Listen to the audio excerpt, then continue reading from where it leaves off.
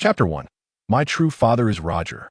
I, Porcus D. Ige, have discovered that my true name is Joel D. Ige. I am the youngest son of the Pirate King, Roger. The blood that flows through my veins is that of the most notorious lineage in the world. For 7 years, the father who has cared for me is none other than the leader of the Revolutionary Army, Dragon. My background is simply formidable. On Batlira Island, Ige stood silently outside a door, his heart surging with tumultuous waves. Although it had been half an hour since he had encountered his elusive father, an imposing man with a robust physique and gray-white hair, Ige still found it hard to regain his composure. He was a transmigrator, having arrived in the world of One Piece 7 years ago. Until today, Ige had believed that the father he had depended on was merely an ordinary man, aside from his occasional mysterious disappearances. However, 3 days prior, a world-shattering news announcement had been made. The adventurer from the Fishman tribe, Fisher Tiger, had astonishingly ascended from the Red Line to Marihoa, a haven for the world's nobility, the celestial dragons, with his bare hands. He had liberated thousands of slaves. This was akin to piercing the heavens. The Marihoa incident had ignited a fervor across the globe. Ige, it is time to instigate a revolution. The reign of the world government and the celestial dragons shall be overturned. Ige distinctly recalled the words his father uttered while dining, before he quietly ventured to the village chief's home to borrow a transponder snail. Just half an hour ago, a massive naval warship had appeared at the shores of Batlira Island. This warship was striking, adorned with the visage of a gigantic dog head clutching a bone, its majestic hull measuring 70 meters in length and 40 meters in width, resembling a behemoth of the sea. A gray-haired elder leaped from the ship, landing directly before Ige and his father. At that moment, Ige realized that this man, who had been a part of his life for nearly 7 years, was none other than Dragon. Indeed, he was the man who would later be known as the most notorious criminal, commanding an army of over 100,000, the sole individual capable of posing a threat to the dominion of the world government. Monkey D. Dragon. In that instant, Ige came to understand the identity of the elder before him. Monkey D. Karp, the man who, in the original narrative of One Piece, single-handedly nurtured a revolutionary army and 2 pirates. Through Dragon's explanations, Ige learned that he was indeed the youngest son of Pirate King Roger, and that he had a twin brother named Ace. Initially, Roger had entrusted his wife and unborn child to Karp. Yet, amidst the meticulous searches conducted by the world government, Roger's wife, Port Gasti Rouge, was exposed on Batlira Island. In a desperate bid, Rouge, with immense resolve, managed to delay the birth of her child. After the search concluded, she gave birth to a pair of twins before passing away. Before her demise, she named her children Ace and Ige. 7 years ago, Karp had taken Ace to Fusha village, while Ige had been entrusted to his son, Dragon, and had remained on Batlira Island, safeguarding Rouge's grave. Dragon, what do you mean by wanting to leave here? Karp furrowed his brow, his eyes fixed intently on Dragon. He knew that his son had never been one to abide by convention. I intend to lead the revolutionary army and overthrow the rule of the world government. As Dragon boldly proclaimed his aspirations, Karp seized him by the ear and dragged him into the room. For the next half hour, the only sounds Ige heard were the dull thuds of fists striking flesh and the anguished cries of his father, Dragon. Damn old man, I entrust Ige to you from now on. As the door swung open, Dragon emerged, bruised and battered. Get as far away from me as possible, and never let me see your face again. Ige, I will always be willing to be your father. However, I must attend to some pressing matters now. Forgive me for leaving you in your grandfather's care. With a smile once shared between father and son, Dragon limped away with an air of nonchalance. Ige, come inside. A somewhat exhausted voice of Karp echoed from within the room. Ige swallowed hard, suppressing his trepidation as he slowly stepped inside. After all, as an ardent fan of pirates, Ige was well aware of Karp's formidable strength. According to Ige's memories, Karp held the rank of Rear Admiral in the Navy, yet in reality, his prowess was akin to that of an admiral. With nothing but his iron fists, he had transformed countless pirates, once free upon the seas, into prisoners behind bars. Moreover, after years of battle, Karp bore an aura of intimidation, a manifestation of the countless confrontations he had endured. Ige, despite being a transmigrator, was fundamentally an ordinary individual in his previous life and had never encountered a figure of Karp's caliber. Furthermore, he had yet to awaken any extraordinary abilities, so his fear was entirely justifiable. Inside the room, the remnants of shattered furniture bore testament to Karp's frustration with Dragon. Come and sit down. Karp sat on half of his sofa, his brow tightly knit, gesturing to the half stool in front of him. Thank you, Grandpa. Ige, initially troubled about how to engage with Karp, quickly settled obediently before him. In truth, not only was Ige's mind in turmoil, but Karp was equally perplexed. Out of the blue, Dragon had entrusted him with the care of 7-year-old Ige, which was entirely unexpected. He was already weary from watching over the two rascals who constantly clamored to become pirates. Suddenly, Karp froze. This little one could not stray down the same misguided path as those two. Ige, what is your dream? Karp's expression turned serious as he fixed his gaze upon Ige. At that moment, Ige felt an overwhelming sense of despair. As a devoted fan of the One Piece anime, he was acutely aware of how sensitive his current identity was. Roger was the only man who had ever reached Laugh-Tale. This implied that only Roger possessed the knowledge of the Great Kingdom's secrets and the truth behind the 800 years of void history. This was a closely guarded secret by the world government and the celestial dragons. As Roger's descendant, he was inherently a target for the world government's bounty. Moreover, the father he had relied on for 7 years was none other than Monkey D. Dragon, the man who sought to change the world with his ideals. Coupled with the recent declarations of revolutionary change from his father, it was evident that they were heading towards a revolution. This was a fundamental challenge to the world government. A call to arms against oppression. It was simply earth-shattering. In truth, if Ige possessed the same extraordinary talents as Roger or Dragon, he would not feel this way. Yet, he was merely a hapless individual. For 7 years since his transmigration, he had not displayed any remarkable abilities, behaving like an ordinary child. Let alone any extraordinary powers as a transmigrator, he had not even a single hair of distinction. The thought of potentially living a life perpetually on the run was terrifying. Thus, when Karp solemnly inquired about Ige's dreams, despair enveloped him entirely. What dreams could a mere fish out of water possess? Fish do not have dreams. Ige stammered, unsure of how to respond to Karp. But at that moment, a mechanical voice suddenly resonated in Ige's ears. Beep. Detected significant emotional fluctuation in the host, activating Multiverse Check-in System. Beep. Detected that the host is in the world of One Piece reward system has been updated. Beep. Please choose promptly whether to check in today and receive rewards. System. Ige's eyes widened in astonishment, his excitement beyond words. After 7 long years, his golden finger had finally arrived. This was a necessity for every transmigrator. He had remained a fish out of water for far too long. At last, he could rise again. In that moment, Ige could no longer contain his emotions. Overwhelmed with joy, tears filled his eyes. System. Choose to check in. Beep. Check-in successful. Beep. Congratulations, host. You have obtained the exclusive One Piece gift pack. Beep. Would you like to open the gift pack? A flurry of mechanical sounds echoed in his ears, nearly making Ige leap for joy. Yes. Ige wiped his tears with his sleeve and confirmed immediately. Beep. Gift pack opened. Beep. Congratulations, host. You have received Sansan Fruit Ability LV6 Awakened. Chapter 2. I will become an Admiral of the Navy Headquarters. The Sansan Fruit LV6 Awakened. With the system's gift pack successfully activated, Ige's excitement surged. The devil fruits are renowned as treasures of the sea, each valued at no less than 100 million berries. They grant the consumer extraordinary abilities at the cost of rendering them unable to swim. As far as is known, devil fruits are categorized into 3 types: Paramecia, Zoan, and Logia. Ig had never anticipated that what he had acquired was, in fact, a type of Logia devil fruit. Moreover, it was the formidable Sansan fruit, known for its exceptional prowess among the Logia category. It is worth noting that, according to the original storyline, the previous owner of the Sansan fruit, Crocodile, had been bestowed the title of Warlord of the Sea before being defeated by Luffy a decade later. The Warlords of the Sea are notorious for being acknowledged by the world government as infamous pirates, each possessing catastrophic destructive capabilities, capable of challenging entire nations single-handedly. Thus, it is evident just how powerful the Sansan fruit truly is. Furthermore, Ig's reward was not merely the acquisition of the Sansan fruit's abilities.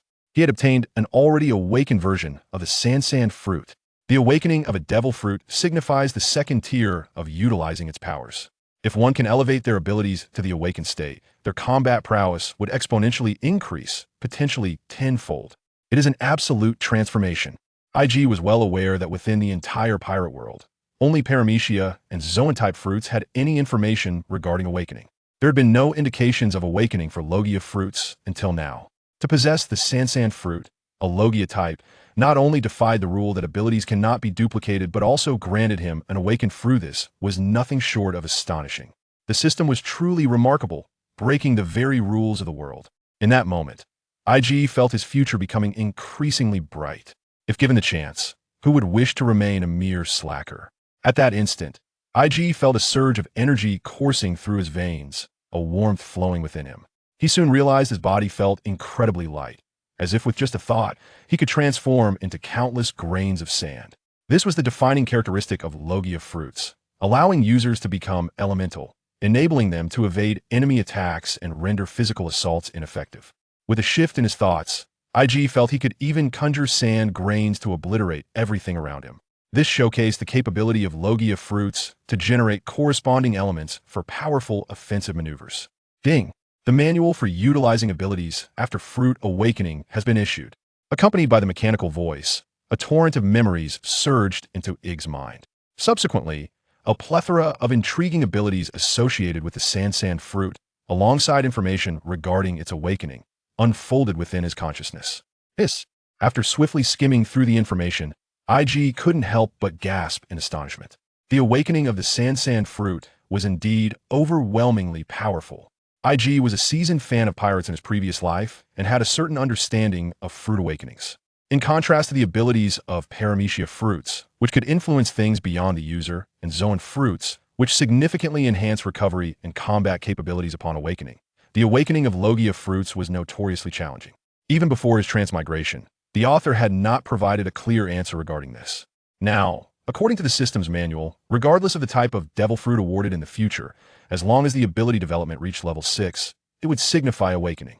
As for the awakened Sand fruit, IG could not only create sand grains that produced explosive effects, amplifying his attack power tenfold, but he could also sculpt various sand figures and imbue them with life to assist him in attacking enemies, swiftly turning the tide of battle with superior numbers.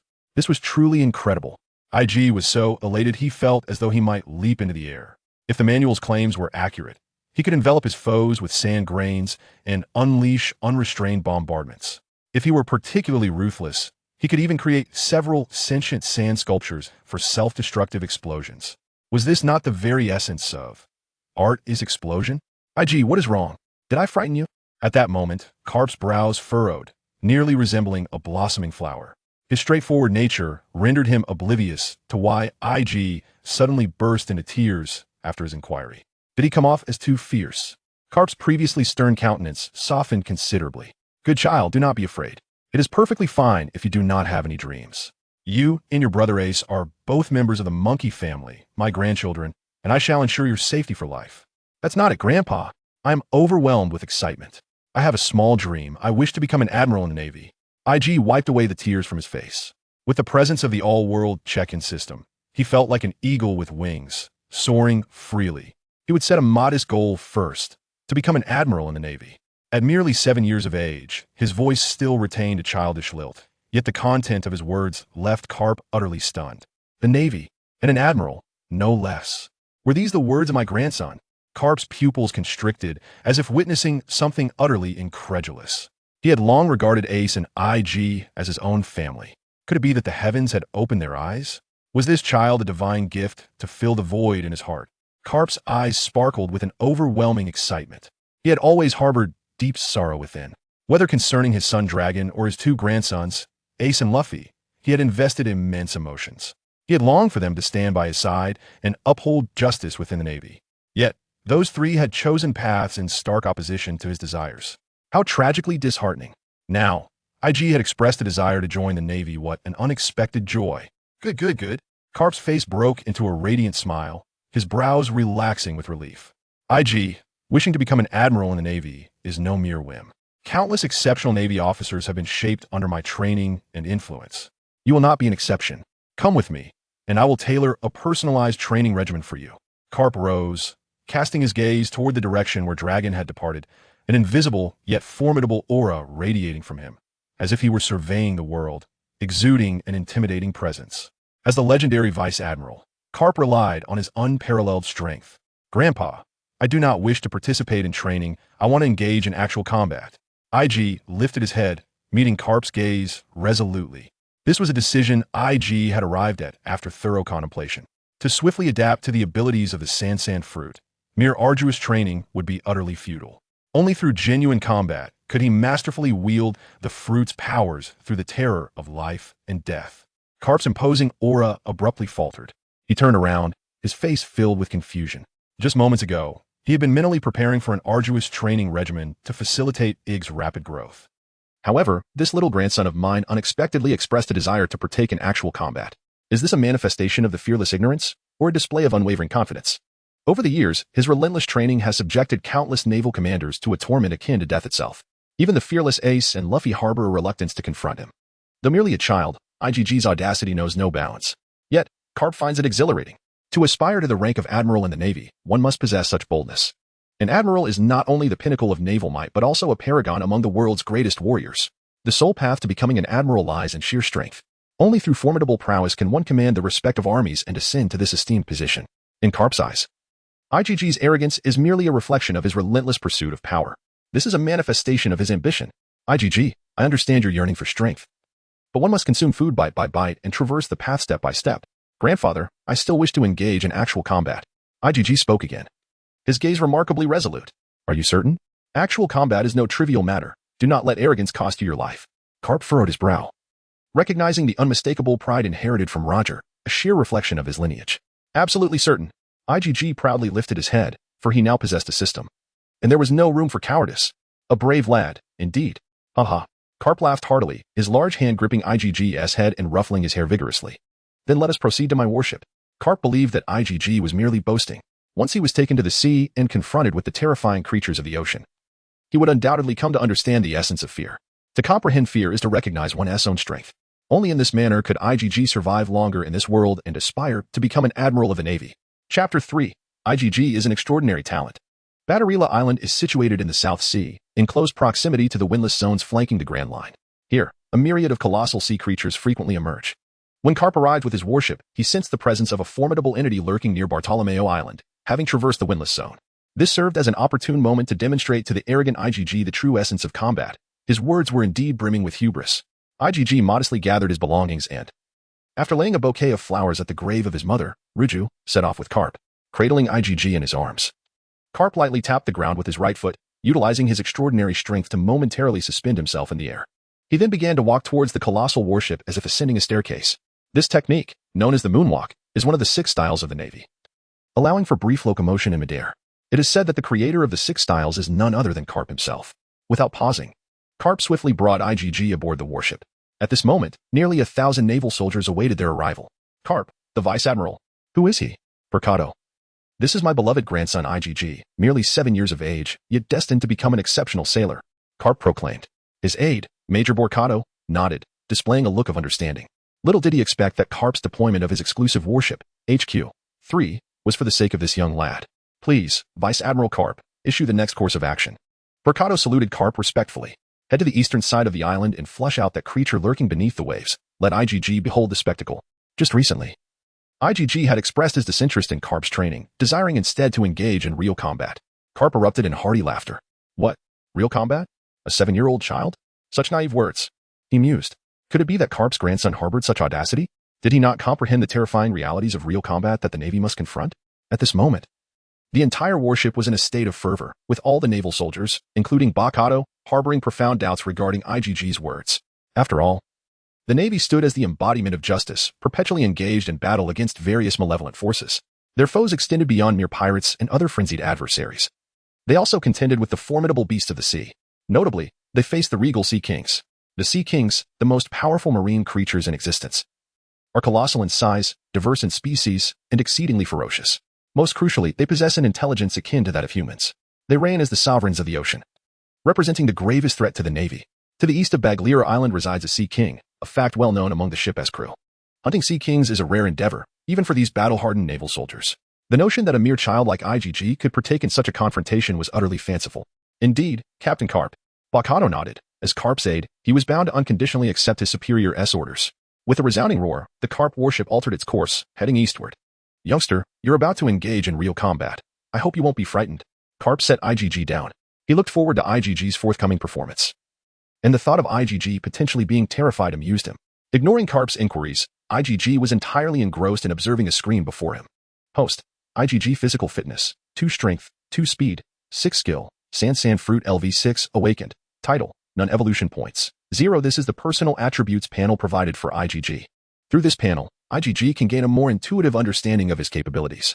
Indeed, his stamina and strength are at their lowest. After all, he is merely a 7-year-old child. His speed, however, is the highest, attributed to the elemental nature of the Sand fruit. Yet, he still feels somewhat inadequate.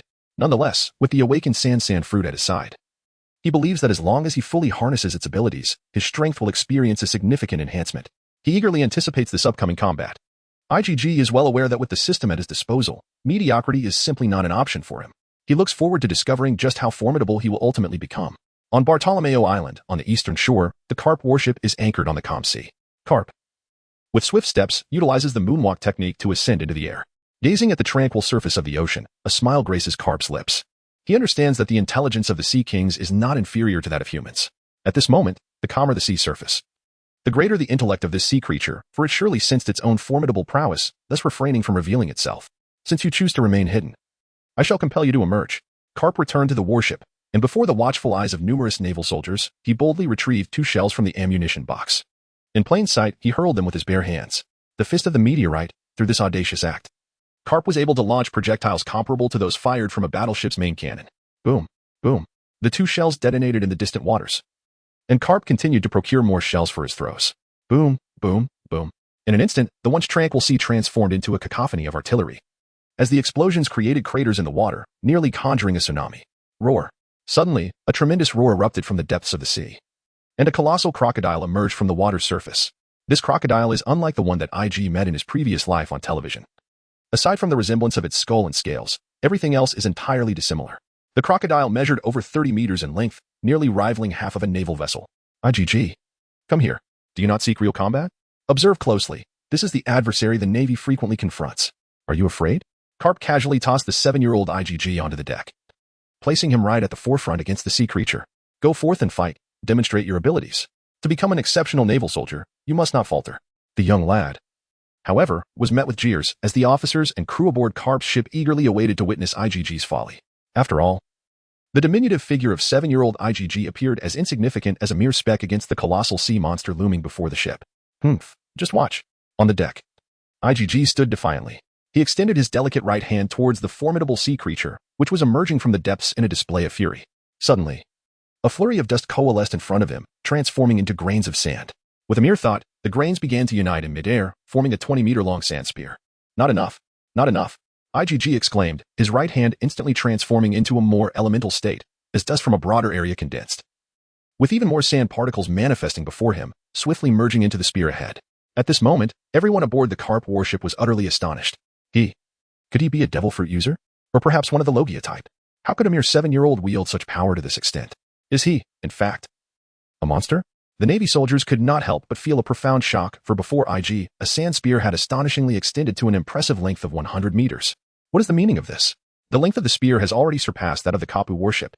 Admiral Kapu, what on earth is happening? How could IgG possess such formidable power? Is he not merely 7 years old? How could he wield his fruit abilities with such proficiency?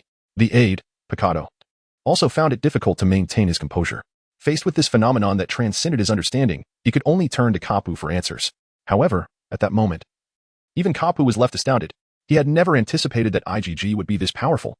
As soon as he made his move, he unleashed a spear over 100 meters long. Such strength surpasses that of many naval captains, yet I find myself utterly perplexed by this situation. When did this child become a power wielder? That scoundrel Long never even mentioned it to me. What kind of fruit is this? The sand fruit? Or perhaps the dust fruit? The mastery displayed here is so profound that even consuming a devil fruit in the womb would not suffice to achieve it. Could it be that this young lad, IG, is an extraordinarily gifted prodigy? Roger, oh Roger, are you aware that among your descendants lies one endowed with such terrifying talent? Chapter 4. Behold my magnificent treasure. This is simply too long. How immense it is. I cannot bear it. I feel less capable than a mere child. Vice Admiral Garp's grandson is only 7 years old, yet possesses such formidable command over his abilities. Amidst the astonished exclamations of the naval soldiers, a colossal spear, hovering above IG, has fully materialized. Before our eyes, a massive cylindrical object, formed from countless grains of sand, stands out prominently. The earthy yellow haze surrounding the spear's tip only enhances its imposing grandeur. At this moment, the enormous shadow cast by the sand spear nearly envelopes the entire naval vessel. And even the Sea Kings feel dazed.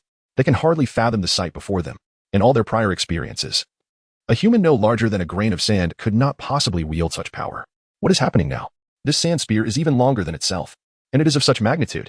Finally, after frantically unleashing his abilities, IG senses that his control over the sand spear is nearing its limit. He can no longer contain himself. I am ready to fire. With great effort, he leans forward, aiming at the massive crocodile sea king before the naval ship. It is crucial to strike the right pose for this. Behold my magnificent treasure, IG calls out in a childlike voice. With a mere thought, he directs the great sand spear, sending it hurtling toward the giant crocodile. The 100-meter-long sand spear, carrying an unmatched force, swiftly surges toward the beast. Crack, crack, crack. As the sand spear is unleashed, it almost instantaneously vacuums the surrounding air. The friction between the spear and the air produces a thunderous roar. Roar. Faced with a creature several times its own size, the giant crocodile sea king finds no refuge. It can only brace itself for the impending strike. Boom. The moment the massive sand spear makes contact with the sea king, it sends the creature crashing into the depths of the ocean. The surface of the sea erupts in towering waves, and the tumultuous waters form a colossal surge that drenches the astonished naval soldiers watching from a distance. Hiss. What a chilling experience. At this moment, every soldier gasps in astonishment. This little fellow is astonishingly powerful. It is nothing short of monstrous. The demeanor of a true admiral. Indeed, at this moment, it was indeed the aide-de-camp who was profoundly astonished by Igor. This little fellow surpasses even the prodigious youths of the Navy by several orders of magnitude. No, the Navy's geniuses are in no way comparable to him. The little fellow named IGG is nothing short of a phenomenon, a true marvel. At the tender age of 7, he can contend with the formidable sea kings. Who knows what he will be capable of in a few years? It is conceivable that even I might not stand a chance against him. No wonder he is the grandson of Admiral Karp. He is indeed exceptionally gifted and stands out remarkably. At that moment, those aboard the warship, drenched from head to toe, were almost in a state of bewilderment. Only Karp, after being thoroughly soaked, felt invigorated. With his hands on his hips, he looked up to the sky and laughed heartily, exclaiming, "Ha ha ha, truly my grandson. He is undeniably impressive." Karp revels in the presence of such an audacious and formidable little prodigy, especially one like IGG, who aspires to become an admiral in the Navy. How splendid this is. I, an old man, can rest assured that there will be a successor. The justice of the Navy shall undoubtedly flourish in the hands of IGG. Perhaps it is still somewhat forced? Just as everyone aboard the naval vessel marveled at IGG's prowess, he found himself lost in contemplation while observing how the Sea King was struck and plunged into the depths. Though his recent strike appeared magnificent, he sensed an incongruity unnoticed by others. The sand gun, seemingly powerful, had failed to inflict effective damage on the Sea King. The reason was its sheer size. The immense kinetic energy of the 100-meter sand gun may have propelled the Sea King into the sea. Yet the bluntness of its tip rendered it incapable of piercing the creature's body. Moreover, the giant crocodile was submerged in water. The flowing sea, unlike the hard ground, could not mitigate the damage. Thus, it seemed that the sole effect of the colossal sand gun was to thoroughly enrage the Sea King. Boom. Indeed. Barely 2 seconds passed before the naval vessel beneath IGG's feet began to tremble violently. It was evident that the Sea King was furious. Without needing to see, IGG could easily imagine the massive creature thrashing beneath the surface. The Sea King is angry. Truly, IGG is still but a child. His fearsome technique bore little actual harm. An angry Sea King is undoubtedly the most terrifying of foes. Brothers, remain vigilant. Last time, a fleet provoked a Sea King, and the outcome was total annihilation. This little fellow is about to face dire consequences. Feeling the ship's tremors, the seasoned sailors, having fought alongside Karp through countless battles, clung tightly to nearby objects to prevent themselves from falling. Only Karp stood steadfast, observing his grandson in silence. At that moment, IGG had entered a state of elemental levitation, a feat easily accomplished by those with the abilities of a natural fruit user. He controlled the sand particles to lift himself away from the confines of the ship, floating gracefully above the sea. Having frequently watched nature documentaries in his previous life, IGG understood that crocodiles possess immense biting power and excel in underwater ambushes. One could be drifting atop the water when suddenly, from below, it could spring forth with a wide maw, snap, and it would be all over. At this moment, IGG was mindful of this, opting for elemental levitation as a precaution. IGG, it seems it is angered. Do exercise caution. Karp's eyes reflected concern, yet he refrained from overly indulging in his grandson's fight, choosing merely to observe. Karp comprehended that today was IGG's personal showcase. Rest assured, grandfather. IGG glanced back momentarily, sensing Karp's intention not to intervene. He felt elated that Karp would not disrupt him. Today, he was determined to slay a Sea King himself. IGG focused his mind, continuing to wield the powers of the sand fruit. Soon, countless grains of sand swirled around him, gathering in the air. IGG anticipated that the Sea King would inevitably come forth to attack. Thus, he waited patiently for the perfect opportunity. 1, 2, 3. Gradually, the previously calm sea began to ripple with subtle waves.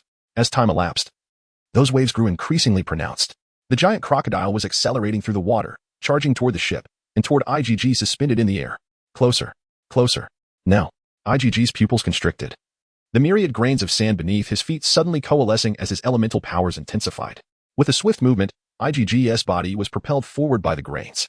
Just as he vacated his original position, the Sea King's massive jaws breached the surface, its gaping maw lunging upward from the depths. A beast is a beast. Even with a semblance of human-like thought, it cannot fully compare to humanity. A cold glint flashed in IGG's eyes as he fervently wielded the abilities of the sand fruit. Coalesce. With a gentle exhale, IGG commanded the swirling grains of sand to solidify into a multitude of weapons. These weapons, though reduced in size compared to the previous colossal gun, were each sharper and more formidable. Swords, spears, axes, and halberds. The tips of each weapon gleamed with a dazzling brilliance, a deliberate refinement stemming from the earlier bluntness of the 100-meter sand gun. Chapter 5. Arta's Explosion.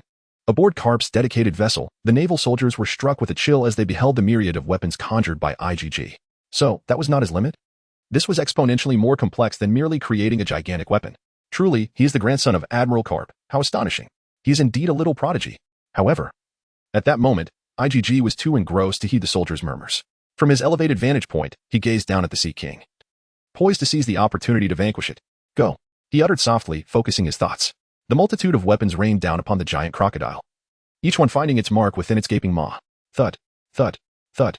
The sound of the weapons piercing the flesh of the giant Sea King resonated clearly in the ears of everyone aboard the vessel. Roar, roar, roar. In pain, the Sea King let out a series of thunderous bellows before hastily retreating beneath the waves. At this moment, it began to regret its reckless desire to devour IGG. When the Sea King returned to the depths of the ocean, IGG remained unperturbed, a faint smile gracing his lips. The giant crocodile's reaction played perfectly into IGG's hands. With a delicate gesture of his pale hand, the formidable weapons within the Sea King's mouth were instantly transformed into mere grains of sand. Then, IGG uttered a single word: explode. Boom. A tremendous roar resonated beneath the surface of the ocean, akin to an exceptionally loud release from the sea itself. In an instant, the once azure waters were stained crimson with blood, as IGG unleashed the awakened power of the sand fruit. A Sea King bold enough to challenge a naval warship was reduced to mere chunks of flesh. The blood of the giant crocodile Sea King swiftly permeated a vast expanse of ocean. With a resounding splash, the shockwave from the explosion surged forth, dousing everyone in a deluge of red seawater, swiftly transforming their pristine naval uniforms into a vivid scarlet. The speed of IGG's actions had left them momentarily stunned. It was only when they noticed their garments stained red that they comprehended the gravity of the situation. In just a few fleeting seconds, a formidable Sea King had been vanquished. At this moment, the naval soldiers found themselves at a loss for words. They could only gaze in terror at the frail figure that had once again landed on the deck. Even Vice Admiral Bagato, who had grown accustomed to turbulent seas alongside Captain Karp, could not help but marvel at the accomplishments of this young lad. He murmured involuntarily, "What an astonishing talent this is. With the training of Rear Admiral Karp, this child is destined to become a pillar of the Navy in the future. A new star is rising in the Navy. Grandfather, I have returned." At that moment, IG, who had single-handedly vanquished the Sea King, approached Karp on the deck. There was a hint of disappointment in IG's gaze. He had initially intended to engage in a playful encounter with the Sea King, only to discover that the powers awakened by the sand fruit were far too formidable. Countless grains of sand concentrated and exploded, unleashing a force that even the inherently colossal Sea King could not withstand. Indeed, explosions are the true passion of men. Art is nothing but an explosion. As IG stood before Karp, who had only known him for less than half a day, Karp found himself at a loss for words. It was not merely the circumstance. Even Karp himself was awed by IG's prodigious talent.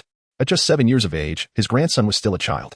After dedicating so many years to the Navy, Karp had encountered many a genius, yet none matched the brilliance of IG. If the destruction of the Sea King had been accomplished by his lieutenant, Bakato, a young talent of the Navy, Karp might have accepted it more readily. After all, Bakato had trained under him for years and had the strength to show for it. But IG was merely a boy of 7.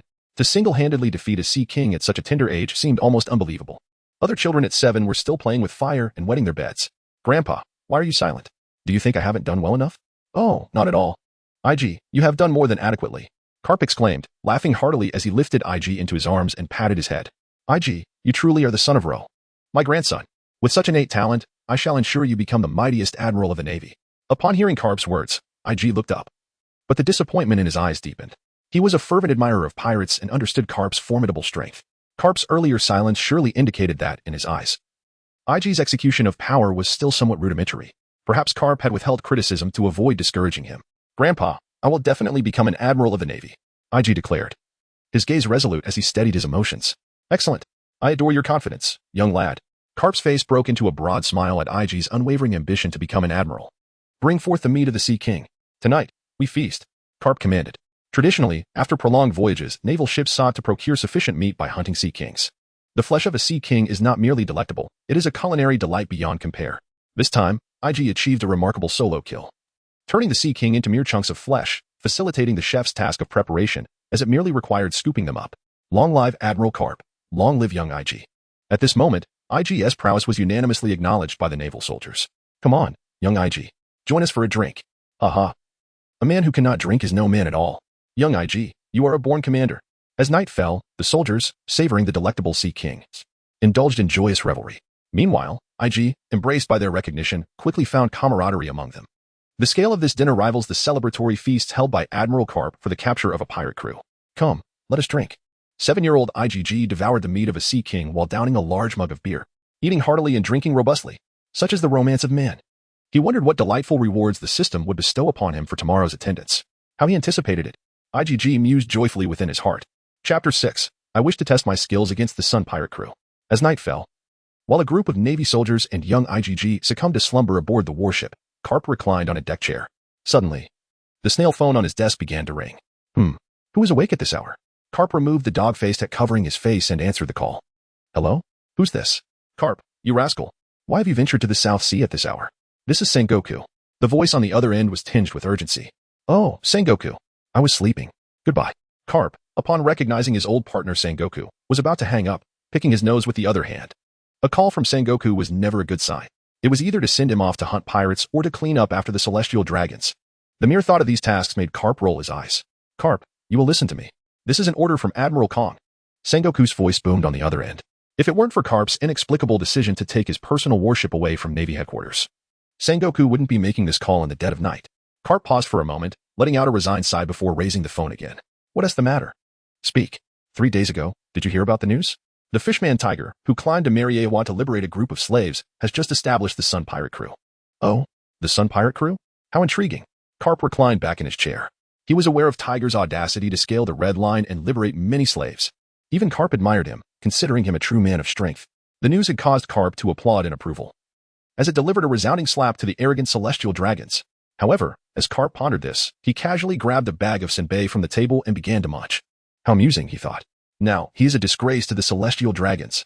He has gathered many of their slaves and stamped the sun emblem over their slave marks. Admiral Kong had sent word that anyone bearing the sun emblem would be considered a member of the Sun pirate crew. Karp, could you refrain from eating senbei? Ah, yes, continue, Karp replied, ignoring Sengoku's request. Isn't it a good thing that the slaves have escaped from those scoundrels? This is no good thing at all. A group of long-oppressed slaves becoming pirates, can you imagine the chaos that will ensue? The entire world will be thrown into turmoil. Sengoku took a deep breath, speaking with righteous indignation. Well, and?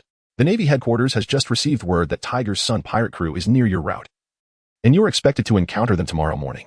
Now, Admiral Kong has but one request of you. Pursue them, Sengoku concluded, not allowing Karp a chance to refuse before hanging up. The Sun pirate crew, eh? Quite the interesting group of individuals. As Karp finished the last of his senbei, he slowly set down the snail phone, speaking to himself. The next day, as dawn broke, IGG sprang excitedly from his hard cot. System, has today's attendance refreshed? Ding. The cooldown from the last attendance has not yet concluded. Please be patient. An hour later. System, has today's attendance refreshed? Ding. Please be patient. Another hour passed, and the aroma of food wafted from the ship's kitchen. IGG cautiously inquired once more. System, has today's attendance refreshed? Ding. The system will notify you automatically upon refresh. Please be patient and do not rush. Well, your garbage system is 7 years late and has quite the temper. Hearing this, IGG's face fell, and he rolled up his sleeves, gesturing angrily at the air. Ding. Insulting the system has resulted in a penalty, luck points decreased, and the probability of obtaining high-level resources from the attendance wheel has diminished. Please adjust your attitude. Good heavens.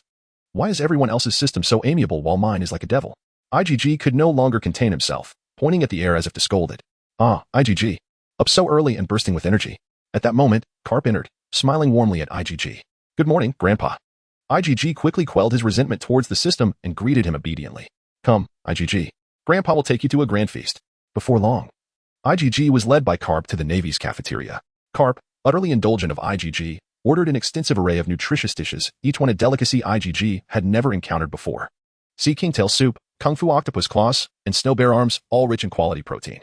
IGG was at an age where he needed to replenish his strength, especially after enduring 7 long years of hardship alongside his adoptive father, Dragon. Upon seeing the lavish Navy meal, IGG's eyes lit up, and he dove in, eating heartily.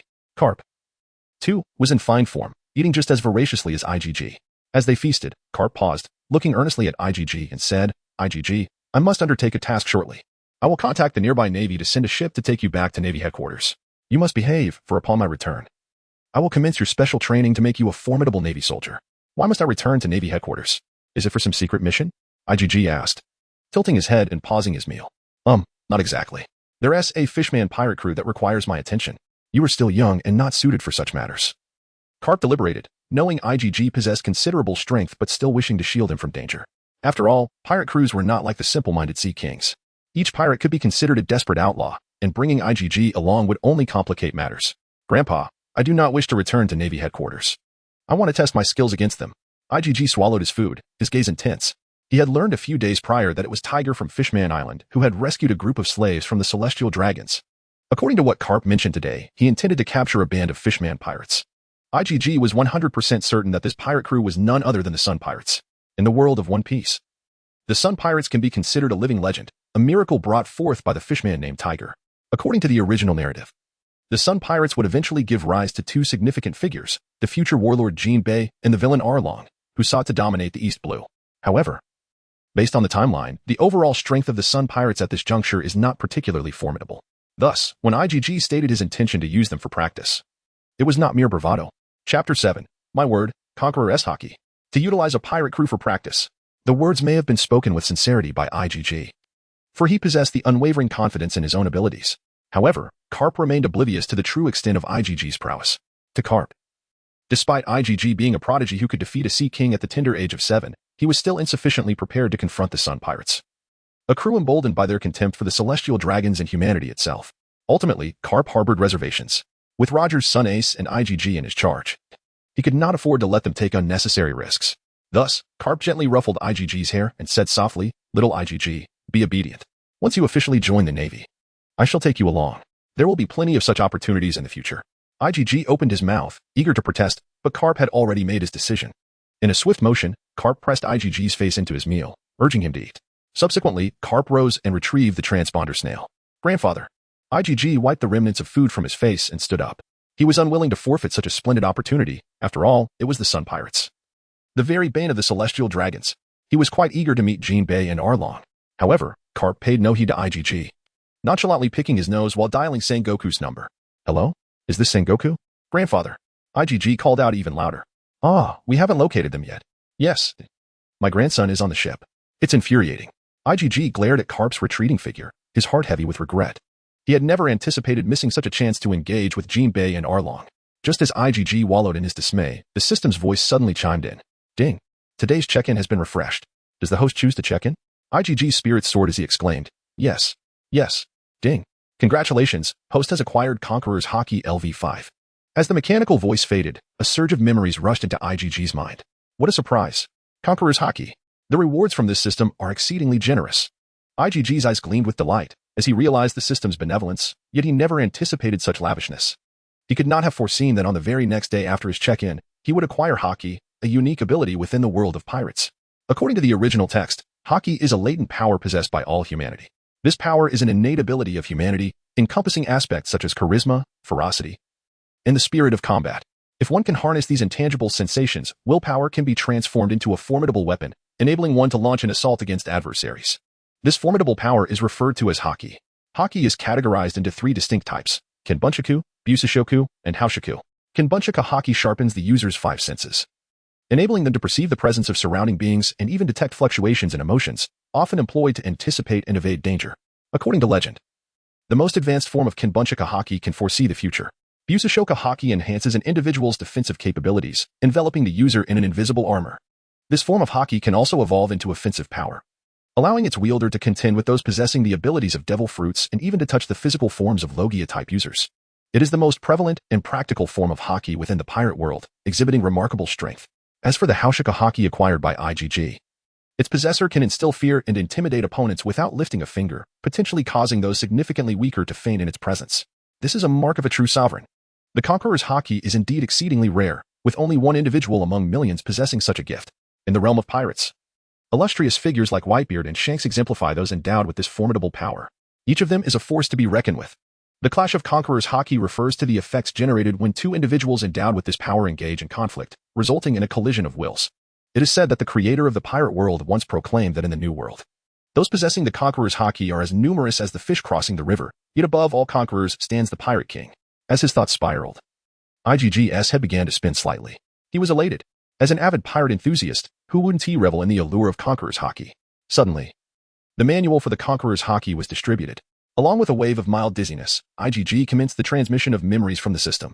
Having swiftly adapted to the sensation of his mind briefly swelling during the acquisition of the abilities of the Sasa fruit the previous day, IGG shook his head and, in mere seconds, skimmed through the capabilities of Conqueror's Haki. This Conqueror's Haki is undeniably magnificent. Previously, IGG was aware that Conqueror's Haki could incapacitate common foes without harm. However, upon perusing the system's instructions, he discovered that Conqueror's Haki could also ensnare and materialize, inflicting genuine damage. The mastery of Conqueror's Haki, when refined to an advanced level, far surpasses those flamboyant devil fruits by several magnitudes. With the technique of utilizing Conqueror's Haki firmly etched in his mind, IGG felt a surge of eagerness. With a mere thought, an invisible aura of pressure began to emanate silently from IGG's being. At that moment, Karp, who was conversing by the dining table, suddenly sensed a monstrous presence awakening behind him. Hello, hello, do you all feel that? The air in this room seems a bit stifling? A naval soldier, carrying a tray, inquired of his comrades awaiting their meal. Yes, I too find it difficult to breathe, yet the windows are wide open. Another soldier, equally inexperienced, echoed the sentiment of discomfort. Newcomers, remember this feeling. It is known as oppression. At that moment, an old veteran beside them suddenly spoke in a didactic tone. This individual possesses the Conqueror's Haki, exerting dominance over ordinary people. I once found myself rendered unconscious during a training session under Vice Admiral Karp's overwhelming presence. Through the veteran's enlightening explanation, the new recruits finally grasped the situation. It was, in fact, the formidable aura emanating from Vice Admiral Karp. The naval soldiers were filled with admiration for such power. This innate power is truly formidable, possessing the ability to intimidate adversaries without the slightest physical effort. The naval soldiers observed the silhouette of Admiral Karp, nodding in unison. Indeed, Admiral Karp appeared to be engaged in a light-hearted conversation over the phone, yet he could still emanate the overwhelming presence of Conqueror's Haki, allowing these new recruits to experience its extraordinary nature. It was truly remarkable. In that moment, the naval soldiers instinctively attributed their own sensation of being subdued by Conqueror's Haki to Karp. After all, such a phenomenon is exceedingly rare, and they had never even contemplated its existence. The origin of this Conqueror's Haki seems to be the 7-year-old boy, IGG, standing beside Admiral Karp at the dining table. Chapter 8. This is the entanglement of Conqueror's Haki. While the Navy soldiers were expressing their astonishment, IGG was swiftly mastering the use of Conqueror's Haki. According to the instructional manual, the initial practice of Haki must begin from a young age. Only then can one wield it with ease. Otherwise, it would resemble the awakening of Luffy in the original story, where the Conqueror's Haki could only be released during moments of intense emotion and without control. Therefore, IGG continuously attempted to gradually unleash his Haki, starting from a small scale. Gradually, the oppressive aura in the air intensified. Slowly, the pressure became so palpable that it was apparent to everyone that Admiral Karp was not the source of this overwhelming force. Why do I feel that this Conqueror's Haki seems to emanate from that little fellow standing over there? At this moment, the Navy soldier who had just initiated the conversation felt that even speaking had become somewhat challenging. I too. It appears to be that little guy over there. Another rookie even sensed that his vision was starting to blur. He felt as though he might faint before finishing his sentence. Hearing you say that, I can't help but feel the same. The veteran, who had previously been explaining the concept, began to lose his composure, yet he struggled to believe it. However, what a ridiculous notion. A 7-year-old child possessing Conqueror's Haki? How could that be possible? IGG remained engrossed in his practice, completely unaware that the pressure he was emitting had grown immensely powerful. At this moment, the oppressive aura intensified to the point where even the veterans found it difficult to breathe. Only then did he reluctantly acknowledge that the gradually intensifying pressure in the air originated from the little fellow beside Admiral Karp. How could this be? IGG is only 7 years old. How could he have awakened Conqueror's Haki? The veteran's reaction attracted the attention of several comrades nearby. They began to murmur among themselves, emitting soft gasps of astonishment. This is outrageous. A 7-year-old awakening Conqueror's Haki right before our eyes? Are you joking? What sort of monster is this? Conqueror's Haki is reserved for individuals of the caliber of Roger or Whitebeard. He is merely a child. Before the Navy soldiers could finish their discussions, they could no longer withstand IGG's overwhelming pressure and collapsed one after another. At this moment, the oblivious Karp remained unaware of the unusual occurrence. Subconsciously, he believed that there could be no danger in the dining room, or perhaps being an exceptionally powerful individual, Karp did not perceive anyone aboard the warship as capable of causing him harm. In this world, few things instill a sense of danger within him. Indeed. Arrange for a warship to come and retrieve him. At that moment, the aide Bacado entered the dining hall. However, as soon as he stepped inside, he was greeted by the sight of numerous fainted naval soldiers sprawled across the floor in the standing, eyes-closed figure of IGG. Admiral Karp, Bacado exclaimed in alarm, urgently calling out to Karp. Look behind you. Turning around, Karp was met with the disconcerting sight of a group of naval soldiers lying on the ground. As for IGG, due to his diminutive stature, Karp overlooked him entirely. What is the meaning of this? Have you all indulged too much in yesterday's revelry? Karp was utterly astonished. You rascals. Hiding here in the early hours nursing a hangover and looking like this. With that, Karp seized the telephone bug and approached the unconscious soldiers, attempting to rouse them with a gentle kick. Yet, to his dismay, each one remained in a deep stupor, utterly unresponsive. Good heavens, they sleep more soundly than dead pigs. Karp remarked, somewhat speechless. Admiral Karp, I suspect this may not merely be the result of yesterday's excess, the aide Bacado replied somberly. You ought to take a look at young IGG. At that moment, even Bacado felt the palpable pressure emanating from the small figure of IGG. All he could do was offer a wry smile. This is simply a monster, isn't it? What about IGG? Is IGG awakening the Conqueror's Haki? It was then that Karp noticed something unusual about IGG. He approached IGG and sensed a change, curling his lips in mild disdain. What is so remarkable about it? It's merely Conqueror's Haki. Wait, Conqueror's Haki? Only then did Karp fully comprehend, as every muscle in his face tensed in shock. He stared wide-eyed at Bacatu, who could only respond with a wry smile and a nod. Could it be? This little brat has awakened Conqueror's Haki at the tender age of 7? Karp nearly shouted his incredulity at the top of his lungs. Is this a jest? 7 years old? Conqueror's Haki? How could this be possible? IG's sudden awakening seems implausible, especially since he has not experienced any form of stimulation. Or could it be? Reflecting on how IG was able to utilize the powers of the devil fruit just yesterday, a glimmer of understanding dawned upon him. IG is truly a prodigy, a being of extraordinarily terrifying talent. Little IG, what on earth is happening? Please, enlighten me, Karp exclaimed, pointing at IG. Huh? Grandpa, what are you talking about? At that moment, IG opened his eyes. Just moments ago, he had mastered the art of wielding Conqueror's Haki. So when did you first harness this power? Karp inquired with a hint of urgency.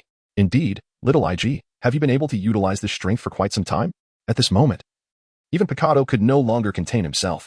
After a brief hesitation, he posed the question that lingered in his mind. The Conqueror's Haki emanating from IG was undeniably powerful, far beyond what one would expect from someone who had only just awakened it. However, as soon as this thought crossed his mind, Bacado startled himself. IG was merely 7 years old.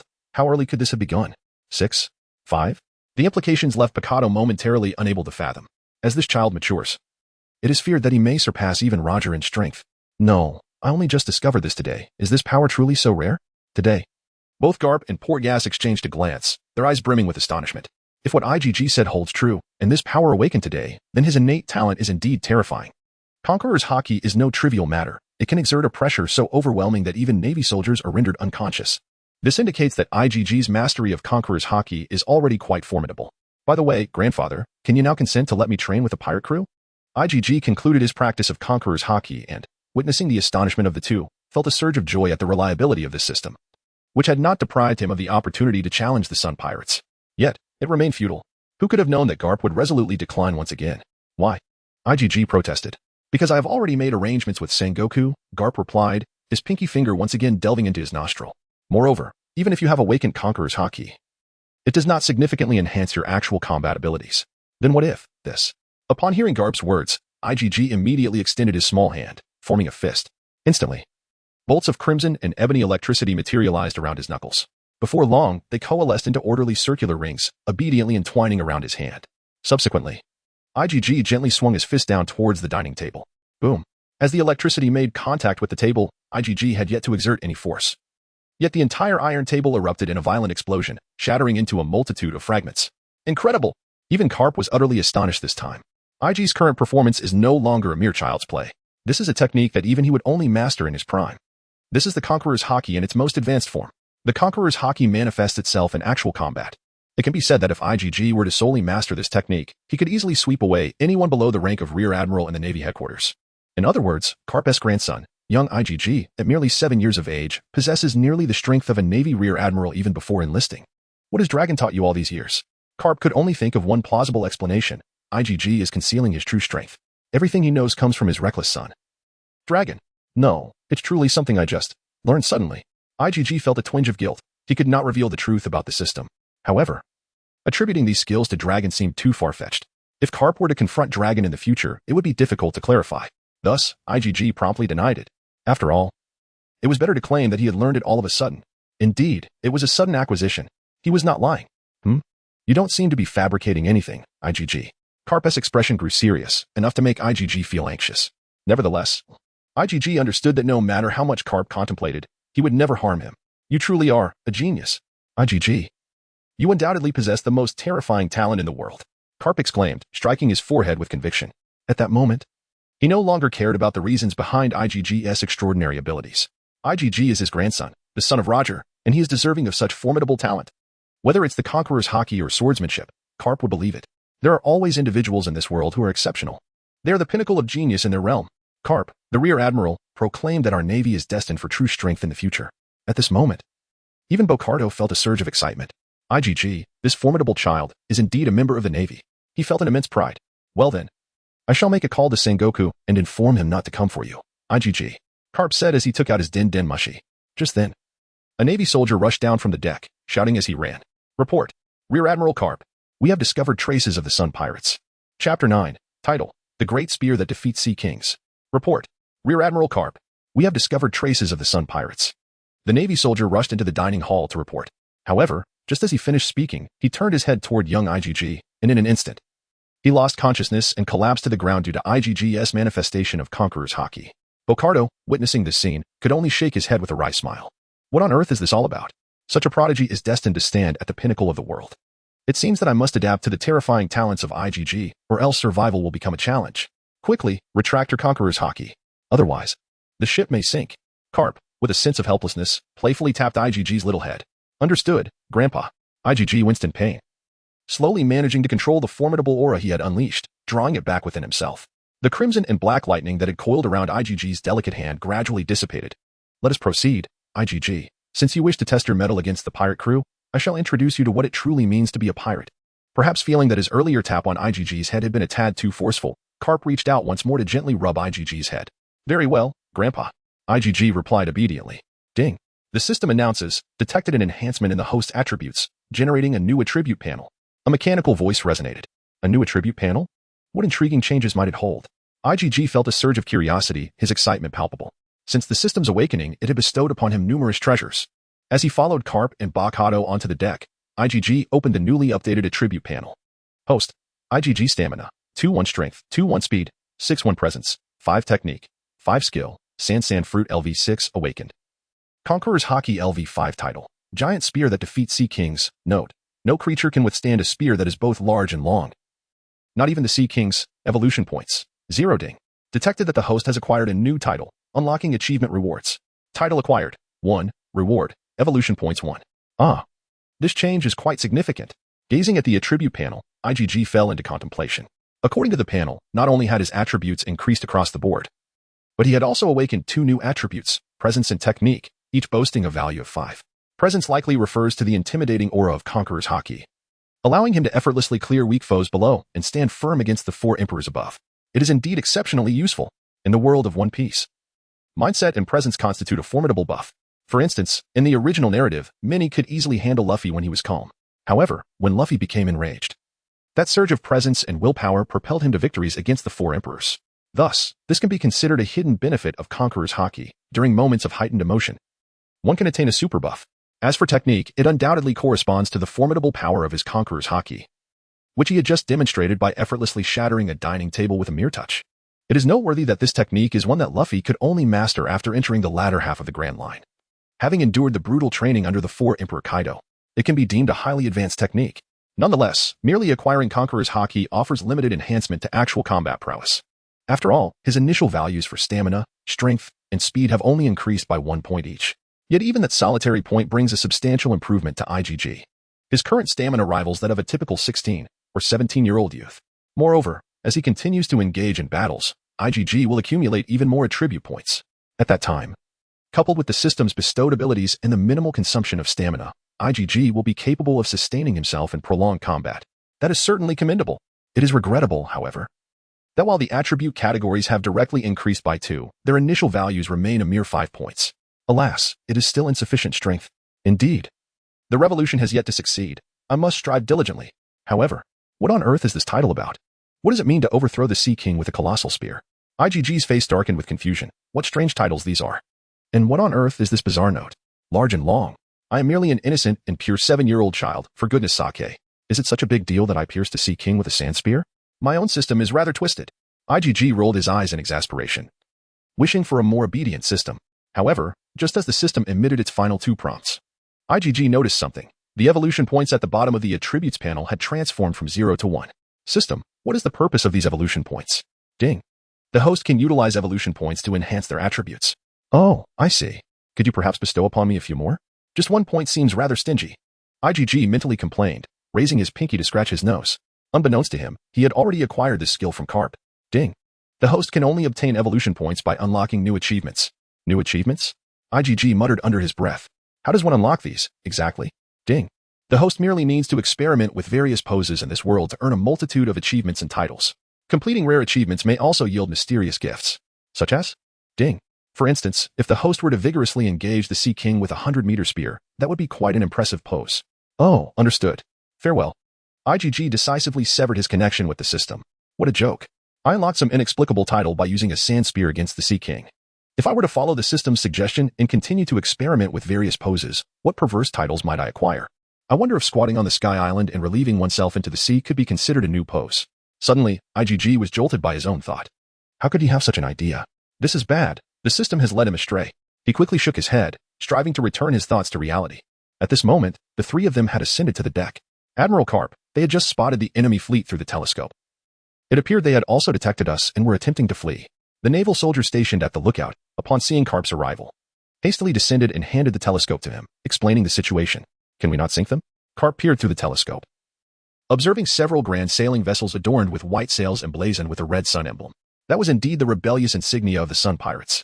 The red symbolized resistance and the sun of freedom. Iggy was also gazing into the distance, but he could only faintly discern a few small dots that were particularly close. According to the original timeline, at this juncture, Tiger had just liberated a significant number of fishermen slaves. Jinbei from Fishman Island had also joined the Sun Pirates. Now, among the notable figures aboard the Sun Pirates, there should only be Tiger, Jinbei, and the youthful Arlong. But whom shall I confront next? These 3 are relatively well-known supporting characters in the world of pirates, and Egerton found himself in a quandary. Admiral Karp, our artillery range cannot reach them. A Navy soldier whispered to Karp. Moreover, their helmsman appears remarkably skilled. Several times we nearly lost track of them. Is it a matter of insufficient range? Karp pondered as he gazed through his telescope at the distant vessels. Suddenly, he turned to the Navy soldier and commanded, Go, bring me my ammunition box. I shall ensure their demise. Admiral Karp, but the range is 2. The naval soldier was evidently a novice, unfamiliar with the ways of the world. And he gazed at Karp with a hint of trepidation. What are you dawdling for? Move swiftly. Karp's voice suddenly rose in intensity. Yes, yes. The frightened soldier snapped to attention, saluted, and hurried away. Before long, several naval personnel arrived, transporting 5 or 6 crates of cannonballs. Karp, with one hand raised holding a telescope to survey the enemy, extended the other towards a nearby sailor. The naval soldier, a seasoned veteran, was well versed in the operations of Karp, promptly handing over a cannonball. Karp seized the cannonball, tightened his grip, pivoted, swayed his hips, and with a flick of his wrist, executed the entire motion with remarkable fluidity.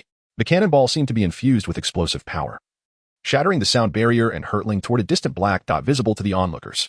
E.G. was left wide-eyed at the spectacle before him. Although he had recently witnessed Karp hurling cannonballs to obliterate sea kings, it had been at a relatively close range. But what transpired now was astonishing. This was a distance that could only be discerned through a telescope. He had long heard tales of Karp's remarkable ability to throw cannonballs barehanded. Yet witnessing it firsthand revealed an intensity beyond his imagination. Just how much strength resided within that robust physique. With a mere toss, he surpassed the destructive force of artillery shells. Indeed, E.G. realized he was still far from reaching the pinnacle of the pirate world. As E.G. pondered, the cannonball Karp had launched finally plummeted back to the surface of the sea.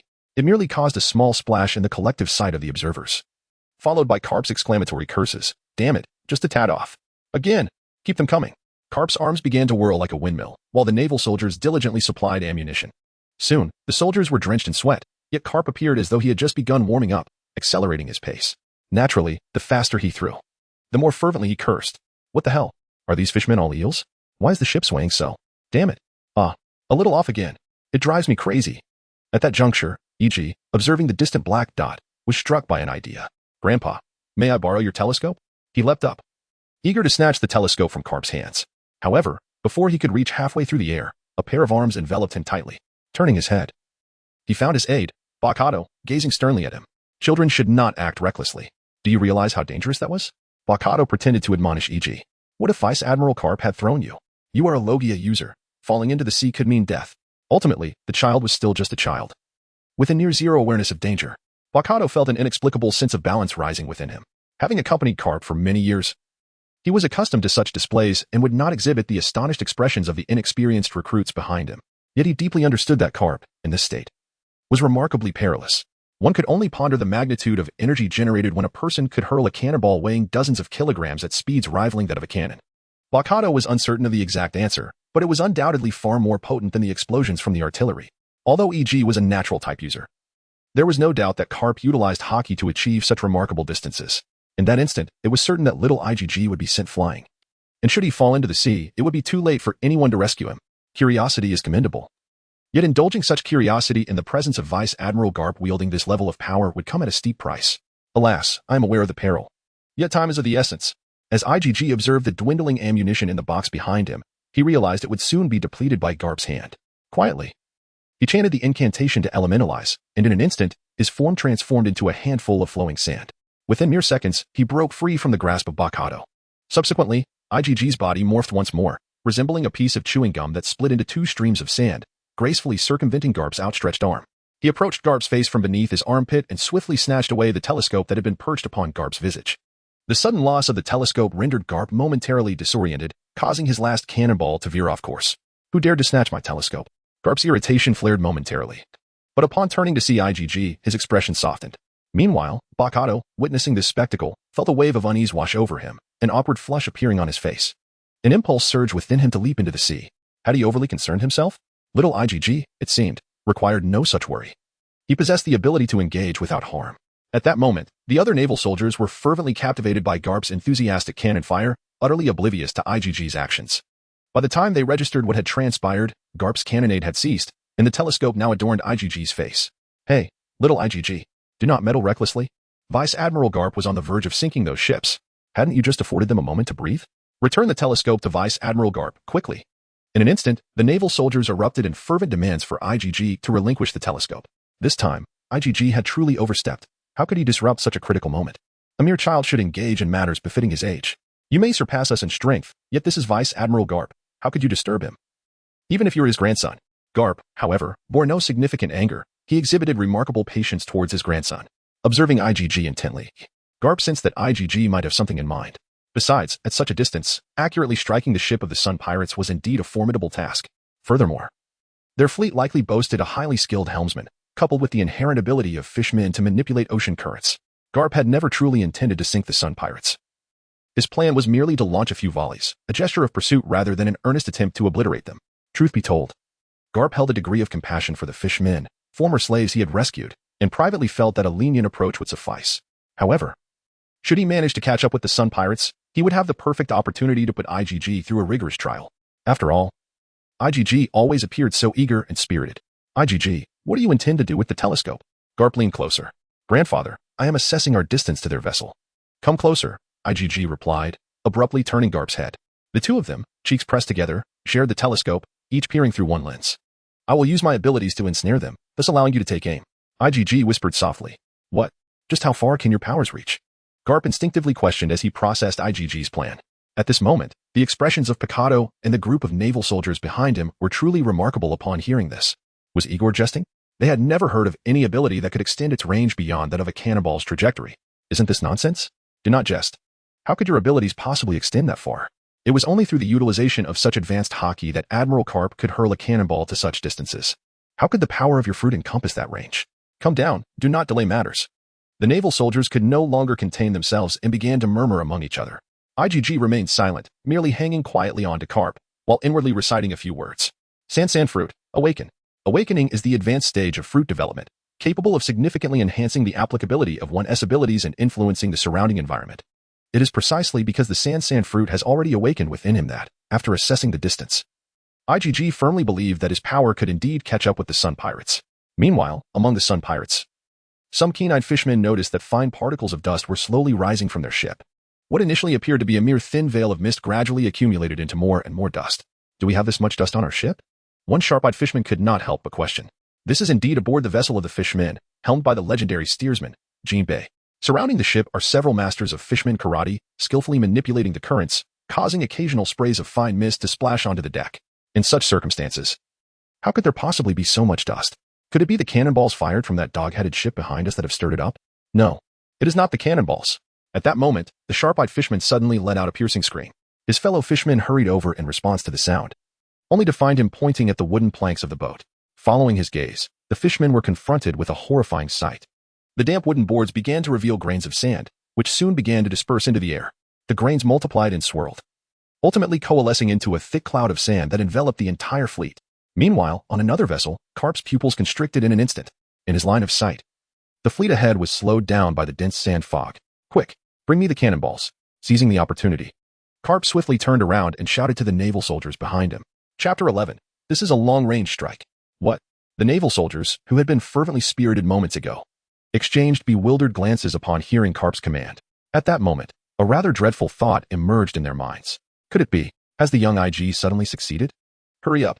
Karp raised his voice, and immediately, a naval soldier picked up a cannonball and handed it to Karp. Behold my formidable artillery. Karp leaned back, gripping the cannonball and hoisting it to shoulder level, resembling a shot-put athlete on an international stage. In the next moment, Karp's body flickered, and his arm had already launched the cannonball without anyone noticing the instant it was thrown. At that moment, alongside them were projectiles soaring through the air with the swiftness of a mighty dragon tearing through the atmosphere. At this moment, all eyes were fixated on the projectile. The aide-de-camp, Mikado, possessed the clearest vantage point. His gaze traced the trajectory of the shell, allowing him to anticipate the location of the distant fleet. Upon discerning the position of the fleet in that fleeting instant, he found himself unable to restrain his jaw, which promptly fell to the ground. The once distinct small black dots in the distance had now coalesced into a larger, muted ochre mass. What does this signify? This indicates that little Ige's abilities have manifested even from dozens of nautical miles away. The notion that the power of a devil fruit can extend its influence over such vast distances is truly remarkable. This is truly a remarkable display of long-range striking. He has witnessed IgG's capabilities firsthand. Although he remains uncertain about the precise nature of IgG's fruit, Mikado can certainly envision its potential. If IgG can manipulate dust at such a vast distance, then from the Navy headquarters, he could command the very dust of the entire base to his will. Perhaps, he could instantaneously transform the Navy headquarters into a desolate wasteland. This is truly an extraordinary ability. The power to manipulate from an immense distance, who could possibly resist it? It is utterly unforeseen. It is important to note that the current age of Iger is merely 7. Just imagine, whether in 20 years, 10 years, or even 5 years. When his abilities have been honed to their fullest potential, could he not transform an entire city, or even a nation, into a desolate wasteland in an instant? This is truly an ability capable of annihilating the world. A Navy Admiral? It is not beyond the realm of possibility for him to assume the position of the Air Marshal and become the supreme commander of all armed forces. Indeed, if IgG could rise to become the absolute pinnacle of power within the Celestial Dragon hierarchy, he might very well liberate himself from their shackles. Furthermore, he could potentially alter the very fabric of the world order. I seem to have digressed. Mikado snapped back to reality and vigorously shook his head. He has now completely acknowledged IgG. Such a prodigy, to be able to join the Navy, is indeed a remarkable honor for them. At that moment, the heavyweight cannonball launched by Karp struck one of the vessels in the fleet with unerring precision, as observed through the telescope. Karp, filled with exhilaration, exclaimed with gleaming eyes, "Quick, quick, bring me more cannonballs. I shall sink them one by one." The naval soldiers, lacking the perceptive acuity of Mikado, could easily discern from Karp's tone that the previous shot had indeed found its mark. This implied that scoundrel, IgG, had truly exhibited his abilities from such a considerable distance. This is truly outrageous. The naval soldiers stood in stunned silence, their jaws nearly hitting the ground, their eyes bulging in disbelief. Yet, a few seasoned veterans obeyed orders and hurried over to hand cannonballs to Karp. Nonetheless, this did not diminish the profound shock felt by these sailors who had followed Karp for nearly a decade. Iggy had transcended the realm of mere prodigies. In their world, those adept at wielding devil fruit abilities, and who had thoroughly developed such powers, were figures of myth, beings they could scarcely hope to reach. Icons like Whitebeard, Gold Lion, and the Solitary Red, those legendary pirates, possessed abilities that were nothing short of earth-shattering. It is not solely the formidable nature of their devil fruit abilities that sets them apart, but rather the relentless dedication and practice of their users day after day. Countless hours have been poured into the profound development of these powers. Yet, even they have never encountered anyone capable of extending their abilities over dozens of nautical miles. In the Navy, tales abound of Vice Admiral Borsellino, who can transform into light in an instant and traverse distances of several dozen nautical miles. Vice Admiral Kazan can freeze vast expanses of ocean in the blink of an eye, while the terrifying Vice Admiral Sakazuki can engulf areas of considerable size in magma. However, These are all vice admirals of the Navy headquarters, meticulously cultivated by the esteemed Zephyr. They are, without a doubt, the future leaders of the Navy. Moreover, they are the three most proficient in the development of natural type abilities throughout the Grand Line and even the entire world. It is through the guidance and rigorous training of the Navy admirals that they have honed their skills to such an exceptional level. And yet, here stands the diminutive IGG. Nearly 7 years of age. 7 years old. At that tender age, the Pirate King was likely just an ignorant child. While Whitebeard had yet to grasp the concept of navigation, Vice Admiral Karp, at the same age, might have only known the simple joys of burping, passing gas, and playing in the mud. Remarkably, IGG, at 7, has already matched the Vice Admirals of the Navy headquarters in the extent of his abilities. It is utterly astonishing. No wonder he has set his sights on becoming an admiral at such a young age. They have heard him declare this aspiration numerous times while sharing drinks with young IGG. Initially, many dismissed his claims as mere boasting. However, given his prodigious talent, it seems that not only the rank of admiral is within his reach, but even that of the supreme commander of all armed forces is not out of the question. At this moment, silence enveloped the crowd, each individual lost in contemplation of the words they had just spoken to Little Eager. Indeed, it was a slap in the face. One could only be deemed mentally unfit to utter such phrases. The naval soldiers felt a burning shame wash over their faces, wishing they could vanish into the crevices of the deck. It was utterly humiliating. However, while this collective embarrassment brewed among the sailors, Karp's relentless cannon fire had struck each vessel of the Sun Pirates with unerring precision. Through the telescope, the previously obscured fleet emerged from the dissipating sandstorm, revealing ships battered beyond recognition. The fleet was now in disarray, rendered immobile, with every ship bearing the scars of sand erosion and cannon fire. Both engines and propellers lay in ruins, effectively leaving these fishmen stranded at sea. "Boys," Karp exclaimed, raising his arm with fervor. "The fishermen's ships can no longer move. Let us accelerate and charge forward." His command was devoid of any semblance of a naval officer, resembling more the rallying cry of a great pirate. "All right, all right, all right." The naval soldiers, still reeling from the earlier shock, gradually regained their composure. Moments after Karp's declaration, they unified in a resounding cheer. "Long live Vice Admiral Karp." The soldiers erupted in jubilant exclamations, their spirits high. As long as they could catch up with those slippery rascals, they vowed to teach them a severe lesson. "Aha! Shouldn't we also shout 'Long live Little Eager' at this moment? After all, he is the true hero." Amidst the cheers, Karp jovially tucked Little Eager under his arm, laughing heartily alongside the sailors. "Long live Little Eager." Some soldiers quickly grasped the sentiment and echoed the call. "Long live Little Eager." Others swiftly followed suit. "Long live Little Eager." At that moment, the atmosphere aboard the Doghead warship was one of exuberance, as if the capture of the fishmen was of secondary importance. What truly mattered was the imminent arrival of an exceptionally gifted genius within the Navy. Amidst the uproar, Karp's gaze fell upon the boy nestled under his arm, and a wave of emotion surged within his weathered heart. He could never have imagined that his grandson would bring him such joy, mastering the natural powers to vanquish sea kings, intuitively learning the art of conqueror's hockey, and today, miraculously unleashing his abilities from an extraordinary distance. This is truly an anomaly, an unprecedented aberration. Moreover, this peculiar being is none other than my own grandson. Karp felt an overwhelming surge of emotion, almost brought to tears. Ding. Congratulations to the host for achieving a new milestone. Ding.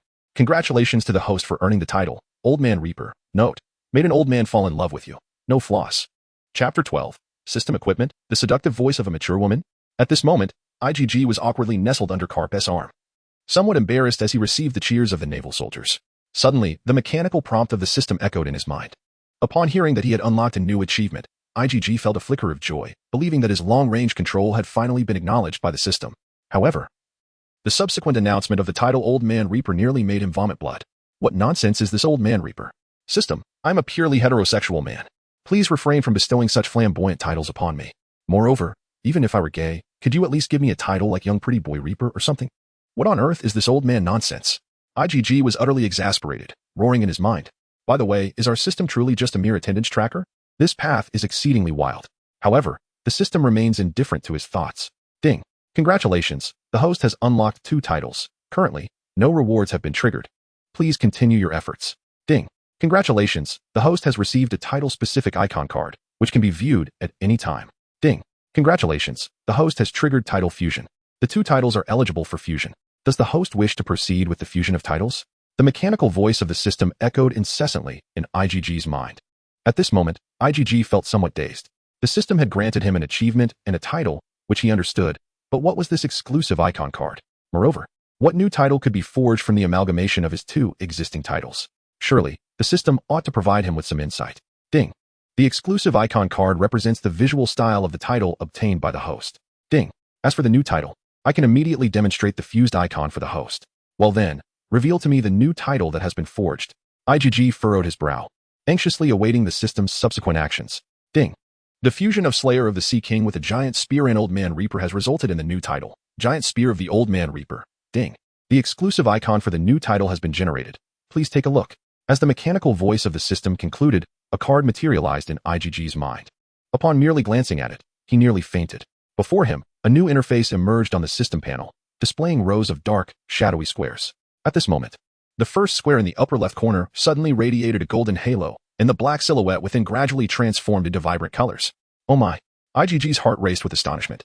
Within the colorful card, there was the image of a 7-year-old IGG, joyfully being held aloft by Karp, who wore a look of tender affection. It appeared that IGG was to be used as a javelin, thrown forth with great enthusiasm. IGG was utterly overwhelmed, his face now visibly marred by dark lines of exasperation. What on earth is going on? System, why are you behaving so erratically? I refuse to merge. IGN couldn't help but roll his eyes at the system, wondering who would want to be associated with the so-called giant gun of the grumpy old man. Ding.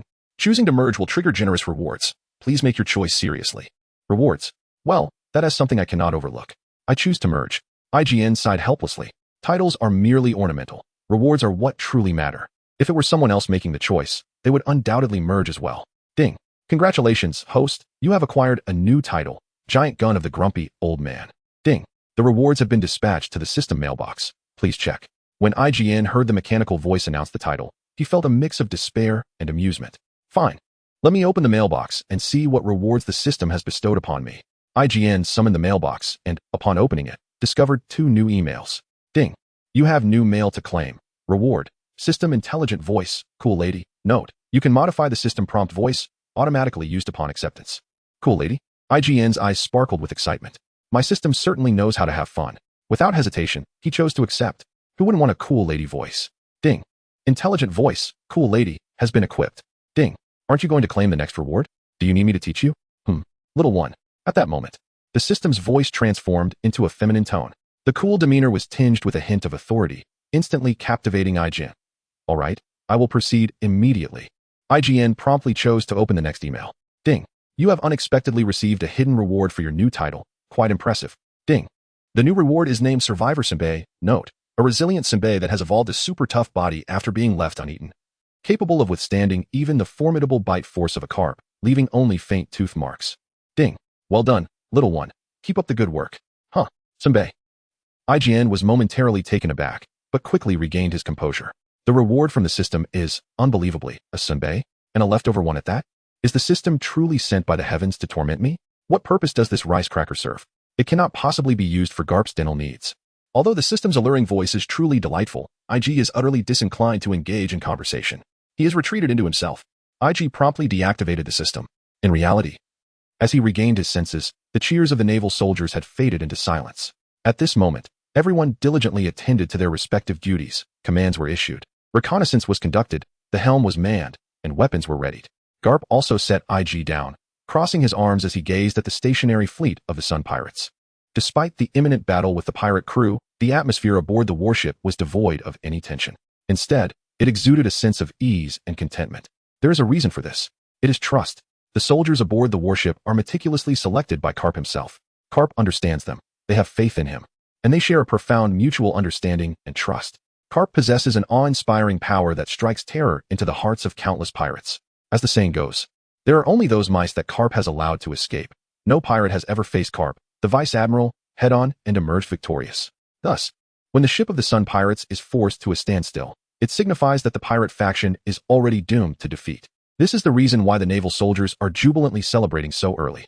The ensuing battle will not pose much difficulty. They, aboard the HQ-3, the flagship of Vice Admiral Karp, are destined for victory.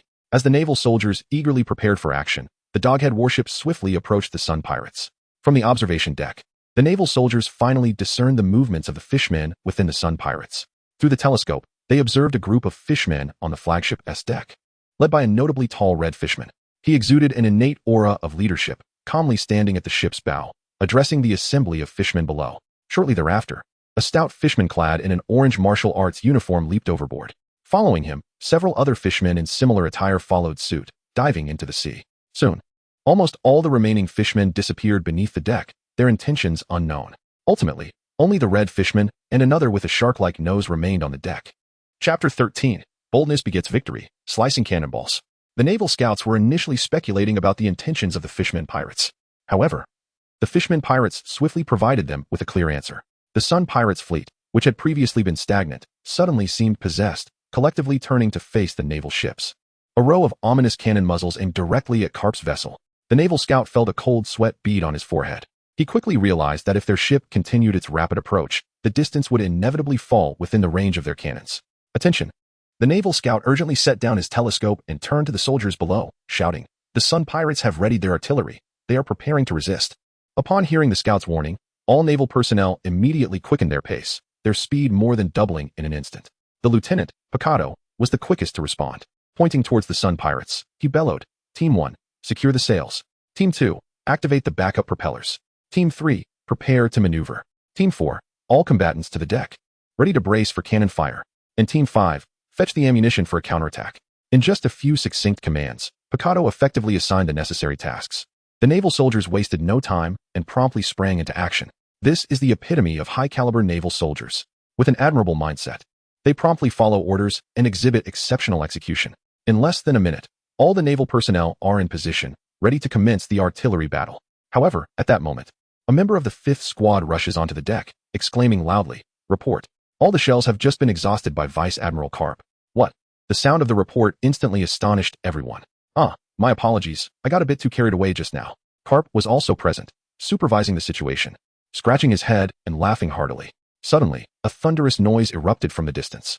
Soon after, a deluge of dark cannonballs descended upon the doghead warship like a torrential rain. How infuriating! The cannonballs had disappeared. Picado muttered a curse as he watched the barrage approaching. However, he remained unperturbed. Having followed Karp for many years, he had witnessed such circumstances before. He quickly made a decision.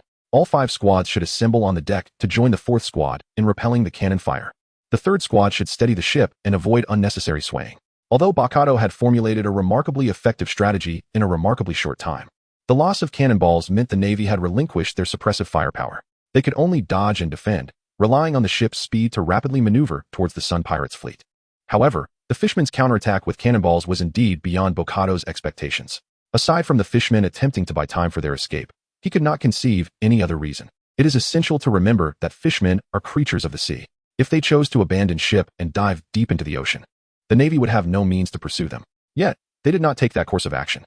Clearly, either there was something of utmost importance aboard their vessel compelling them to escape with it, or other factors forced them to confront the Navy and engage in artillery combat. If it were the former, then it could be assumed that the fishmen could manipulate the ocean currents. Surely, some fishmen must have plunged into the sea, preparing to harness the currents to assist their fleet's escape.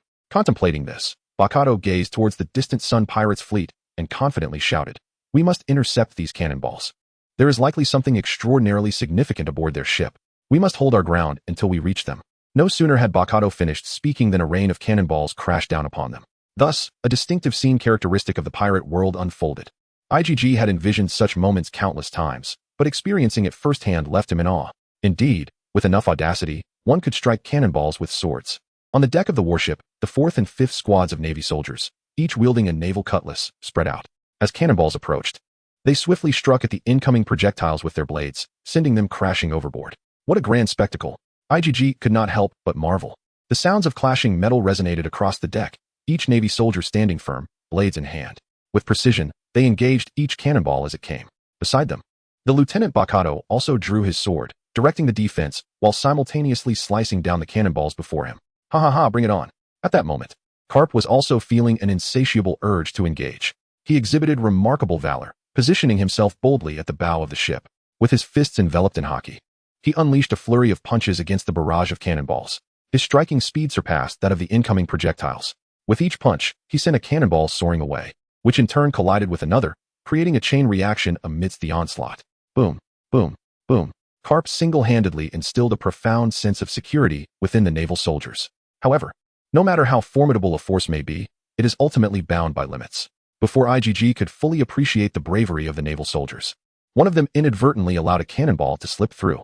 The ominous black projectile crashed onto the ship's smooth oak flooring, creating a terrifyingly large crater in an instant. A lapse occurred here, spreading like an infectious wave. Surrounding him, the naval soldiers were instantly distracted, their focus splintering.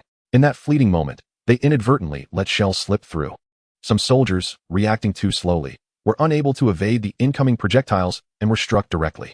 They collapsed, bloodied and unconscious. Quickly, remove the injured, Bakato commanded, glancing at the fallen naval soldier, urging his comrades to hastily carry the wounded away.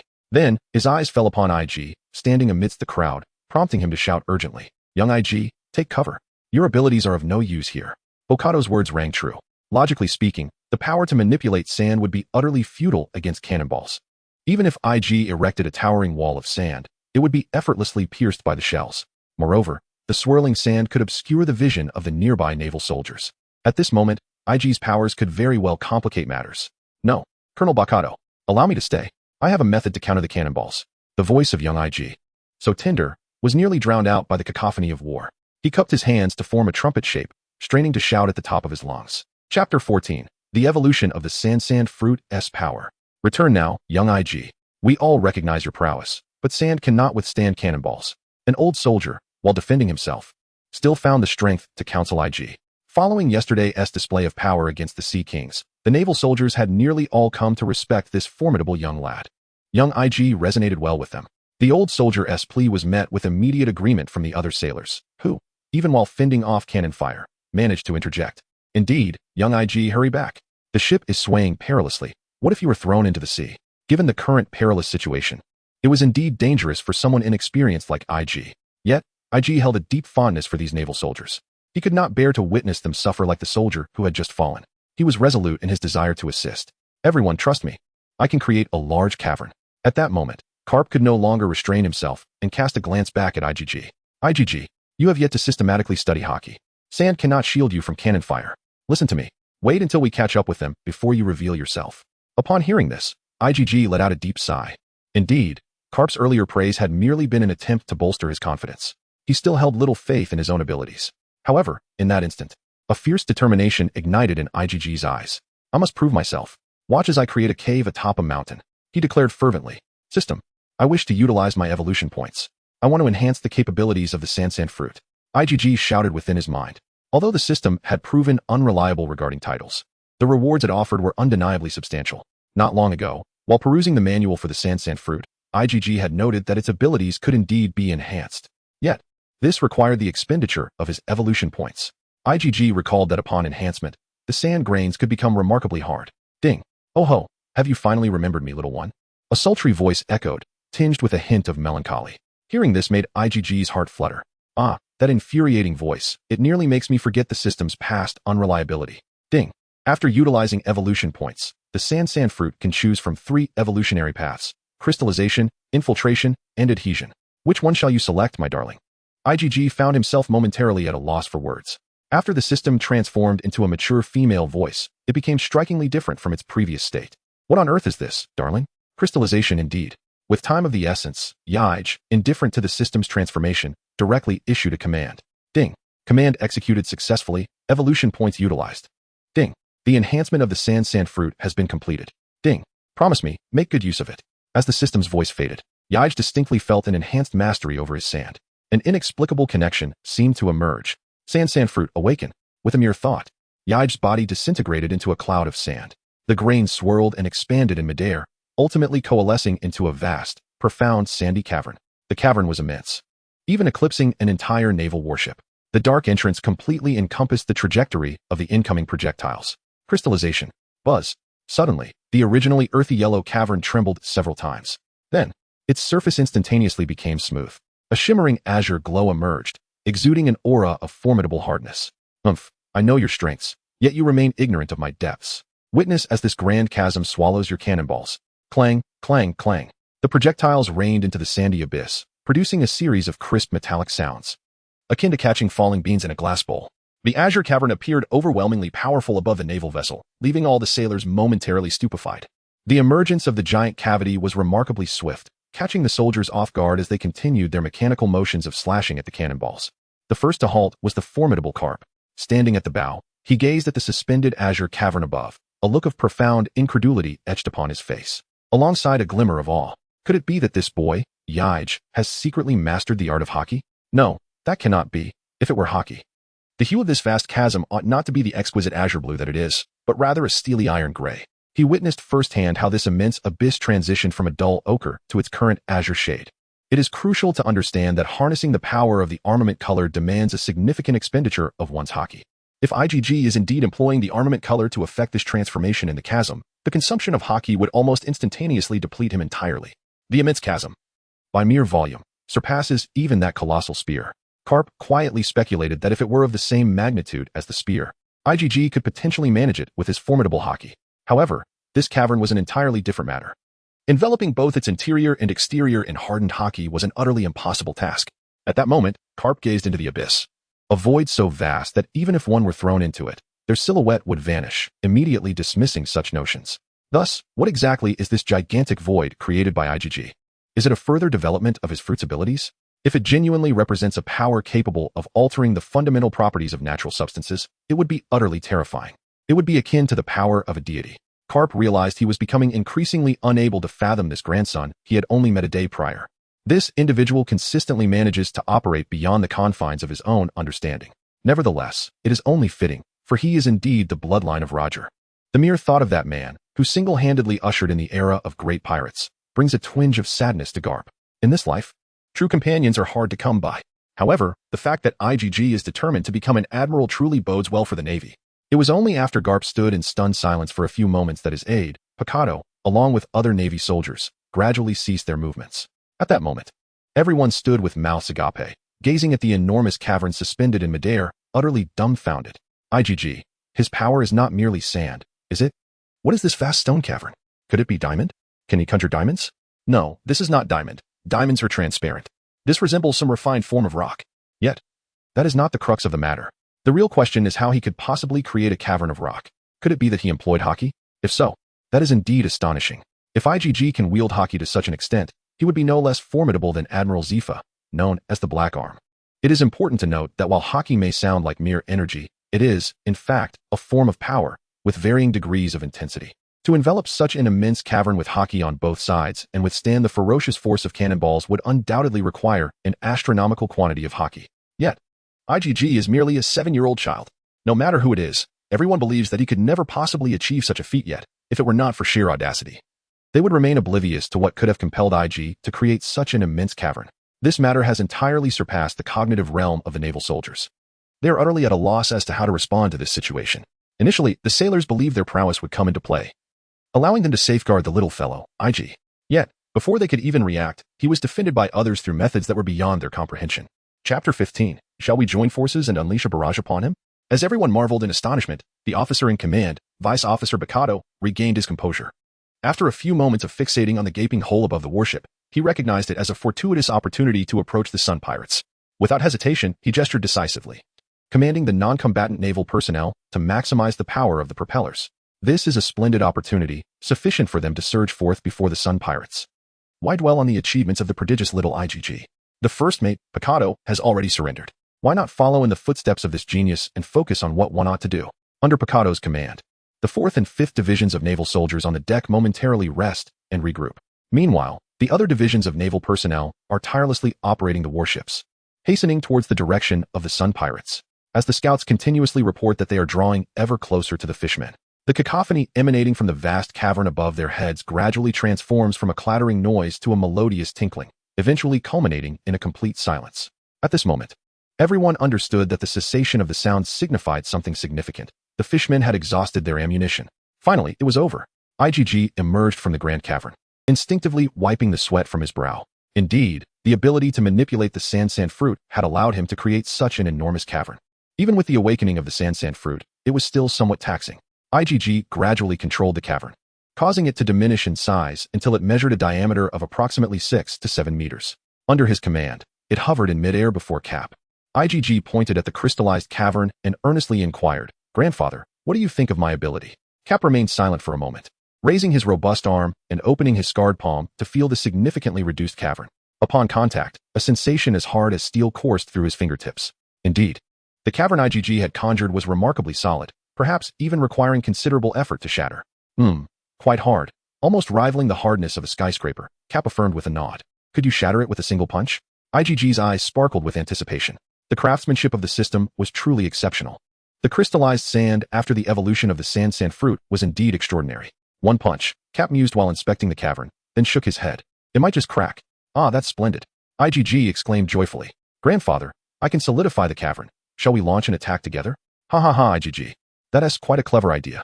It's worth a try? Cap initially appeared taken aback, but then quickly grasped IGG's intent. With IGG's assistance, he would possess an endless supply of ammunition. Flicking away a speck from his finger, Cap immediately assumed his stance. He crouched into a horse stance, drawing his right arm back to his waist. Everyone still on the deck could sense a formidable energy coalescing in his hand. 1. Cap proclaimed, brimming with vigor. 2. IGG, immediately understanding, focused intently on Cap's center of gravity, subtly adjusting the cavern's position above him. Simultaneously, IGG extended his delicate hand, mimicking a pinching gesture towards the large cavern. In no time, the seemingly indestructible azure opening began to compress towards the center, aiming to seal the entire cavern. In less than 10 seconds, the original stone cavern transformed into a massive, solid boulder. 3. Cap and IGG's gazes locked, and they shouted in unison. IGG promptly relinquished control over the boulder, which, freed from his influence, plummeted downward. Yet, in that fleeting moment, Cap had completed the buildup of his power. His fist, as large as a cooking pot, radiated an overwhelming aura of armament hockey. Clang. The moment the boulder collided with his fist, there was no resistance. The boulder launched forth like a cannonball, propelled by unmatched force toward the distant fishman. On the other side, damn it, have we run out of ammunition already? Tiger seethed as he glared at the distant naval warship. What on earth is that? He had not anticipated that his offensive would be thwarted by such a colossal cavern. He had not heard of any recent naval developments capable of countering cannon fire. Captain, there must be an ability user on their ship, and of a considerable level. Along, with his serrated nose, remarked from behind him. As a formidable member of the Sun Pirates, he had been left by Tiger to prepare for battle on the deck. Yes, I understand, but I wonder if Jinbe and the others are ready. Tiger's gaze drifted anxiously beneath the waves. However, before he could finish his thought, a tremendous shadow loomed overhead, accompanied by a powerful gust of wind. Captain, look, what is that? Along exclaimed in shock, pointing at the vast shadow that enveloped them. Tiger certainly did not need Along's warning. The immense shadow, cast by the sun, almost entirely enveloped the pirate ship. He sensed something amiss. At this moment, the colossal shadow hovering in the air nearly shrouded all the mermen left aboard the vessel. Furthermore, as the shadow descended, the powerful gusts it generated rendered every merman unable to open their eyes. Goodness, it was about to crash down upon their heads. Noticing the danger, Tiger leapt high into the air. He charged towards the looming shadow above. In that fleeting moment of ascent, Tiger finally discerned the truth. It was a massive azure boulder. In truth, IGG was somewhat displeased by the mermen's attack on the naval soldiers. Thus, the moment Karp hurled the boulder, he released the constraints of the sand fruit, causing the boulder to become immense and unyieldingly solid. At this moment, the crimson-skinned tiger appeared exceedingly diminutive beneath the colossal boulder of IGG. Yet, undeterred, he resolutely raised his fist. Humph! Confronting the immense rock, IGG unleashed a powerful punch. Boom! In stark contrast to Karp's might, Tiger's strike resembled that of a mere fly. His futile attempt to assault the boulder with his fist yielded nothing but futility. A soft, muffled sound escaped Tiger's throat, and then he was mercilessly crushed beneath the weight of the rock. His body was catapulted backward, only to be forcefully slammed into the surface of the sea. Captain! Along shouted in alarm as he witnessed Tiger's flight.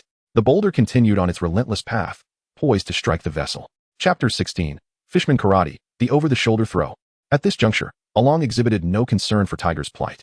Without a moment's hesitation, he emulated Tiger's earlier leap, soaring high into the air. Take that!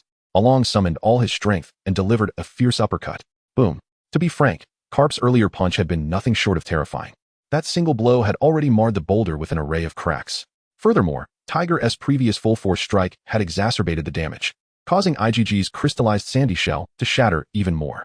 At that moment, Arlong's fist precisely struck the fissure created by Karp and Tiger. Crack! Arlong's cerulean fist collided with the azure-hued chasm in the rock. Time seemed to stand still for a brief moment. Then, the immense crack began to spread wildly, almost instantaneously penetrating the heart of the boulder. Boom! Suddenly, the colossal rock, which had exerted a tremendous pressure upon the Sun Pirates, erupted with a thunderous roar. Within it, numerous projectiles, akin to candy, cascaded down in a torrent. Damn it! Arlong exclaimed vehemently. The overwhelming barrage of artillery is evidently the result of their recent offensive. This was the result of accumulating a certain area to a significant extent, and it was returned. The sheer number of them left Along's scalp tingling with anxiety. To make matters worse, at that moment, Along was soaring through the sky, utterly incapable of thwarting such an overwhelming barrage of artillery. What on earth kind of monster is facing him? This ability is truly terrifying. It is nothing short of extraordinary. Jinbei, faced with a barrage of cannonballs, Arlong found himself at a loss and could only shout towards the sea below. Initially, according to Tiger's instructions, Jinbei was supposed to lead a group of karate-trained fishmen, ready to manipulate the currents beneath the surface to aid the Sun Pirates in their escape. However, at this moment, if you don't come out soon, we will all perish. Even if we cannot escape this time, we must not allow the treasures aboard the ship to be destroyed. In that moment, Aaron could only voice his thoughts internally. Fishman karate, sea current shoulder throw. As if in response to Aaron's unspoken desire, the resonant voice of Jinbei suddenly echoed from beneath the surface of the sea. No sooner had his words faded than the waters at the heart of the fleet began to tremble violently. Initially, the disturbance was no larger than a manhole cover, but in the blink of an eye, it expanded to encompass the entirety of a basketball court. Subsequently, the sea roiled as if it were boiling. In an instant, a towering column of water erupted from the very center of the Sun Pirates' fleet. This immense water spout forcefully scattered the ships of the entire fleet. Almost simultaneously, a torrential barrage of cannonballs rained down, striking the hulls of each vessel and plunging directly into the depths below. Fishman karate, a formidable technique revered among the fishmen, was in full display. This is arguably the only technique in the world that allows for the manipulation of ocean currents at will, exclusively mastered by the fishmen. They can harness the pressure of seawater to significantly enhance the power of their attacks. Moreover, they possess the ability to, much like Jinbei's shoulder throw of ocean currents, wield seawater upon their shoulders and launch it with force. This, indeed, represents the true intention of the fishmen as they plunge into the depths of the ocean. Through the synchronized maneuvers of dozens of fishmen martial artists, they orchestrate the currents of the sea into a formidable force. Ultimately, they amalgamate their collective strength to hurl this immense torrent away, aiming to cast both the vessel and its crew into a realm unreachable by the Navy. With a sigh of relief, Jinbei gazed at the scattered fleet, having narrowly evaded the majority of cannon fire. He took a breath of ease before diving beneath the ocean's surface. The currents that were initially intended for their escape were now wholly dedicated to safeguarding the fleet. One could say that the entire strategy had been thrown into disarray by the sudden appearance of that colossal boulder. Everything must start anew. Henceforth, one can only hope that Arlong and Captain Tiger, remaining aboard the ship, can buy them a little more time. What a colossal force this is. It appears even more formidable than my sand gun, exclaimed Igaram, standing at the railing and marveling at the towering water column summoned by Jinbei. Meanwhile, as the fishmen scrambled to contend with their massive rock, Karp's distinctive dog-headed warship sped towards the vicinity of the Sun Pirates' fleet, offering a close-up view of the magnificent pillar conjured by Jinbei. This grand pillar is truly impressive. One day, I shall construct a column even more magnificent, both thicker and longer. With a resolute heart, Iger, silently vowed. Ding. Oh, how intriguing this inner monologue is. Ding. A task has been triggered, little one. Ding. The rewards are substantial. Hasten to undertake it. Accompanied by a melodious voice of a captivating woman, the system unexpectedly announced. What is the task system? Ding. Task details. The pillar of earthly isolation. Task reward. Unknown. Indeed, even when transformed into a captivating figure, the system remains utterly merciless. What kind of task is this? I truly have not thought anything through. Nothing at all. In an instant, IGG's expression turned dark. Tiger, I am Karp. Come forth and surrender at once. At that moment, Karp had procured a large megaphone from an unknown source. He directed it towards the Straw Hat Pirates. As their ragtag fleet of vessels commenced to hear his voice. At this moment, Tej had just emerged from the sea when he heard the terrifying voice of Karp pursuing him. Instantly, he turned his head towards the direction of the sound. And what met his gaze was the unmistakable sight of the large dog-headed figure aboard Karp's warship. As for the man hailed as the Navy hero, Lieutenant General Karp was adorned with a dog-head hat, precariously balancing on one leg atop the railing, while brandishing a megaphone in his hand. With a voice powerful enough to reverberate and shake one's eardrums, he bellowed, Tej, since you have ascended Mary Joa to challenge the authority of the world government, today, I, Karp, shall represent the Navy to apprehend you. At that moment, behind Karp, a group of Navy soldiers pressed their lips tightly together, struggling to contain their laughter. Despite their efforts, their bodies shook uncontrollably, betraying their amusement. Though it was not the first time they had heard Lieutenant General Karp's proclamations. Each occasion ignited a fit of laughter within them. Karp's classic scenes were characterized by his lackadaisical demeanor during the chase, his exuberant energy while pursuing, his righteous declarations while shouting, and his combat driven solely by whim, particularly when faced with a hero like Tej, who bore some resemblance to Karp. There was a considerable likelihood that Karp would fail to capture him, as the latter was simply too cunning. However, when Karp's declaration reached Tej's ears, it bore an entirely different connotation. Capture. This is nothing short of humanity's malice towards the fishmen. Before long, Tiger ascended the vessel with deliberate grace. Swiftly standing tall, his countenance was shrouded in darkness. He lifted his chin, gazing defiantly at the towering Karp, his eyes ablaze with the fervor of battle. Karp, if you possess the audacity, seize me and return me to the depths of the underwater prison. Chapter 17. I can truly handle them all by myself. If you have the courage, take me to the underwater prison. Even from below, Tiger exuded an indomitable spirit. He stood proud and resolute, his muscles rippling with latent explosive power. Such a person seems to radiate an inherent brilliance. Indeed, they are a remarkable figure who has left an indelible mark on the annals of human and merman history. In a fleeting moment, IG felt that he was simply stunning. Is this the aura of the one who liberated Mary Geos? It is essential to recognize that in this era, fishmen are generally regarded as an inferior race by humanity. Individuals from various regions often seek to capture fishmen, treating them as mere animals to be tamed. Those with more appealing appearances, essentially. Those who are deemed more attractive, are offered as tributes to the celestial dragons or sold at exorbitant prices in the black market, resigning themselves to the fate of becoming playthings. Conversely, those of lesser aesthetic quality, like Tiger, are seized and sold elsewhere as laborers for arduous tasks such as mining. Thus, Tiger is indeed a legendary figure. In his youth, he departed from Fishman Island to embark on adventures around the world, only to be captured and enslaved. Yet, he managed to escape through sheer determination. Not only did he liberate himself, but he also ascended to Mary Geos with his bare hands. Furthermore, he not only freed the Fishman slaves but also gathered a group of them to establish the Sun Pirates, tirelessly advocating for racial equality and striving to eradicate racial discrimination. However, this individual, who fervently fights against racial prejudice, harbors a profound hatred for humanity due to his own harrowing experiences of being sold into slavery. This may well be the reason for his considerable animosity towards the Navy. However, what struck IGG as peculiar was that Tiger seemed far less formidable than he had envisioned. It is important to remember that Tiger is the elder brother of Arlong. In the past, he had subdued the ruffians of Fisherman Street through sheer might, ultimately rising to become one of the most renowned adventurers on Fishman Island. According to the timeline, he should have surpassed Jinbe in strength at this point. Yet, in IGG's perception, particularly under the system's threat assessment, Tiger appeared weaker than Arlong, and not by a trivial margin. Though Tiger stood there exuding an imposing presence, there lingered an impression of strength merely on the surface. In stark contrast, Arlong, brimming with youthful vigor and raw power, could hardly conceal his explosive energy. Just moments ago, Karp had mentioned that the Navy's pursuit was instigated by this very Arlong, who had ruthlessly slaughtered an entire town guarded by a captain. Could it be that Oda, that crafty storyteller, had deceived me? In his lore, the future overlord of the East Blue, Arlong, is the very man who nearly bit Luffy to death. Had he truly surpassed his elder brother long ago? However, IGG quickly shook his head, dismissing such a possibility. Perhaps Tiger had recently attacked Mariehua and had yet to fully recover from his injuries.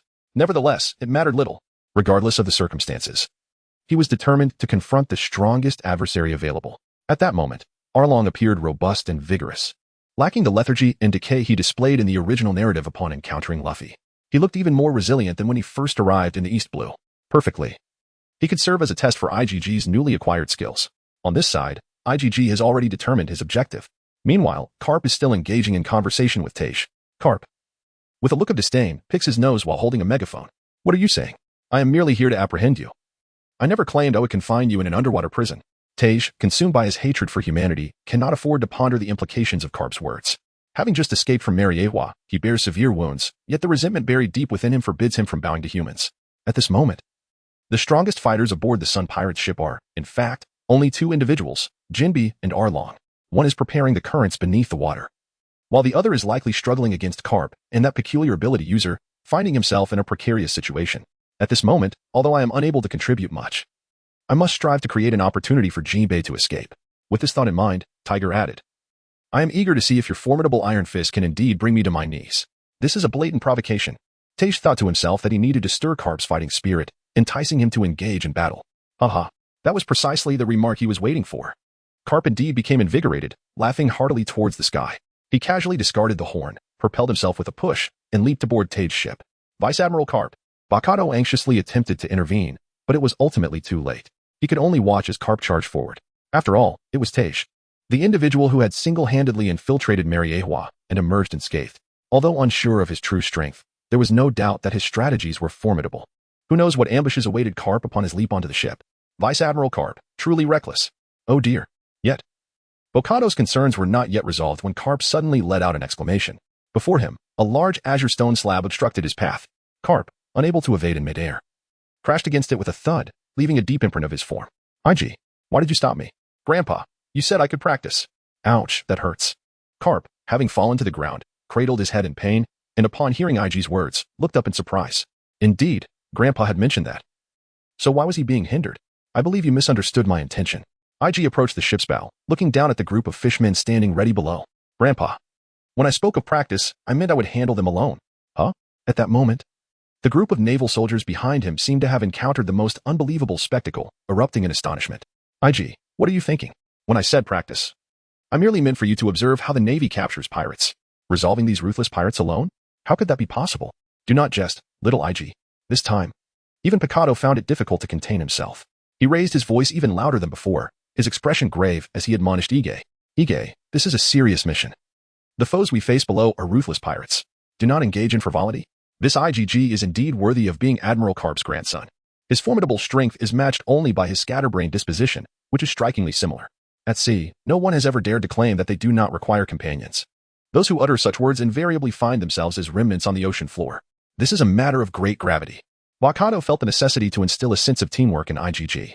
It is not the time for personal heroism upon the vast ocean. Similarly, Kapu was also taken aback by IGG's intentions. With a pedagogical purpose in mind, he sought to counsel IGG.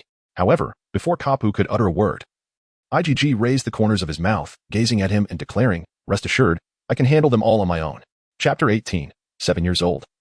Confronting the Sun Pirate crew. You little rascal. Bakado. The first mate Bakado, upon hearing this, was instantly alarmed. Just as he was about to offer further advice, he was halted by Kapu. Bakado turned to see Kapu shaking his head. Subsequently, Kapu slowly rose to his feet, adjusted his dog-headed cap, and picked up the megaphone. He leaped back onto the naval ship and shouted towards Tej. Tej, I have suddenly decided not to fight you any longer. Now, it is my grandson's turn to exchange a few blows with you. Kapu, the Vice Admiral. Wakado was left in a state of disbelief. Is this truly my grandfather? How could a loving grandfather permit his own grandson to embark on such perilous adventures? Karp paid no heed to Bakado, merely casting a profound glance at little IGG. Go on, IGG, fear not, for your grandfather stands watch behind you. Admiral Karp. Bakado found it utterly incomprehensible to fathom Karp's actions. Yet Karp waved his hand dismissively, signaling that there was no need for further discourse. Rest assured, I shall be observing from above. No harm shall befall you. After a moment of hesitation, Bakado finally fell silent. It became apparent that there lingered a hint of concern in Karp's eyes. In truth, Karp had his own considerations. Although IGG was merely 7 years of age, he possessed a strength surpassing that of many who were 30. It was precisely for this reason that IGG exhibited a more belligerent and audacious demeanor than most. Karp's decision to let him venture alone stemmed from an unwavering confidence in his own abilities to safeguard IGG when necessary. Additionally, he intended for IGG to discover the significance of camaraderie and companionship. In these vast seas, one cannot navigate without allies. Let this truth be realized by Ige through his own battles. Although Karp has his own considerations, the fishmen were utterly shocked. Just after the naval hero Karp had spoken, a child of merely 7 or 8 years leaped from the bow of the ship. Ige, with a fine dust swirling beneath his feet, maintained a vertical posture, gliding through the air with an unhurried grace. With a soft thud, the dust dissipated, and Ige landed firmly on the deck of the Sun Pirate ship. He felt immense satisfaction with himself, having executed a celestial descent with minimal transformation, a truly remarkable feat. However, as Ige lifted his head in slight pride, he was met with disdainful gazes from a group of fishmen. Tej, observing Ige, who barely reached his thigh, wore an expression of disappointment and pointed at Karp. Has humanity fallen to such depths that even a mere child must bear the burden of your distorted sense of justice? Beside him, Arlong gestured mockingly at Ige's height with his flippered hands, then burst into laughter. I say, do you Navy have no one else? You send a child to fill the ranks? And what are your soldiers doing, hiding behind a child? What are you saying? After days of interaction, Ige had grasped Karp's essence and, while picking his nose with his pinky, declared, I am not a child. I am 7 years old. Haha. 7 years. Before Ige could finish, a group of fishmen clad in karate uniforms emerged behind Arlong. They were Tej's subordinates who had been waiting in the ship's cabin, prepared to ambush the Navy. Instead, they were met with a mere child. Unable to contain themselves, the karate fishmen doubled over with laughter. Indeed, not a child. 7 years is no small matter. He has already weaned. Ha ha ha. The Navy is truly full of talent. You've made my day. At that moment, even Tej shook his head. He leaped back onto the ship from the sea. Yet, Ige remained unfazed by their ridicule. Calmly finishing his nose picking, he flicked it away. Once the laughter subsided, Ige spoke leisurely. Do not underestimate me. I alone am sufficient to deal with you. Oh my, this child is quite arrogant. Ige's childish voice held no persuasive power in the ears of the fishmen. Mind your words, it may hurt less later. It seemed that humans were not only arrogant, but foolish as well. Arlong could not tolerate anyone being arrogant in his presence, especially a human. He drew his 2-meter-long, serrated shark tooth knife, stepping forward. However, Tej restrained him with a hand, shaking his head. Arlong, he is still a child, do not fight him. TCH. Arlong spat derisively, lifting his chin at Ige. Did you hear? Our captain forbids me from fighting you, so hurry back to your ship. Indeed. What business do children have in a battle between pirates and the Navy? The group of fishmen behind him echoed in agreement. Are you afraid you cannot defeat us? So you bring a child to deter us? Humanity is truly vile. On the ship, Bakato and Karp observed the scene below. At this moment, the warship had drawn close to the Sun Pirates' vessel. However, due to the height of the warship, Tej and the others could not discern the ordinary conversation between Ige and the fishmen. Seeing Arlong draw his large knife, only to be stopped by Tej, Bakato could not help but voice his concern. Admiral Karp, is this truly wise? The fishmen seem to regard him with complete disdain. If young Ige is defeated, it would turn the Navy into a laughingstock.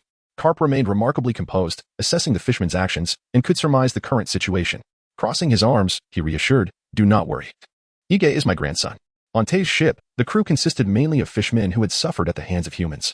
Thus, when faced with Ige, a seemingly easy target, their latent brutality surged forth. They began to threaten and humiliate Ige without restraint.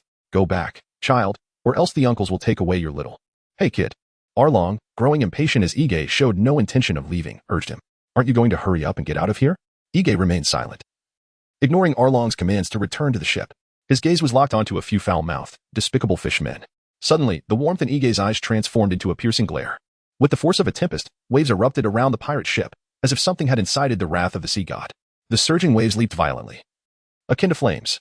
Arlong, inexplicably chilled, felt an ominous instinct whispering that an ancient beast of insatiable hunger was awakening not far from him. Boom. An overwhelming pressure descended upon the deck without warning. In an instant, the already dilapidated pirate ship saw its wooden planks shattered by an invisible force. At that moment, it seemed as though everyone could hear a tremendous roar resonating within their minds. Following this, 2 consecutive thuds echoed through the air. Behind Arlong, the 2 most loathsome mermen had already collapsed to the ground in response. Chapter 19, The Navy's Treasure, Agar. What on earth has transpired? A sense of oppression, akin to a malevolent dragon emerging from the sea, swept through the ranks of the mermen. After passing over Tej and Arlong, 2 more thuds resounded, resulting in 2 additional mermen falling to the ground. At this moment, Tej and Arlong exchanged a glance, both realizing that their pupils had contracted, their faces betraying an unmistakable astonishment. Is this the Conqueror's Haki? Tej gazed blankly at the 2 fallen fishmen within his ranks. Apart from the Conqueror's Haki, he could scarcely conceive of any other attack capable of rendering someone unconscious without direct contact. However, Tej swiftly dismissed this notion. After all, the explanation he conjured was indeed far-fetched. Conqueror's Haki is no trivial matter. What manner of individuals possess such power? The most renowned among them must surely be Roger, who single-handedly decimated the entire royal army in his quest for the poneglyphs at Fishman Island. Who is he? The Pirate King, of course. As for Tej, since embarking on his adventures post-Fishman Island, he had heard of another formidable figure known for wielding the Conqueror's Haki, none other than Edward Newgate, the man commonly referred to as Whitebeard, who stood on equal footing with Roger. These 2 individuals are both exemplars of the Conqueror's Haki. It can be said that the Conqueror's Haki signifies the very essence of royalty. How could such extraordinary Conqueror's Haki manifest in the form of a mere 7-year-old child? Is this not utter nonsense? What on earth is happening? While Tiger's mind raced with thoughts, the mermen behind him were even more astounded. They were utterly bewildered, unable to comprehend the events unfolding before their eyes. It is important to note that the ones who had just lost consciousness were Tortuga and Barlam. They ranked just below Captain Tiger, Jinbei, and Arlong in terms of combat prowess within the Sun Pirates. In the absence of Tiger and Arlong, they had once been recognized as the undisputed champions of Fishman Street. Their strength was unquestionable. How could they have both succumbed? Did this young Marine employ some sort of trickery? Humans can be treacherous and vile. Indeed, it must be so. This 7-year-old human child must have employed some underhanded tactics. These fishmen resolutely refused to entertain the notion that a mere 7-year-old child could possess the formidable Conqueror's Haki. Thus, within their minds, such a concept is utterly non-existent. A child endowed with the Conqueror's Haki? Such a thought is but a whimsical fantasy. This child of humanity is merely 100-fold more malevolent and insidious than the average human. He has employed some exceedingly treacherous tactic to launch a surprise attack on Torthu and Balam. In truth, even if these fishmen could conceive of the possibility that IGG possesses the Conqueror's Haki, they would, like Tiger, refuse to believe it.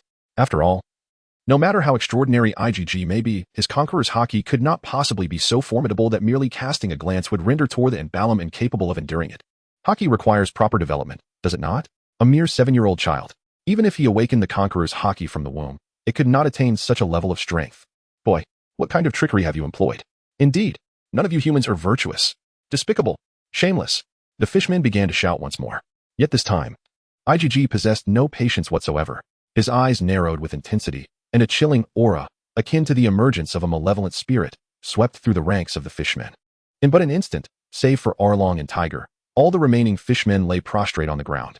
Behold, it is the manifestation of young IGG's conqueror's haki. At that moment, among the naval soldiers who had been observing IGG, a new recruit could not restrain himself from speaking out. He was one of the sailors who had previously fainted in the dining hall, having just regained consciousness after being incapacitated by the cannon fire from the Sun Pirates. The sailors in the dining hall unanimously concluded that it was IGG's use of conqueror's haki that had caused their fainting spells. Now, witnessing the mermen collapsing one after another, they realized that it was indeed young IGG who had unleashed his haki. Isn't it a sight to behold? An old soldier beside him gave him a playful nudge. Yet his face radiated pride. Haha, young IGG is truly a treasure of our navy. Treasure IGG, a gem indeed. Treasure. The naval soldiers had already bestowed a nickname upon IGG, although they could not clearly hear the sounds emanating from the dilapidated pirate ship below the warship. Tager's reaction did not escape their notice.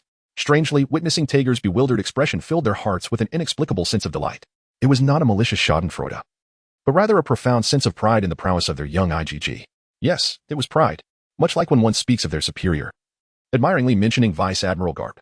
Haha, what do you think? Our little IGG is quite remarkable, isn't he? At this very moment. In stark contrast to the carefree pride of the naval soldiers, both Karp and Bogart clenched their fists tightly. Let us embark on this journey, shall we? For young IGG. It is his inaugural encounter with pirates. What renders this experience particularly surreal for both parties is the fact that IGG, with merely a piercing gaze, managed to incapacitate an entire group. Despite IGG's apparent advantage, Karp harbored a lingering sense of unease. His instincts whispered to him that this Arlong was not an ordinary threat. After all, judging by Tiger's earlier reaction, he undeniably embodied the essence of a heroic fisherman. His unwillingness to witness the suffering of the innocent and his efforts to thwart Arlong revealed a fundamentally kind heart. Yet, Arlong's demeanor, as evidenced by his speech, betrayed a bloodthirsty and cruel nature, particularly accentuated by the palpable aura of murderous intent he exuded. Though Karp maintained a carefree disposition, he would never entrust his grandson to face such a menacing presence. To him, IGG would forever remain his beloved grandson. Should Arlong dare to harm IGG in the slightest, Karp would unleash his fury, reducing that villain to mere pulp with his fists. However, were Karp aware of IGG's current thoughts, he might very well choke on his own blood. That blade is so striking. At this moment, IGG was oblivious to any murderous intent emanating from Arlong. Rather, he was captivated by the fearsome shark-toothed knife slung across Arlong's back. How had he never noticed how magnificent it was before? If Arlong wields a weapon, then I must possess one as well. In that fleeting moment, as he gazed upon Arlong's formidable weapon, Igor felt an overwhelming sense of emptiness in his own hands. Embarrassment washed over him. One day, he vowed to possess a weapon of his own. He yearned for recognition, for charisma. Indeed, it was the conqueror's haki. After yet another experience of its overwhelming force, the void within Tiger intensified. At that moment, he could not suppress a gasp of disbelief within his mind. How could such a terrifying figure exist within the Navy? For reasons unknown, even as a hero, Tiger felt a flicker of trepidation towards Igor, who stood not far away. A profound sense of dread regarding his own future began to envelop him. At the tender age of 7, the conqueror's haki. What manner of creature is this? Meanwhile, Aaron gazed solemnly at the fallen merman behind him, a weighty realization settling in his heart. He finally comprehended that the boy before him was indeed extraordinary. At merely 7 years of age, he had awakened the conqueror's haki. What might he become in the future? This little rascal, I must personally bring him to his end. A bloodthirsty glint flickered in Aaron's eyes as he grasped the hilt of his shark-toothed knife, drawing it from behind his back. No longer could he perceive IGG as merely a child. The ability to incapacitate his comrades in an instant signified a dire threat. If he did not eliminate him now, the merman would surely face disaster in the future. A chilling bloodlust surged within Aaron's gaze as he bit down on his own tongue. As a shark merman, the taste of blood heightened his exhilaration. Boy, I shall become your adversary. Today, I will surely claim your life. I have long asserted that one of me is sufficient to deal with you all. In response to Aaron's provocation, IGG nodded and replied nonchalantly. Let us see what weapons you possess. The scent of blood fully awakened Aaron's primal instincts. His originally violet irises gradually morphed into a deep crimson. Very well. Let me see what weapons I have. Upon hearing Aaron's words, IGG began to rummage through his belongings. After a lengthy search, he retrieved a dark object from his back pocket, but nothing else. Damn it, system. When did you give me this? An IGG's hand lay around, flat object, roughly the size of a hand fan. Its blackened, shriveled surface glinted with a metallic sheen under the sunlight. It was, unmistakably, the reward previously granted to him by the system, an exquisite rice cracker. Aside from serving as a teething object for Karp, what other purpose does this thing hold? The system even placed it in his pocket. IGG's expression darkened. Is this truly your weapon? Are you prepared to face death? Under the influence of his bloodlust ability, Alone momentarily lost his sanity. He pointed the shark-toothed knife forward, his momentum surging uncontrollably. I truly cannot find a more suitable weapon, so this will have to do. IGG raised the senbei in his hand and nodded at Alone, signaling that the battle could commence. However, upon catching sight of the item in IGG's grasp, A surge of heated blood rushed to Alone's head. What on earth are you wielding? A piece of, perhaps expired senbei? IGG pondered briefly before responding earnestly. A piece of senbei? Could you not take this more seriously? I am risking my life in this battle. I am being serious. Did you not instruct me to bring out a weapon? At this moment, Agar found himself becoming increasingly impatient. When unarmed, you claim to fear being bullied, yet when armed, you deem it unseemly. Why must you complicate matters so? If that is the case, then prepare yourself for the consequences. Along almost gritted his teeth, uttering each word with palpable intensity. At this juncture, Agar's gaze was fixated solely on Agar, with nothing else occupying his field of vision. The crimson haze of fury consumed his entire sight. All he wished for was to eliminate this reckless child before him. Beyond that, no other thoughts lingered. To insult him meant one must be prepared to pay the ultimate price. The conqueror's haki did not instill fear in him. Suddenly, a burst of sanguine mist erupted from Arlong's bluish-purple skin, enveloping him entirely, almost as if it possessed a consciousness of its own. The mist then seeped back into Arlong's skin, leaving a dark violet hue in its wake. In no time, a ferocious and bloodthirsty aura exploded forth, ultimately forming a cyclone around Arlong. His muscles, sinewy and pronounced, bulged forth, clearly visible even to the Navy soldiers aboard the Doghead battleship. In an instant, Arlong became exponentially stronger. Beside him, Tiger observed Arlong's transformation with a measure of relief. The shock of Agar's conqueror's haki began to subside. It was imperative to note that this transformation was Arlong's unique technique. As a fishman, Arlong belonged to a race that thrived on bloodshed, particularly after his skin absorbed blood. The enhancement to his muscles was astounding, surpassing even the stimulants developed by the Navy headquarters scientist, Vegapunk. Originally, fishmen possessed muscle strength 10 times that of humans. In this heightened state, Arlong's muscular prowess was amplified by at least threefold. This meant that Arlong now wielded a strength 30 times greater than that of a human. Even if the child opposite him could wield Conqueror's haki, he would undeniably be no match for him, Vice Admiral Karp observed. This Arlong truly appeared to be the type capable of taking lives. Even from a distance, Picado could sense a chill creeping up his spine. This was the terrifying killing intent that could only be possessed by one who had claimed countless lives. Was young Agar truly to face such an opponent for the first time? What could Vice Admiral Karp possibly be thinking? Everything will be fine. Just watch, Karp reassured. Though his palms were already slick with cold sweat, he found himself feeling a tinge of regret for allowing young Agar to descend alone. However, with the situation having unfolded as it had, he was left with no alternative. This is an experience that young IGG must endure. Only by truly encountering the most ruthless and malevolent pirates can IGG comprehend the essence of fear and trepidation. Otherwise, he shall remain stagnant, unable to mature. Those who cannot grasp the nature of fear are destined to perish upon these vast seas. However, while Karp harbors such thoughts, his entire being is taut, poised for action. Should he sense that young IGG is on the brink of collapse, he would immediately spring into action. If harm were to befall IGG, rest assured, not just Arlong, but the entirety of the Sun Pirates would meet their demise. IGG is no fool. He is the chosen one, endowed with a system.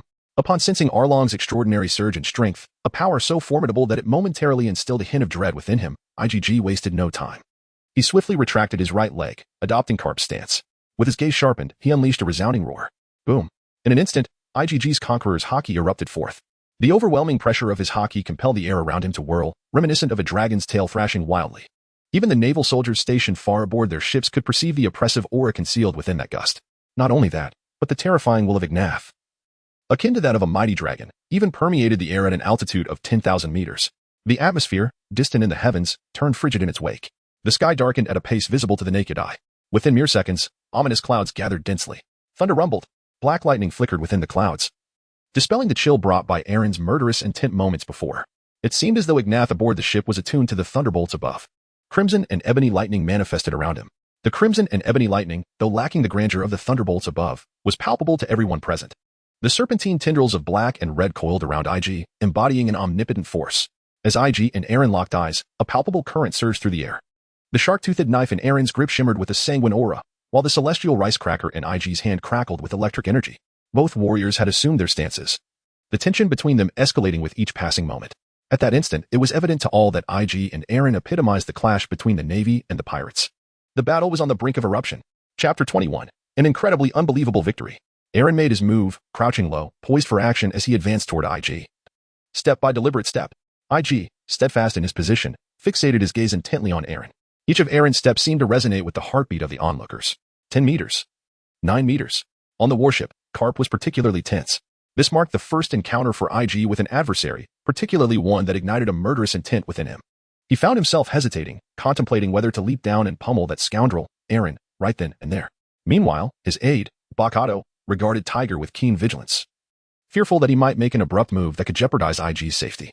The naval soldiers, too, were rendered breathless, their full attention fixated on the battlefield where IG faced Aaron. 8 meters, 7 meters. At that moment, Tiger clenched his fists tightly, his webbed fingers aching from the pressure. For reasons unknown, he felt an inexplicable sense of intimidation emanating from the child, as if the boy's aura subtly overshadowed even that of Aaron. 6 meters, 5 meters. IgG squinted, sensing that the opportune moment had arrived. Suddenly, a bloodthirsty glint ignited in Aaron's eyes. With a brief surge of power, his muscles, 10 times stronger than those of an ordinary human, propelled his body forward in an instant. The shark-tooth blade was raised high, poised to strike down fiercely upon IgG's head. The shock of the shark breaking through the waves. All of this transpired in an instant, as if a taut bowstring had suddenly snapped. Almost simultaneously, IgG had completed his preparation. With his right hand gripping the senbei, he swung upward forcefully, meeting the terrifyingly long blade of Arlong that measured 2 to 3 meters. The remnants of the senbei. Boom. Just as their battle cries echoed, the senbei collided violently with the shark-toothed sword. The two forces clashed, unleashing the horrifying energy contained within their respective weapons in an explosive burst. Beneath their feet, the sturdy deck of the sunny pirate ship shattered instantly, erupting into a cloud of dust. Terrifying fissures rapidly spread along the remnants of the ship's hull. In the blink of an eye, the grand pirate vessel was on the verge of disintegration. The surrounding waters began to churn as if hundreds of bombs had been detonated within, the sound of the ocean's explosion ringing incessantly. Jets of water surged beside the ship, nearly capsizing the nearby doghead warship. Hurry, hurry. Steer the ship. Activate the propellers quickly. We must prevent the warship from capsizing. On the doghead warship, chaos erupted. Picado hurriedly directed the crew while naval soldiers scrambled about, completely unmindful of being drenched by the splashing seawater. Only Karp remained steadfast at the bow, his gaze fixed on the pirate ship that had been brutally torn apart, eager to discern the battle's outcome. However, the bow of the warship had already risen high, obscuring his view of the events below. Once the naval soldiers finally managed to regain control of the ship amidst the frenzy, Karp and the rest of the sailors were finally able to witness the state of the sunny pirate ship. The sight before them elicited gasps of astonishment from all. Each naval soldier was left in awe, their eyes wide with disbelief. Even Picado and Karp stood transfixed, as if turned to stone. The sunny pirate ship, despite enduring relentless bombardment, had only sustained a few holes on the deck. When struck by Karp's cannonball, it had only damaged the stern. One could only imagine the craftsmanship of this vessel, which remained remarkably intact even after such a barrage. It floated upon the water, its keel unbroken. It could be said that even Karp's warship, encased in formidable metal, might not rival its resilience. Yet, here was a ship of such sturdiness, now reduced to this state. Look. The kitchen, the lavatory, the training hall, the bedrooms, every conceivable room one might expect on a pirate ship could be seen scattered across the water. Each compartment was evenly distributed on the surface, laid bare for all to behold. Amidst the fragments of those rooms were splintered pieces of wood, floating delicately upon the waves like a swarm of mayflies. Further inward lay perhaps the only relatively intact section of the entire ship, a wooden panel the size of a basketball court. However, a yellowish-gray powder wafted through the air, obscuring what had transpired within. IgG, where are you? Karp shouted anxiously. Surely he hasn't fallen into the water. IgG is a devil fruit user. Falling into the sea would spell certain doom. Karp hurriedly began to remove his coat, shirt, trousers, shoes, and socks in a frantic attempt to rescue IgG. Look. Over there. At that moment, a keen-eyed naval soldier shouted. Everyone turned to follow the direction of his outstretched finger. It was indeed upon the vast expanse of sturdy timber in the center. The thick clouds of dust were gradually dissipating, revealing two figures, one tall and one short, hidden within the haze. Undoubtedly, they were the recently collided Aaron and IgG. Karp, disregarding the need to don his clothing, hastily leaned over the railing for a closer look. Please, don't let anything happen, IgG, he murmured. Within the smokescreen, the two figures stood apart, still upright, seemingly locked in a tense standoff. The naval soldiers exchanged puzzled glances, wondering if all the commotion had resulted in no confrontation at all. This is truly outrageous. Though such thoughts lingered, everyone remained anxiously fixated on the center of the dust. At last, the haze of wood powder and dust began to dissipate. The two individuals concealed within emerged entirely before the crowd. Indeed, their strengths appear to be remarkably similar. Both individuals stood resolutely, still locked in their confrontation. Is it possible that Aaron is truly this formidable? To be able to contend with little IgG in such a manner, without conceding defeat? Just as the naval soldiers began to grasp Aaron's formidable prowess, an observant individual noted that the previously overcast sky had, unbeknownst to them, transformed into a boundless expanse of clear blue. At last, the two combatants sprang into action. The diminutive figure slowly turned, making its way towards the edge of the wooden platform. Behind him, the towering figure, having expended all strength, sank to his knees before collapsing. Little IgG has emerged victorious. A voice rang out among the naval ranks, followed by another exclamation of triumph. Little IgG has won. The entire assembly of naval soldiers could no longer contain their exhilaration, erupting into a cacophony of resounding cheers. This is a joy surpassing even their own triumph over the pirates. Who could have imagined that a mere 7-year-old child would emerge victorious in the fierce contest against Arlong? Victorious. It is a resounding victory. This is not a duel to see who falls first. Little IGG's gait as he walks back seems as if he has sustained no injuries at all. My heavens, that is Aaron. The very same merciless fishman who slaughtered a naval colonel and ruthlessly decimated an entire town. Little IGG actually triumphed. Several naval soldiers were so overwhelmed with emotion that they began to weep.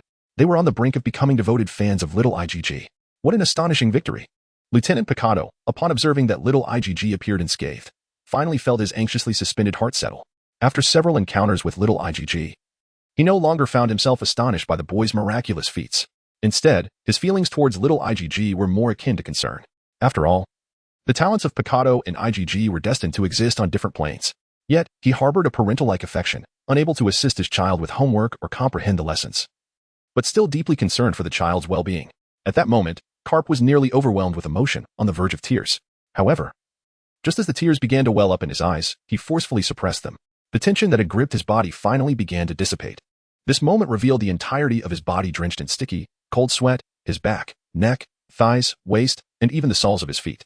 Karp, seemingly unfazed, raised his trembling right fist. With his left hand, its knuckles pale, he calmly pried his fingers open one by one. He had been too tense earlier. His right fist clenched so tightly that he could hardly release it. Fortunately, no one was aware. Otherwise, he would have been thoroughly embarrassed. Meanwhile, on the other side, Tiger, who had been near the epicenter of the explosion, had just fallen into the sea during the fierce clash between Alone and IGG. At this moment, he finally emerged from the water, struggling to swim towards a floating piece of wood. With all his might, he managed to pull himself onto it. His body was already in a weakened state. After the assault on Mariehua, he had been severely injured. During a previous encounter in a town, he had met a naval colonel. It was Alone who had rescued him. Unbeknownst to Tiger, after fending off the colonel, Alone had slaughtered the town. Tiger only felt that Alone had valiantly fought against the formidable naval officer to protect him, which deepened his affection for Alone. He regarded him as his indispensable ally. In a frenzy, he sought to ascertain Alone's condition. However, just as Tiger steadied himself, a glance at the battlefield caused him to black out momentarily. Tumbling off the wooden plank, Alone had lost. How could that be possible? Chapter 22. IGG never breaks his word. Alone. Tiger, upon seeing Alone collapsed and unconscious on the ground, cried out in shock. Ignoring his own frailty, he scrambled and swam towards the wooden plank where the central confrontation was taking place. At that moment, IGG was seated nearby, resting. Strangely, despite the recent collision having seemingly inflicted minimal damage upon him, he felt an overwhelming sense of physical emptiness. Upon seeing the formidable Tiger approaching with a fierce demeanor, IGG instinctively prepared to rise and engage in another battle, thinking he must defend himself. His confidence may have waned, yet he still possessed the powers of the Sasa fruit, which should prevent him from being easily defeated. However, Tiger disregarded him entirely and dashed to Arlong's side, anxiously examining him from head to toe. Rest assured, he is not dead, nor even injured. He has merely been knocked unconscious, IGG remarked with a casual glance. Upon hearing IGG's words, Tiger appeared somewhat relieved. He turned to IGG and inquired, "Why did you not deliver a fatal blow? You could have easily killed him." "Kill him? Why would I do that?" IGG retorted, his eyes widening in disbelief. "I merely stated that I alone could vanquish you all. I never claimed to take a life." IGG, do not go back on my word." The childish lilt in IGG's voice elicited a sense of amusement, as it resembled the innocent babble of a young child. Yet, as Tiger meticulously searched Arlong's body and found no wounds, an overwhelming sense of helplessness enveloped him. The child named IGG is speaking the truth. In that fleeting moment, Tiger felt a chilling sensation creeping down his back. Fear. Yes, at this moment, the gravely injured Tiger was acutely aware of his fear. When he turned his gaze back to IGG, he perceived a knowing expression on the boy's face, as if he comprehended everything with utter clarity. This child possesses an extraordinarily precise judgment regarding his own injuries. When he asserts that he is unscathed, he is unequivocally truthful. He would never renege on his word. If previously Tej perceived Yij merely as an exceptionally talented yet insufferably arrogant child, this statement now reveals him to be a master who wields meticulous control over his own power. It is indeed peculiar. This Yij is, after all, but a child. Tej cannot help but recall the legends of the sea, which speak of a miraculous technique that allows practitioners to manipulate their appearance, enabling them to remain at any chosen age. Could it be that what stands before them is an enigmatic master who has cultivated some extraordinary skill? Tej's mind swirls with questions. Were the naval soldiers to overhear the musings within Tej's mind at this moment, they would likely find immense amusement. They would undoubtedly assume a condescending demeanor, regarding Tej with disdain, remarking, "Look at your naivety. How could Yij not be a prodigy?" Tej is utterly unable to fathom how a 7-year-old child could awaken the conqueror's haki while simultaneously possessing such formidable combat skills. It is essential to understand that these combat techniques must have been honed through countless blood-soaked battles. IGG is exuding an air of composure, clearly possessing an abundance of energy. This IGG is undoubtedly a reclusive master. He truly is a formidable figure, perhaps a concealed weapon of the Navy. However, Tiger reached for a garment to shield Arlong's bare body and slowly rose from the ground. His severely injured body had almost completely lost its strength. Yet, he still mustered the strength to stand firm on his trembling legs, exuding an indomitable spirit. Although his body felt weak and feeble, Tiger's voice remained resoundingly strong. While I am immensely grateful for your restraint, I am still unaware of your true identity. Nonetheless, no captain can stand idly by while witnessing his crew being assaulted. That scoundrel Tiger. How dare he initiate a war of attrition? Bakato, witnessing Tiger assume a combat stance against the seated IGG, could not help but roar in fury. Taking advantage of the vulnerable. Despicable and shameless. Karp, however, perceived more than what his subordinate Bakato observed. Tiger's condition could not escape his keen observation.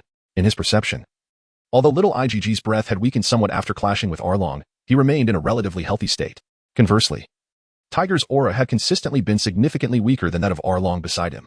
This situation resembled a flickering candle in the wind, frail and feeble. Thus, he bore no concern for Tiger. In comparison to Tiger, Karp felt there was a far greater threat lurking beneath the water. The creature that had just conjured that towering column of water seemed, in his estimation, even more formidable than the fallen Aaron. IGG glanced at the intimidating yet weak Tiger. Disregarding him entirely, and with a dismissive smirk, he remarked, "Given your current state, it's best you refrain from engaging me in combat. How far can you even move? 1 step? 2 steps? You might as well sit down and rest for a while. Don't underestimate me." Tiger suddenly erupted, his voice filled with fervor. "I have stated before. No captain can stand idly by while their crew is being assaulted. With his life hanging by a thread, it was futile to put on airs." IGG, uninterested in further banter, narrowed his gaze, and an overwhelming pressure surged through Tiger's body. The color drained from Tiger's face. As he acutely felt the last vestiges of his energy being utterly depleted, his leg muscles gave way, and he collapsed to the ground. "I respect you as a man." IGG, having regained his composure, leaned on his knees and rose leisurely, making his way toward the fallen Tiger. "I wish to propose a deal. Keep your distance from our captain." Just as IGG was about to articulate his thoughts, a voice filled with chivalrous spirit resonated from the water. Moments later, with a splash, a rotund merman sprang forth, positioning himself between IGG and Tiger. Even before the merman revealed himself, IGG had already discerned his identity. The warrior's hair. Styled in a samurai fashion, his wild, tempestuous eyebrows, and his robust yet rounded physique, along with his yellow karate uniform and the fiery orange cape trailing behind, made it impossible not to recognize him.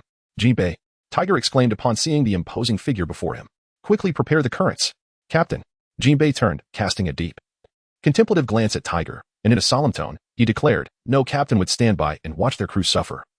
Just as no crew member would allow their wounded captain to be bullied." Hey, I never said I wanted to fight your captain, Jinbei." IGG hastily waved his hands, eager to dissociate himself from any semblance of bullying the weak. As an experienced sailor, he certainly did not wish to leave a negative impression on the members of the protagonist's crew. Who was Jinbei? In the years to come, he would emerge as the most distinguished figure among the fishmen. Prior to the establishment of the Sun Pirates, he served as the royal guard of the Fishman royalty. The role of a royal guard is reserved for only the most powerful individuals within the Fishman race. After Tiger's demise, Jinbei further honed his skills, achieving the rank of Warlord of the Sea, thereby elevating the Fishmen to prominence. He had even matched blows with Ace, who had already made a name for himself at sea. Especially after witnessing the magnificent water column he had just unleashed, IGG felt an insatiable yearning within him. This is a man who is widely referred to as the Sea Knight by numerous sea enthusiasts and governments around the world. IGG holds a genuine admiration for him, and leaving a negative impression would be unfortunate. IGG merely seeks an opportunity to engage in a spar with Jinbei, hoping to clandestinely learn the technique of the sand waterfall. When he applies the skill using the powers of the sand fruit, it is bound to look magnificent. If a desert nation like Alabasta were to utilize such a technique, it might even surpass Jinbei's grand water columns in spectacle. IGG mused to himself. Ding. Young master, are you dissatisfied with yourself? Just as he was pondering, the system's alluring voice echoed, tinged with a hint of mockery. Chapter 23. The Emergence of the Sea Knight Jinbei. Oh, that damn seductive tone. What an indulgence. What? Why would I be dissatisfied? However, IGG found himself perplexed by the system's words. Ding. No more pretending, young one. It has been detected that you lack confidence in your great sand gun. WDF? That was merely an aspiration for a flashy skill. Do you understand what aspiration means? At this moment, IGG was on the verge of losing his mind due to the system's convoluted logic. Ding. Young one, I comprehend. Ding. Then let us fulfill your wish. Ding. The task of the unrivaled pillar has been altered. Ding. New task, sand reverse waterfall. Ding. Completion condition, subjugate the fishman Jinbei. Note, once you have subdued him, you shall no longer feel insecure. Ding. Task reward, skill book, sand reverse waterfall. A barrage of notifications left IGG somewhat bewildered. Nevertheless, he felt a flicker of joy upon hearing that the task had been changed. Who would want to undertake the task of the unrivaled pillar, after all? At that very moment, while IGG was conversing with the system, aboard the ship, both Karp and Picado were utterly taken aback by Jinbei's emergence from the water. Karp's long-held concerns had finally materialized. From the very beginning, Karp had sensed that the two leading fishmen aboard the Sun Pirate ship were not the most formidable in terms of combat prowess. Setting aside the weakened Tiger due to his injuries, Arlong's strength paled in comparison to the one who had been lurking beneath the waves. When Jinbei finally broke through the surface, Karp realized that little IGG truly required his assistance this time. The reason was simple, it was the name Jinbei. Long before setting out to retrieve IGG, Karp had already familiarized himself with some information regarding the Sun Pirates through the Navy's communication system. Thus, when Sengoku informed Karp, he was not particularly surprised, compared to the scattered knowledge of the Sun Pirates that the outside world possessed. Karp had taken the time to thoroughly understand the specific composition of the Sun Pirates after accepting his mission. It was precisely because he was aware of the bounty notices and the components of each pirate within this crew. This only heightens Cap's concern for young IGG. It is essential to understand that the establishment of bounty amounts for pirates adheres to certain principles. Typically, there are 3 standards that govern the determination of these bounties: the degree of threat posed to the world government, the level of strength exhibited by the individual, and the extent of the celestial dragon's interest in the criminal. The threat level primarily pertains to one's stance and the inherent danger they represent. Take, for instance, his own son. Monkey D. Dragon. The very essence of his existence is rooted in revolution, categorizing him as a stance threat. Furthermore, this leader of the revolutionary army possesses immense strength, vast influence, and a significant reach.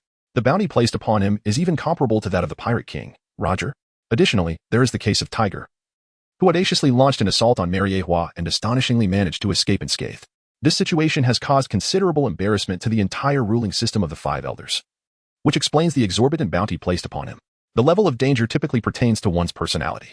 For instance, prior to GOLD, Roger ascending to the title of Pirate King, there existed numerous ruthless pirates, many of whom were psychologically deranged.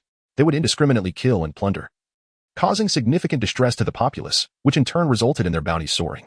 Arlong, a member of the Sun Pirates, epitomizes such a character. His traumatic childhood has instilled an intense hatred for humanity within him, leading him to show no mercy when the opportunity arises to slaughter humans. He even revels in the notion of treating humans as slaves. The peril associated with such a personality has significantly elevated Arlong's bounty. In essence, although both Arlong and Tiger possess high bounties, they are largely augmented by various other factors. However, Jinbei stands apart. Long before the pursuit of Roger, Karp had visited Fishman Island and had some interactions with Jinbei. The impression Jinbei left on him was that of a steadfast sea warrior, diligently striving for justice. With a gentle disposition and an inherently kind nature, Jinbei is entirely different from Arlong and Tiger. His bounty is solely based on the naval officers he has defeated. One might assert that in terms of combat prowess, Jinbei surpasses Arlong by several magnitudes, given that the earlier confrontation between IGG and Arlong ended in a stalemate. Facing Jinbei would present no hope whatsoever. With this in mind, Karp leaped, directly jumping off the doghead warship. Hey, Vice Admiral Karp, wait a moment. Bakado instinctively reached out to stop Karp, but was unable to do so. Resigned. Bakado could only watch helplessly as a pile of white cloth lay on the deck of the warship, letting out a sigh of exasperation. IGG, you have done remarkably well. Go take a rest. I shall handle the situation from here. With a resounding thud, Karp landed squarely in front of IGG. However, in response to his good intentions, his grandson's reaction was, "What the heck? Who jumps down wearing nothing but shorts?" Grandpa, what happened to your clothes?" IGG exclaimed, pointing at Karp's garish floral shorts. Just moments ago, while contemplating strategies to get closer to Jinbei following a system task change, IGG was startled to see a large black figure descending from above. No, it was Karp, clad in floral shorts. Huh? What? Karp followed IGG's finger to glance at himself. Instead of the familiar, pure white naval uniform symbolizing justice, he was adorned in a pair of sexy shorts that had been transformed into a sun-kissed brown by training. At that moment, the red and green patterned shorts, draped over his robust, muscular physique, appeared exceedingly conspicuous. Karp suddenly recalled that he had stripped off all his clothes to dive into the sea to rescue IGG. My clothes, he exclaimed, slapping his forehead in realization. Alas, Grandpa, you should hurry back and put your clothes on. Don't embarrass yourself. IGG, at a loss for words, could only face palm. No. Before you stand Jinbei, Karp instantly adopted a serious demeanor. You just fought with that Arlong. You are no match for Jinbei right now. Quickly fetch my clothes. No. Grandpa, if you want your clothes, you should go get them yourself. I wish to speak with Jinbei. IGG rejected without a second thought. You disobedient rascal. Hurry. Karp, flustered, lifted IGG and playfully thumped his head a few times. I refuse. Are you planning to wear clothes during a fight? Let me go. I must converse with him. IgG was determined not to let the system task slip away. He sought the rewards promised by the system. Thus, he struggled fiercely. By the way, do you truly think I am non-existent? At this moment, confronted by the duo embodying grandfatherly kindness and filial piety, Jinbei could no longer bear to remain silent and interjected forcefully, were it not for his acquaintance with the legendary naval hero before him, with whom he had once shared camaraderie. He would have long since dispatched this peculiar individual, clad only in shorts, with a swift kick. Furthermore, this was a critical juncture for the survival of the Sun Pirates, and yet these two were merely indulging in their antics. Did they think they could take advantage of Jinbei's earnest nature? For a brief moment, as Karp held onto Agar, he found his focus momentarily diverted by Jinbei's presence. Seizing the opportunity, IgG swiftly broke free from Karp's grasp. In his hand, the sand swirled, and a forceful vortex surged towards Karp's feet. The sand cyclone. Initially, it was merely a small whirlwind conjured by IgG. Yet, as it reached Karp's position, it suddenly expanded into an immense tornado. Ah, you little rascal, IgG. Karp, caught off guard, was swept into the air by IgG's sand cyclone, letting out a startled cry. He soon found himself landing back on the deck of the Doghead warship. Haha, grandfather, you better get dressed over there. Now, leave the rest to me. Chapter 24. You are quite impressive, join me. Jinbei quietly observed as IgG sent Karp soaring into the sky. With a resigned sigh, he glanced back at Tiger. Captain, allow me to handle this. You should take Arlong to the cabin to rest. Before he could finish his sentence, Jinbei suddenly sensed something amiss. The entire hull has crumbled. And where is the bedroom? Well, perhaps I should lean against the mast for a while. Jinbei felt somewhat speechless. There was no other choice, just moments ago. That grandfather and grandson had engaged in their antics, utterly dissipating the life and death atmosphere of battle between pirates and the Navy. Looking around, one could hardly sense the bloody intensity of a desperate fight. Nearby, on the Navy's dog-headed warship, a group of soldiers was observing Karp, who was clad only in his undergarment, struggling to suppress their laughter. Karp, visibly flustered, was in the process of putting on his clothes, one piece at a time. On our side, Captain Tiger was gradually dragging Arlong toward the mast. The other fishmen, who had been aboard the ship, were scattered haphazardly across the surface of the sea. It was uncertain whether that little child before him was acting on purpose. No, it was more accurate to say. It was unclear whether Karp's appearance in just his undergarment was intentional, despite the fact that the Sun Pirates still had a formidable force like himself. The entire atmosphere suggested that the battle had concluded with a Navy victory. This is merely an attempt to lighten the atmosphere with frivolity, thereby undermining one's own resolve. Humph. Jinbei could not help but roll his eyes. He resolutely refused to be deceived. With this thought in mind, Jinbei scrutinized IgG with utmost seriousness. His expression showed no sign of relaxation. Instead, it grew even more grave. This lad appears to be nothing but trouble. Though he looks like a mere 7- or 8-year-old child, who would have imagined he could defeat Arlong in that enhanced state? One must understand, that was Arlong empowered by blood chi. His muscular strength had been supercharged to such an extent that even I might not be his match in raw power. Yet the most inconceivable part is how Arlong was simply knocked unconscious by the impact. Even more absurd, amidst the collision that utterly demolished the entire ship's hull, this child remains unscathed. What an extraordinary talent this is, although he was just beneath the surface. Unable to observe the specific details of the battle between Arlong and the child aboard the Sun Pirates ship, he could not fathom that the 7-year-old could possibly surpass Arlong in sheer muscular strength, especially in a state of fervor. Thus, the child must have mastered hockey or a similar technique. Most importantly, this is likely not his full strength. Just now, he sent Karp back to the warship. And from that brief display of prowess, one can basically ascertain the truth. In the previous artillery battle, that particularly troublesome ability user was also him. In such circumstances, what chances do I truly possess against him? In mere seconds, Jinbei discerned the current situation through keen observation. At present, the only individual aboard the Sun Pirates vessel who could be deemed a formidable fighter is himself. Moreover, he highly doubts his ability to contend with the child standing before him. He had previously exhausted the ocean currents meant for his escape in order to shield the crew from the onslaught of massive boulders and a barrage of cannonballs. To make matters worse, the formidable Vice Admiral Karp looms aboard the ship behind him. Regardless of the outcome, victory seems utterly unattainable. Yet, the spark in Jinbei's eyes did not extinguish. Rather, it blazed with even greater intensity. Even in the face of inevitable defeat, he would fight to the very end. Meanwhile, IgG successfully delivered Karp to the ship, mentally berating the system for its absurdity. What is this nonsense? I had no intention of battling Jinbei. My desire was merely to engage him in conversation. He would agree to spare the Sun Pirates. And all Jinbei needed to do was impart to him the technique of the reverse waterfall. IgG had even gone so far as to name his future technique. Yet, to his astonishment, the system had compelled him to subjugate Jinbei. This is a sea knight. How could he possibly hope to conquer such a figure? After much contemplation, IgG could only devise a rather clumsy plan. He cast a glance at the warily vigilant Jinbei and called out from a distance, "Hey, Jinbei, shall we have a discussion?" Indeed, Jinbei felt reassured that his analysis had been correct. This fellow is indeed deliberate, attempting to alleviate the tension with antics, only to facilitate negotiations later. Jinbei's resolve for battle is unwavering. He has no intention of acquiescing to any discussions and immediately adopts a combative stance. There is nothing to discuss. If a negotiation is desired, one must first step over my corpse. However, Jinbei, consider your current predicament. You are fighting alone. IGG had anticipated that Jinbei would certainly refuse and that an immediate confrontation would be his preferred course of action.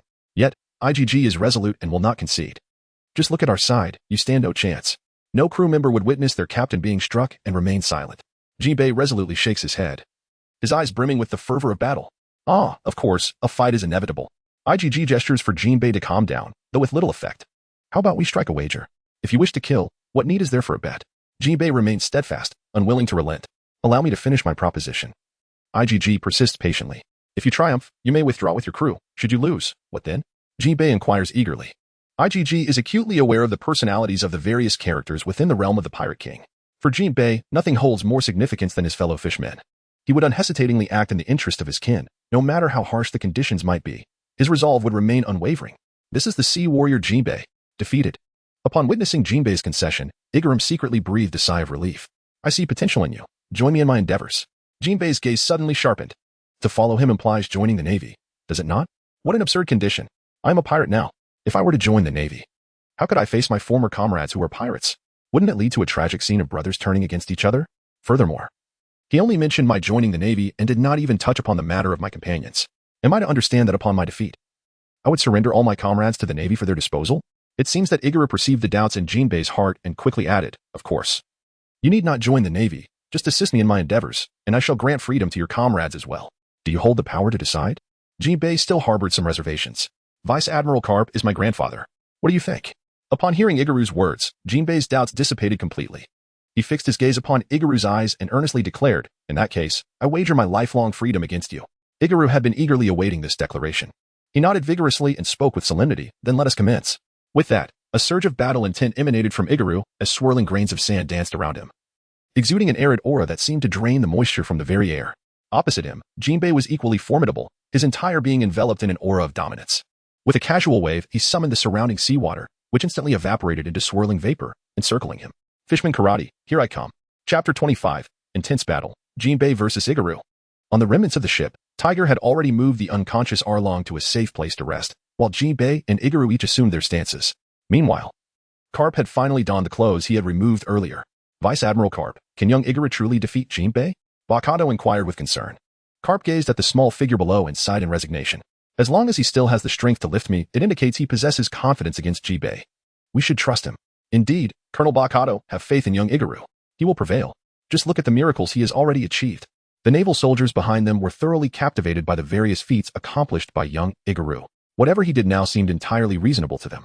Bakato, left speechless by his comrades, found it difficult to quell his worries, and he noticed that Karp's eyes were also filled with concern. The thoughts of Vice Admiral Karp were indeed hard to decipher. After all, Jinbei was a man driven to desperation. Young Igaru, are you truly prepared to engage him in a life-or-death struggle? On the battlefield, Igaru certainly did not intend to engage Jinbei in a battle to the death. His earlier confrontation with Arlong had nearly exhausted the haki within him, and recovery would require time. Moreover, the earlier antics with Karp, which led to Karp being blown away, were intentional. He genuinely feared that a single punch from Karp could incapacitate Jinbei, leading to his immediate capture by the Navy, leaving him with no connection to the outcome. Furthermore, facing an opponent with a readiness to die, how could Igaru confront him head-on? The answer lay in wielding the weapon of thought. Fighting was merely a necessary condition for dialogue. Both Jinbei and Igaru were wholly focused on each other's movements, ready to strike at any opportunity. A briny sea breeze swept between them, stirring up a cloud of fine ash that settled on their faces. Jinbei's rigid expression resembled stone, his eyes indifferent to the encroaching dust. Yet, through the haze, he discerned subtle shifts in Igaru's countenance. The child was momentarily distracted. An opportunity. Jinbei's eyes suddenly widened as he propelled himself forward with remarkable force. Like a specter, Jinbei approached IGG at a speed uncharacteristic of his imposing stature. He raised his palm, and a surge of vapor condensed into solid streams of water. These streams entwined and transformed into a transparent orb of water. Upon closer inspection, one could discern the faint traces of haki clinging to its surface. Though the water sphere appeared soft, it was as resilient as steel. Fishman Karate, straight punch, Jinbei bellowed, his voice and figure converging simultaneously. The water sphere in his hand emanated powerful waves, releasing formidable energy. Sans, elemental transformation. Aware that his body could not keep pace with Jinbei's speed, IgG activated the full elemental transformation of the sand fruit. A whirlwind of sand swirled around him. And in an instant, his form became somewhat ethereal. He seemed to meld into nature itself, his senses sharpening to perceive Jinbei's movements. In the next moment, Jinbei's fist descended with ferocity. A muted thud echoed as IgG's body disintegrated into a cloud of dust. Gasped. The naval soldiers aboard the Doghead warship collectively inhaled sharply. They had not anticipated that the Sun Pirates, who had just been swept aside by IgG alone, possessed such a formidable adversary. Had IgG's reaction been even a fraction slower, he would have surely been knocked out. Even with his timely evasion, IgG felt the impact keenly. To him, Jinbei's fist seemed the size of a cooking pot. Though he had preemptively transformed his body into sand, the hockey still struck him directly. From his sternum to his navel, a searing pain coursed through him. Truly, Jinbei was indeed significantly stronger than Arlong. As IgG sensed Jinbei's overwhelming power, rather than retreating, his excitement only intensified. The powers of the sand fruit are meticulously countered by Jinbei, yet this paradoxically renders the situation even more intriguing. It is worth noting that, in the original narrative, the sand fruit cannot undergo elemental transformation upon contact with water. This situation was utterly suppressed by the master of Fishman Karate, Jinbei. Thus, it seemed unrealistic for me to confront him solely with the abilities granted by the sand fruit. To engage him in a direct clash, one would require advanced hockey. I needed to buy some time to allow my hockey to recover. Swiftly, I devised a battle strategy. I allowed my body, now transformed into sand, to be carried away by the wind, creating distance between myself and Jinbei. However, it appeared that Jinbei had no intention of granting me the luxury of time. With a downward motion of his webbed hand, the water sphere in his grasp descended, adhering to his hand with remarkable tension. Then, with a powerful flick, that water sphere shot forth in an instant, akin to a bullet being discharged. As I hovered in midair, my pupils constricted, and I exerted all my effort to control my sandy form, molding my body into an O shape. Almost simultaneously, the water sphere hurled by Jinbei, accompanied by a sharp whooshing sound, hurtled toward me. It seamlessly passed through the hollow of my form, landing far out upon the ocean surface. Boom. Like a cannonball striking the water, the sphere plunged into the sea, creating waves that soared higher than the mast. Oh my goodness. The naval soldiers aboard the dog-headed warship were profoundly astonished by Jinbei's formidable prowess. This move surpasses even a cannonball in its ferocity. It appears that little IgG is left with no option but to evade. Come on, little IgG. Every naval soldier aboard, including Polka and Karp, has become increasingly tense. Phew. That was close. Here, Ixon let out a sigh after narrowly evading Shinping's attack once again. The speed of Jinbei's attacks is astonishing. Completely contrary to my previous impressions. Despite his seemingly honest and thick-set demeanor, he is indeed a swift, precise, and formidable opponent. Before I could catch my breath, a sudden chill surged from behind me. Quickly lowering my head to glance at Jinbei, I was instantly struck with a sense of dread. There he was, already poised in a new stance, a thick mist of water swirling before him. This massive vapor swiftly divided into dozens, even hundreds of smaller droplets, which rapidly coalesced into glistening, translucent spheres. I recognized it instantly. It was an enhanced version of the previous water strike. Gunwave, rainstorm. This is not a technique that can be resolved merely by evasion. Fortunately, Jinbei is accumulating an increasing number of water spheres, which requires a certain amount of time to harness. This provided IgG with an opportunity to respond. With his hands clasped together, the sand fruit awakened silently. Countless grains of sand exploded from his body, only to be drawn back by an unseen force swirling around IgG. Weapons began to materialize from the swirling grains, meticulously arranged before him. In terms of sheer quantity, they were no less numerous than a torrential downpour of water spheres. I too shall bestow a name upon it. Sand fruit. Sand weapons meteor. Chapter 26. I was careless. I did not evade. The grains of sand erupting from IgG swiftly coalesced into an array of weapons. Swords, spears, halberds, axes, hooks, forks, whips, maces. Each weapon was slender and densely packed before IgG. Simultaneously, Jinbei's water spheres had finally reached their maximum capacity. He gazed at the sky filled with weapons, his expression betraying no emotion. With a sweeping gesture of his hand, an uncountable number of water spheres surged forth like a torrential rain, crackling towards IgG. Spear wave torrential rain. Sand weapons meteor. IgG's eyes sharpened, and with a pointed finger, the countless weapons seemed to acquire sentience. They aimed at the water spheres hurtling towards them, slicing through the air with precision. In an instant, the water spheres, akin to bullets, collided with IgG's meticulously crafted sand weapons, resulting in a cacophony of sounds. The moment the water spheres made contact, they shattered the tips of the weapons. Subsequently, propelled by inertia, they pierced through the entire length of the weapons. However, after penetrating the weapons, the energy of the water spheres was nearly depleted, reduced to less than 1% of their original size. Indeed, the majority of the moisture was absorbed by the sand-turned weapons. IgG had deliberately fashioned the weapons in such slender forms to exploit the sand's propensity to absorb water. As the water spheres swiftly traversed the weapons, the sand efficiently absorbed the liquid within. As a result, Jinbei's water waves lost their potency. Jinbei sensed something. This individual before him appeared to have specifically aimed at his water spheres, employing a defensive barrier crafted from sand. Such opportunism is unacceptable, Jinbei exclaimed, with a grand gesture. He summoned forth a mist of water, conjuring hundreds of water spheres in rapid succession. What do you mean by opportunism? This is the wisdom of combat. IgG was equally undeterred, as sand erupted furiously from his body, crystallizing into weapons that once again targeted Jinbei's water spheres, readying themselves for launch. The clash ensued with a cacophony of splashes and explosions as water spheres and sand weapons exchanged blows in a frenzied battle. The dispersed sand grains were summoned back by IgG, coalescing above his head into a swirling sand mist. Look, young IgG is striking back. Meanwhile, aboard the Doghead warship, the naval soldiers finally witnessed IgG's offensive, one they were all too familiar with. Go, IgG. Defeat the one called Jinbei. Charge forth. Do not yield to him. The crowd erupted in a chorus of encouragement, fervently rallying behind IgG. At that moment, a group of naval soldiers inexplicably transformed into a support team for little IgG. Picado observed the expressions of the soldiers behind him and did not intervene. Instead, he felt a subtle sensation. These fellows.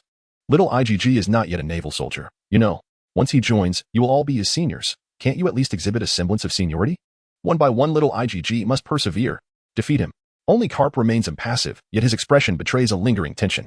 Jinbei, being a fishman, possesses an inexhaustible supply of water at sea. In contrast, little IgG's sand abilities are inherently constrained by the ocean's expanse. Moreover, amidst such a fierce confrontation, the consumption of his powers is exceedingly rapid. If this continues, little IgG will surely suffer. Meanwhile, Tiger, having settled Aaron, is also monitoring the battle on the deck. Although he does not entirely agree with Jinbei's views, as a fellow countryman, he is nonetheless quite concerned about Jinbei's situation in the face of foreign adversaries. Observing how Jinbei has cornered IgG in just 2 moves, Tiger's expression reveals not only a sense of relief, but also an odd emotion. It is as if he envisions Jinbei taking over his role in safeguarding the Fishman tribe. Even when IgG later summoned countless sand soldiers to challenge Jinbei, Tiger remained confident that Jinbei would prevail. On the deck, the clash between IgG and Jinbei over sand and water continues, with both sides relentlessly generating, launching, and reclaiming their elements in an endless cycle. The pace is breathtaking. IgG, of course, recognizes the futility of this contest for himself. Jinbei does not rely on the powers of a devil fruit, and in this vast ocean, water is an inexhaustible resource. Although IgG's sand fruit abilities are formidable, his stamina is limited. The quantity of sand he can conjure is finite, and this approach is unsustainable. Thus, in a place unnoticed by Jinbei, IgG quietly lays his strategy. After the water balls shatter the sand soldiers, most of the sand is scattered and reclaimed by IgG, while a small portion becomes contaminated by the seawater and falls beyond his control. However, a minuscule fraction is stealthily relocated behind Jinbei. Now, that tiny accumulation has reached a point where it can coalesce into a weapon. Before long, a small mound of sand begins to rise, and under IgG's deft manipulation, it solidifies into a trident, shimmering with a sharp brilliance. At this moment, Jinbei, engrossed in his fierce exchange with IgG, is entirely oblivious to the sand soldier that has risen behind him. Even the naval soldiers aboard the Doghead warship, who have been intently observing the battle, fail to notice. Only Tiger, watching from behind Jinbei, widens his eyes in alarm and urgently shouts, "Jinbei, watch out behind you." But it is too late. Under IgG's command, the trident wobbles into the air before being hurled forward with astonishing speed, aimed directly at Jinbei's back. It is only then that Jinbei reacts. He quickly glances over his shoulder, realizing that the trident is hurtling towards him. Without time to think, Jinbei halts the generation of water balls. His powerful legs swell and contract as he attempts to leap high from his position to evade the trident. This was an opportunity that IgG had painstakingly crafted, and he certainly would not let it slip away so easily. Ignoring the sand soldiers and water bombs in the exchange, his entire form disintegrated into a swirling cloud of dust, soaring directly towards Jinbei in the sky above. The trident arrived in the blink of an eye, prompting Jinbei to leap high to barely evade it. However, as Jinbei found himself suspended in midair, unable to leverage any force, IgG was already descending with a colossal hammer formed from grains of sand, poised to strike. In this moment, Jinbei could hardly react, instinctively raising his hand to defend himself. IgG poured all the formidable energy he had painstakingly regained into this strike. A halo of crimson and black shimmered ominously, crashing directly against Jinbei's raised arm. With a resounding thud, Jinbei's figure was sent hurtling backward as if struck by a powerful tennis serve. He landed on the already fragmented deck of the Thousand Sunny, creating a significant dent in the splintered wood. IgG stumbled to the ground, having exhausted all his energy, feeling dizzy and weak all over. Jinbei, having taken a heavy blow, struggled for a while before finally managing to rise. This little fellow is indeed formidable. I was careless and failed to evade. However, the youth, lacking martial ethics, resorted to a sneak attack. Take heed. Jinbei once again assumed a stance of empty-handed combat. To his surprise, IgG had reined in his fighting spirit, tilting his small head in curiosity. All right then, let us cease hostilities for now, Jinbei. Your punches could never defeat me. Chapter 27. Have you ever heard of Paradise of Affection? Are you jesting? Jinbei regarded IgG with a serious gaze, utterly disbelieving the child's words. The aura emanating from the young one had evidently diminished following that last strike. Though he had inflicted considerable harm upon himself, he had not lost his capacity to fight. Hence, given his current state, he might not be able to vanquish this child, yet neither was defeat a certainty. Clearly, he was still capable of engaging in battle. The child's prowess is still far from reaching the level necessary to completely surpass my own. Perhaps he is merely posturing.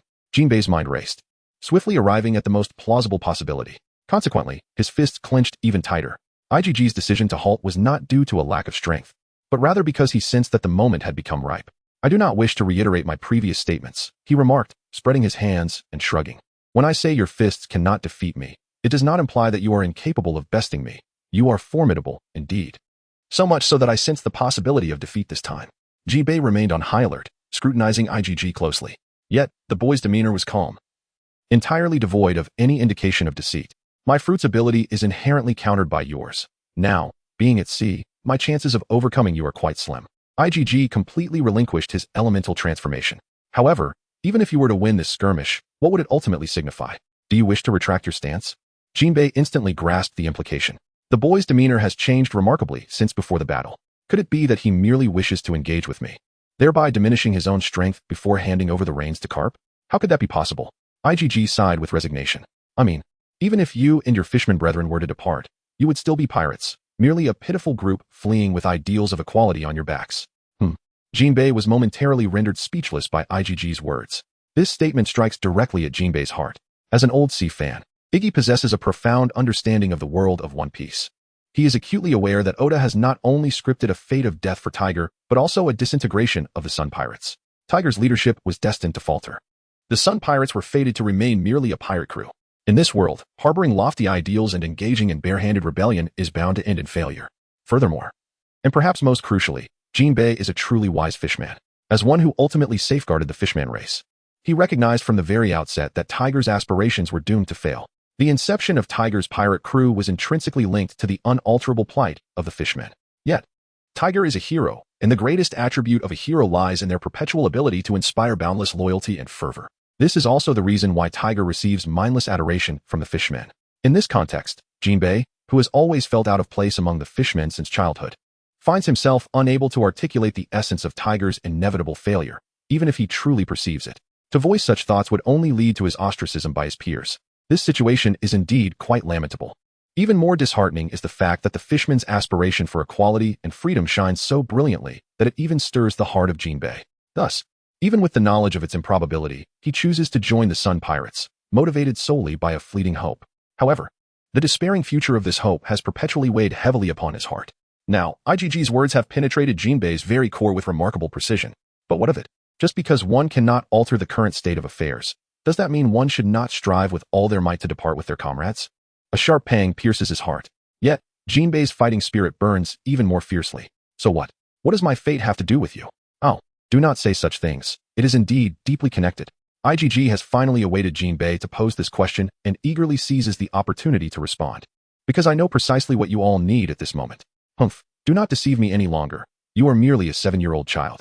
Aside from your combat skills, what else do you truly understand? Jinbei expresses a hint of disdain. You require only 2 things, the weapon of thought and comrades. IgG smiles faintly. Admiral Karp, why have little IgG and Jinbei ceased their combat? On board the Doghead warship, Picado and the naval soldiers have also taken notice of the battlefield's developments and promptly inquire with Karp. Given the current situation, it seems likely that Karp observes the 2 remarkably calm individuals on the ship, deep in contemplation. Is there a circumstance unfolding that we are unaware of? Isn't that rather obvious?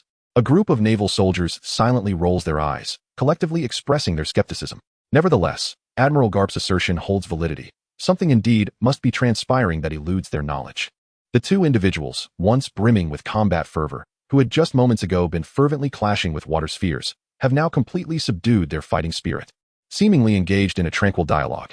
Furthermore, the expressions of the naval soldiers, Picado, and even Admiral Karp shift dramatically as they observe the scene on the deck. There, the two are conversing animatedly. Jinbei unexpectedly approaches IgG, and they both sit cross-legged, with IgG continuing to speak eloquently. Were it not for the debris of ships floating upon the sea, and the absence of a table laden with drinks between them, one might genuinely believe these two were long-lost friends reveling in a hearty conversation. What a jest! Even more astonishing is that Jinbei appears to be attentively listening to young IgG, occasionally nodding in agreement. Meanwhile, young IgG adopts a commanding demeanor, exuding an air of authority. Is Jinbei receiving a lecture from his superior? The naval soldiers found it utterly inconceivable, their imaginations failing to grasp the scene before them. As for what IgG had conveyed to Jinbei, it was undoubtedly the intricacies of the future world situation that he had comprehensively understood from his previous life. At that moment, Jinbei felt as though IgG were an elder who had consumed the fruit of youth. It must be noted that this child's comprehension of the world surpassed that of even the most renowned philosophers in the history of the Fishman tribe. Observing IgG's evaluations of the current global situation and his grasp of the future trajectory filled Jinbei with profound admiration. Indeed, the glimmer of respect shone in Jinbei's eyes.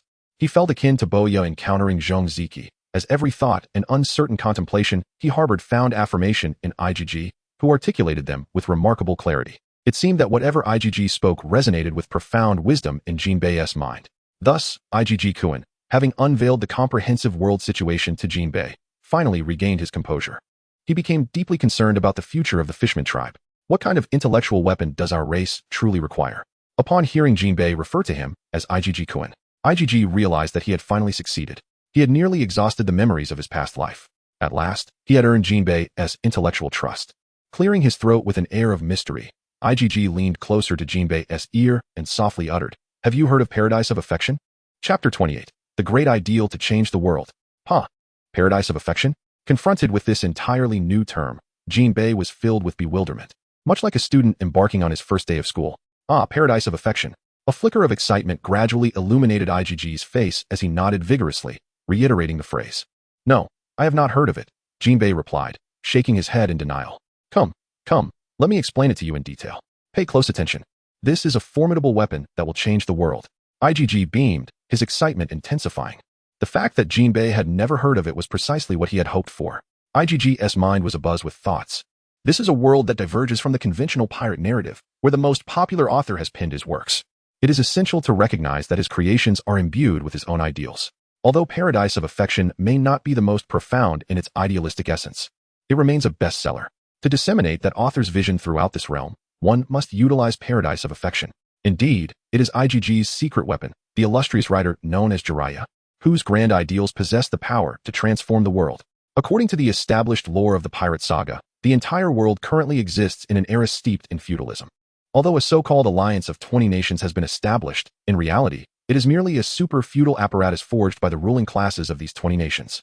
Following the withdrawal of Alabasta, the governing coalition has been reduced to 19 nations. The remaining 19 nations constitute what is referred to as the world aristocracy. However, is every individual from these 19 countries a member of the world aristocracy? Certainly not. Only the royal families of these 19 nations can attain such a status. In fact, these 19 royal families have united to form a singular royal lineage, ultimately becoming a bloodline that interconnects and dominates the entire world, wielding power that approaches infinity, the celestial dragons. The celestial dragons represent a sovereign authority that transcends the world. IG, however, recognizes that this feudal system is a malignant tumor, even more egregious than any feudal state on his home planet, Earth. The celestial dragons are a group of individuals indoctrinated from birth with the belief that they are gods among men, raised in opulence and debauchery, yet lacking in intellect. It is these generations of dim-witted aristocrats who occupy the zenith of the world. IG struggles to comprehend what merits such a grotesque world structure might possess. The celestial dragons are the very essence of the struggles faced by Fishman allies like Tiger and Jinbei.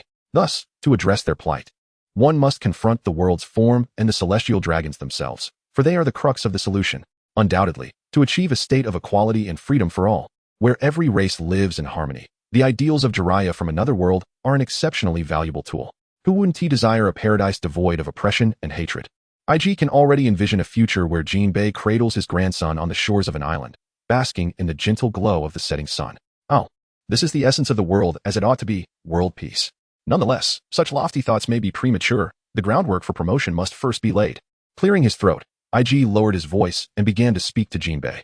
Jinbei, first and foremost, to attain this paradise of warmth, one must navigate through the phase of warm dynamics. This phase serves as the introductory and intermediate stages towards the paradise of warmth. The ultimate aim of accumulating warm dynamics is to realize this paradise. What, then, is this paradise of warmth? It is a state in which the populace collectively owns treasures, labors together, and shares food and clothing, achieving equality and freedom. As he spoke, Jinbei's eyes began to sparkle with increasing intensity. When IG delivered his stirring proclamation of a world free from exploitation and oppression, where all are equal and free, a glimmer of illumination ignited within Jinbei's eyes, a glimmer named idealism. Jinbei listened, enraptured, his gaze fixed intently on IG's lips, fearing he might miss some crucial information. Simultaneously, a powerful sense of awe surged within him, akin to his own aspirations. Who, after all, is this child before him? Is he truly only 7 years old? No. He must be a hidden master. How else could he articulate such profound and wondrous concepts with such a youthful voice? He felt no sense of dissonance at all. It must be true. He told himself that only someone who has traversed every corner of the world and witnessed its myriad sufferings could give birth to such remarkable ideas. IG felt an immense gratitude towards the roommate who had once compelled him to read that renowned manga. Now, he could capture Jinbei in the world of pirates. All thanks to his eloquence. Indeed, the mightiest force in the world is not brute strength, but rather the power of persuasion.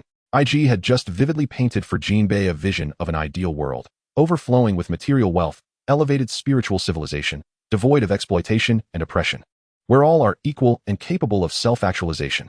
Most importantly, he was able to articulate the stages necessary to realize this paradise of warmth. This is truly targeted. He is indeed someone who has genuinely finished reading a certain renowned comic. Merely recounting some aspects of the conclusion is sufficient to depict an utterly authentic world for Jinbei. This moment grounded lofty ideals, transforming mere fantasies into tangible reality. Hearing this, Jinbei felt an exhilarating rush of fervor. Thus, one spoke passionately while the other listened with insatiable eagerness. The sun hung high in the sky, gradually tilting towards the horizon. On the deck of the doghead warship, Karp, Bagato, and a cadre of naval soldiers grew increasingly impatient. What on earth were these two doing? They had abruptly ceased their battle, only to engage in a heartfelt conversation. It was initially presumed that, amidst their clash, they had begun to connect on a deeper emotional level. The exchange of emotions seems to be endless. Vice Admiral Kapu Picado has completely lost his patience. The two individuals are bound to engage in their incessant chatter until darkness falls. Shouldn't someone intervene and persuade them to cease?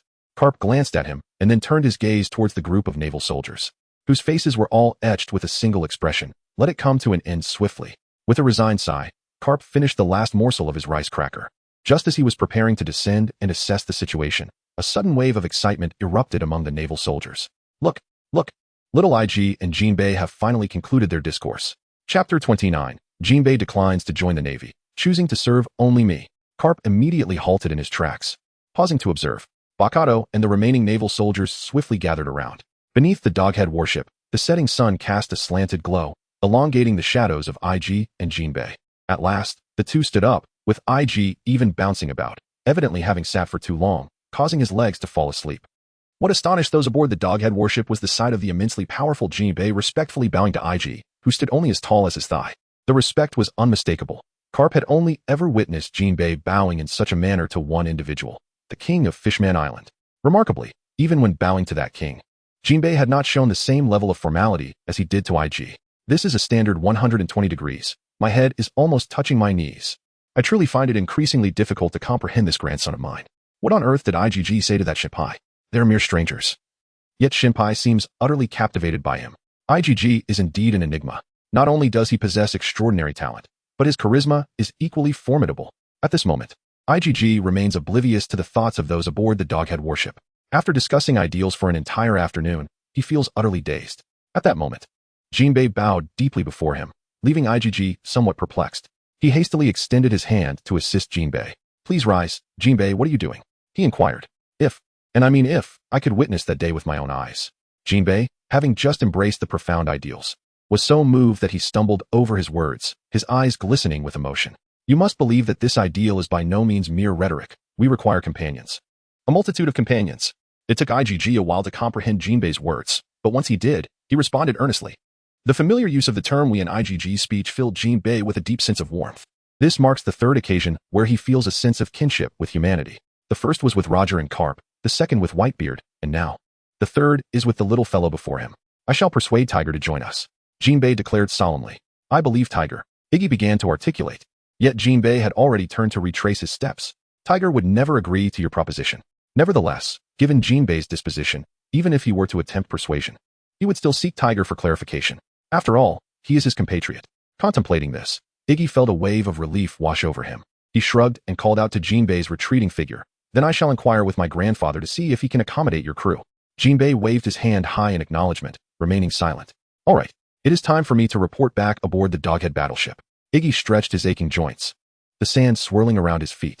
His body lifted effortlessly with the wind, and he gradually descended onto the deck of the Doghead battleship. As soon as his feet touched the ground, Iggy felt a tingling sensation on his scalp. Goodness, hundreds of eyes from all around the ship were fixated upon him, each gaze gleaming with an eerie green light. What is happening? Each expression is as if they have seen a ghost, as though they perceive themselves as some sort of monster. Should I return after chatting until nightfall, I fear these individuals would be utterly terrified. What are you all doing? IG was somewhat unnerved by the gaze of the naval soldiers. IG, what is the situation between you and Jinbei? Karp inquired, articulating the question that lingered in the minds of every Navy soldier. Lieutenant Picado and the other naval personnel also wore expressions of intrigue, fixating their attention on IG. Please, do not look at me so, IG exclaimed, a look of helplessness upon his face. I was merely attempting to recruit the Sun Pirates, or rather, Jinbei. Recruit? The moment IG uttered those words, everyone erupted in a chorus of disbelief. Recruit. It is a method of dealing with pirates that is not widely known within the Navy. Historically, engaging in battle and apprehending pirates has demanded considerable effort from the Navy. Consequently, a strategy was devised that not only conserves manpower, but also resolves issues with certain pirates. This is the concept of recruitment. Notorious pirates are inducted into the ranks of the 7 warlords of the sea, while ordinary pirates may be absorbed into the naval forces. Some pirates are even allowed to continue sailing, serving as the Navy's eyes on the sea. Generally, the priority of recruitment supersedes that of arrest. However, pirates are typically fierce and proud individuals who disdain the notion of being recruited. Thus, the difficulty of recruitment is significant and challenging to navigate. After all, many individuals have a deep affection for the pirate way of life. Those capable of recruiting pirates are usually formidable naval officers with fearsome reputations, such as Vice Admiral Karp, Admiral Sengoku, or Fleet Admiral Kong. It is well understood that they possess sufficient power to break the wills of these pirates. But what of young IG? The crowd recalled the earlier scene of his intimate conversation with Jinbei. Could someone truly persuade a fisherman pirate, who harbors animosity towards humanity, to join the Navy merely through conversation? It seems utterly ludicrous. Are you jesting, young IG? You spent an entire afternoon merely to recruit him? Some naval soldiers expressed their skepticism. Indeed, young IG, it seems far too outrageous. Surely, you must be concealing something? Yes. Quickly, do enlighten us. Faced with the barrage of inquiries from the naval soldiers, IG found himself at a loss. Must he recount the tale of the paradise of affection to the Navy? Must he explain how to overthrow the celestial dragon's dominion? Isn't this akin to rushing headlong into the muzzle of a gun? At that moment, IGG raised his gaze and met Karp's eyes. Upon hearing IGG's words, Karp himself was filled with disbelief. However, Jinbei's deep bow had left an indelible impression on him. So, has your recruitment been successful? Karp hesitated for a moment before bravely broaching the subject. His inquiry rendered all the Navy soldiers silent, their eyes fixed intently on IGG's lips, awaiting an answer. Strangely, an unspoken desire for a negative response lingered in each of their hearts. Well, I suppose it was somewhat successful, IGG said, awkwardly touching his nose. Just as IGG's words hung in the air, the entire venue erupted in astonishment. Everyone was in shock. In this world, it is truly astonishing that there exists an individual who can compel the fishmen, who harbor animosity towards humanity, to surrender solely through the power of his words. What material could his mouth and tongue possibly be made of? Have they been imbued with some mystical energy? Ahem. Karp cleared his throat gently, signaling for everyone to allow IGG to finish. The crowd fell silent once more, their eyes fixed intently on IGG. I am uncertain if the procedure allows for this, but Jinbei has stated his refusal to serve in the Navy, offering his services solely to me. What? In an instant, the entire warship erupted once again. Chapter 30. It is decided, Jinbei shall be recommended as a warlord of the sea. You wish to work for him? Is that for real? Little IGG. This cannot possibly be true. Are you genuinely not jesting? As soon as IGG spoke, the Navy soldiers could no longer contain their reactions. After all, that is the pirate Jinbei. He has chosen not to enlist in the Navy, but to pledge his assistance exclusively to young IGG. What is this? This is a private military force, belonging to the illustrious little Igor himself. What does this signify? It signifies that the merely 7-year-old IGG, before even entering the naval ranks, possesses a formidable influence surpassing that of typical naval officers. It indicates that once IGG joins the Navy, with the assistance of the formidable pirate senpai, he will amass a plethora of means to accrue merits. Consequently, he will ascend through the ranks with astonishing rapidity. In the future, nearly every situation IGG encounters will require no effort on his part, as Senpai will naturally intervene on his behalf. IGG is just 7 years old. To think he can command Senpai is utterly astonishing. What if, when IGG turns 8, he recruits 1, 2, or even more pirate crews? At this moment, all the naval soldiers fell into silence. None dared to fathom what might transpire if IGG were truly capable of such feats. They pondered what their young IGG would become at that juncture. IGG, perhaps it would be prudent for your grandfather to recommend Jinbei to the 7 warlords, thereby granting him greater advantages to assist you. As for dedicating his efforts solely to you, you are still young. There is no rush. Karp forcibly subdued the tumultuous emotions within him. As a senior figure within the naval hierarchy, Karp possessed a deeper understanding of the entire naval system than the soldiers did. In truth, IGG's recruitment of private forces was not an unequivocal boon. Within the Navy, there existed individuals who embodied absolute justice. They would ostracize IGG, and he might even attract perilous consequences as a result. This is a matter of concern for Karp. In truth, Karp is not particularly worried about what Iggy said to Jinbei. He is genuinely pleased that Iggy managed to recruit Jinbei. However, as a grandfather, the safety of his grandchild is paramount. Karp cannot allow Iggy to be subjected to any potential harm. Consequently, the very first thought that crossed Karp's mind was the position of the Shichibukai. The Shichibukai, or the 7 warlords of the sea, are 7 notorious pirates recognized by the world government. They are granted special privileges and qualifications, allowing them to evade the pursuit of the Navy, while also enjoying various benefits. Aside from being compelled to answer summons from the world government and pay a share of their earnings in taxes, they enjoy complete freedom of action. They exist within the framework established by the world government. The Shichibukai can be regarded as official pirates sanctioned by the world government. Ironically, despite being labeled as the government's lapdogs, the reality is quite the opposite. Should the world government seize an opportunity, the Shichibukai would be swiftly eliminated. Thus, the relationship between the Shichibukai and the world government is one of mutual exploitation. If Jinbei were to attain the title of Shichibukai, Iggy could publicly distance himself from him. In this scenario, Iggy would merely be viewed as a Navy officer with amicable ties to the Shichibukai. Upon hearing Karp's words, Iggy slapped his thigh, suddenly enlightened. Indeed, how had he not considered this before? Just moments ago, he was contemplating how to ensure that Jinbei's involvement was legitimate both procedurally and formally. Is this not already prepared? Jinbei, both formidable and compliant with arrangements, is precisely the type of individual favored by the world government. Furthermore, for Jinbei, joining the Shichibukai not only alters the current predicament of the Sun Pirates being pursued, but also enables him to establish authority upon the seas, compelling those criminal factions to steer clear of fishmen. Most importantly, he shall gain the privilege of representing the fishmen in communications with the world government. This is undoubtedly the finest approach.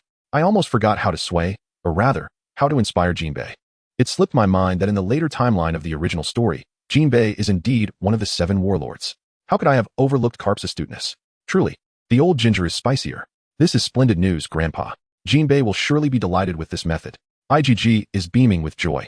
Just as he was speaking, Jinbei leapt from the wooden platform.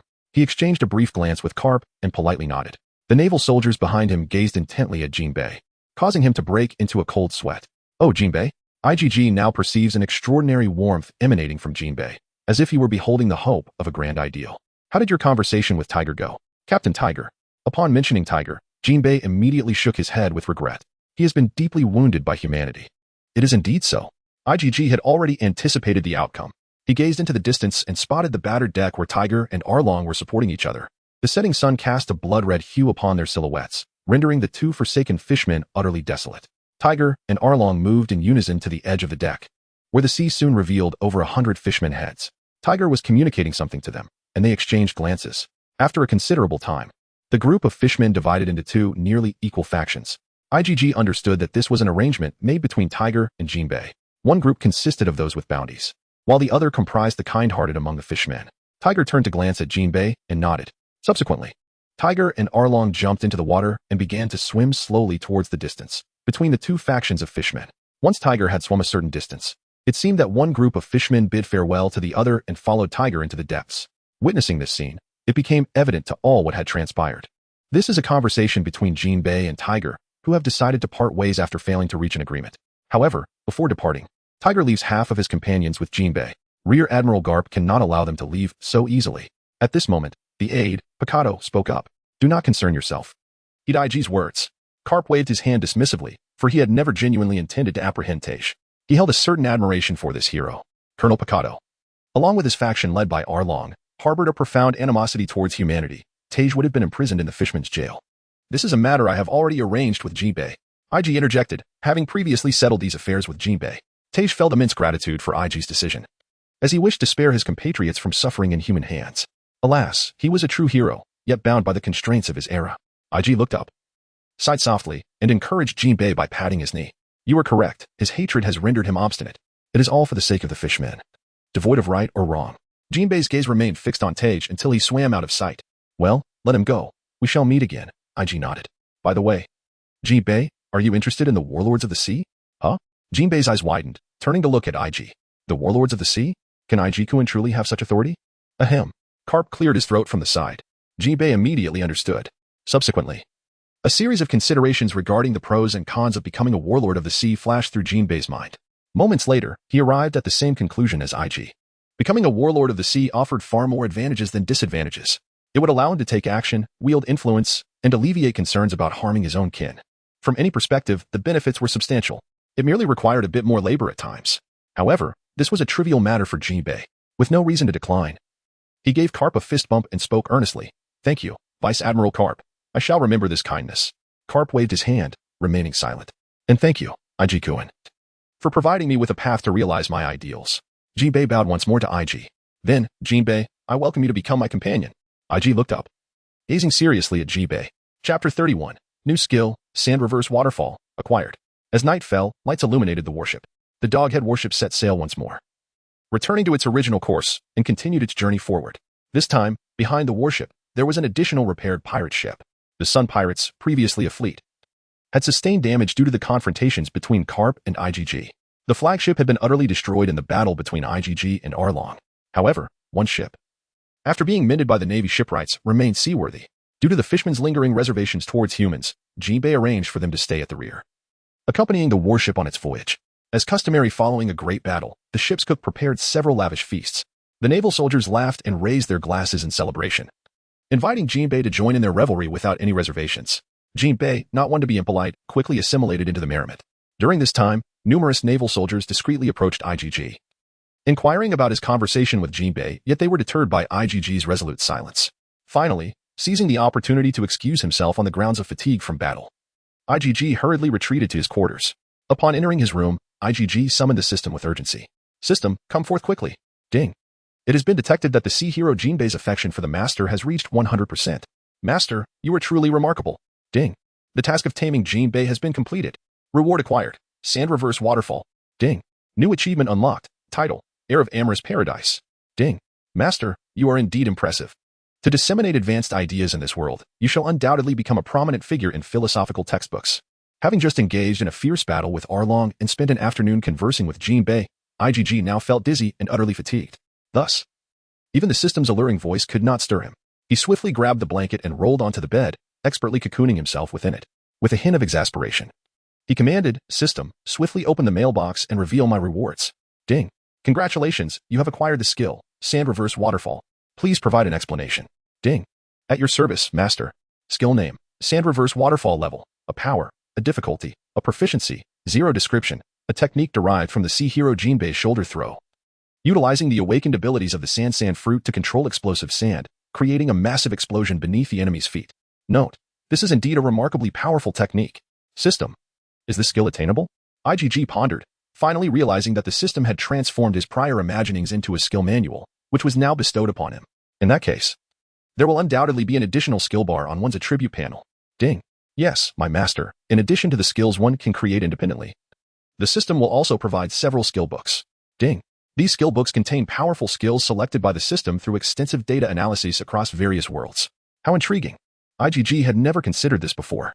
He had assumed that in the world of pirates, all combat skills would have to be developed independently. To his surprise, there exists such a concept as skill books. Thus, the Sand Reverse Waterfall is the first skill he has personally crafted.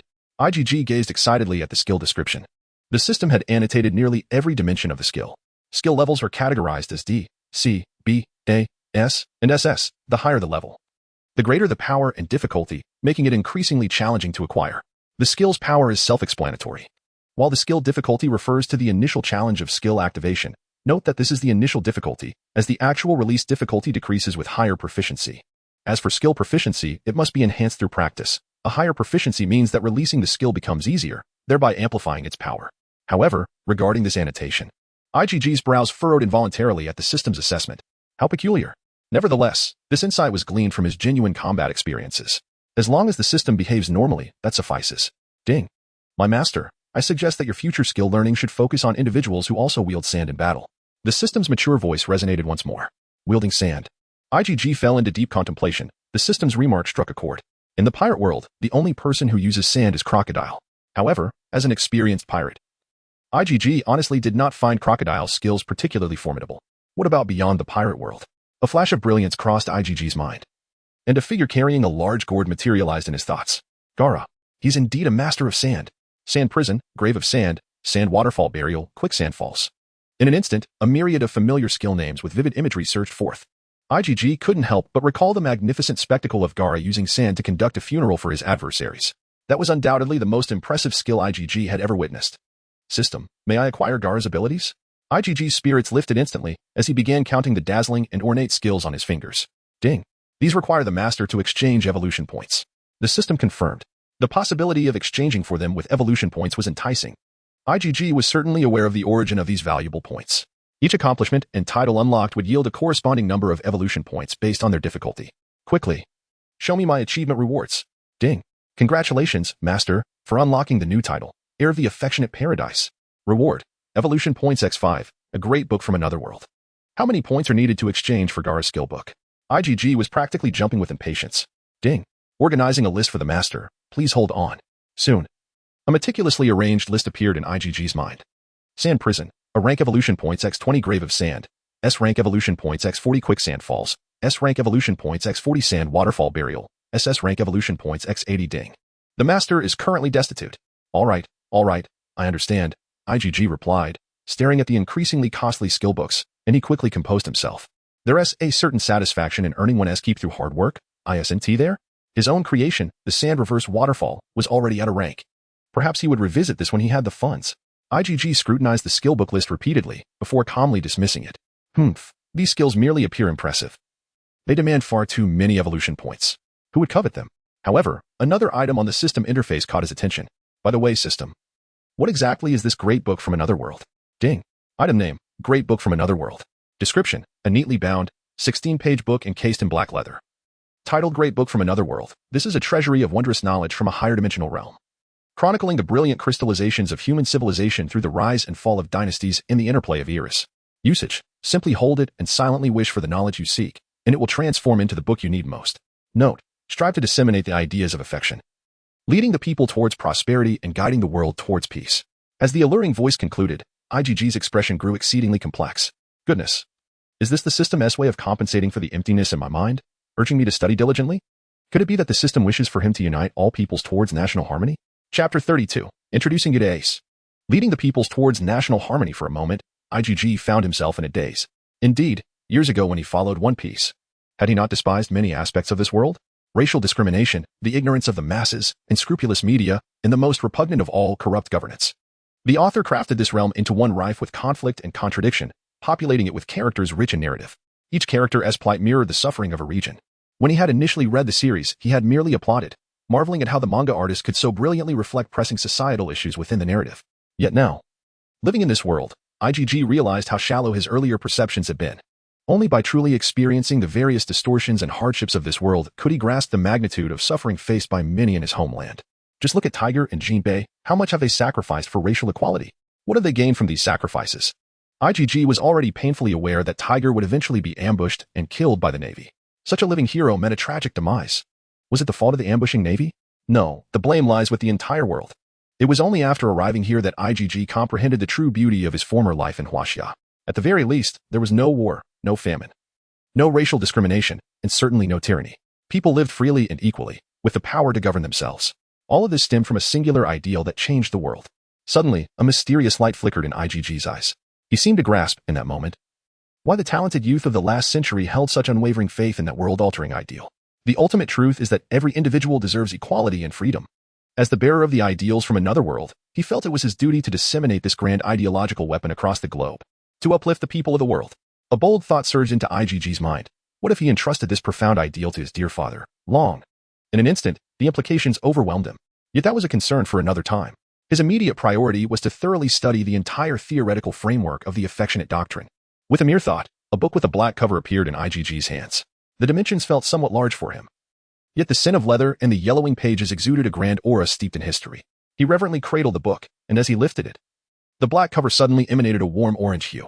Then, two animated figures, a man and a woman, materialized. Above their heads, in bold red letters, were the words, "Affectionate Paradise." IgG's expression darkened. He had merely borrowed the title of this book. Yet it had indeed transformed into the most formidable tome of this alternate realm. Nevertheless, this was a grand piece of work. And IgG reluctantly lit an oil lamp, leaning against the porthole to read. Once his consciousness elevated, even the most daunting texts would pose no challenge. Even as beads of sweat adorned his brow and his cheeks flushed, he persevered. Thus, time quietly passed for over an hour. IgG, where have you been hiding? You can't possibly replenish your energy if you vanish so early. Just as IgG was on the verge of succumbing to the enlightenment of profound thought, the bedroom door swung open. The voice of Karp resonated from beyond the threshold, followed by a wave of pungent alcohol. Karp stumbled in. "Grandfather, has the banquet ended?" IgG, feeling lightheaded, closed the book and tucked it away. What a joke. How could a Navy banquet last only 2 hours? Ha ha ha. Karp boisterously laughed. "Grandfather, you haven't drunk too much, have you?" IgG feigned ignorance. "Nonsense. How could I be drunk? I'm just overjoyed. Do you know?" Karp interrupted before IgG could finish. What could be so joyous?" Burp. Karp let out a long belch, beaming with pride. "Is that even a question? Think of me, Karp. A hero of the seas for decades. Yes, you are indeed formidable, grandfather." IgG nodded in agreement. "I always thought that the son of a naval hero should, of course, also be a naval hero." Karp, clearly intoxicated, began to ramble. IgG felt a spark of interest. It appeared Karp was about to divulge family matters, so he perked up, ready to listen closely. Perhaps he would uncover the reasons for Long's revolutionary fervor. Exactly. A naval hero is what he should be. IgG echoed. Right. Karp, encouraged by the affirmation, raised his voice another notch. That rascal was mischievous from a young age. I taught him what justice was, hoping he would become a just naval admiral. But, one day, he suddenly slammed his thigh and declared that joining the Navy was not true justice. He ran off to establish some so-called revolutionary army. Can you believe it? It's infuriating. IgG nodded in agreement, a wry smile creeping onto his face. Is this what they call overcorrection? Initially, I aimed to straighten my child out. But in the process, he became even more rigid than I am. The plight of parents is indeed a sorrowful tale. IgG couldn't help but exclaim. Alas. I had hoped that Luffy would strive for some semblance of dignity. Instead, he aspires to become a pirate. It truly infuriates me. While I was momentarily lost in thought, Karp had already transitioned from speaking of his son to his grandson. Surely, we could entrust our child to the Navy for guidance.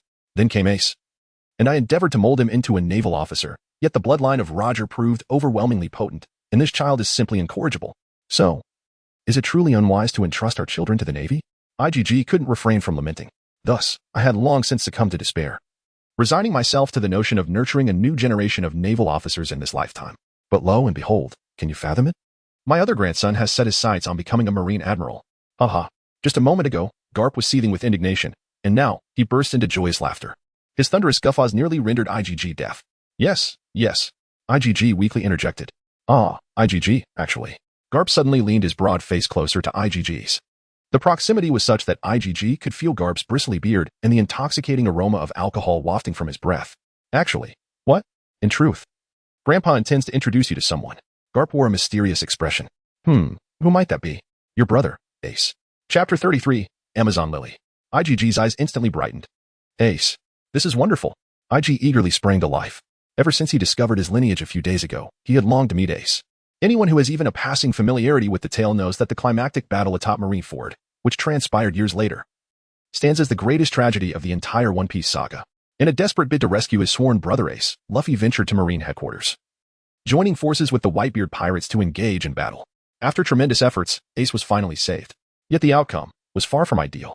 The future Admiral Akaina struck with a devastating blow, and Ace, pushing Luffy away, was grievously injured, his chest seared through. When he first witnessed that scene, his heart ached, and tears involuntarily streamed down his face. He wished he could send a bag of blades to the author, but as a mere reader, he felt utterly powerless against that detestable creator. However, now things were different. He possessed the capability to save Ace. Indeed, he could even persuade him to join the Navy, sparing him from death. The mere thought of fulfilling one of his long-held aspirations filled IG with exhilaration. My brother? How splendid. I was nearly bored to death. IG joyfully jumped up. Grandfather, when might we meet him? Sigh. However, the only response was the thunderous snoring of Karp. Looking down, IG saw Karp sprawled on the floor, bubbles of mucus issuing forth, rhythmically rising and falling as he slept. With a wry smile, IG resigned himself to the task of dragging him to the office of the Rear Admiral. This is truly exhausting. IG wiped the beads of sweat from his forehead, silently lamenting.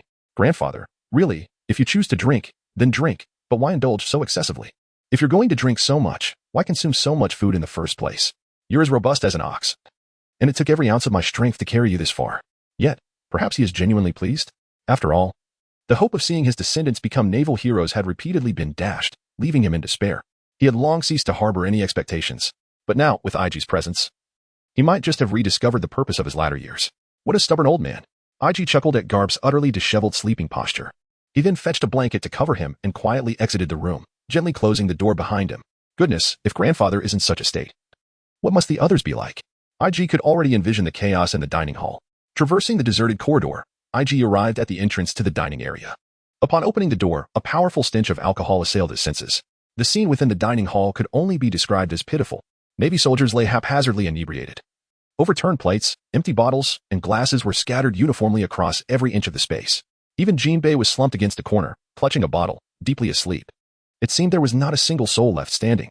IG found himself utterly speechless upon seeing even the chef sprawled on the floor. It was as if he had spoken aloud, for one of the forms stirred slightly. After some time, the figure shook its head and removed the navy hat that had been covering its face. To IG's surprise, it was none other than the lieutenant, Picado. Oh, little IG? Have you rested well? Picado greeted him. Are you hungry? There is still some food in the kitchen. Feel free to help yourself. All right. IG realized he was indeed a bit hungry, so he responded and made his way into the kitchen. After a hearty meal, IG felt satisfied. IG, would you like to go out for some fresh air? At this moment, Picado invited IGG to the deck to enjoy the sea breeze. The night air was somewhat chilly, and both of them quickly sobered up from their intoxication. Colonel Picado, why is it that as my grandfather's disciple, you wield a sword? IGG casually initiated a conversation. Do you think anyone can fight solely with their fists? Picado, clearly under the influence of alcohol, responded quite bluntly. Oh, is it not so? What a jest. Picado gestured animatedly in the air. If everyone could unleash their utmost potential relying solely on their fists, what need would there be for weapons? Ah, I see. Of course. Then, Colonel Picado, could you teach me the art of swordsmanship? IGG suddenly turned to look at Picado. You or Picado had initially intended to advise IGG to focus on developing his abilities, but upon considering IGG's exceptional talent, he felt that teaching him would not pose a problem, and thus nodded. Very well. Young man, steady your weapon and follow my lead. With that, Picado retrieved 2 swords from amidst a group of drunken men and began imparting his knowledge to IGG. The night passed uneventfully. In the following days, the Doghead warship had entered the doldrums, leaving everyone feeling rather listless, as there was truly little of interest to engage in. Meanwhile, IGG was diligently studying swordsmanship with Picado while eagerly awaiting the system's check-in. It remained uncertain whether the system was intentionally toying with IGG or not. During the subsequent check-ins, IGG received an assortment of bizarre items, rotting oranges, torn socks, and even the undergarments stolen by Brooke, among others. Ultimately, IGG discovered these are all worthless drivel. Aren't they? By the end, IG had truly lost hope in the system. He immersed himself in the art of swordsmanship, diligently honing his skills. On this day, the sun hung high, suspended in the vast expanse of the sky. Its warm rays cascaded upon the Doghead warship, as usual, illuminating the posteriors of a group of inebriated souls. IGG awakened to the system's notification. Ding. Master, today's attendance system has been activated. Would you like to check in? At that moment, a magnetic yet somewhat aloof voice resonated in Yai's mind. What? Time to clock in? Yaij, in a daze, was reluctant to awaken. Yes. Master, please choose whether to clock in now. Tap, tap, tap. Yaij did not even open his eyes, responding perfunctorily. This system has become obsolete, yielding nothing of quality. Ding. Check-in successful. Ding. Congratulations, Master. You have received a new item. Item name. Iron dagger salvage from the Abyss, S-Class. Description. This is a blade steeped in mystery. The specifics of its tale remain unknown, yet its history is undeniably ancient, with the blade nearly entirely consumed by rust. Note, in summary, this is indeed a dagger rich in narrative. Have you truly abandoned the art of storytelling? IGG muttered with a scowl. Just a rusted old blade, and they dare call it a dagger with a story. If it weren't for its S-Class designation, I would have no interest in keeping it. Wait, S-Class? What is going on? Is this broken blade truly of S-Rank? IGG opened his eyes, the first to express disbelief. Suddenly, a deafening roar echoed in his ears. Accompanying this was a violent tremor of the ship's hull. An enemy attack. On board the warship, naval soldiers instantly fell into a state of heightened alert, scurrying about to prepare for battle. IGG quickly regained his composure, rising to the deck to grasp a telescope and survey the situation.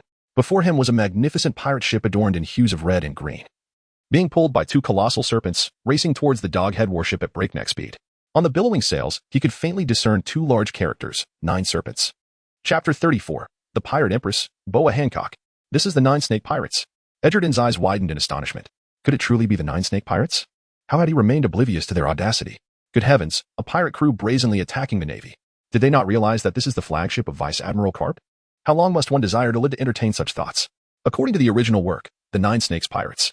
This is a renowned pirate crew sailing upon the boundless ocean, celebrated for its immense popularity. The reason is simple. The captain of the Kuja pirates is none other than the illustrious pirate empress, Boa Hancock. As one of the world's most exquisite beauties, Hancock possesses not only stunning looks but also exceptional combat prowess. On her very first venture at sea, she earned a bounty of 80 million berries, which led to her immediate recruitment into the warlords of the sea. If one were to calculate the time, it appears that this marks the moment of Hancock's inaugural voyage. At this very instant, IGG is beginning to comprehend why Hancock was able to command such a substantial bounty on her first outing. This is quite astonishing. On their very first voyage, they dared to attack the Navy. For such audacity alone, they are worth 80 million. Although IGG had always yearned to admire Hancock's beauty up close, the immediate priority was to secure this vessel. Clumsily scrambling to his feet, IGG hurried to the restroom. He hastily unfastened his belt and relieved himself with a satisfying rush. Ah, what a relief. At last, IGG was prepared for battle. He swiftly ascended to the deck, where he waved his small hands, conjuring a series of sand shields, each the size of a basin, which rapidly took shape. These shields, interlocking like scales, adhered to the ship's hull. Sandy fruit, crystallize. IGG intoned softly. With his command, the shields began to emanate a cerulean glow, quickly transforming into an impenetrable hardness. Before long, the cannonballs, hurled aggressively by the Snake Princess pirates, struck the shields with a resounding thud, akin to mere tickles, utterly painless. What on earth? Just as IGG fortified his defenses, Karp stumbled through the cabin door. His pristine attire bore the stains of coffee, having been caught off guard while sipping coffee and perusing the newspaper when the ship suddenly lurched violently. The freshly poured coffee not only sullied his clothes but also scalded his face. Karp hastily rinsed himself with cold water before dashing to the deck to ascertain the situation. Vice Admiral Karp, his aide, Picado, had intended to seek him out, serendipitously encountering him instead. Have we come under attack? Attacked? Karp exclaimed in astonishment. Who possesses the audacity to assault the Navy? After all, he was a man of considerable reputation. Without boasting, the Doghead warship was known to all who navigate these seas. Karp could scarcely fathom that he would one day find himself in such a predicament. The adversaries were either complete novices or fresh out to sea. Look. Picado offered him a telescope. Snake? Karp furrowed his brow. He had never heard of this pirate crew. Were they truly inexperienced? Ah, that would explain it clearly. They were merely fledgling sailors. It might be prudent to educate them, to dissuade them from their seafaring ambitions before it was too late. As he pondered this, the pirate ship drew alarmingly close. At that moment, the 2 serpentine vessels towing the ship became discernible to the crowd. The naval officers, upon hearing the proclamation, realized that this maritime route belonged to the 9 serpent pirates. They were commanded to surrender all valuables on board, lest they face a grim fate of being tossed into the sea to serve as fish bait. A voice, resplendent with arrogance yet undeniably magnetic and alluring, resonated through the ship's loudspeaker. The instant the voice echoed, all aboard, save for Karp and IGG, found themselves entranced, their gazes clouded with bewilderment. Even the usually composed and steady first mate, Picado, momentarily lost his focus. Indeed, it was the Empress. Her voice possessed an enchanting quality that was utterly captivating. IGG felt a surge of astonishment within. The sound is truly exquisite. It is gentle without being obsequious, grand yet not harsh. It resembles a black hole. Merely a touch to the ears draws one irresistibly in. Were it not for my initial impression of the Empress as merely a paper doll beloved by the masses, coupled with the protection of the system, I might have fallen prey as well. Ah. Upon hearing this, Karp's temper flared instantly. He rolled up his sleeves and fetched his grand trumpet. Truly, it is beyond comprehension. On the vast sea, a newcomer audaciously shouted through a loudspeaker. The pirates over there took notice. I am Admiral Karp of the Navy.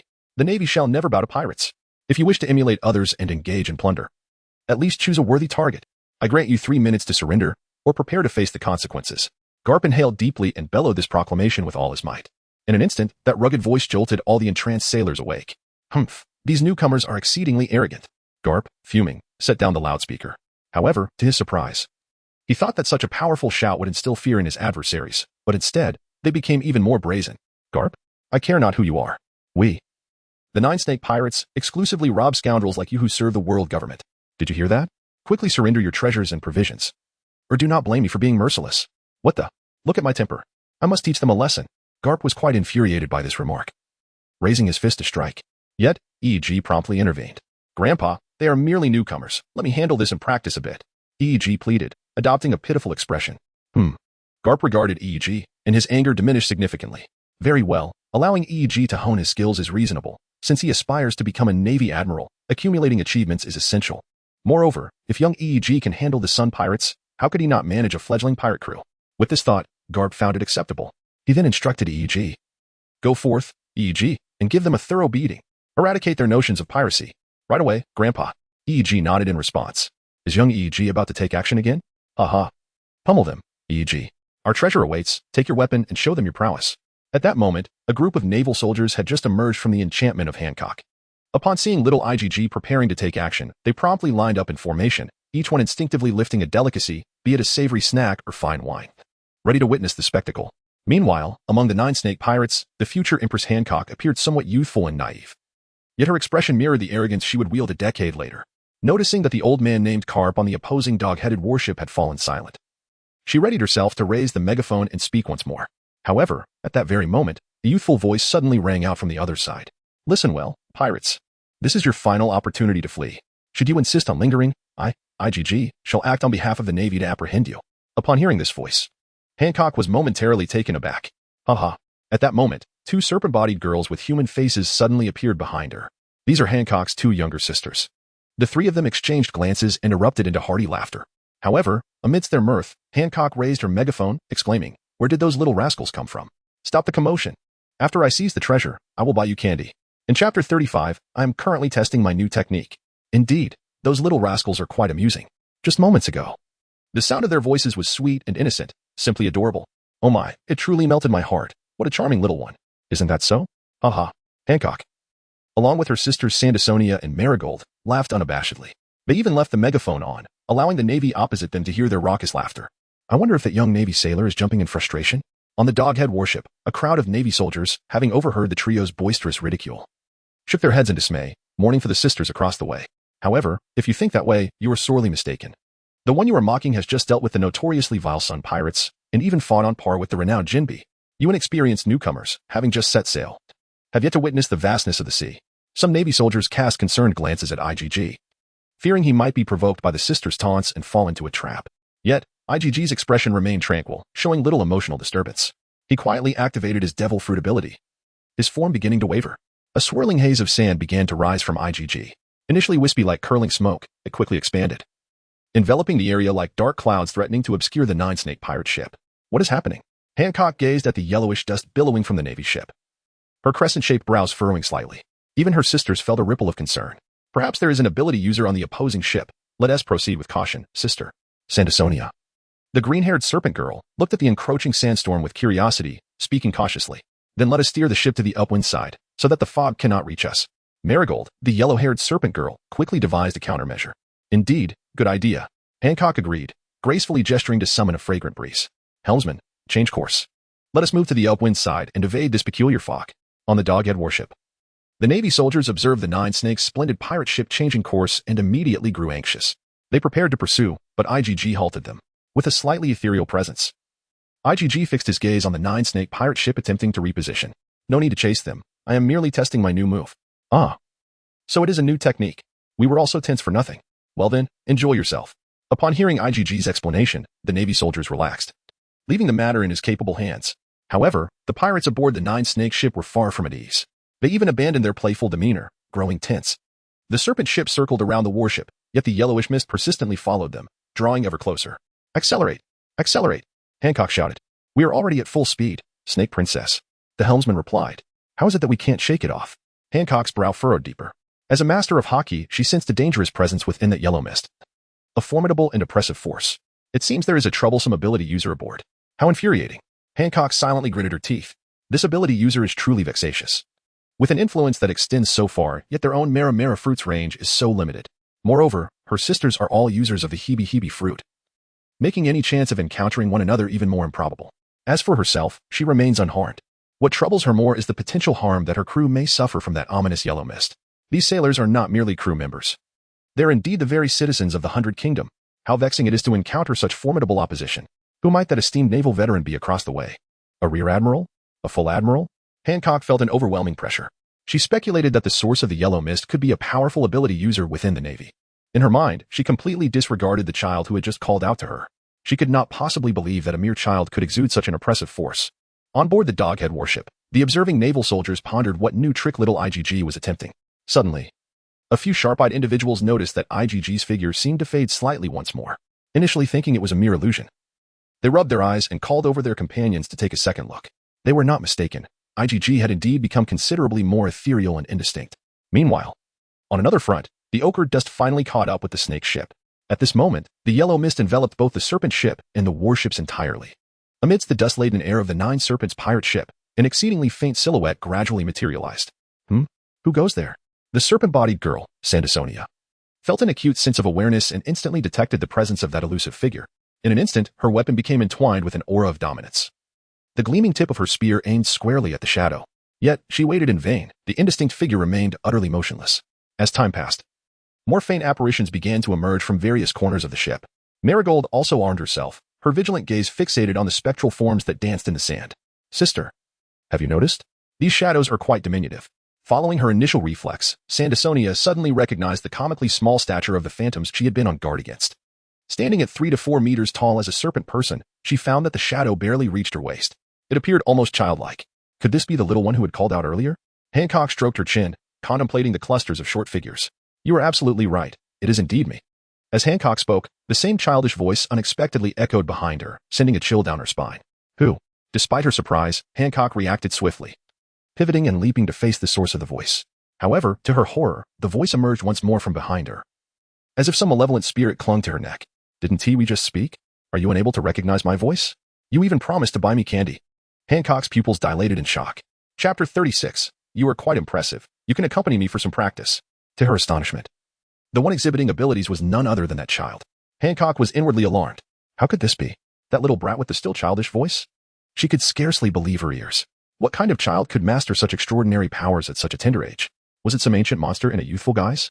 Enough pondering. It is indeed me, the very child you laughed with moments ago, promising to buy me sweets, the young voice intoned, observing the fleeting surprise on Hancock's face. Hancock is truly a breathtaking vision of beauty. As IgG drifted beside Hancock, he could not help but marvel at her presence.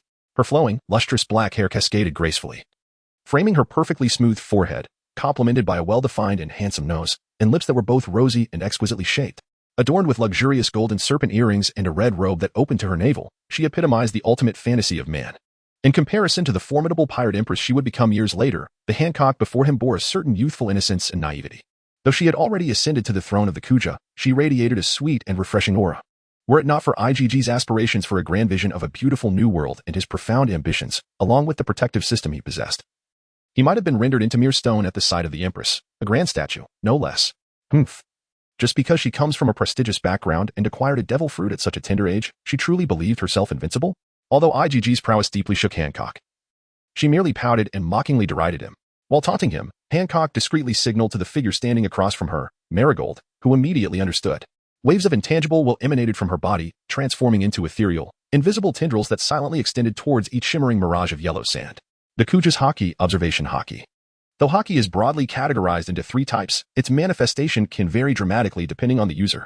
For instance, some wield armament Haki to reinforce their bodies, while others may shape it into an invisible armor, and still others can imbue it with various attributes, as seen with Zoro's black sword.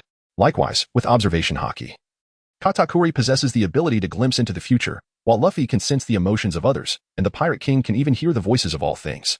As for the Kuja's observation Haki, as the name suggests, it allows the extension of will beyond the corporeal form, coalescing into serpentine shapes that serve to probe with greater stealth, precision, and sensitivity. This was something even IgG had not anticipated. Unbeknownst to him, he was already being targeted by Marigold. Lacking the foresight granted by observation Haki, IgG remained oblivious. In the air, suffocated by the yellow sands, 2 invisible serpentine forms converged silently. Far on the other end of the ship, Sandersonia suddenly stood alert.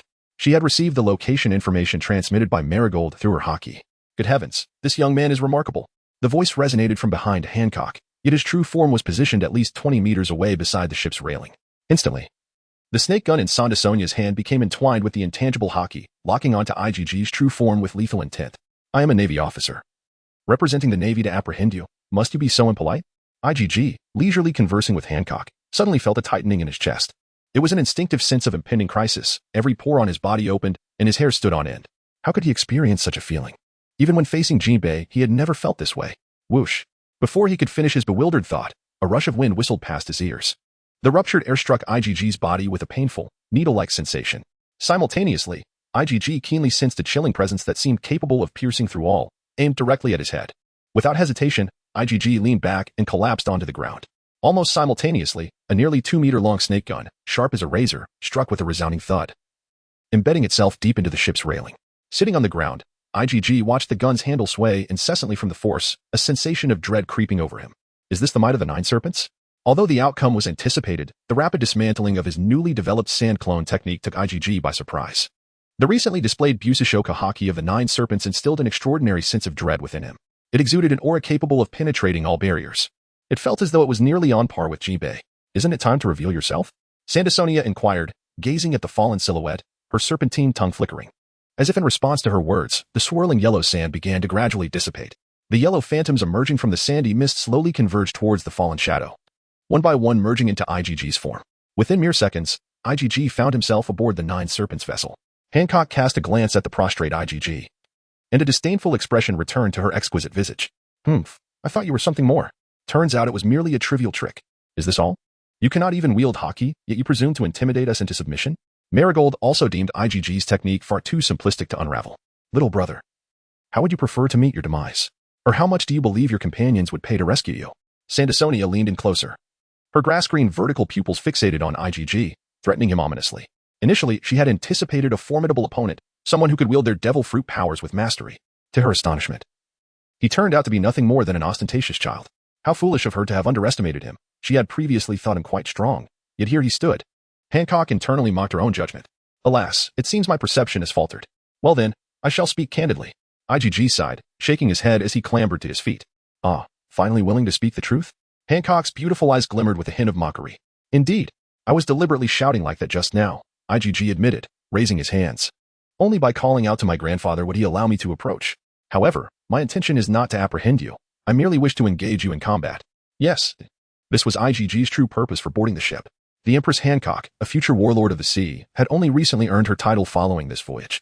He understood that no matter how capable he might be, he could not intimidate them into retreat. Thus, he came solely to test his sand waterfall technique and explore the newfound applications of his devil fruit powers he had been contemplating. In recent days, I have not encountered any worthy adversaries, which has left me rather stifled. I must say, you all seem quite impressive. Perhaps you could indulge me in practicing some new techniques. IgG raised his head and chuckled. Chapter 37. You two may come at me together. Hiki. Having just unveiled IgG's true nature, Hancock was confident she would not be deceived again, letting out a cold laugh. Just based on your abilities? Perhaps you should wait until you possess the capability to disembark from this vessel before making any claims. With that, Hancock elegantly crossed her long, perfect arms and turned her gaze towards Sandasonia and Marigold. She gave a slight nod in IgG's direction. The two women immediately comprehended Hancock's intent. Their formidable presence surged forth as they advanced menacingly towards IgG. Standing at just over a meter tall, IgG appeared diminutive in stark contrast to the towering serpent women, who easily measured 3 to 4 meters in height. This considerable disparity in stature created a striking contrast, instantly diminishing IgG's presence. Hancock observed IgG's reaction with a cold gaze. Further convinced that he was merely a child, the fellow, facing the approaching enemies, was surprisingly looking around aimlessly, devoid of any fighting spirit. As if he were merely fooling around. One could not fathom why the Navy had the audacity to release him. Was it a sign of contempt? Just then, as the two women stepped into his attack range, poised to strike, the opponent, IgG, suddenly raised his hand and called for a halt. What was the matter now? Hancock rolled her eyes in exasperation. Did he not claim to desire a duel with them? She was more than willing to oblige. IgG earnestly crouched down, casually tearing off a fragment of the deck. He displayed it to Hancock while explaining, "You see, your deck isn't very sturdy. I fear that if a fight ensues, it might damage your ship." What other tricks did he intend to pull? Hancock, losing her patience, felt an urge to kick him off the ship. A child who merely boasted was indeed quite irksome to her. How about this? You can practice your moves with me, and I assure you, I won't damage your vessel. We shall fight beside the ship. IgG's eyes sparkled with a clever idea. With a wave of his hand, countless grains of sand erupted from his being. Sandasonia and Marigold immediately assumed defensive stances, their fierce aura surging forth. Yet, IgG showed no intent to attack. As the sand gathered, within mere seconds, a curtain of sand capable of covering an entire football field materialized in the air. Subsequently, IgG spread his arms wide, and the sand curtain, as if guided by an unseen force, suddenly expanded to several times its original size, enough to accommodate 4 or 5 warships side by side. While its thickness diminished considerably, sands of the sand fruit crystallized, IgG silently chanted within his mind. As he spoke the incantation, the sand in the sky appeared to melt away, transforming from a curtain of sand into a curtain of molten sand, shimmering with a cerulean hue.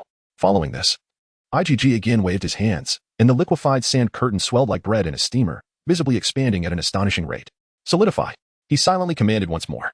The now massive sand curtain flickered before reverting to a solid form, becoming a gigantic cerulean slab.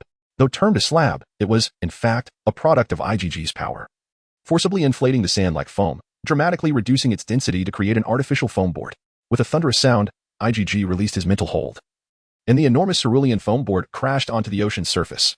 Let us engage in battle atop that, he nonchalantly suggested, gesturing towards the large foam board. Humph, well? You seem to have some skill with these toys. Sonia scoffed, showing no hesitation in following IgG's lead. Sister, be cautious, there may be a trick. Marigold, observing her sister's unhesitating decision, quickly grabbed her arm and whispered, Fear not, it's merely a sturdy board, nothing more. IgG's voice echoed back from ahead. A flush crept across Marigold's face, and she ceased her protests, joining her sister on the massive foam board. Only Hancock remained, gazing at the foam board with a hint of skepticism. Judging by the nature of his powers, this boy evidently wielded sand, which would typically sink in water. How could he make the sand float atop the ocean? Was it possible that his abilities were not truly sand? Regardless, she dismissed these thoughts. Even if he possessed such playful abilities, they would not aid him in combat. She had unwavering confidence in her sisters. A boy who lacked the ability to harness hockey would surely be an easy target for them. With a firm step upon the foam board crafted from sand, IgG reveled in his creation. The texture felt solid, evenly thick, and the moment he stepped on it, he could sense the board's hardened surface. Most crucially, they were in a windless zone. Without wind, there were no waves, rendering the surface almost stagnant, save for the deep ocean currents beneath. This renders the large foam board crafted by IgG incredibly stable, even more so than the solid ground paved with marble tiles. The Serpent Sisters, too, felt the exquisite texture of the surface through their serpentine tails and were instantly taken aback in astonishment. How much time has this lad truly spent indulging in such trivial pursuits? Nevertheless, it is for the best, through their recent encounter. The two have already reached a fundamental understanding. The young man lacks any semblance of intimidation. In essence, the two of them have him completely under their control. They must thoroughly teach him a lesson, then bind him and exchange him for money with that worship. The two women exchanged glances, reaching a silent agreement. So, it's Sonda and Mary, right? IG led the two women to the center of the foam board, where he finally halted. Yes. What has the hold up? Sonda said impatiently. Well, I just wanted to suggest that you both attack together. IG replied with a grin. Sonda and Mary chuckled as well, but their laughter dripped with disdain. Goodness. Who would have thought that making money on this first outing at sea would be so effortless? A foolish naval officer has walked right into our trap. The sisters couldn't possibly hold back. Then we shall not be polite. Sonda hissed with a smile. You better be prepared, foolish boy. Mary tossed the snake gun to her sister and drew 2 axes from her back. In the next moment, the snake-woman duo unleashed their full ferocity. There was no build-up, no warning, only a direct charge. They aimed to defeat IG with sheer force and overwhelming might. On the other side, IG was also ready. Suddenly, his entire body was enveloped in swirling sands, as if countless spirits of death danced around him. Imitation, Quicksand Cascade. Chapter 38, Imitation, Quicksand Cascade. The speed of the Snake Sisters was remarkable. In the brief moment it took IG to utter 7 words, they had already halved the distance between them. The original span of dozens of meters diminished to less than 10 in an instant. The sisters raised their weapons high above their heads, targeting IG's body. Poised to strike. The razor-sharp blades, infused with the unique ferocity of the Nine Snake, radiated an aura of lethal precision. Nearly standing before them, one could almost feel the agonizing sting of being cleaved. IG was clearly unprepared for the rapid pace of the Snake Sisters' combat. They bypassed any build-up and charged straight in. Despite their large frames, their speed was astonishing. Without the luxury of time, IG foresaw that if he attempted to execute his technique, he would undoubtedly be cleaved in two. Reluctantly, he was compelled to interrupt his move. His entire being transformed into a mass of sand, following the pull of gravity, coalescing into a mound. Swoosh. The sister's attack aimed at IG's body was narrowly evaded by his transformation. Nevertheless, the blades still cut through the air with a piercing shriek. It's no wonder that in the original tale, Smoker was left in such a pitiful state. The Nine Snake's ferocity is indeed legendary. IG felt a chilling breeze grazing his head, and he couldn't help but marvel at the terrifying prowess of the Nine Snake warriors. With one strike amiss, the sisters showed no hesitation, immediately spinning in the direction of their weapon's force. They adeptly maneuvered, tracing graceful arcs in the air, once again directing their weapons toward the sand mound below. With fury, they struck down. Good heavens! The reaction speed of these individuals is astonishing. Iggy had no time to evade and could only barely manage to control his body, transforming into sand. He maneuvered to create 2 narrow gaps. Bang! Mary's axe and Sonda's serpent gun struck the massive foam board almost simultaneously. The collision of hockey with the ground unleashed a powerful gust of wind, propelling Iggy away in its wake, creating a considerable distance between him and his adversaries. Nearby, Hancock, observing their battle, let out a derisive snort. Indeed, he was merely a child, unable to wield hockey yet daring to challenge the warriors of the Nine Serpents. Such folly was tantamount to courting death. What of the natural abilities? Even if one could transform into an element, mastery of hockey could still inflict damage. Moreover, the Nine Serpents are a battle-hardened people, all proficient in hockey. The feeble little brat shall soon be bound and taken away for profit. Once he regained his human form, Iggy's gaze towards the Serpent Sisters grew markedly serious. Initially, he believed the encounter would be effortless. After all, in the original narrative, the combat prowess of these two serpent women was rather limited, considerably inferior to that of Hancock, who later took command. However, it was only upon facing them directly that he realized their formidable strength. It must be said that their hockey is exceptionally potent. Devoid of both armament and observation hockey, yet possessing Conqueror's hockey, he found himself at a disadvantage from the very first clash. Furthermore, his earlier attempt to utilize a sand clone was swiftly discerned by them. Itka recalled his previous bout with Jinbei, where he also felt somewhat outmatched. Is this the disparity manifested in the might of hockey? It is only now that IG realizes the significance of observation hockey in the course of battle. However, the Snake Sisters shall not grant him the opportunity. The moment IG's figure materializes, the two women once again pinpoint his location. Subsequently, they divide their forces. One to the left and the other to the right, encircling him with precision. They charge forward with remarkable speed. This cannot continue. IgG swiftly and precisely assessed the situation while simultaneously focusing on his elemental transformation. He found himself completely suppressed in the rhythm of battle. Merely evading attacks was futile, akin to a slow demise. In such dire circumstances, the only solution was to break through with sheer force. With a newfound clarity in his thoughts, IgG's eyes sparkled with determination. A whirlwind of dust and sand swirled around him as he quickly chanted in his mind, "Sand, fruit, awaken." With a sharp hiss, a blade-like force capable of cleaving through anything rushed forth. The piercing sound of cutting air bore down upon him with an acute sting. This time, the assault came from two directions. "Surrender, kid," Sonda shouted. "You can't possibly evade this, especially without hockey," Mary echoed. Before their words had fully settled, their weapons surged forward. The weapons of the two women seemed to move faster than sound itself, appearing beside IgG in an instant. The very air grew razor-sharp, and IgG's skin bore faint traces of blood. Yet at that moment, IgG's gaze suddenly sharpened. Sand mini-bombs. Boom, boom, boom. The blades of the two women never made contact with IgG. Just as the weapons were about to strike flesh, countless minute grains of sand swirling around him exploded simultaneously.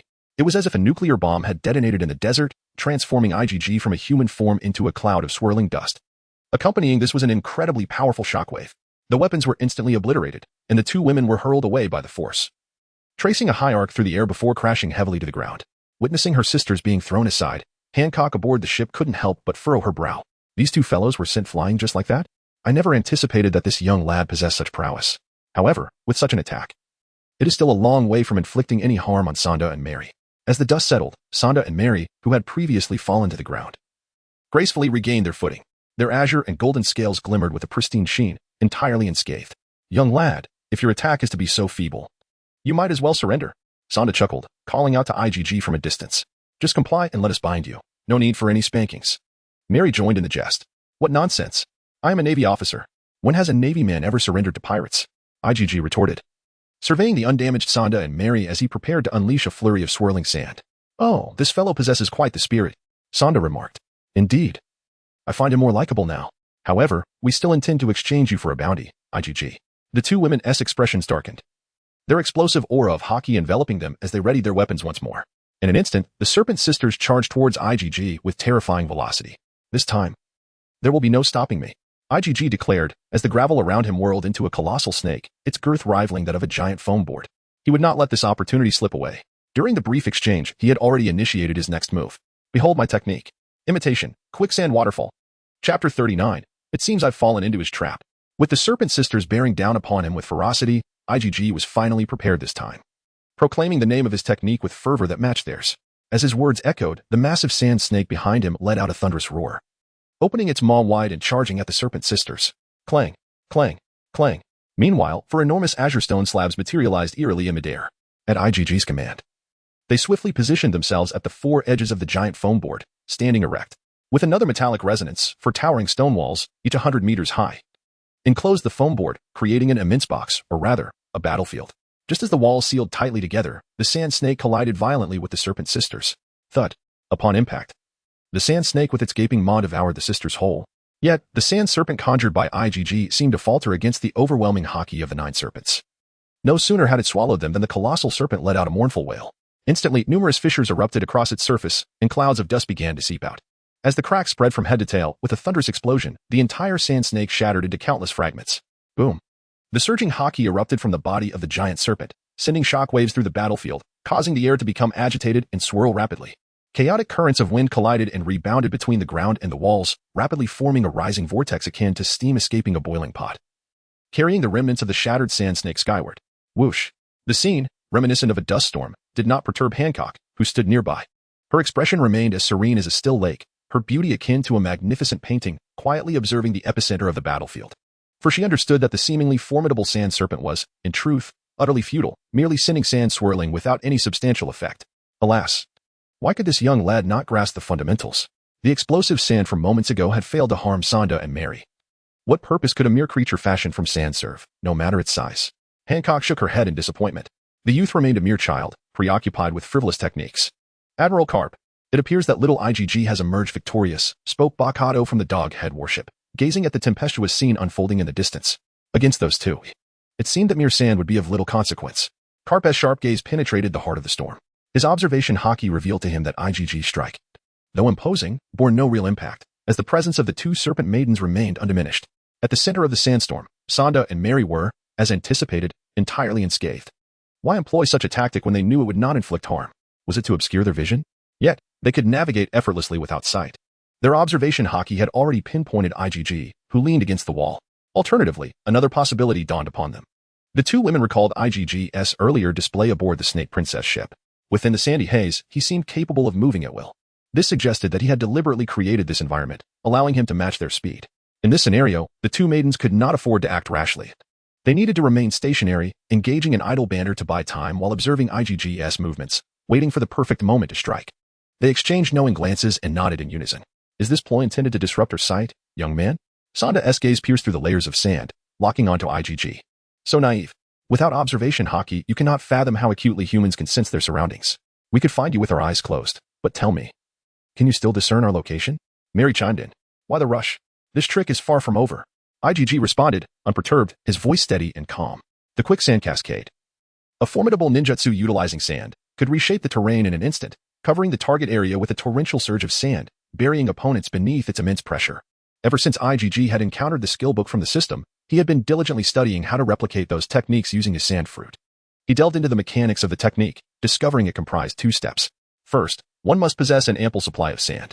Gazing at the swirling sands, IgG recalled that the colossal sand serpent he had conjured was intended to ensnare the 2 serpent maidens. By creating a sand-laden domain, he could momentarily match their speed. This provided an opportune moment to unleash his powers. Meanwhile, seizing the distraction created by the recent explosion, he scattered nearly all the sand clinging to him into the air. Should this sand fall, it would accumulate to an impressive thickness of several dozen meters. Furthermore, the sand was intended to entrap the enemy. With a commanding gesture towards the swirling clouds of sand, IG's mind locked onto the grains within an expansive area of the battlefield, and then his small fist clenched tightly.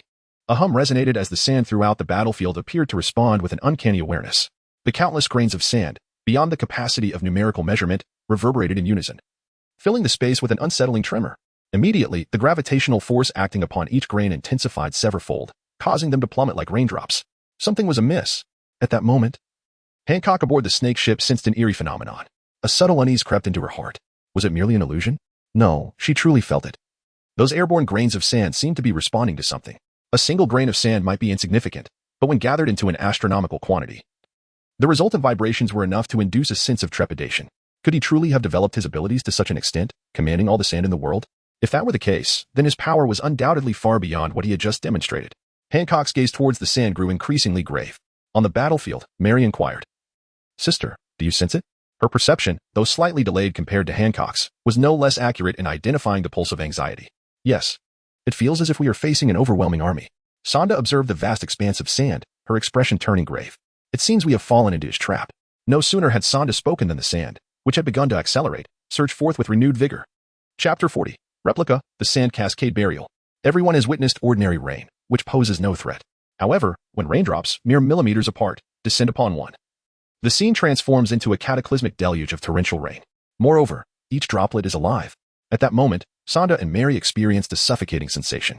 They gazed upward at the cascading sandstorm, rendered speechless and numb. The dense grains of sand coalesced in the air, forming colossal waves that crashed down in relentless succession. In an instant, the towering sand waves overwhelmed the two women, knocking them to the ground. Layers of sand began to accumulate upon them, burying them deeper with each passing moment.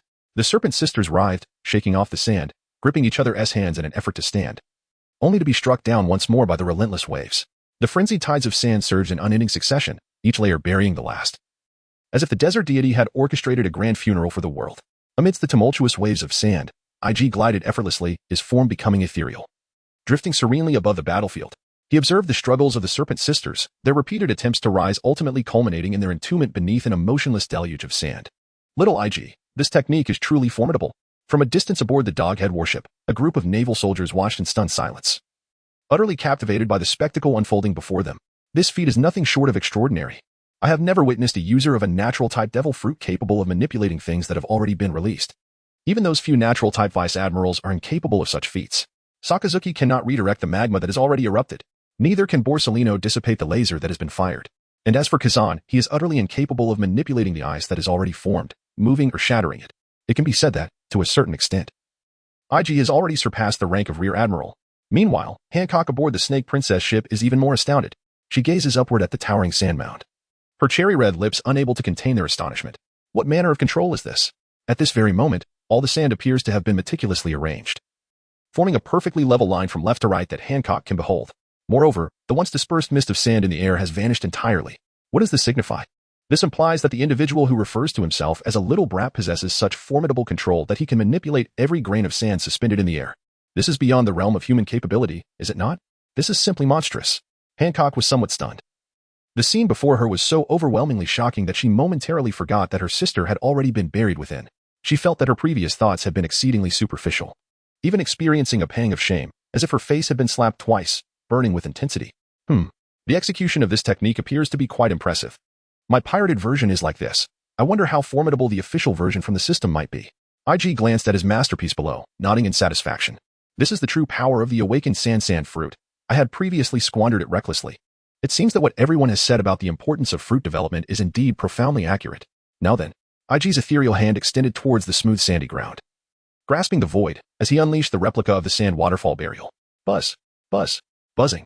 This time, the response of the sands was even more fervent, reverberating several times in succession, as if IgG had performed an act that delighted them immensely.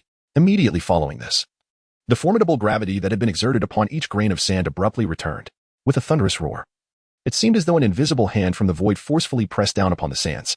This hand possessed an absolute might, and with a single strike, it reduced the towering sand mound by a considerable portion. In the blink of an eye, the mound collapsed. Crack, crack. Even the crystalline, seemingly indestructible sand walls could not withstand this immense pressure, beginning to show countless fine fissures. Sonda, Mari. Hancock finally realized that her sisters had been buried beneath the sands, and she anxiously shouted out in distress. Within her perception, the essence of Sonda and Mari had suddenly weakened significantly. This moment sent a shiver down her spine. The weight of sand, perhaps dozens, hundreds, or even thousands of tons, had collapsed in an instant, crushed under its own enormity. Even the sturdiest of beings would likely be shattered. Without a moment's hesitation, she propelled herself forward, her graceful figure launching from the ship like a cannonball, soaring through the air with a kick aimed directly at the cracked sandy wall, her red high heel poised for impact. Fragrant foot. The azure walls towered to a staggering height of 100 meters, making it impossible for one to leap over them unaided. Furthermore, the battlefield was strewn with sand. Should these walls be breached, the sand would cascade into the sea, offering salvation to Sonda and Mary. In less than a second, Hancock had devised a strategy for engagement. However, IG was no novice either, and his techniques had yet to be fully tested. With a flick of his wrist, another azure sand wall materialized, just large enough for a person, yet sufficient for the task at hand. This newly formed barrier stood defiantly before Hancock. Upon witnessing this, Hancock's eyes narrowed with determination. His armed color hockey surged forth, coalescing at the soles of his feet, unleashing an astonishing aura. Within this fervor, one could faintly discern the flicker of crimson and obsidian serpentine lightning. With a resounding crash, Hancock delivered a powerful kick to the sand wall, shattering IG's freshly conjured barrier with a decisive crack. Unrelenting, Hancock surged forward, barreling towards the already fractured wall. As Hancock approached with unstoppable momentum, poised to breach the high wall, IG appeared to have anticipated this move. With a mere gesture, he caused a small segment of the wall that Hancock aimed to strike to spontaneously collapse, revealing a gaping hole. Hancock, taken aback, plunged forcefully into the opening, capable of shattering even crystallized sand walls with a single kick. Hancock's onslaught against the sand was relentless, launching him from the base of the sand pile to its summit. IG then waved his hand, mending the previously open breach and sealing the earlier fissures. Hancock emerged from the depths, dust-laden and disheveled, rolling several times before finally coming to a halt.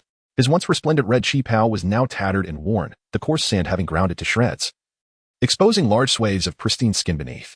Observing Hancock's disheveled state, IG smiled faintly and proclaimed, "Hancock, in light of your generous gift of sweets, should you three withstand my next move, I shall grant you your freedom."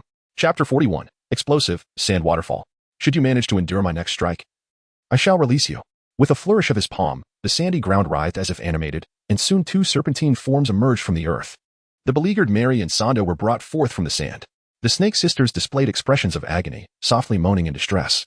Hancock gazed down at her two younger sisters, their scales marred and some shattered, bloodied sand clinging to their forms, a clear indication of their injuries from the pressure.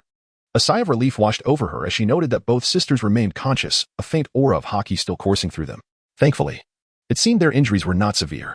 However, this was something Hancock could not endure. How could a sovereign allow her own sister to be harmed?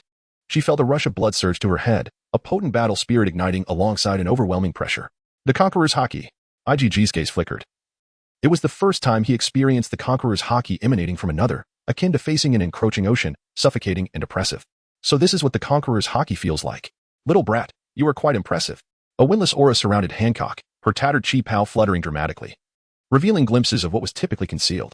Yet, at this moment, Hancock's battle intent had reached its zenith, leaving her no inclination to hide anything. She fixed her gaze upon IGG, hovering in the sky, as an aura of sovereignty erupted from her. You are worthy of my personal involvement. Meanwhile, IGG in the heavens felt even more exhilarated. It was not merely due to Hancock's tattered attire, but because he could now directly experience the might of the Empress. In the original narrative, the Empress's strength remained an enigma. Despite possessing an array of formidable attributes, she paradoxically lacked any outstanding achievements in battle. This has led to a polarized perception among fans regarding the Empress's strength. On one hand, some believe she was merely coasting through the Marineford War, weak and unremarkable. On the other hand, there are those who assert that she possesses an astonishing power. After all, those who wield the Conqueror's Haki are undeniably formidable individuals of unparalleled ferocity. Today, this enigma is finally destined to be unraveled. Attire holds no significance whatsoever. Sensing Hancock's fighting spirit, IG was also ignited with excitement. Ha! Let us see if you can escort your sisters to safety. Hancock ceased her words, her observation Haki locking onto IG, followed by a deep exhale as her body gradually relaxed. In the next moment, a thunderous bang resonated, and Hancock's figure vanished from sight. Only then did IG comprehend Hancock's movement, and he was immediately met with a fragrant gust that struck his face. How swift! Startled internally, IG responded with urgency, transforming into a whirlwind of dust that scattered in all directions. Swoosh! Hancock's heel sliced through the air, emitting a sharp sound. Undeterred by her missed strike, Hancock propelled herself forward, chasing after IG's evasive maneuvers with another kick. Before IG could regain his form, Hancock's assault was already upon him, leaving him no choice but to dissolve into lighter particles, escaping in a flurry from the force of her incoming strike. The two individuals from earlier are entirely on a different echelon. IGG felt a shiver run down his spine. It was not merely her formidable observation Haki that allowed her to quicken her pace. The unparalleled armament Haki wielded by the Snake Sisters left IGG completely unable to withstand her assaults physically. He didn't even have the time to summon his Conqueror's Haki. He was entirely on the defensive. Assessment complete. The Empress is exceptionally powerful. Taking advantage of Hancock's offensive momentum, IGG swiftly sank into the sand, retreating rapidly to distance himself from her. However, Hancock's reaction was astonishingly swift. Possessing observation Haki, she effortlessly tracked IGG's retreating trajectory, pursuing him without hesitation at full speed. She then raised her stiletto heel high and brought it down with tremendous force onto the ground, just as IGG was about to emerge from the earth. He felt a terrifying gust of wind overhead and immediately altered his course, diving deep into the sand, plunging several meters below the surface. Boom! Hancock's foot struck the ground with undeniable force, unleashing a powerful aura that erupted into a massive crater in the sand. TSK, he really escapes quickly.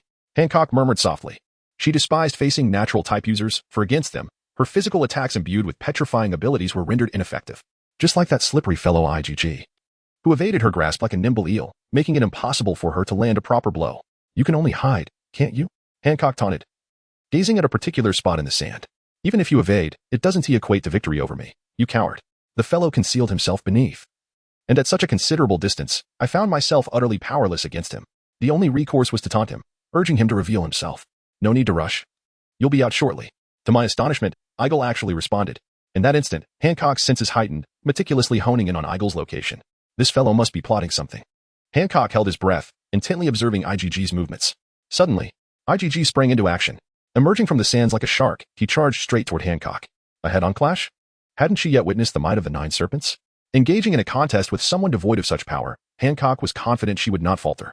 The overwhelming aura coiled around her heels like a tempest, faintly emanating a dark crimson glow. Her long legs lifted high, poised for action. 3, 2, 1. Now. Hancock's gaze sharpened as her stiletto heels descended with the force of thunder. Yet, in that fleeting moment, a wave of foreboding surged within her. It felt as though an ancient beast had awakened. But there was no time to react. IgG burst forth from the earth like a predatory shark. His fist adorned with red-black lightning. Conqueror's Haki. Hancock's pupils constricted. Boom. Before she could respond, the two auras collided. A violent explosion sent waves of sand cascading. As a tempest battered the surrounding walls of the battlefield. Crack. The fissures in the walls grew increasingly intricate, on the brink of collapse. Bang. Hancock was propelled into the air by the tremendous force, her heart still reeling. Conqueror's Haki. It was the very technique she was still grappling with. Hancock's face was a mask of astonishment. This time, it was IgG's turn to launch an offensive. With a single punch, he sent Hancock flying. Observing Hancock suspended in the air without a means to regain her footing, IgG swiftly crouched down, placing one hand on the sandy surface, and softly uttered, "Sand reverse waterfall." As Hancock was about to descend onto the sandy ground, it appeared as though a massive maw suddenly emerged. Chapter 42. Empress. Garment explosion. Look. That stunning beauty, No, the pirate captain has entered the fray. From a distance, on the Doghead warship, a sailor wielding a monocular gazed intently at the battlefield above, exclaiming in astonishment. What? Where? Let me see. Upon hearing that the beautiful pirate captain had joined the battle, a throng of naval soldiers clamored to catch a glimpse. The initial sailor who had called out was displeased, quickly guarding the monocular and shouting, "Hey, don't snatch it. Hey, hey, hey, stop grabbing." Yet, the other soldiers paid him no heed. Several of them seized him by his arms and legs, working together to unceremoniously toss him off the lookout platform. Karp observed this unruly mob with a frown, his expression darkening. Is the focus really on that woman? Shouldn't it be on my grandson? He grumbled to himself. Exasperated by the chaos. Unbeknownst to the naval soldiers of Kapu's inner thoughts, order was soon established as they formed a line, taking turns to peer through the monocular to watch the battle unfold. Wow, IgG is truly formidable, one naval soldier marveled. This is more like it. Just as Karp broke into a comforting smile, he heard a naval soldier exclaim. The force of the explosion could very well have torn the pirate captain's clothes to shreds. Karp nearly spat out a mouthful of blood. What? Show me at once. Hey, don't shove. Damn it. How long have you been looking? The naval soldiers, who had just formed a line, were thrown into chaos once more, pushing and shoving to seize the telescope. Soon, every sailor's eyes turned heart-shaped, and blood streamed from their noses on the deck. You rascals, enough is enough. Karp felt a surge of anger and roared, knocking out each troublemaker with a swift punch. This old man is furious. Such a spectacle should be witnessed by my grandson. Karp picked up the telescope from the ground and directed it toward the battlefield. However, the sand and mist from the explosion obscured his view. Even he struggled to see clearly, as his vision was intermittently blocked. On the battlefield, after Hancock clashed with IgG's Conqueror's Haki, her body was sent soaring into the air, her mind momentarily blank. Conqueror's Haki. How is this possible? Hancock's heart trembled in disbelief. Yet, while she was still in shock, IgG seized the offensive. He pressed his small hand against the smooth sandy surface, his will instantly permeating the ground, and then uttered softly, "Sand reverse waterfall." Boom. The earth trembled as if shaken by an earthquake, and in response to IgG's call, countless grains of sand surged forth like living creatures, violently convulsing the entire battlefield. Suddenly, a fine line appeared in the sand beneath Hancock, swiftly spreading to both sides, dividing the battlefield in two. A wind, as if from the depths of hell, erupted from the fissure, causing Hancock's tattered garments to flap wildly. The crack widened, transforming into a massive, earth-colored maw. The hellish wind morphed into the breath of death. Hancock felt a chill run down her spine as she gazed into the dark abyss beneath her. She could almost sense a low whisper emanating from that gaping mouth. The murmur was obscure and vague, yet Hancock felt it was chanting something, quickly rising from a somber tone to a crescendo. Moreover, she sensed something swirling within the throat of that yellow maw, reminiscent of a dragon ready to unleash its fiery breath, stirring the fuel within. Could it be? Hancock's pupils constricted. In an instant, what had seemed like an eternity transpired in less than a second, as Hancock reached the pinnacle of her ascent. With no leverage to brace herself, the gaping maw below unleashed a colossal torrent of yellow sand. The sandy deluge surged upward like a waterfall in reverse, shooting skyward. Hancock barely had time to widen her eyes before being engulfed by the cascade, tossed about in the torrential flow of sand. Sand fruit, explosion. IgG observed Hancock trapped in the waterfall and issued a command from afar. Boom, boom, boom. The power of the waterfall was immense. What about the explosive force it contained? A thunderous roar erupted as the sand erupted in orderly layers, each cascading layer detonating one after another. Sister Sonda and Mary had just regained their senses when they saw Hancock hurled into the air, followed by IgG unleashing the terrifying sand reverse waterfall. Damn that kid. Sonda. witnessing Hancock being consumed by the waterfall, was instantly infuriated and rushed to confront IgG. However, before she could rise, she stumbled back down. "Curse it, I'm completely drained." Sonda glanced at Mary, who was also sprawled on the ground, the latter shaking her head with a wry smile. It seemed their first venture at sea had led to their downfall. The two women, having just experienced that powerful attack, understood completely that even without underestimating their opponent, they were no match for this formidable foe. The 9 serpents were not so powerful on these turbulent seas. Boom. The reverse waterfall continued to erupt, creating clouds of dust that filled the battlefield. As the hellish wind gradually subsided, Hancock, deprived of support, plummeted to the ground like a crumpled paper ball. "Sister!" Sonda and Mary shouted in unison, scrambling to Hancock's side. Upon seeing her, they gasped in shock. Hancock lay on the ground like a broken doll, her beautiful eyes closed, her once pristine skin now marred with countless fine cuts. Her clothing had been blasted away, leaving tattered pieces barely covering her vital areas. "Sister, wake up!" Sonda and Mary cried out in panic, shaking Hancock's shoulders frantically. Hancock furrowed her brows and let out a muffled groan, regaining consciousness. Every inch of her felt as though it had been sliced by blades, a searing pain coursing through her. However, the most profound damage had come from the successive explosions, the shockwaves battering her internal organs. Despite her hockey shielding her, she still suffered immense harm. The pain was unbearable, and Hancock opened her eyes. Upon seeing her two sisters' worried faces, she felt momentarily disoriented. Sonda, Mary. For a fleeting moment, she remembered they were still in battle and attempted to sit up. No. Sonda and Mary, seeing Hancock struggle, hurriedly pressed her back down into the sand. "What are you doing?" Hancock asked, perplexed. The two women hesitated, gesturing toward Hancock's upper body. Following their gaze, Hancock looked down. A vast expanse of pristine white. Only then did he realize his garments had exploded. Moreover, the reason the two women prevented him from rising was due to the celestial dragon's hoof mark branded upon his back. Chapter 43. Women only hinder the speed at which I draw my sword. The celestial dragon's hoof mark, a searing imprint of a dragon's claw burned into flesh with a branding iron. It was the mark the celestial dragons branded upon the slaves they purchased. Years prior, Hancock and her two younger sisters had ventured out to sea, only to be captured and enslaved by the celestial dragons. That was Hancock's first encounter with them, and it left her with a profound understanding of their depravity. How could such distinctions of superiority and inferiority exist among humans? They refused to breathe the same air as the lowly, avoided even the slightest physical or eye contact. And despite her unparalleled beauty, she was deemed filthy and impure. Hancock could not fathom such arrogance. Yet, in a twisted way, it spared her from excessive interaction with those repulsive beings, a small consolation. But life as a slave was unbearable. She and her sisters were treated as playthings, forced to consume 3 devil fruits. Her once radiant sisters were transformed into monstrous snake women, feared by all. And she?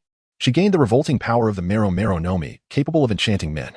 It wasn't until recently, when a fishman named Fisher Tiger stormed Mary Geos and destroyed part of the slave prison, that she and her sisters managed to escape amidst the chaos. Upon returning to her homeland, she fought her way to the throne of Amazon Lily, becoming its queen. Yet, the prestige of royalty only magnified the humiliation festering within her, all because of the celestial dragon's hoof mark on her back. It was proof that she, a sovereign ruler, had once been a slave. Thus, she and her sisters fabricated a legend that they had encountered Gorgon at sea. Though they slew the beast, they were cursed. Anyone who glimpsed the mark on her back would turn to stone. Henceforth, whenever Hancock bathed, the entire nation stood guard to ensure no one witnessed the Empress's naked form. For this was a secret Hancock could never allow to be known. Now, as she lay amidst the settling dust, her garments in tatters, she clutched her arms tightly, shielding herself. But the battle was not over. They could not let him see. Sandal and Marigold, battered and wounded, forced themselves to their feet, retrieving their weapons with trembling hands. They stood resolutely before Hancock, determined to protect their queen's dignity, even if their bodies faltered. The sandstorm stirred by Egger's power gradually dissipated. The sisters' eyes remained fixed on his silhouette, their grips tightening on their weapons. Then, a fluttering shadow darted toward them. The sisters struck without hesitation. Thud. Only then did they realize it wasn't Egger they had struck. It was. As the dust cleared, they saw a navy cloak crumpled on the ground. Lifting their gazes, they found Egger standing in the distance, his back turned, bare-chested. Sandal understood. "What are you doing?" Marigold asked, still confused. Egger exhaled deeply, arms crossed. "Let your sister wear it. I won't look." "But, why?"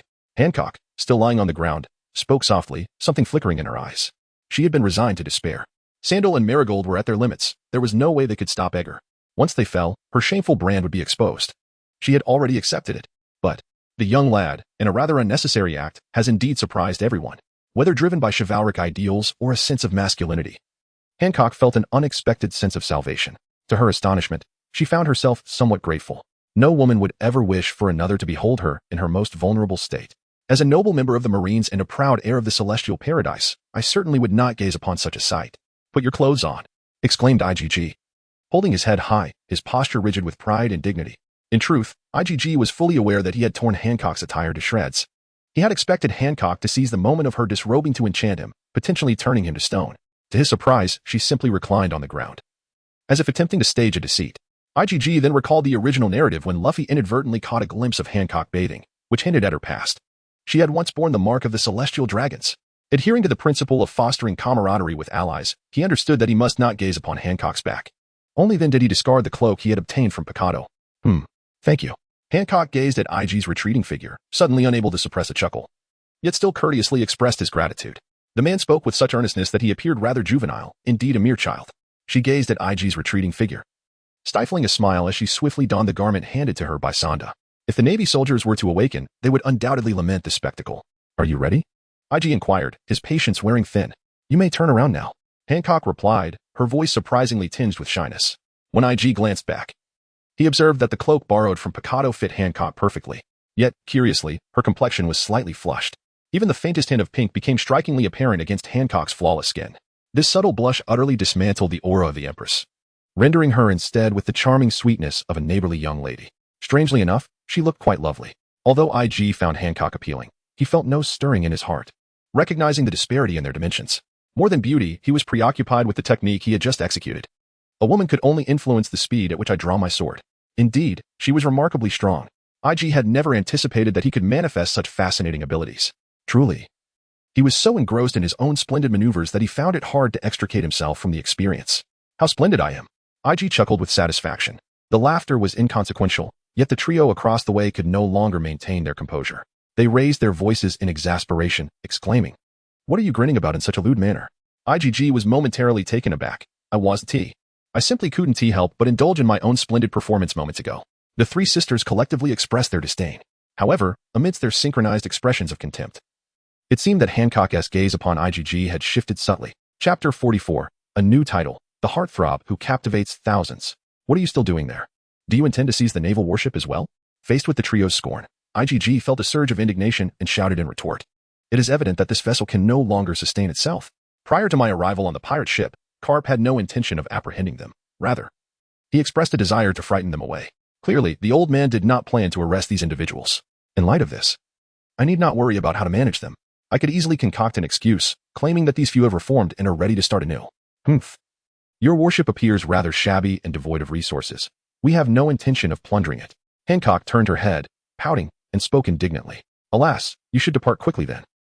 IgG placed his hand on his forehead, finding the wit of these female brigands quite formidable, and he was reluctant to engage in further banter. Hey, this battle doesn't count. Sonda, supporting Mary, suddenly addressed IgG. What? Why doesn't it count? Doesn't count as what? IgG was momentarily bewildered. What on earth is being dismissed? Why isn't it counted? He stood there, embodying a perplexed expression. Of course, this battle does not count. Mary chimed in from the side. This time, we fought on your turf, effectively relinquishing the initiative to you. You cannot claim victory over us. IgG was rendered speechless. The thought processes of these female pirates have utterly bewildered IgG. What on earth is this all about? How did it come to the question of winning or losing? Is this not the Navy granting leniency to pirates? Indeed, they are not mistaken. I never anticipated that even the seemingly most demure Hancock would voice such sentiments. I didn't even utilize the powers of the sweet, sweet fruit. So, you not using your fruit's abilities is my fault? IgG's exasperation was palpable. At that moment, I deemed you unworthy. Hancock tilted her head, pondering for a moment before speaking. Huh? IgG found himself utterly speechless, resorting to a high-pitched exclamation to convey his bewilderment. You think me unworthy? Thus, you refrained from employing your abilities. As a result, you lost our skirmish and claimed my victory was unjust? Have I stumbled into some den of female ruffians? Ahem. Hancock suddenly cleared her throat, declaring, in any case, remember this. Once I have healed, I shall challenge you again. Sigh. Whatever you say shall be accepted. IgG resignedly supported his forehead, rendered utterly speechless. Sonda and Mary, one on each side, assisted Hancock, making their way towards the Snake Princess pirate ship. IgG watched from a distance as the trio navigated their way, and with a flick of his wrist, a soft mound of sand promptly formed a smooth pathway beneath their feet. Soon after, a cerulean glow appeared, and the path crystallized into a solid stone road, extending directly to the Snake Princess pirate ship.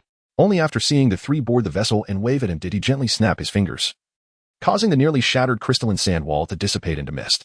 Following that, the heavy mound of sand, previously secured on a giant foam board, began to cascade into the sea in waves, leaving only the massive foam board floating upon the ocean. He then gazed at the Snake Princess pirate ship, which had already sailed far away. Satisfied, he nodded and his form once again became ethereal, transforming into a swirl of flying sand, drifting back to the Doghead warship. IGG has returned? Karp greeted him with a jovial smile. Grandpa, those pirates have already promised me. As soon as IGG landed and spotted Karp, he began to present the explanation he had prepared. They have committed to reforming, have they not? Karp interjected. Yes. IGG was somewhat taken aback, wondering how Karp had anticipated his words. Ha, splendid. That young lady is quite striking and her strength is commendable. She could make a fine granddaughter-in-law. Karp laughed heartily without further elaboration. IGG was at a loss for words and instead pointed to the Navy soldiers sprawled across the ground, asking what happened to them. They were captivated by that young lady, Karp huffed. All right then. IGG couldn't help but marvel at Hancock's allure. I'm feeling a bit fatigued. I shall retire for now. Yes, do rest well, IGG. Come out for dinner tonight. Karp nodded in response. IGG raised his hand in a wave, choosing silence. In the background, the faint sounds of fists colliding with heads and Karp's reprimands echoed. You rascals, get up. Upon returning to his chamber and lying down, the system's voice suddenly resonated. Ding. Congratulations, Master, on achieving the milestone. The unruly Empress, engaged in combat with Hancock. Ding. Congratulations, Master, for completing the achievement in a novel manner. Earning the hidden title, the Irresistible Charmer. Note. Who would have thought that the most beautiful woman in the pirate world would develop feelings for a mere child? Ding. Congratulations, Master, on receiving achievement rewards. Evolution points x10. Ding. Congratulations, Master, for comprehending the skill, Quicksand Cascade, completion, 20, reward, evolution points x8. Ding. Congratulations, Master, for comprehending the skill, Sandfall Burial, completion, 10, reward, evolution points x8. Ding. Rewards have been issued. Please check, Master. Excitement illuminated IGG's previously weary face. Evolution points. So many evolution points. The system has finally returned to normal, completing tasks without bestowing those peculiar socks and undergarments. More importantly, the system can even detect his attempts to decipher advanced skills. This is truly astounding. Observing the completion rates of the two skills, IGG was filled with hope. He recalled that the Quicksand Waterfall required 40 evolution points, while the Sand Waterfall Grave demanded 80. It seemed that the system's evolution point rewards were proportionally calculated based on completion. A surge of optimism surged through IGG. As long as he executed these skills a few more times, he was certain he could acquire not just these two, but all the skill books without cost. Free acquisition. An everlasting joy. And now, regarding the evolution points. IGG glanced at his attributes panel and summoned the system. System, quickly. Show me how many evolution points are needed to exchange for observation hockey and armament hockey. Ding. I apologize, dear Master, but there is no exchange option for armament hockey and observation hockey in the system store. What? IGG was displeased. You have all those peculiar skills, yet hockey is absent? Ding. A reminder for the Master. Hockey is a limited item, obtainable only through specific tasks or personal enlightenment. IGG facepalmed, rendered speechless. Chapter 45. The Expensive System Store. A swindler. Undoubtedly a charlatan. This system is deliberately designed. So what can your system shop offer? Ding. A great question, Master. The system shop automatically generates items based on the attributes panel of the Master. Ding. So far, the items in the shop can be broadly categorized into 3 types: skill books, attribute points, and various items. Let me take a look. Upon command, the system complied, and a rudimentary product menu appeared before Ige. At the top, there were 3 sections corresponding to the skill books, attribute points, and items previously mentioned by the system. Upon seeing the skill books, Ige couldn't help but feel a surge of excitement and clicked on that section. Before his eyes lay rows of similar-looking scrolls, each varying in color from green to red. Presumably, a plethora of new skills had been added. Clicking through them one by one, Ige couldn't help but marvel. Indeed, the system was impressive, showcasing remarkable capabilities. Sand Shield, a rank utilizes sand, which possesses a hardness surpassing that of steel, for defense. Depending on the affinity between the user and the sand, it may activate an automatic defense mechanism, known as absolute defense. Note, however, attacks that are faster than the movement of sand will not be thwarted. Price. Evolution points 23rd IA rank transforms sand into an eye to scout distant locations, transmitting visual imagery back to the host. Note, remember to cover your eyes, otherwise, your vision may become disoriented. Price. Evolution points 20 sand clone, a rank harnessing the power of the sand fruit to create a clone made of sand. Any attacks directed at this clone will be absorbed by the sand, although the clone will not fully resemble the user and can only perform physical attacks, which may be imbued with hockey. Additionally, it can incorporate other substances, even minute quantities of sea prism stone. Note, do not encase an entire piece of sea prism stone. It could be fatal. Price. Evolution points 20. Sand binding coffin, a rank envelopes the enemy's body in sand, rendering them immobile. Note: please refrain from using it for inappropriate purposes. Price: evolution points 20 Sandwater Funeral. Rank: the pressure of sand can instantly crush the enemy, especially when used in conjunction with sand binding coffin. Note: nothing else to add. Price: evolution points 40.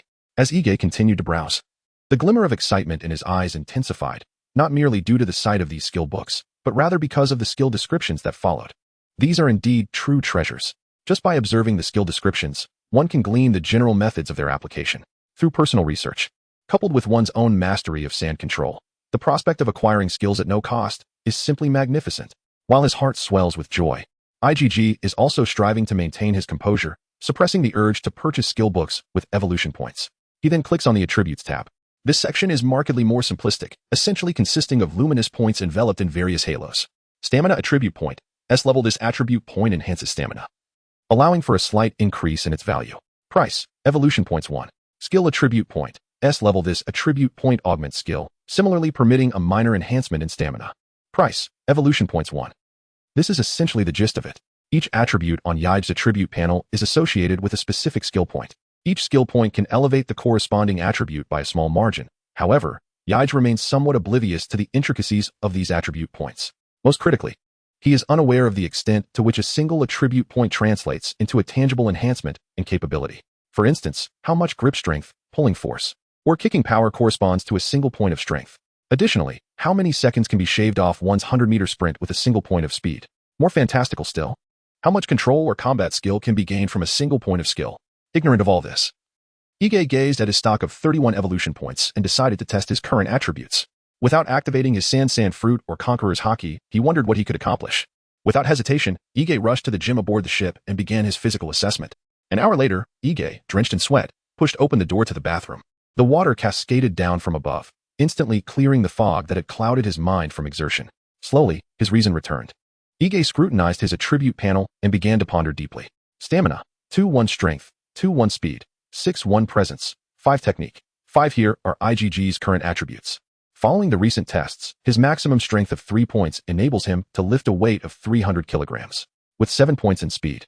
And excluding the enhancement from the Sasa fruit, he is left with approximately 3 points, which allows him to run 50 meters in 5 seconds. To his surprise, a stamina rating of 3 points permits IGG to sustain the aforementioned extreme exertions for a full half hour. For IG, hailing from Earth, this was nothing short of a divine physical prowess. Although in the world of pirates, the general physical constitution of individuals surpasses that of Earth, the attributes of 7-year-old IG are already remarkably formidable.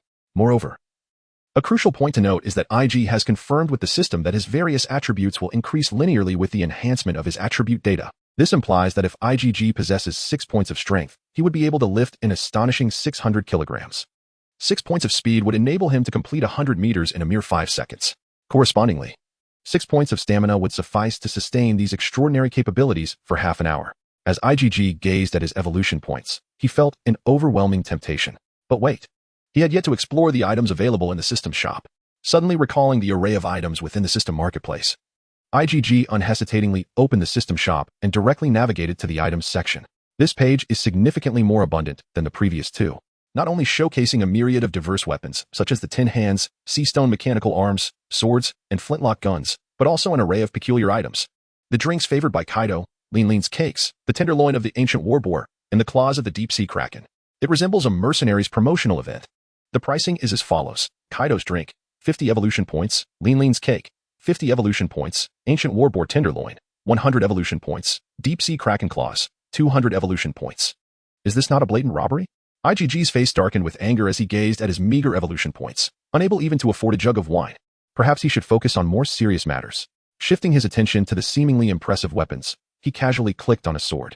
Raikiri, Chidori, S-Class, a legendary sword capable of severing thunder and lightning. Price, 500 evolution points. Farewell. Fuming, IGG closed the system shop. Chapter 46, The Self-Cultivation of a Handsome Man. A single sword demands 500 evolution points. 500. He had only received a paltry amount of evolution points for slaying sea kings. Defeating Arlong yielded nothing. Capturing Jinbei granted him merely 5. After a strenuous battle with the Nine Snake, he was awarded a mere 10 points. And yet, this costs 500 points in an instant? How can one possibly afford this? Shall I become the Pirate King? IGG cursed under his breath and promptly closed the system store, only to reconsider and reopen it. Navigating to the attributes page. Indeed, he remained a pauper, relegated to exchanging for less expensive items. However, it was a consolation that his current evolution points were sufficient to significantly enhance his attributes. After much contemplation, he resolved to allocate his points in a balanced manner. Strength, speed, and stamina would be evenly distributed, with 7 points assigned to each. As for presence and technique, which could not be directly tested, IgG had inquired with the system. His intuition regarding presence proved correct. It could be understood as a concealed buff, the potency of which could decisively influence the outcome of battles. Hence, it could not be too low. According to the data provided by the system, the legendary Pirate King Roger possessed the highest presence in the world. Yet it was merely 55 points. Characters like Whitebeard, Karp, and Sengoku hovered around 50. Thus, there was no immediate rush. Allocating 3 points for now would suffice, with the potential to max out presence once his physical techniques were sufficiently developed. As for technique, it not only influenced the application of Conqueror's Haki, but also affected the utilization of skills within his entire skill set, even impacting the efficiency of replicating skill books. IgG was particularly concerned that a higher technique level would allow for greater control over larger quantities of sand. It was vital to recognize that the quality of sand produced was linked to stamina. However, if his technique level fell short, he would be unable to execute intricate maneuvers over substantial amounts of sand. This severely constrains IgG's combat prowess and creativity. Summoning a desert only to crush the opponent? IgG certainly does not wish to become such a being. Hence, he resolved to invest his remaining evolution points entirely into skill. Oh. Now the attributes panel appears far more pleasing. IgG gazed at the completed attributes panel and smiled with satisfaction. Host. IgG stamina, 10 strength, 10 speed, 14 aura, 8 skill, Sand Fruit LV7, awakened, Conqueror's Haki LV5, Sand Reverse Waterfall, Imitation Quicksand Cascade, 20.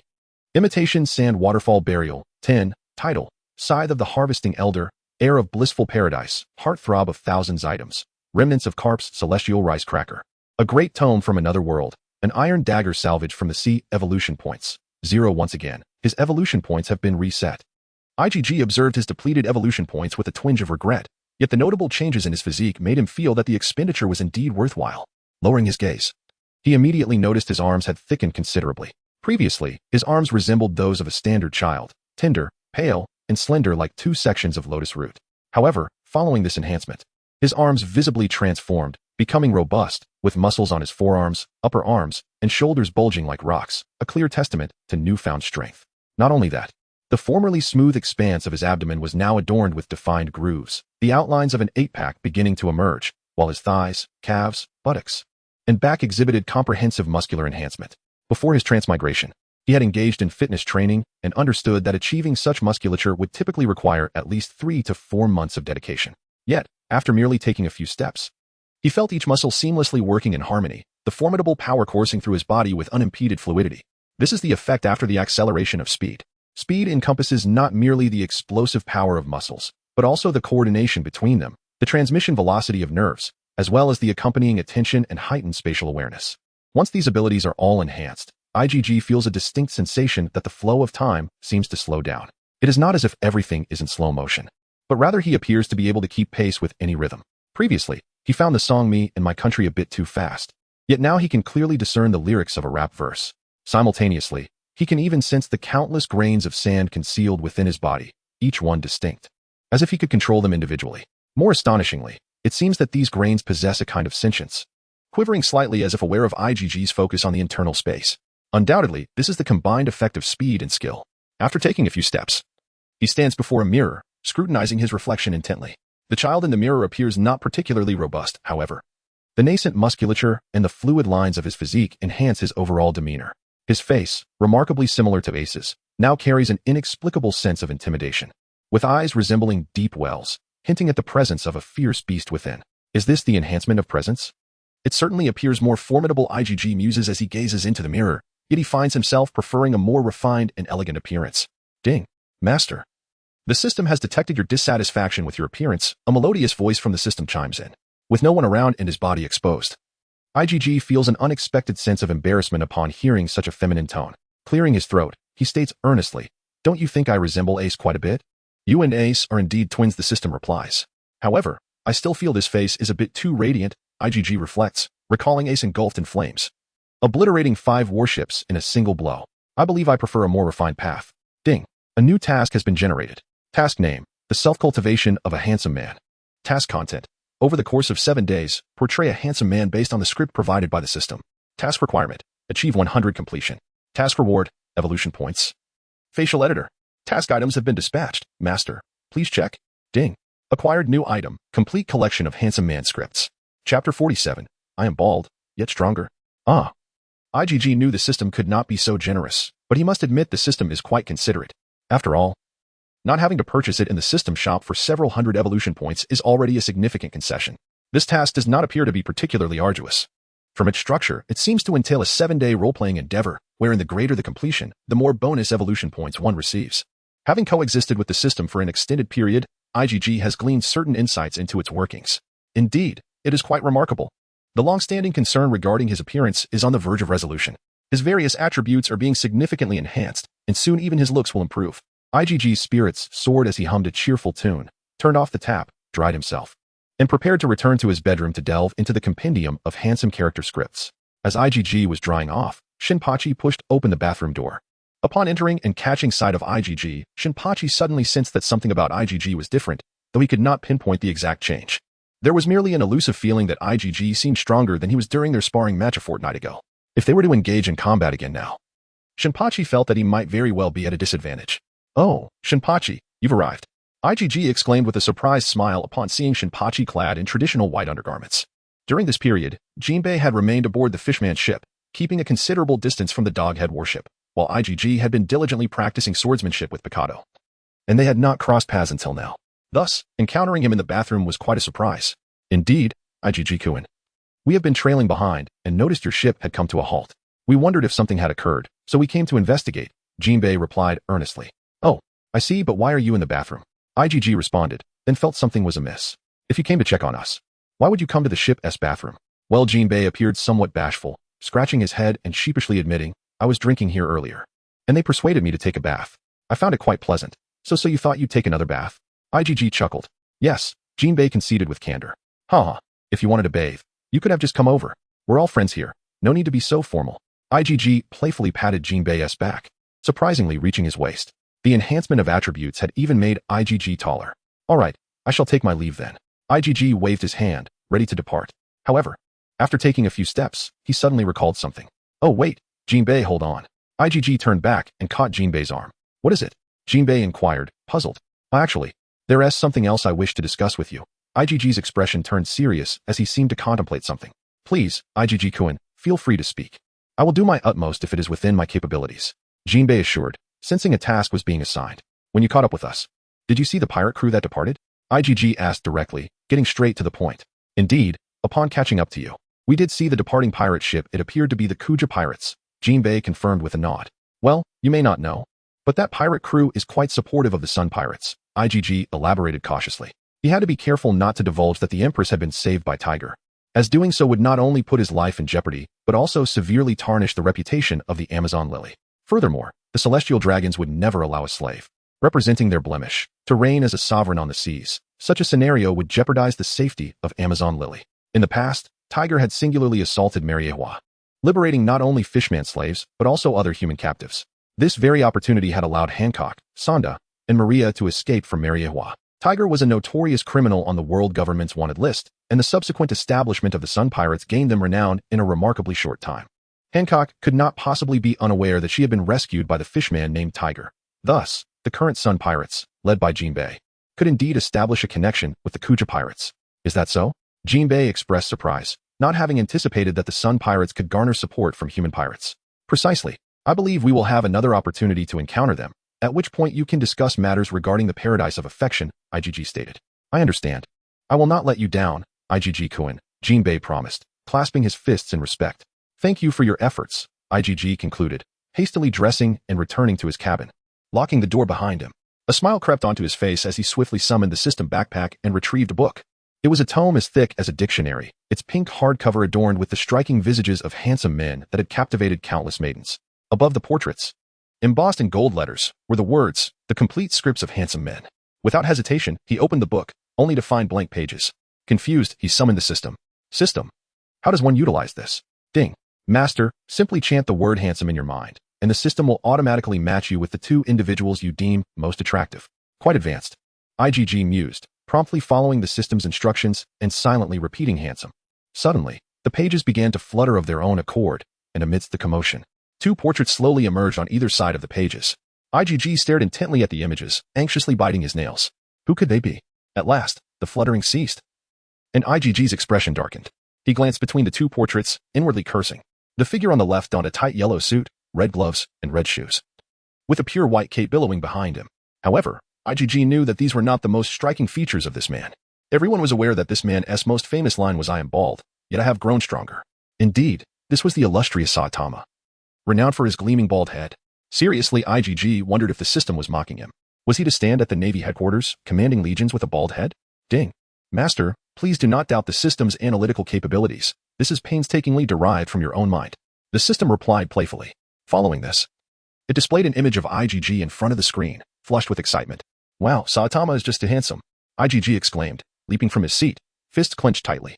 He wished he could slap the version of himself who had been so impulsive. Couldn't he have shown some restraint? Did he not know that he would face a serious identity change in the coming years? You have no idea. Master, your heart rate is 150. And your blood pressure is also 150, more exhilarating than dining with the school beauty. You must find him quite attractive. The system added, teasingly. Countless dark lines descended upon IgG's face. He truly had no rebuttal to this. But, could you not assign me a more dashing version of Saitama? IgG shouted in exasperation, pointing at the lackluster bald head. You've given me such a lethargic Saitama. You're doing this on purpose, aren't you? It was widely known that Saitama possessed two distinct artistic styles. When depicted in a refined style, he was breathtakingly handsome. However, when illustrated in his usual style, he was merely a bald, unremarkable figure. The infernal system has audaciously assigned me a character like Saitama, clearly to mock me. The system claims to operate based on extensive data analytics and simulation, naturally opting for the attire that garners the highest visibility. Fear not, my dear master, despite this, he remains a strikingly handsome figure. The system persists in its justifications. IgG was so incensed by the system that words escaped him. Furthermore, my master, it has provided you with two options. Should you find this one unappealing, you may certainly choose another. How dare you say such a thing? Upon hearing this, IgG erupted with indignation. Just look at the handsome man on the right, with long black hair cascading behind his head, a black coat that flows past his knees, piercingly large and expressive eyes, and notably broad earlobes. His face, radiating a benevolent aura reminiscent of a deity, bears a dark inverted crucifix deeply imprinted upon his forehead. His visage is that of a Buddha, yet he exudes the essence of a demon. The sacred and the sinister coalesce flawlessly within him. The compassion of a Buddha and the allure of a demon converge, making him an embodiment of the most captivating traits imaginable. A mere glance from afar would irresistibly draw one in. Engaging him in conversation would likely ensnare one's entire being within his grasp. Kuroro Lucifer. Who is Kuroro? One of the most notorious criminals in another world. Born in a slum abandoned by all governing bodies, he has witnessed the darkest facets of humanity, resulting in a profound lack of empathy. He scorns rules and disregards laws, capable of slaughtering entire clans or extracting their eyes purely for monetary gain. To victims and innocents, he is a heartless demon. Yet, to his comrades, he is a savior. The organization he has forged comprises children once from the slums, and Kuroro would willingly sacrifice his life to protect any one of them. This is a madman, traversing the path of his own reasoning. He is one of IG's most favored characters. However, this is indeed the leader of a criminal gang. I have aspired to become a naval admiral. Are you suggesting that I engage in criminal activities? This is utterly absurd. Regardless, it is inconceivable for me to successfully assume the role of Kuroro. Isn't this simply a roundabout way of driving oneself to baldness? A pitifully balding fellow at that. I absolutely refuse. You are undoubtedly doing this on purpose. I shall not play either of these roles. IgG was seething with anger and promptly declared he would quit. Ding. Master, the task has now commenced. Once a system task is initiated, it cannot be halted. Your performance will be evaluated accordingly. The system replied, unfazed. IgG was on the verge of exploding, but then a thought struck him, and he sneered. After all, it would only last a week. Once it was over, he wouldn't have to continue. Ding. Should you proceed with a lackadaisical attitude towards the task, there will be repercussions for the master. What kind of punishment? Baldness. Fine. I will do it. IgG was in a frenzy. Yes, that's the spirit, master. How infuriating. IgG reluctantly accepted this absurd task, the most aggravating part being his utter helplessness against this system. If he simply sat idly by, he would end up bald, and if he succeeded in acting, he would still end up bald. Truly, it was infuriating. Sigh. At this point, the only way to prevent baldness was one path.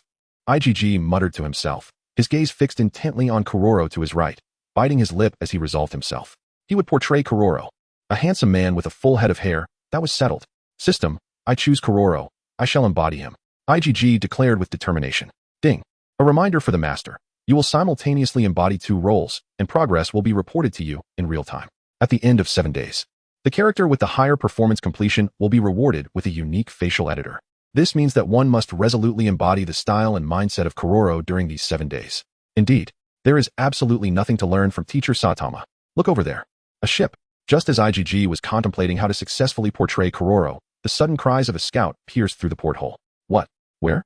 I don't see it. It's right there. Do you see it? That dilapidated vessel. Oh my goodness. Look quickly. There's someone lying on top. Initially, IGG had no intention of paying attention, as he was wholly focused on figuring out how to accomplish his task. However, the mention of the ramshackle boat and the figure upon it ignited his curiosity. He hastily got out of bed to prepare to venture outside. Ding. Curiosity detected from Saitama. Saitama's portrayal completion 1. Current progress 1. What the heck? IGG's foot, poised to step outside, halted abruptly, and he turned back. Then I shall not go. Ding. Saitama's adaptability detected. Saitama's portrayal completion 1. Current progress 2. Damn it. IGG was utterly exasperated, cursing into thin air. I am determined to board that ship today. With that, he sulkily pushed open the cabin door and stepped outside. Ding. Anger and embarrassment detected. Kuroro's reverse portrayal. Kuroro's portrayal completion -1. Current progress -1. IGG nearly stumbled. Chapter 49. Tom and Jerry. Curse the system.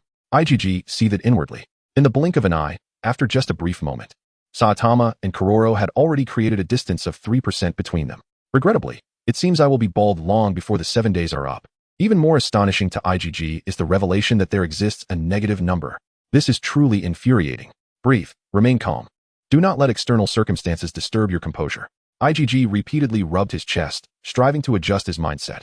He must not afford the system any advantage. At last, IGG succeeded in regaining his tranquility and confidently ascended to the deck. At that moment, the deck was teeming with naval soldiers, each pointing towards something on the surface of the sea, chattering animatedly. IGG's curiosity intensified. After battling with the 9 snakes, taking a bath, and engaging in a light-hearted banter with the system, it was nearly dawn. The sun had yet to rise, and the sky was merely tinged with a pale light. Ordinarily, everyone would still be fast asleep at this hour, yet here they all were, gathered above deck. IGG approached the ship's railing and gazed in the direction indicated by the soldiers. The Doghead warship was cruising at a normal speed and was on the verge of exiting the comm zone.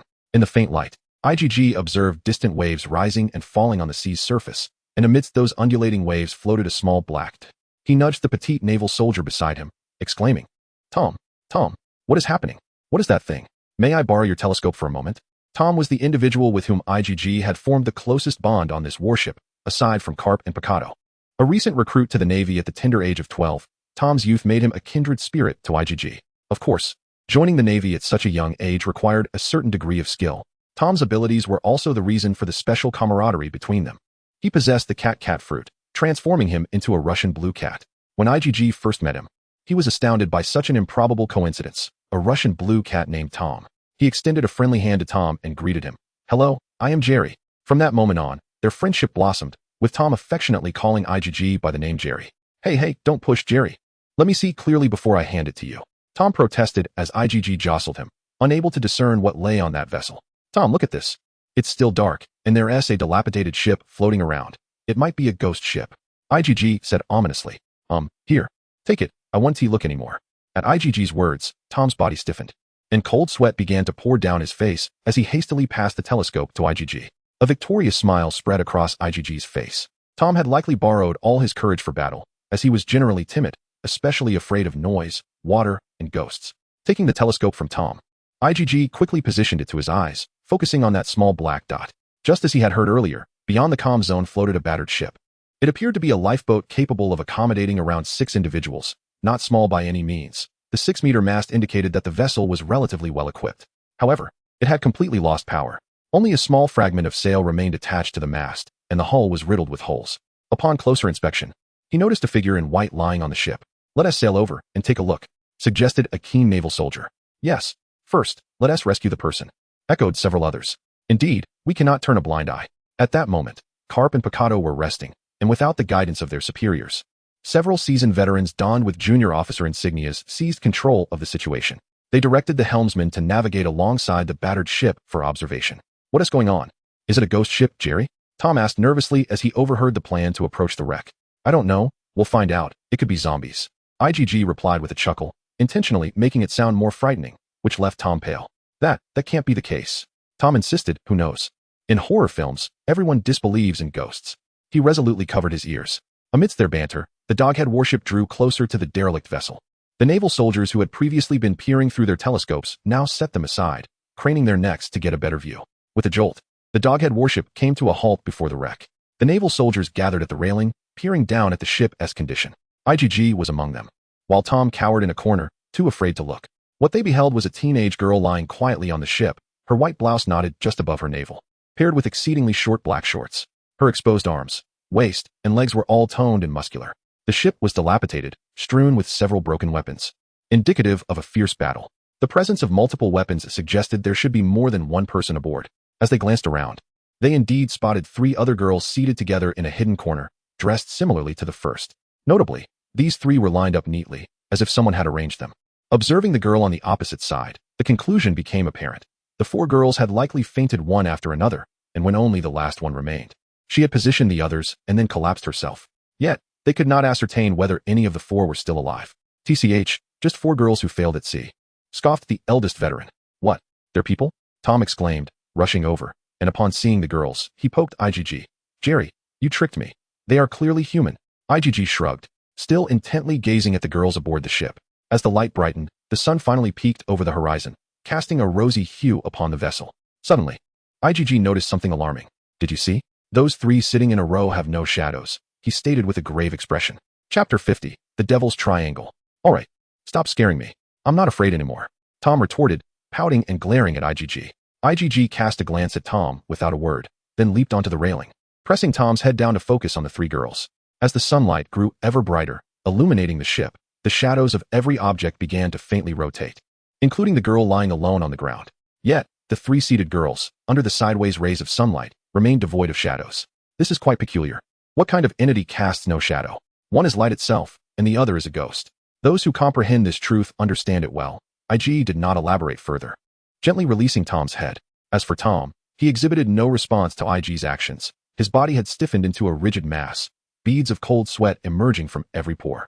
Observing him, IG felt as though the vibrancy of his own artistic expression had faded, transforming him into a pallid shade of gray. What new features does the system possess? IG is unaware. Ding. Spreading fear, Kuroro's performance level increases by 1. Current completion level, 0. Master, you must strive harder. The system promptly reported a piece of news that IG was particularly eager to hear. It appears that Kuroro's role requires engaging in some nefarious deeds. IG seems to have grasped something. Goodness, could it be that those 3 are ghosts? They don't seem to fit that description. Look at the other person. She has a shadow. Given the circumstances, could we be encountering vampires? Vampires. Ah, help. Vampires. Ah. Tom, who had already turned pale, felt his color drain further upon hearing a group of sailors' discussions, and he was on the verge of losing his sanity. IG glanced at Tom's expression, pondered for a moment, and said, let us rescue the person first. Since they haven't burst into flames in the sunlight, they likely aren't vampires. Tom, you are the most agile among us. Why not take a look? Oh no, I don't want to. Tom was so frightened that he took off, retreating to the doorway of the cabin, shaking his head in refusal. I believe IG's reasoning holds merit. Tom, you are the quickest to react here. Let us all take a look. Who knows what we might discover? Another sailor echoed IG's sentiments. Upon reflection, that does make sense. Tom, it's just a matter of going and coming back with 4 people. Exactly. Don't be cowardly. Hurry up. Go. No. I don't want to. Wah. Tears streamed down Tom's face as he crawled over to the veteran commanding officer, clinging to his leg. Brother Will, please don't make me go. Hey. You've smeared your snot on my pants, you little rascal. Will grimaced, urging him to comply, reminding him that a sailor must possess a brave heart. Brother Will is right. Go. IG approached and patted Tom's shoulder. After a couple of pats, IG seized Tom's shoulders when he least expected it. Jerry, what are you doing? Tom began to inquire, but in the next moment, IG had hurled him like a baseball. Ah! The cries echoed. IG looked at Tom, feeling a surge of guilt. My apologies, Tom, but it's for the sake of my hair. Ding. The wickedness deepens. Kuroro's performance level increases by 1. Current progress, 1. Oh yeah. IG felt he had discovered the secret to rising in levels. My hair is saved. The elation of one who does not wish to go bald. With a thud, Tom traced a clumsy parabolic arc through the air before crashing down onto the dilapidated ship. The vessel shook violently with his arrival, and the 3 seated nearby toppled one after the other.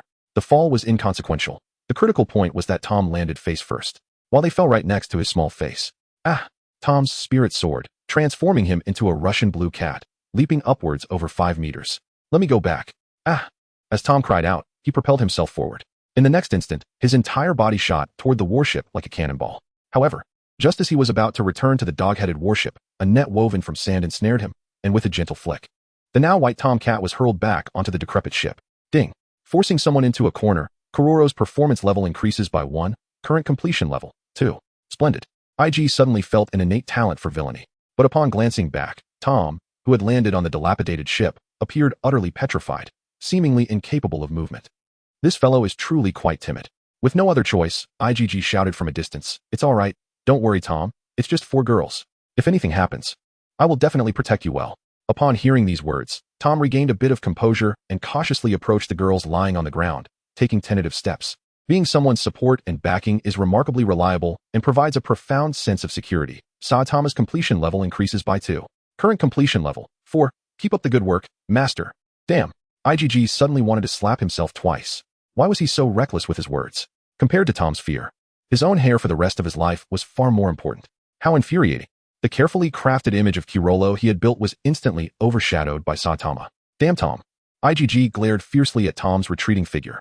On the rickety boat, Tom seemed to sense a chill and hastened his movements, swiftly piling the 4 girls onto himself and, utilizing his feline balance, effortlessly leaped back onto the dog-headed warship. Oh my goodness. Tom succeeded. Applause. Worthy of encouragement. A group of curious Navy soldiers, upon witnessing Tom's successful return with the 4 individuals, burst into applause, praising him. Even IGG feigned applause, nodding at Tom. Humph. You bunch of rascals. Even if you praise me, I won't be pleased. Tom pouted, but soon couldn't contain his laughter. He knew very well that on this ship, only he could so smoothly bring back 4 people. Everyone gathered around to examine the 4. When it came to shadows, IGG's mind drifted to a certain individual. He raised his head, scanning the Navy soldiers, and finally fixed his serious gaze on Tom, saying, "Have you heard of the Devil's Triangle?" Chapter 51, A Bedtime Story. Here we go again. Tom had become immune to IGG's intimidation, turning his head to the side with a pout, insisting, "Enough with those useless legends. How shall we deal with these people?" No, Tom. Because you are too young, you haven't heard of these legends," a Navy soldier interjected softly, picking up on their conversation. "Don't try to scare me. I no longer believe you." Tom resolutely covered his ears. However, Brother Will approached with great seriousness, prying Tom's hands apart and saying earnestly, "Kid, this legend is something every Navy soldier must know. Moreover, you will encounter even more strange legends in the future. Never doubt them, or it may cost you your life." "Huh, you say I'm young, but he's not even 8. Tom scoffed, pointing at IGG. "You know very well that Karp is my grandfather. Many things don't require him to explain personally. My father has recounted them to me as bedtime stories." IGG shrugged, his expression casual. In truth, he wasn't lying. During those years growing up in the Dragon family, Dragon had certainly shared many sea legends with him, treating them as bedtime stories. No wonder Luffy was afraid to take him along. Those tales he heard back then were genuinely frightening, and if a 7- or 8-year-old child were to hear them, they would likely struggle to sleep each night. Indeed, Dragon had recounted the tale of the Devil's Triangle. This is merely a realm of indistinct direction, chaotic currents, and treacherous reefs. Humph, if even Jerry can listen to it as a bedtime story, what is there for me to fear? Upon discovering that this tale was a childhood bedtime story of IGGS, Tom felt a wave of relief wash over him. He readily allowed everyone to share the story, adopting a posture of eager attentiveness. It turned out to be merely a bedtime story. He had anticipated something far more terrifying. Fortunately, he had refrained from displaying any fear earlier, thus salvaging a modicum of dignity. Tom silently congratulated himself. Before delving into the narrative, it was prudent to inspect their vessel and prepare to set the warship in motion. Uncle Will wore a half-smile, having made prior arrangements. The mere mention of the term bedtime story appeared to imbue Tom with newfound courage, prompting him to volunteer for a thorough inspection of the ship, offering a compelling justification. "I have been there once before and am somewhat familiar with it." With one volunteer, the others felt no inclination to object, and they watched as Tom transformed into a nimble blue cat, swiftly leaping onto the derelict vessel, conducting a rapid search. Before long, Tom bounded back onto the warship and shook his head at the group, extending a paw that clutched a scrap of paper. "There is nothing aboard. Only some remnants of food, no water, and all the weapons are broken. The only thing I found was this piece of paper of life," he declared. Uncle Will took the paper of life, examined it in his palm, and remarked, "This should indicate the direction they intended to take, which aligns closely with our course. Let us proceed forward." He assigned several naval soldiers to operate the ship and requested a bowl of water. Taking the water, he approached the shadowy girl, gently feeding her sip by sip, allowing it to trickle into her cracked lips. Having completed this task, Uncle will return to the naval soldiers, urging them to form a circle, intentionally placing IgG and Tom directly across from each other. Come now, IgG, share your bedtime story with us. Uncle will winked at him. A long time ago, IgG wasted no words and began directly. Long ago, this was a stretch of sea untouched by human feet. Until one day, a captain charted a course that, drawn on a map, passed right through this area. Everyone, brimming with confidence, eagerly set sail alongside the captain. However, ultimately, no one returned alive, nor did anyone ever see the captain's ship again, leaving the fate of those vessels shrouded in mystery. The first ship fell victim along the designated route, and people assumed it was merely an unfortunate accident, perhaps a collision with a reef or a tempest. The second and third ships met similar fates, leading to the same conclusions among the crew. Yet, as more captains succumbed to misfortune along this route, an unsettling realization began to dawn upon the community. This route is known as the Devil's Passage, and thereafter, no one dared to traverse it again. Many years later, however, an intrepid captain, undeterred by the warnings of others, led a fleet determined to navigate this treacherous path. Ultimately, this valiant captain also succumbed to the perils. Yet his journal was salvaged by his weathered vessel, which found its way to an uncharted isle. Egerton glanced momentarily at Tom across from him. The young lad appeared to have completely embraced the notion that this was a bedtime tale, his expression earnest and devoid of any resistance. Initially, Tom had been somewhat cautious, fearing that IgG might unveil some terrifying narrative to deceive him. However, upon hearing nothing frightful thus far, Tom relaxed and began to listen attentively. Indeed, it was a bedtime story, he mused. Observing Tom's reaction, IgG chuckled softly and continued his narration. The speed of the Doghead battleship remained as swift as ever. It felt as though only a brief moment had passed, yet the numbers on the itinerary had already surpassed 3 digits. The scout glanced upward towards the sun's position and realized that, at some point, the recently risen sunlight had vanished. The Doghead battleship seemed to have sailed into a region rife with turbulent air currents, enveloped by a haze that was neither thick nor thin. He also discerned that within the fog, there appeared to be indistinct silhouettes. Upon closer examination, he concluded that these were the remnants of sunken vessels. His brow instinctively furrowed, for he sensed that the situation was beginning to take on a peculiar turn. Meanwhile, the circle of listeners surrounding the storytelling session gradually reached a crescendo. The young girl began to regret her decision to accompany these boys on an adventure aboard this decrepit ship. IgG, holding a candle, cast flickering shadows across his face, rendering him eerily enigmatic. From behind each cabin door, creaking sounds echoed, accompanied by low murmurs that seemed far from human. Suddenly, as IgG intensified his tone, Tom could not help but cry out in fright. At that moment, Tom noticed that his color was draining, his teeth chattering uncontrollably as he nervously gnawed at his fingernails. Regret washed over him. Why had he chosen to listen to a bedtime story when it was, in truth, a ghost story? He wished he could deliver a couple of slaps to his former self. These individuals, each wearing a bemused expression, were clearly relishing the spectacle of my embarrassment. Yet, I found myself irresistibly drawn to their intrigue, yearning to hear more. How infuriating. I possess an utter inability to resist such terrifying and spine-chilling tales of adventure. Chapter 52. The Island Infested with Zombies. Suddenly, what is happening? Tom inquired, his voice trembling. IgG did not respond immediately. Instead, he maintained a peculiar expression, quietly winking at Will, who stood behind Tom. Abruptly, the door behind the little girl was pushed open, creaking ominously. Upon observing the latter nod, IgG continued his narrative. And then, Tom eagerly pressed on. He was completely engrossed in the story, utterly oblivious to Will's outstretched hand behind him. Then, in the darkness of the cabin, a powerful hand shot out, seizing the little girl by the throat. Tom's heart raced in sync with IgG's emphasis, listening to the tale. He felt as if he were standing at the threshold of a ghost ship's cabin. At the very moment IgG spoke, a shiver ran down Tom's spine. Before he could react, he felt a hand wrap around his neck from behind, tightening its grip. Ah! A ghost! Faced with Will's grasp, Tom was utterly terrified, letting out a shriek and rolling his eyes back in fright. Ha ha ha!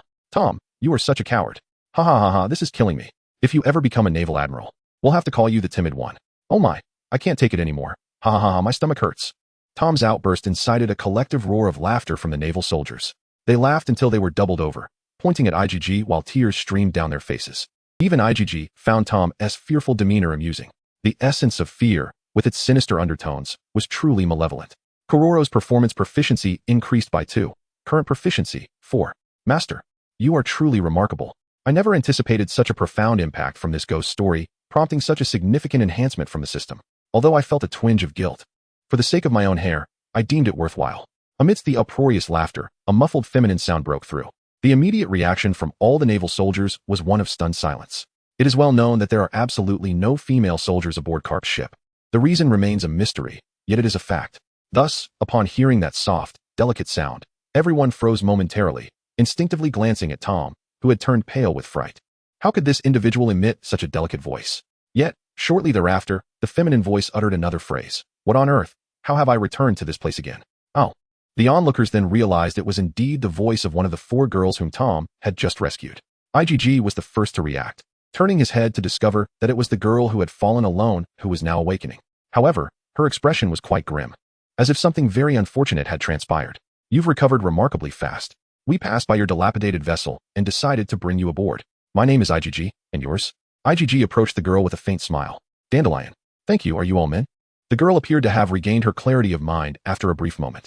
Yes, indeed. Are you hungry? Shall we procure some sustenance for you? IgG was momentarily taken aback by her inquiry, but managed to respond. Never encountered men before? That's quite an intriguing premise. Moreover, the name Dandelion resonated with IgG, as if he had heard it during his time on Earth. Dandelion. Dandelion. The flower. A spark of realization ignited within IgG. Perhaps she was affiliated with the 9 Snakes? Alas, the girl shook her head, her gaze dimming.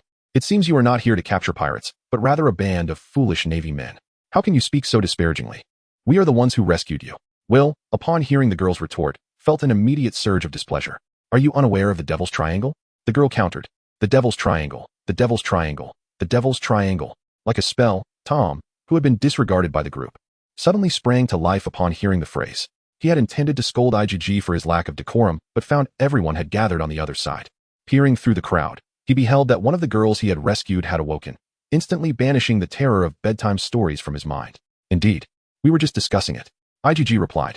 Thus, you are a band of fools. The girl placed her hand on her forehead, gesturing at their surroundings. Look around you. Do you not comprehend? The group followed her, and enlightenment dawned upon them. The sun, which had just risen, was now nowhere to be seen, replaced by a swirling mist. Shadows of fragmented silhouettes glided past the ship's hull. Even without clarity, it was evident that these were remnants of vessels. Without a doubt, it mirrored the Devil's Triangle that IgG had just described. This is the Devil's Triangle. Oh. IgG glanced at Tom, who had just awakened, and with a smirk, remarked, So, we have already arrived at the Devil's Triangle, huh? What? No way, Tom exclaimed, shielding his eyes as he surveyed his surroundings, discovering that it indeed resembled IgG's earlier description. Oh my goodness. Tom's panic escalated, transforming into a frenzied cat, darting about. Brother Will swiftly caught up and knocked him unconscious with a slap, carrying him back in his grasp. Well, in truth, after rescuing you, we anticipated passing through here. We just didn't expect it to happen so soon, IgG shrugged and said. Everyone nodded in agreement, displaying no signs of alarm. With Karp and IgG present, what was there to fear from any malevolent spirits? Or did they believe that a Navy helmsman, trained in observation, could not discern currents from hidden reefs? The group harbored little concern regarding the matter. Are you all foolish or what? The girl observed the calm demeanor of the Navy soldiers with an air of exasperation. In this Devil's Triangle, a genuine demon roamed. Demon? IgG furrowed his brow and inquired. Alas, the situation is as follows. The girl sighed, beginning to recount her tale. She explained that she had initially set sail with her king, only to be tasked with a mission midway through. Unexpectedly, the compass malfunctioned, leading them astray, and they drifted into this Devil's Triangle. They floated and floated until they reached an island. Planning to replenish their supplies, they were shocked to discover the island was overrun with zombies. Furthermore, they encountered a peculiar figure with an exceptionally long neck, wielding a pair of scissors, who snipped away at the shadows of her companions. As their shadows were severed, the 3 fell unconscious. Upon hearing Dandelion's account, IgG suddenly struck his forehead, recalling a crucial detail. Isn't this the territory of Moria? Chapter 53, Moonlight, Moria. The one who cuts the shadows? Tom huddled in the embrace of Brother Will, trembling with fear. Indeed, those zombies are merely the shadows of the living stuffed into lifeless bodies. The young girl cast a disdainful glance at the coward, stating, I witnessed with my own eyes the shadows of my sisters being forced into the carcasses of those animals, after which the corpses rose. Oh dear, perhaps we should retrace our steps. Tom faltered, provoking derisive scorn from a group of naval soldiers. Fear not, for I have made the acquaintance of your king. I shall assist you in reclaiming the shadows of your companions, said IG, pondering for a moment. Just earlier, Dandelion mentioned that he had set sail with the king, leaving her with only a spare vessel. This indicates that when they ventured out to sea, they were not far from their homeland. Furthermore, she had yet to encounter a man. Apart from the inhabitants of the country of daughters who have never encountered a man, are there other places as well? IG couldn't help but feel a twinge of self-reproach for his oversight. With such a distinctive ability, he had failed to consider it. The 3 young maidens who had accompanied Dandelion had vanished, leaving only Moria in their wake. Speaking of Moria, IG found himself rather indifferent. His true curiosity lay with the dragon horse aboard Moria's ship. That was a swordsman wielding the national treasure of Wano, the famed blade Autumn Water. Not to mention, it would be delightful to at least behold that sword, if not engage in combat. Everyone had grown accustomed to IG's tendency to seek out confrontation, so they refrained from commenting. However, the young maiden Dandelion was decidedly scornful. You? How old are you, 10 at most? Have you even met our king? She scoffed. Initially, she had felt some fondness for the little rascal, but now she was disillusioned by his exaggerated claims. Just yesterday morning, she must have set sail, and I exchanged a few moves with her. IG continued earnestly. Weren't we just facing pirates yesterday? Brother Will furrowed his brow. She is a king? Are you just spinning tales? Dandelion's tone escalated, her eyes widening in disbelief. Our king, a sovereign, would never stoop to pirate activities. Yet, despite her words, she felt a surge of anxiety within her. She had merely mentioned her master's other identity to avoid being captured by the Navy, and now it seemed they had indeed encountered someone who was both a pirate and a king, and so close to her own master. Simultaneously, a flicker of doubt crossed her mind. Could this little brat have truly fought with the king? Boa Hancock, isn't it? IG sighed, directly naming Hancock. What are you talking about? I don't know her. Dandelion was momentarily taken aback, flustered as she feigned ignorance while internally chastising her master. Surely, even a child need not be privy to her true name. Remembering Hancock's penchant for self-introduction wherever she went, Dandelion felt a headache coming on. Moreover, if this was indeed the Navy, why was she still standing after their encounter? You went too easy on her, didn't you? Why show mercy to the Navy? Filled with grievances toward her master, Dandelion stubbornly refused to acknowledge it. Ugh, fine. If you don't know her, then you don't. IG, disinterested in further explanations, approached her 3 companions and scrutinized them closely. At that moment, the 3 young maidens appeared pale, their breaths faint, their bodies twitching slightly, as if ensnared in a dream. Moria's abilities were indeed fascinating. IG mused, deepening his understanding of Moria's fruit powers. Moonlight Moria, wielder of the shadow fruit. He possessed a colossal pair of scissors, capable of severing an enemy shadow. The detached shadow could be inserted into a corpse to create a zombie or into a living body. Whether zombie or living, they would inherit a portion of the original owner's abilities. This can be described as a rather insidious skill. After all, no one could possibly stand there and allow you to sever their shadow. Thus, while the maneuvers involving shadows may appear ostentatious, they are, in fact, rather inconsequential for Moria. The most significant advantage may lie in the ability to prepare hundreds, if not thousands, of shadows to be absorbed into his own being, affording him a fleeting enhancement and the creation of a formidable shadow army. IGG had often mused that if this shadow fruit were bestowed upon any proficient martial artist, they would not be reduced to such a pitiable state. In his earlier years, he had rallied a formidable group of allies, boldly challenging the Kaido pirates. Unfortunately, the outcome of that confrontation proved devastating, resulting in the annihilation of the entire Moonlight Pirates, save for the captain. Following that, he seemed to have languished in despair, hiding in these dark waters, surviving by scavenging corpses and creating zombies, comforting himself with the notion that the dead would never betray him. Yet, IGG understood that the defeat had shattered his spirit completely. In the subsequent decade of the Paramount War, he was ousted from the 7 warlords, narrowly escaping thanks to the protection of his subordinates. Tragically, when he finally mustered the strength to rescue them 2 years later, they had perished. Such is the plight of a man who has suffered greatly, having his dreams crushed in his youth, only to find that when he finally dared to trust again, his comrades met with demise. IGG harbored a substantial empathy for him, and upon realizing his presence ahead, he silently resolved to ensure that he was confined within a prison. This is not merely the accumulation of achievements, it is evidently a strategic consideration for Moria's future. Rather than confronting the inevitable descent into a tragic fate, it is preferable to be incarcerated in advance, thus alleviating the subsequent suffering. Indeed, it is as simple as that. In the face of noble valor, harboring goodwill towards strangers, the embodiment of justice, Saitama's completion rating is enhanced by 4. Current completion rating, 8. How remarkable my master is. Alas, in a moment of triumph, I momentarily overlooked this matter. Surely, the system is rigged. Why, after exerting so much effort to narrate a tale, do I only receive a mere 2% increase, while a casual remark garners a 4% boost? This system seems intentionally designed to overlook the handsome young men with hair, does it not? Do not blame me for not advising you, dear child. Dandelion observed IGG, who was crouched on the ground in contemplation, and felt compelled to remind him that this domain lacks sunlight. Thus that individual would become exceedingly formidable. After a moment of reflection, Dandelion earnestly stated, in such a place, even our king would likely struggle to prevail against him. Is that so? IGG replied, not lifting his gaze. Then it matters not.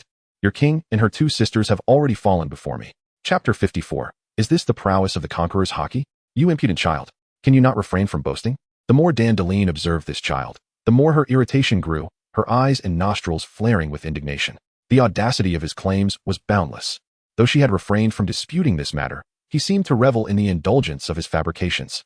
One must not forget that the entire Amazon Lily Kingdom is a realm where power reigns supreme. Hancock's position as queen was forged through sheer strength. How dare this mere child, barely 7 or 8 years old, assert that their king is merely a defeated foe? Truly, he has never witnessed the vastness of the stars above. Huh, what is it? IGG was momentarily taken aback by her sudden outburst. What else could it be? You have been boasting since earlier. Dandelion, known for her fiery temper, pointed an accusatory finger at IGG. You little brat, have you ever encountered a true warrior? Such grandiose claims at your tender age. Upon her exclamation, the atmosphere aboard the ship turned palpably strange. Every naval soldier regarded Dandelion with peculiar expressions, as she vehemently defended her master. From the vague dialogue that had transpired, it was evident that the pirate crew responsible for the attack on the Doghead warship the previous day was indeed the king she had mentioned. While the reasons for her unwavering faith in this king remained a mystery, the spectacle of their battle was witnessed by all. Young IGG had displayed extraordinary skill and strength, triumphing over the three sisters. Thus, upon hearing Dandelion's words, the soldiers revealed expressions of mixed emotions. Doubts regarding IGG's prowess began to resurface. There was little they could do. After all, IGG appeared utterly harmless. Clearly, there was more entertainment to come. A collective understanding passed among the group. Yet no one wished to defend IGG. They knew he would prove himself in time. What is this reaction? Dandelion, observing the soldiers' bizarre demeanor, grew even more incensed. Are you all going to ignore this impudent child? This will lead to serious trouble in the future. Has the naval ethos deteriorated to such an extent that you allow this child to brazenly insult our king? What expressions are these? As if our king truly fell before him. Why should I care? What have I boasted about? IGG remained perplexed by her sudden fury. What have you boasted? Do you truly believe you could defeat our captain? Dandelion was nearly beside herself with rage. Huh, is this what you call boasting? Are you speaking rationally? At your age, defeating our captain is at least 20 years away. Dandelion huffed heavily. Is this merely boasting? Is this even coherent? Dandelion, seemingly unsatisfied, continues to ramble on. IGG, with a sense of inevitability, lets out a sigh as he observes Dandelion's soliloquy, when suddenly his gaze sharpens. A formidable surge of will, akin to a colossal dragon, erupts forth, charging directly at Dandelion. A group of onlooking naval soldiers remains oblivious, merely sensing a gentle breeze passing by. Only Dandelion, in that instant, feels a chilling sensation rise along her spine. She becomes utterly rigid, unable to move, not due to control, but as if a bloodthirsty beast were fixated on her, instinctively paralyzing her from motion. What is happening? Dandelion's heart races wildly, as if it might leap from her chest. Who is it? Cold sweat trickles down her forehead and cheeks. She grits her teeth to withstand the overwhelming pressure, her eyes reddening as she searches for the source of this suffocating aura. Is it that blue cat? Impossible. He is even more timid than a mouse. Could it be that burly man? She glances at Brother Will, but that too feels incorrect. In her perception, he resembles a crouching lion, fierce, yet devoid of such overwhelming dominance. Who could it be? Dandelion frantically scans the naval soldiers, yet her instincts continually lead her to overlook IGG. Sighing, IGG shakes his head and takes a gentle step forward. Boom. Dandelion feels as though her scalp has exploded. A sense of peril crashes over her in waves, compelling her body to involuntarily leap backwards, crouching low to the ground, readying for combat. However, upon raising her gaze, she finds IGG standing at the forefront of the crowd. Impossible. Dandelion's pupils, constricted by stress, shrink to pinpricks. Even this cannot quell the tumult within her. The moment her eyes meet IGG's, all sensations align. The dissonance dissipates. The primal, beastly pressure emanates distinctly from him. What a jest! Is this the might of Conqueror's hockey? How young is he? Observe the naval soldiers behind him. Their expressions are remarkably relaxed, clearly indicating that he alone bears this pressure. Not only has he awakened Conqueror's hockey at such a tender age, but he also wields it with such ease. Could it be that I have simply been sheltered from the world? Is the world truly this vast? Though my heart is reluctant to concede, a trace of hesitation pierces through Dandelion's heart like a steel needle. The young lad had just claimed to have defeated Hancock, and perhaps it was not entirely implausible. Dandelion was taken aback by this sudden notion, hastily shaking her head. No matter what was said, she would never believe that the revered King Hancock, whom she admired wholeheartedly, could be bested by such a mere child, not in the slightest. Suddenly, Dandelion felt the weight that had burdened her body lift in an instant. The formidable pressure that felt as though it would consume her ebbed away like a receding tide. Upon closer inspection, she noticed that the figure across from her, IG, had averted his gaze and turned away, heading towards the ship's railing. It truly was him. Only then did Dandelion realize that her back was already drenched in cold sweat. There were no words to encapsulate her feelings at that moment. She could only stare vacantly at IG's retreating silhouette, utterly speechless. The naval soldiers, observing Dandelion's reaction, were satisfied smiles. Indeed, she exhibited the expected response.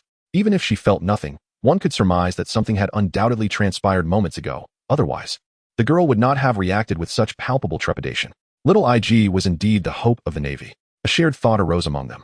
Just as everyone was either astonished or secretly delighted, their beacon of hope in the Navy furrowed his brow in quiet contemplation. IG had heard some sound. Faintly, indistinctly. It seemed as though someone was singing.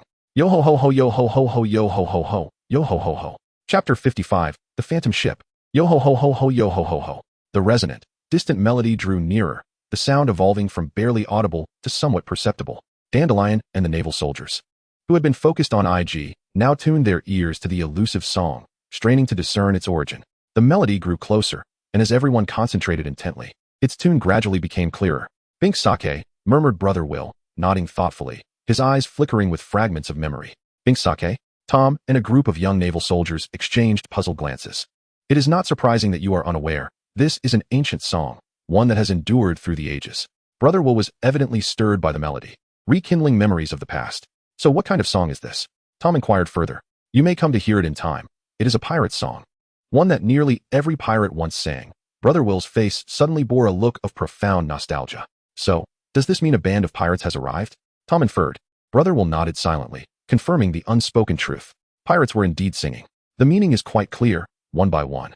The naval soldiers drew their weapons and swiftly assumed a combat stance. Observing the suddenly serious demeanor of the naval soldiers, Dandelion found herself momentarily unsettled. Their rapid response and orderly formation stood in stark contrast to their earlier frivolous behavior. However, recognizing that this was a naval engagement, she refrained from intervening further and turned to her companions, guiding them one by one to a corner. To be honest, I suspect this may not be a band of pirates. IG turned around and stated earnestly, but rather a solitary pirate. A lone pirate? Tom questioned skeptically. How could one pirate possibly venture into such perilous waters without any backup? IG had already formed a conclusion in his mind regarding this matter. Yet seeing Tom's confident expression sparked a mischievous thought within him. Listen closely. It's a single voice singing, with no one else speaking, and most importantly, the melody is considerably slower than the song of Bink sake. IG pointed out numerous details. The naval soldiers quickly followed his cue and listened intently, discovering that he was indeed correct. So what does that imply? Tom scoffed, failing to comprehend why IG would mention this. It merely indicated that only one person was singing. Did it not? Would one sing such a mournful tune in a place like this for a group of people? IG countered. Tom was momentarily at a loss for words. He had a point. Although Tom was merely 12 years old, he had already undergone rigorous naval training. Throughout their voyages, the mood was of paramount importance to the naval soldiers, which is why they brought along ample supplies of alcohol, learned numerous songs, and frequently threw parties. Everything was aimed at uplifting the spirits of the seafarers. Moreover, the choice of songs, food, and drink was meticulously considered. When it came to singing, they typically opted for lively rhythms and catchy melodies that everyone could join in on. They could easily observe this themselves. During every feast, a cluster of individuals would gather, bottles in hand, singing spirited naval songs in unison. It was in such an atmosphere that the tedium and gloom of sailing could be alleviated. In stark contrast, a slow and sorrowful singing style was undoubtedly a taboo for maritime excursions. The melancholic tune not only permeated the crew's spirits, evoking haunting memories, but also significantly dampened their morale, diminishing their navigational zeal. In the early days of seafaring, this effect went unrecognized, leading to the demise of many illustrious maritime fleets due to the presence of musicians aboard. Consequently, such songs were strictly prohibited on later voyages, unless no one aboard objected. A cold sweat broke out on Tom's forehead as he recalled the eerie legends shared by IGG moments ago. When encountering a vessel with only one person singing, one must not approach or even glance at it, for it is said to be a ghost ship. Do you think the tales I recounted were mere fabrications? IGG intoned somberly. They persist because they originate from genuine encounters. And no, surely not, Tom stammered, feeling a surge in his blood pressure. Enough, IGG, cease your jesting, Will interjected. Unable to bear it any longer, casting a disapproving glance at IGG. IGG merely shrugged, saying, in any case, remain vigilant. We may soon witness the unimaginable. His confidence stemmed from his knowledge of what lay ahead. In the original narrative, upon entering the Devil's Triangle, Luffy and his crew encountered a drifting skeleton. The atmosphere aboard the ship grew palpably eerie. While some dismissed IGG's remarks as ill-timed humor, the ominous legends and the encroaching melody rendered laughter impossible, instead fostering an unsettling tension, particularly for Tom. He envisioned a gruesome scenario where a zombie grasped his throat and shattered his skull, his complexion paling, his body trembling uncontrollably. As the song drew nearer, its clarity intensified, revealing a nebulous shadow gradually coming into focus. The naval soldiers peered anxiously, and Tom squinted.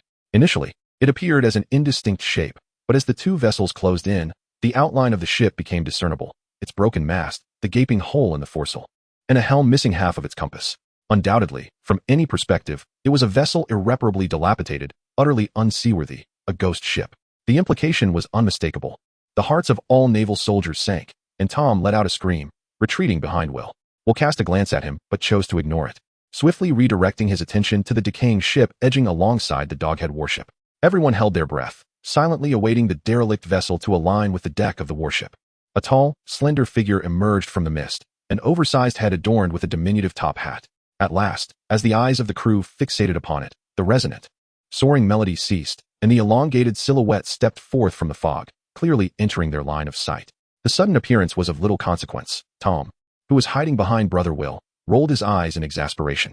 Beside the ship's railing stood a skeleton holding a tea set, its hollow eyes staring intently at the crowd. Chapter 56. The King of Souls, Brooke. Good heavens, there's a ghost. In the face of such a spectacle, Tom was undeniably the quickest to react among them all. The others heard him let out a piercing scream before he promptly fainted. With a loud thud, he fell to the ground, his eyes rolling back in his head. Oh dear, this child is quite rude. After all, it's not actually a ghost. Brooke maintained a calm demeanor, observing the unconscious Tom with an impassive expression. He sipped his tea leisurely, a faint smile gracing his lips. You are clearly a ghost, one of the naval soldiers exclaimed, having finally processed the situation. Indeed. How can a mere skeleton speak if not a ghost? A phantom, perchance. And how can you drink tea without spilling it, given that you are nothing but bones? The naval soldiers began to voice their disbelief in unison. Maritime Experience Rule 16. When faced with a ghost that doesn't express its grievances, one must engage in lighthearted banter. Even IGG, with his lifeless gaze, glared furiously at Brooke's profuse, wild hair atop his skeletal head. Roaring in indignation. What use is all that hair when you're nothing but bones? This is undoubtedly the innermost sentiment of IGG. IGG felt considerably more at ease than all those present, for the moment he heard the melody of that song.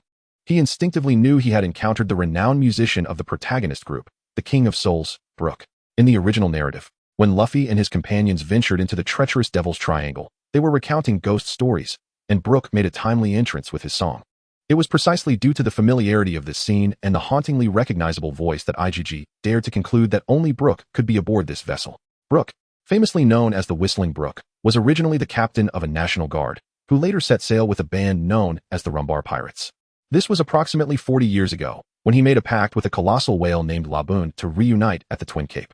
However, they ultimately encountered an insurmountable foe within the Devil's Triangle, leading to their complete annihilation. All perished, yet Brooke, having consumed the Yomi Yomi no Mi, was able to transcend death and return. Unfortunately, he succumbed in the fog-laden Devil's Triangle. As his soul prepared to re-enter his body, he became hopelessly lost, lingering in disorientation for an entire year. When he finally located his corporeal form, it had entirely decomposed into a heap of bones, save for a wild mane of hair. How infuriating. Some have been dead for a year, yet still possess a luscious head of hair, while others, having lived merely 7 years, find their hair nearly withered away. IGG gazed at Brooke with a seething resentment, while Brooke remained remarkably composed. He disregarded the jeers of those around him, weaving through the ranks of naval soldiers. His unwavering gaze fixated on Dandelion at the rear. Dandelion, in turn, scrutinized Brooke, and their mutual stare sent a chill coursing through her body, rivaling the oppressive aura she had just felt from IGG's Conqueror's Haki.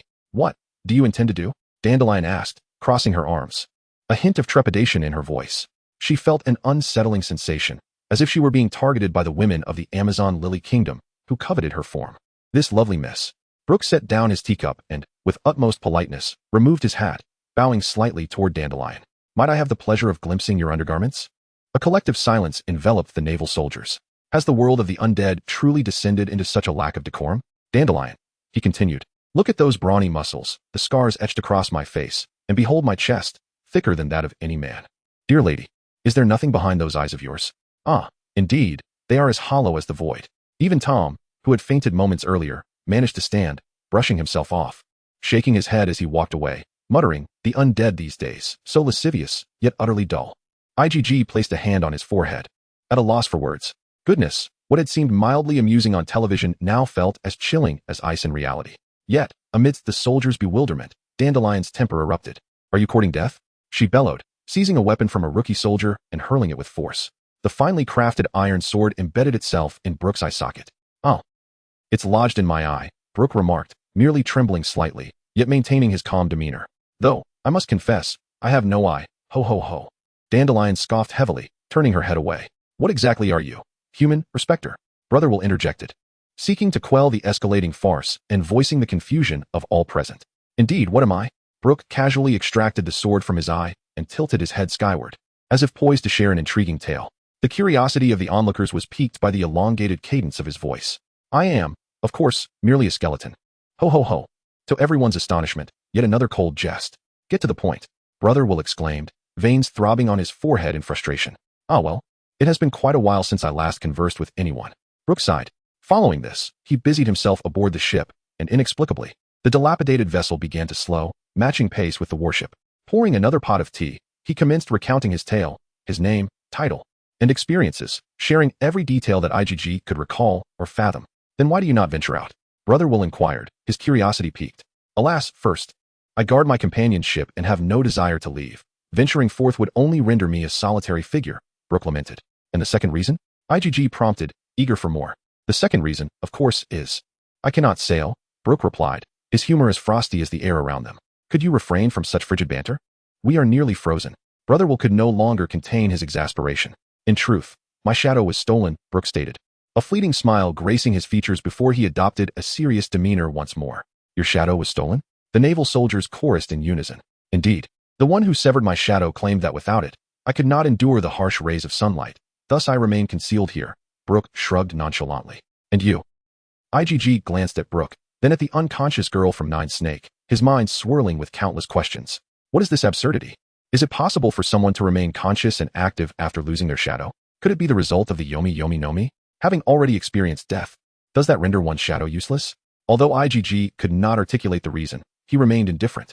"Would you care to join us in our pursuit of the individual who has stolen your shadow? We are the Navy, and we intend to apprehend that shadow thief." Chapter 57. May I have a glimpse of you? "Oh, you are the Navy. How rude of me." Brooke removed his hat and bowed. "In that case, I shall defer to your wishes. However, I require you to agree to one condition." Upon hearing Brooke's willingness to board the ship, IGG continued. Yet, Brooke did not heed his words. Instead, he slung a violin over his shoulder and leapt from the vessel. "Yo-ho-ho. Wait, aren't you a devil fruit user? Jumping into the sea could be fatal. Goodness, how did you manage to fall overboard from such a height? Should we not go to his rescue?" As Brooke leaped into the water, all the Navy soldiers were left in astonishment. They had never encountered such a foolish devil fruit user. Throughout history, which devil fruit user has not regarded the sea as a perilous adversary, desperate to avoid it at all costs? Incredible. There truly exists someone who willingly leaps into the depths. However, before the onlookers could fully process this bewildering scene, Brooke had already regained his composure, adjusted his hat, and began to run across the water's surface. Yo-ho-ho-ho. What? The Navy soldiers were left utterly dumbfounded. Can this truly be happening? The naval soldiers were utterly bewildered by Brooke's audacious maneuver, exchanging incredulous glances. In the blink of an eye, Brooke had darted beneath the Doghead warship, exclaiming triumphantly, "I can run swiftly because I am left with but a single bone. Ha ha ha ha. So how do you intend to ascend, you fool?" Ignorant of Brooke's antics, Iggs could no longer contain himself and bellowed angrily at him from below. "This warship is no mere small vessel like the Merrimac. It is a formidable battleship. With its numerous compartments, it boasts an impressive size. From the deck to the bottom of the hull, it rises over 10 meters high. Even if you were to dash across the surface of the sea, what would it amount to? You would merely end up sinking into the depths, feeding the fish. What a fool." "Ah, I see." It seems that only after IG's reminder did Brooke truly comprehend the gravity of the situation, and he immediately raised his voice in a panicked cry. "Help! I cannot swim. I shall be devoured by sharks, left with nothing but bones. Although I have no flesh. Ho ho ho. Indeed, it was imperative that you jump in, you fool." Brotherwill could no longer contain his roar. Without a moment's hesitation, he stripped off his clothes and leapt off the side of the ship. Only IG and a group of naval soldiers remained, face-palming in disbelief. After a considerable time, Brotherwill finally hoisted the foolish skeleton back onto the ship. The skeleton, protected by the powers of the devil fruit, had softened after being submerged in the sea for a while, and now felt like a rubber toy in his grasp. Brooke lay weakly on the ground, his body convulsing uncontrollably. "Help! I am dying." "Are you truly an idiot?" Dandelion could not help but scoff, having never encountered such a foolish ghost. What kind of ability user would jump off the ship themselves? I sincerely apologize for my recklessness. I was simply caught up in the moment and forgot about this. Brook turned his head, his voice barely a whisper. Though his words were exceedingly faint, Dandelion noticed his face was particularly flushed. Suddenly, she realized something and became infuriated. Here she was, dressed in a skirt, and this skeleton was sprawled on the ground. Goodness, those dark eye sockets were truly deceptive. Go to hell. Dandelion felt her blood boil and stomped down hard on Brook's face. With a squelch, Brook's head was indented by the force. The naval soldiers gasped at Brook's pitiable state, only to hear his weak voice. Ah, my head has been crushed, my brains are about to burst forth. Though I have no brains, ho ho ho. Can you cease your nonsense? Even when your bones are soft, you still have the energy for such foolishness. IG rushed to the kitchen and returned with milk, prying open Brook's deformed mouth, and poured it in. In an instant, a miracle occurred. Brook, who had been lying like a deflated balloon, suddenly stood upright, as if inflated. Every naval soldier stared in astonishment as Brook transformed from a deflated balloon into a robust skeleton. Ho ho ho, I have recovered.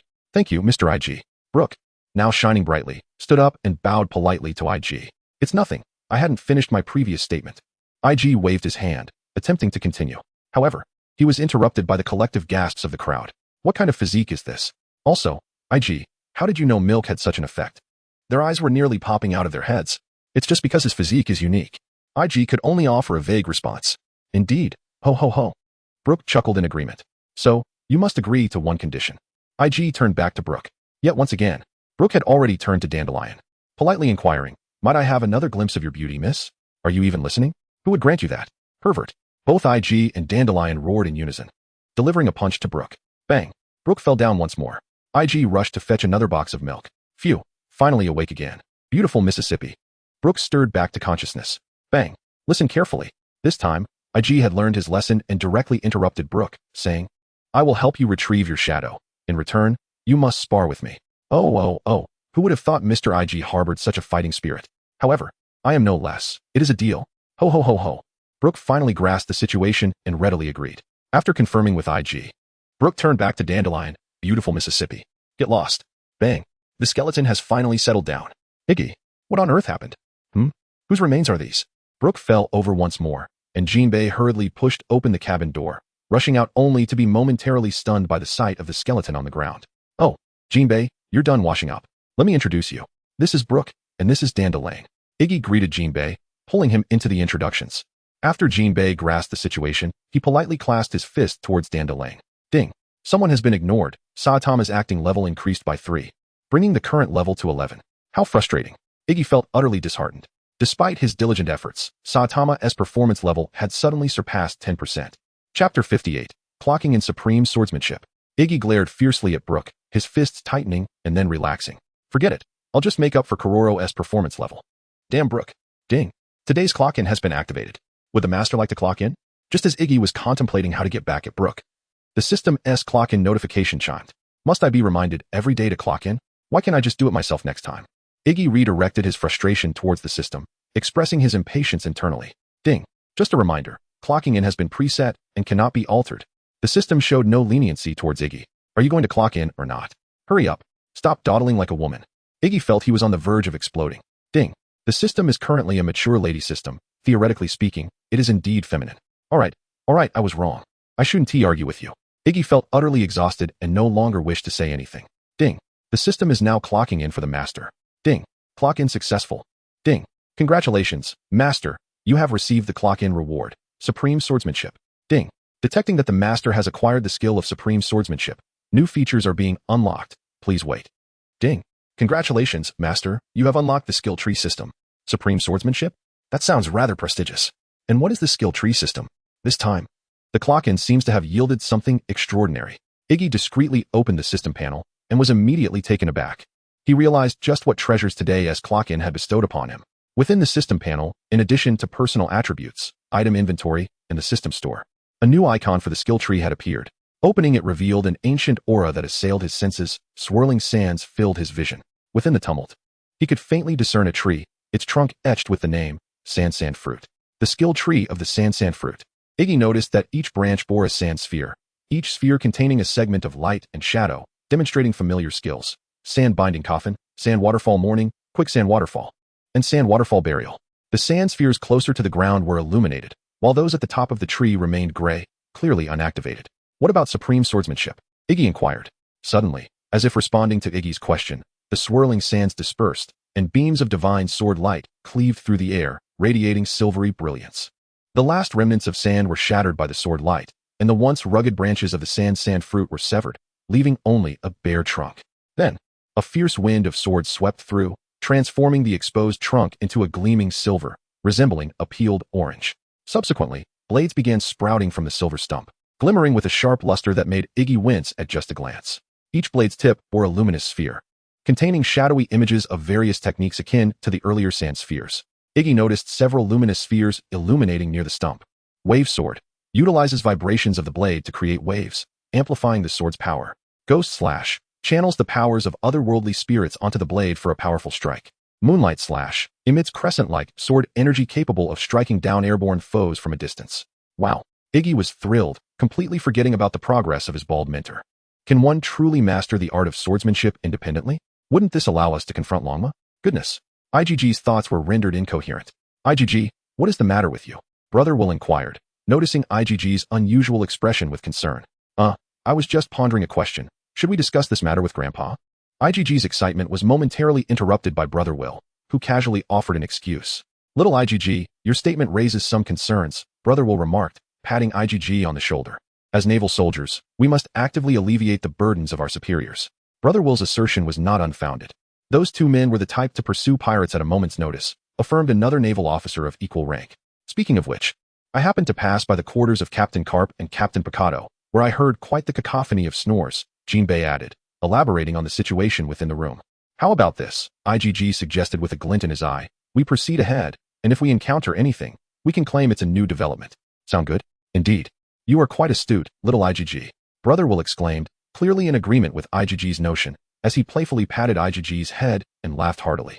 IGG joined in the laughter, his earlier excitement settling down. In truth, he harbored some concerns about the situation. The surrounding naval soldiers might be unwilling to engage. He contemplated waking Karp and Picado to discuss it, certain that he would receive their consent. To his surprise, these naval soldiers, despite appearing rather simple-minded, were, in reality, quite cunning, aligning seamlessly with his thoughts. Over time, IGG had become very familiar with the routines of these two leaders. Although they were naval officers, the master and disciple possessed an immense zest for life. Karp would typically awaken only when the sun was high in the sky, and on rainy or overcast days. He would sleep even later. As for Picado, while he lacked the luxury to sleep in such a manner, he would rise promptly an hour before Karp. Each time IGG observed Picado, he knew Karp would awaken an hour later, more reliable than a clock. In the mist-laden Devil's Triangle, one could only speculate how late these two would sleep. This is truly a grand celebration for a group of adventure enthusiasts on the deck.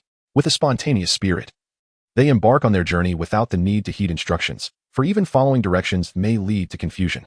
As long as they reach the fabled Ghost Island, the esteemed leader will inevitably be compelled to join the fray. This is truly a walking embodiment of security. With this slumbering deity present, these young fellows can venture wherever they desire. Without hesitation, Brother Will immediately rallied everyone to prepare for departure, with Brooke taking the lead in navigation. Meanwhile, IG quietly retreated to a corner to access his attribute panel. Host, IG Stamina, 15 Strength, 15 Speed, 19 Momentum, 10 Technique, 17 Skills, Sand Fruit LV7, Awakened. Conqueror's Hockey LV5, Supreme Swordsmanship, Sand Reverse Waterfall, Imitation Sand Waterfall, 20, Imitation Sand Waterfall Burial, 10, Titles, The Giant Spear of the Harvesting Old Man, Heir of the Affectionate Paradise, Heartthrob of Thousands Items, Leftover Senbei from Karp, Great Books from Another World, Iron Sword Salvage from the Sea Bottom Evolution Points, 0 Chapter 59, Ghost Island. As IG gazed at his attribute panel, a wave of ecstatic joy surged over him, contrasting sharply with his previous memories. His heart raced fervently, and he struggled to suppress the urge to shout, instead opting to silently punch the air in exhilaration. Yes. Today's gains are phenomenal. It's a bloodless profit. IG seemed unable to believe his eyes, meticulously scrutinizing each attribute once more. Indeed. Strength 5, Stamina 5, Speed 5. Momentum 2, Technique 5. What does each point of attribute signify? Previously, with merely 2 points of strength, IG could lift weights in excess of 2 to 300 kilograms. And this attribute scales linearly. In other words, IG can now lift over 2,000 kilograms. The speed is even more astonishing. If it came to a race, IG could potentially outrun a cheetah. The technical prowess is equally remarkable, based on the system's nature. IG understood deeply that this technique attribute could be applied across all his skills. This meant his Sansan fruit would receive comprehensive enhancement. His mastery of Conqueror's Haki would be significantly bolstered. His swordsmanship would leap from the realm of a novice who had never touched the threshold to that of a master surpassing countless skilled practitioners. To illustrate, aboard this vessel, there is Picado, renowned for his swordsmanship, a man who could slice through sea kings with a single stroke. IG felt entirely confident in his ability to outshine him technically. Presently, IG could simply close his eyes and recall Picado's swordplay, instantly identifying 5 weaknesses in his technique. Merely through memory, he could ascertain the precise moment to deliver a single strike to defeat him. Grabbing an iron rod, IG swung it effortlessly, creating a blade of energy that left a shallow white mark on the ship's railing. How much have I been enhanced? IG marveled at the iron rod in his hand, his excitement nearly overflowing. However, IG glanced at his backpack. A rusted iron sword lay quietly within, the sole weapon he possessed, devoid of any armament Haki enhancement. He thought of Zoro wielding those 3 exquisite black blades, which were undeniably impressive. Sighing deeply, IG shook his head in resignation. Nearby, Dan Deline observed IG's oscillation between joy and melancholy, brandishing an iron rod erratically, perplexed by his behavior, and suspected he might be unhinged. What a lunatic! She commented from a distance before turning her attention to recount tales of the Shadow Thief to the group of Navy soldiers. This is what is often referred to as a skilled cook being unable to prepare a meal without rice. IG looked at his S-class iron dagger, deeply disdainful of the system's stinginess, completely forgetting that he had already undergone extensive enhancements from the system. Regardless, it was imperative to procure a fine blade. An instinctive thought emerged seamlessly. What constitutes a fine blade? In the world of pirates, swords seem to embody an abundance of emotions from the esteemed Oda, leading him to establish a rather detailed ranking for them. Beyond ordinary swords, there are 4 classifications: swift blades, good swift blades, great swift blades, and supreme great swift blades. Among them, the blades widely recognized by the populace as exceptional include 12 supreme great swift blades, 21 great swift blades, and 50 good swift blades. In essence, there are only 83 renowned fine blades circulating across these seas. For IG, however, the 50 good swift blades were simply not within his realm of consideration. The reason was singular: they were too unappealing. Surely, it ought to be a great swift blade. One need only look at the fate of the good swift blades to understand. Zoro's sword, Inma, was corroded by a user of the corrosion ability during a battle with the Navy. What does this imply? This indicates that the fate of the superb sword is destined for replacement. Let us consider the illustrious supreme blades, such as the Knight of Hawk Eyes. The original Inma wielded by the 5 elders, and the Tsungyun cut of Whitebeard. Each one boasts an astonishing aesthetic and an unparalleled quality that is simply extraordinary. Furthermore, there are the renowned swords like Zoro's Wadikamanji, Kazuki Oden's Enma, and Mamano Sukzame no Habakiri, as well as Ryuma's Shusui. Wait, Ryuma's Shusui? Suddenly, a thought sparked within IGG. As a seasoned fan of the sea, he harbored vivid memories of the terrifying 3-masted ship arc, not solely due to its atmosphere and themes, but also because nearly every character within it was portrayed with an endearing charm.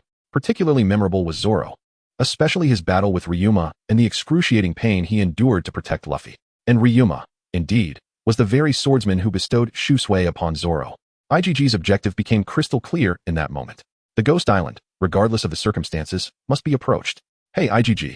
Just as IGG quietly resolved to challenge Longma to a duel, the voice of Brother Will echoed from afar. IGG responded and turned to see all the naval soldiers gathered at the helm, encircling Brook and Dan Deline in the center. Come over. We need to discuss our tactics in advance. Brother Will called out, waving to IGG from the midst of the crowd.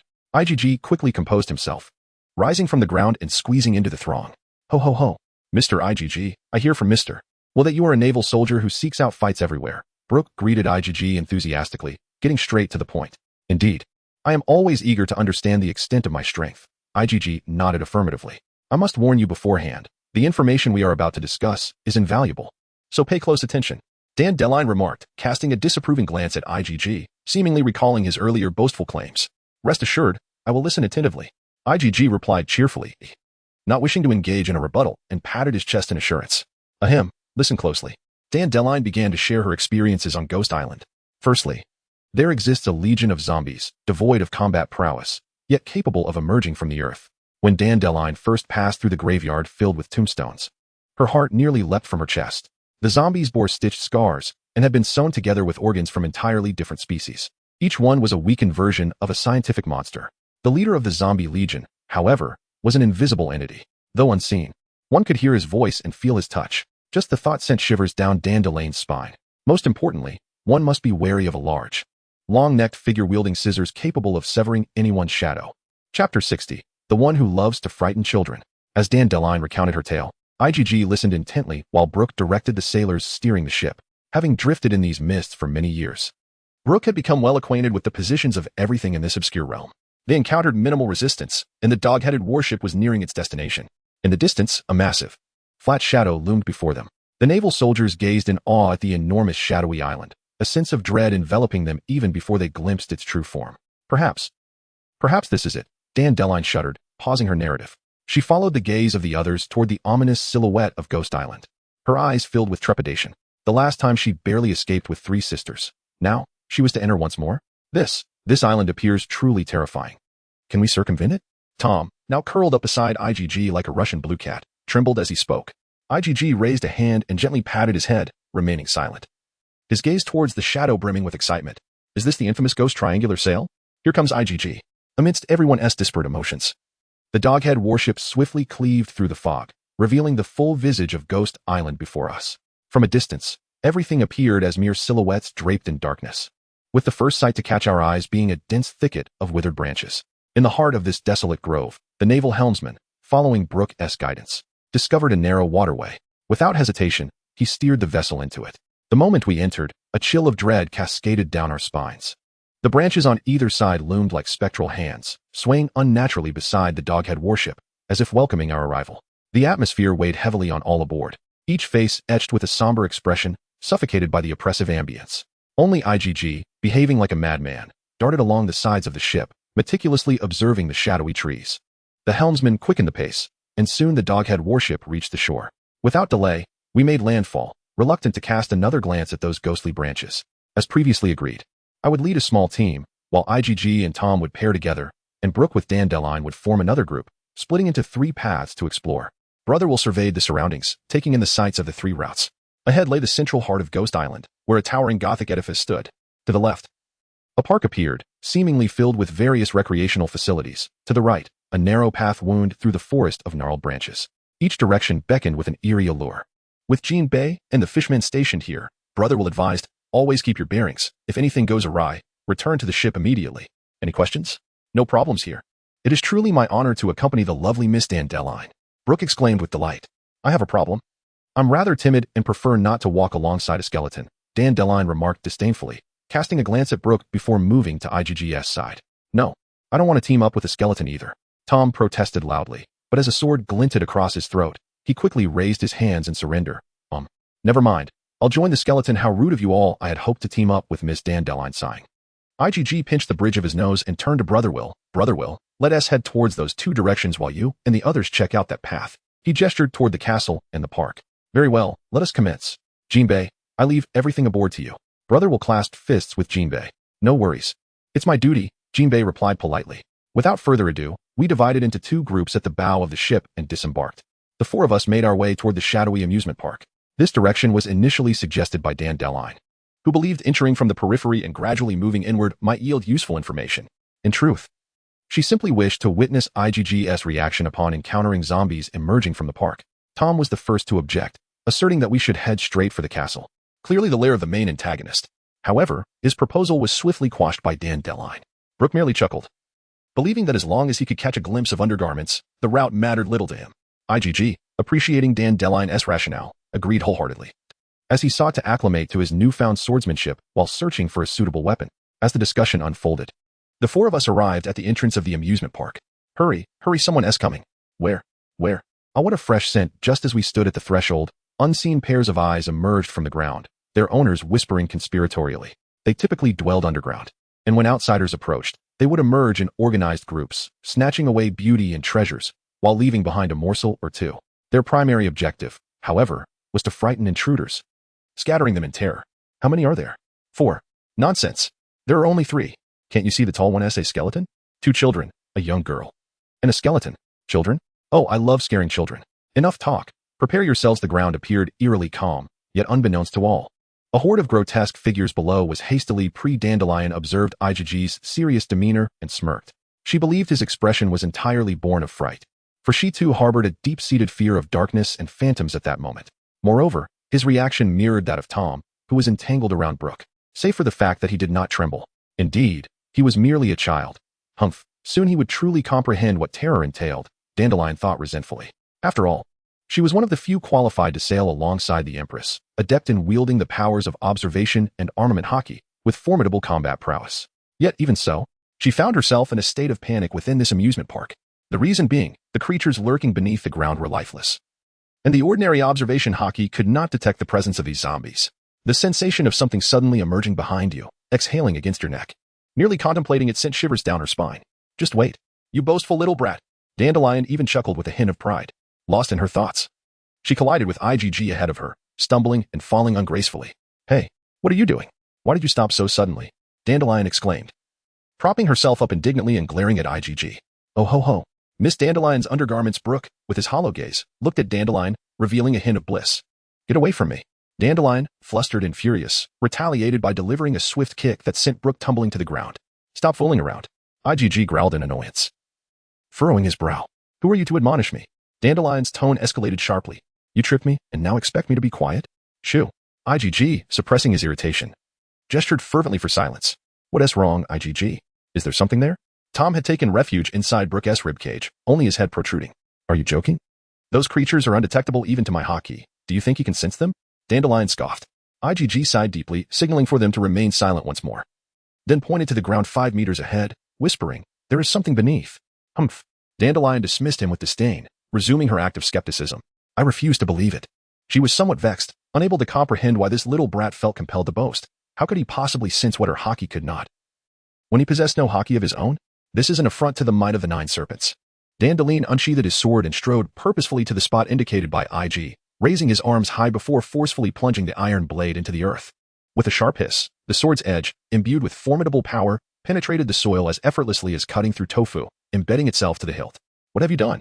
Tom stood there, utterly astonished. Is this woman insane? They all say there is something there, yet she dashes forward with a sword to stab it? What is going on? I never imagined Dandelion could be fiercer than Tom, as she shouted at him to extinguish the fire. Did you not see that nothing has happened? Wait, really? Tom also came to his senses, realizing that if there were indeed something, it would have emerged by now. See, I told you, you're just being superstitious and boasting. Dandelion boasted with a smug expression, lifting her chin toward IgG. IgG regarded her, shrugged, and remained silent. You're, Just as Dandelion was about to press her advantage upon seeing IgG's reaction, the ground beneath her feet emitted a low moan. The sound was unmistakable. Even through the sand, it was a mere friction of vocal cords that could only be produced by holding one's breath. In simpler terms, it was the sound of a zombie. Goodness. Realizing this took but a fleeting moment, and Dandelion leapt back in panic, her face a mask of fear as she gazed at the ground pierced by the iron sword. Tom, terrified, dared not utter a sound and promptly closed his eyes. Brooke, however, looked on with curiosity. A series of creaking sounds followed, accompanied by the rustling of fabric, and then, with a thud, a hand thrust up from the earth. It was a greenish arm, adorned with a dozen purple patches of decay, its nails thick and yellow from the soil, with wounds covering the fingers. Everyone knew this was the hand of a zombie. The hand emerged and slapped the ground. Then, with a surge of strength, the entire body began to crawl out. Dandelion watched in horror as the zombie ascended, her pupils constricting to pinpricks. The iron sword was stuck right above the creature's head. My goodness. Tom, unable to resist the urge to peek, was immediately struck with terror, letting out a scream as he leapt off Brooke, preparing to flee. IgG glanced at him. A thought crossed his mind, and a handful of sand materialized, transforming into a hand of sand that grasped Tom by the nape and lifted him back to Brooke's side. Don't run around. There are many more over there. IgG conjured another sandy hand, giving Tom a gentle slap to bring him back to his senses. Hiss, there is more? Well, of course, how could there be only one? As if to validate IgG's words, low moans suddenly erupted from all directions. The 4 individuals instinctively huddled together, backs against one another, vigilantly observing their surroundings. From the darkness, one after another, desiccated arms emerged from the ground, followed by zombies rising to the surface. IgG quickly scanned the area. There were at least hundreds of zombies encircling the 4 of them. The first zombie to emerge uttered a low groan, its murky eyes fixated on IgG, craving brains. Craving brains. Chapter 62. Bring your leader out. Craving brains, craving brains. After the first zombie uttered its initial words, hundreds of surrounding zombies echoed its low chant. The cacophony of raspy, lifeless voices intertwined in the air, forming a terrifying whip that lashed out toward IgG and his companions. Oh no, Tom S. first stood on end, transforming him into a little ball of fluff, feeling as though his soul might escape through his mouth. Ho ho ho ho. Brooke remained remarkably calm, finding amusement in the group of low-growling zombies demanding brains, quipping, My brains aren't tasty at all. Even though I don't have any. Although this was the first time Dandelion had encountered these zombies. The overwhelming shock she felt was no less than Thomas. Yet, compared to the horror of the zombies, what truly astounded her was IgG's extraordinary capability. She stared at the seemingly 7 or 8-year-old boy, her jaw nearly dropping to the ground. How on earth did this little brat accomplish such a feat? It seems utterly impossible. Dandelion turned his gaze towards the first zombie that had emerged, which was now growling softly. Its face, from the nostrils downward, had been severed, replaced by the snout and cheeks of a dog, with delicate, intricate stitches marking the boundary between the human visage and the canine features. This canine-faced zombie is absurdly ludicrous, as it has impaled itself with its own iron sword. I distinctly witnessed the sword being thrust into the ground in the direction indicated by Igor's finger, with the intention of causing Igor considerable trouble. The blade is scarcely 10 centimeters in length and less than 5 centimeters in thickness. This slender and lengthy object has been perfectly embedded into the very top of this canine-faced zombie's head. What does this signify? This indicates that Igor is indeed aware of the presence of a zombie there. There is absolutely no element of chance involved. This is precisely what concerns Dandelion the most. IG is merely a child of 8 or 9 years at such a tender age. Even if he were to awaken the Conqueror's Haki, it would be utterly inconceivable for him to master the highly sophisticated observation Haki. How could he possibly possess a perception ability more acute than that of the 9 serpents? Could it be that he harbors some peculiar power? Yet, that cannot be. The way he captured Tomcat just moments ago clearly indicated that his ability is related to sand, making it impossible for him to possess such a capability. Could it be that? Dandelion suddenly contemplated an exceedingly terrifying possibility. This seemingly 8 or 9-year-old child has already grasped the essence of domineering power, and it is far more formidable than his own. It is common knowledge that the ordinary observation of the color of domineering power cannot possibly sense inanimate objects. Only those endowed with a unique talent, after decades of rigorous practice, or those who have cultivated for an extended period in a place rife with corpses, may attain the ability to perceive such lifeless entities. Could it be that? Is this a remarkable genius who can awaken observation Haki before the tender age of 8 and has engaged extensively with the deceased? Humph. Even a prodigy of such caliber could never hope to defeat the king of their own nation. Dandelion obstinately believes that the 9-snake princess, whom he idolizes, is at the very least among the pinnacle of combatants on the seas, if not superior to the pirate king. There is absolutely no way he could be bested by this insufferable brat. Humph. Surely, there must be some overlooked detail. Yes, that must be it.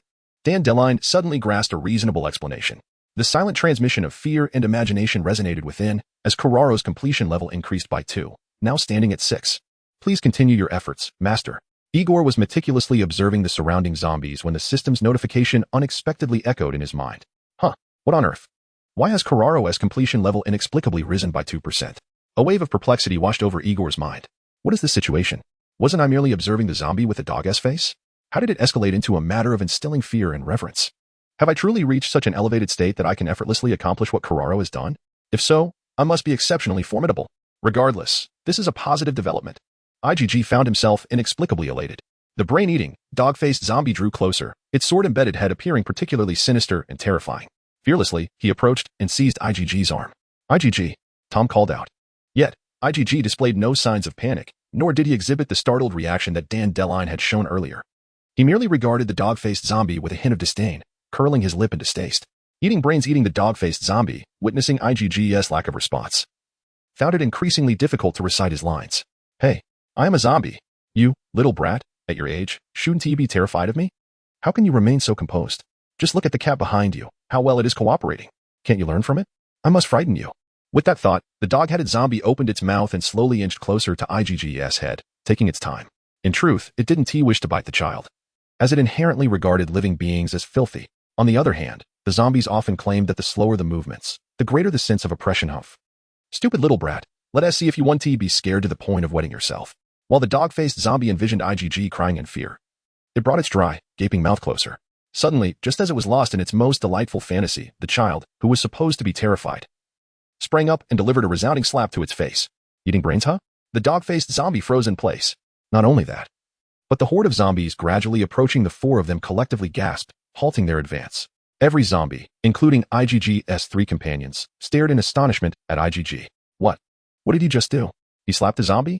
The most bewildered of all was the dog-faced zombie itself, staring blankly at IgG, its mouth agape and forgotten to close. What? What just happened?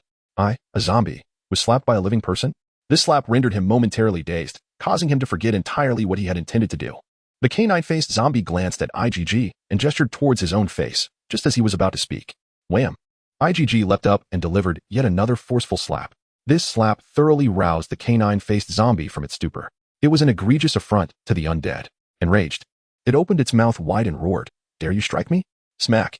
Another resounding slap followed. "Of course, it is you I am hitting, you wretched creature. Go summon your leader." IG stared at the bewildered and furious canine-faced zombie, forcefully shaking off its grip, and commanded. Chapter 63. I shall strike you. What's wrong? You, do not take this too far. The canine-headed zombie protested, feeling utterly wronged, pointing a trembling finger at IG's nose. Honestly, humans are becoming increasingly devoid of respect. I am, after all, a zombie. A zombie. Is it too much to ask for a modicum of respect? I have my dignity. What of it? I shall continue to bully you, IG retorted, lifting his chin defiantly, nostrils flaring. Are you going to retaliate or not?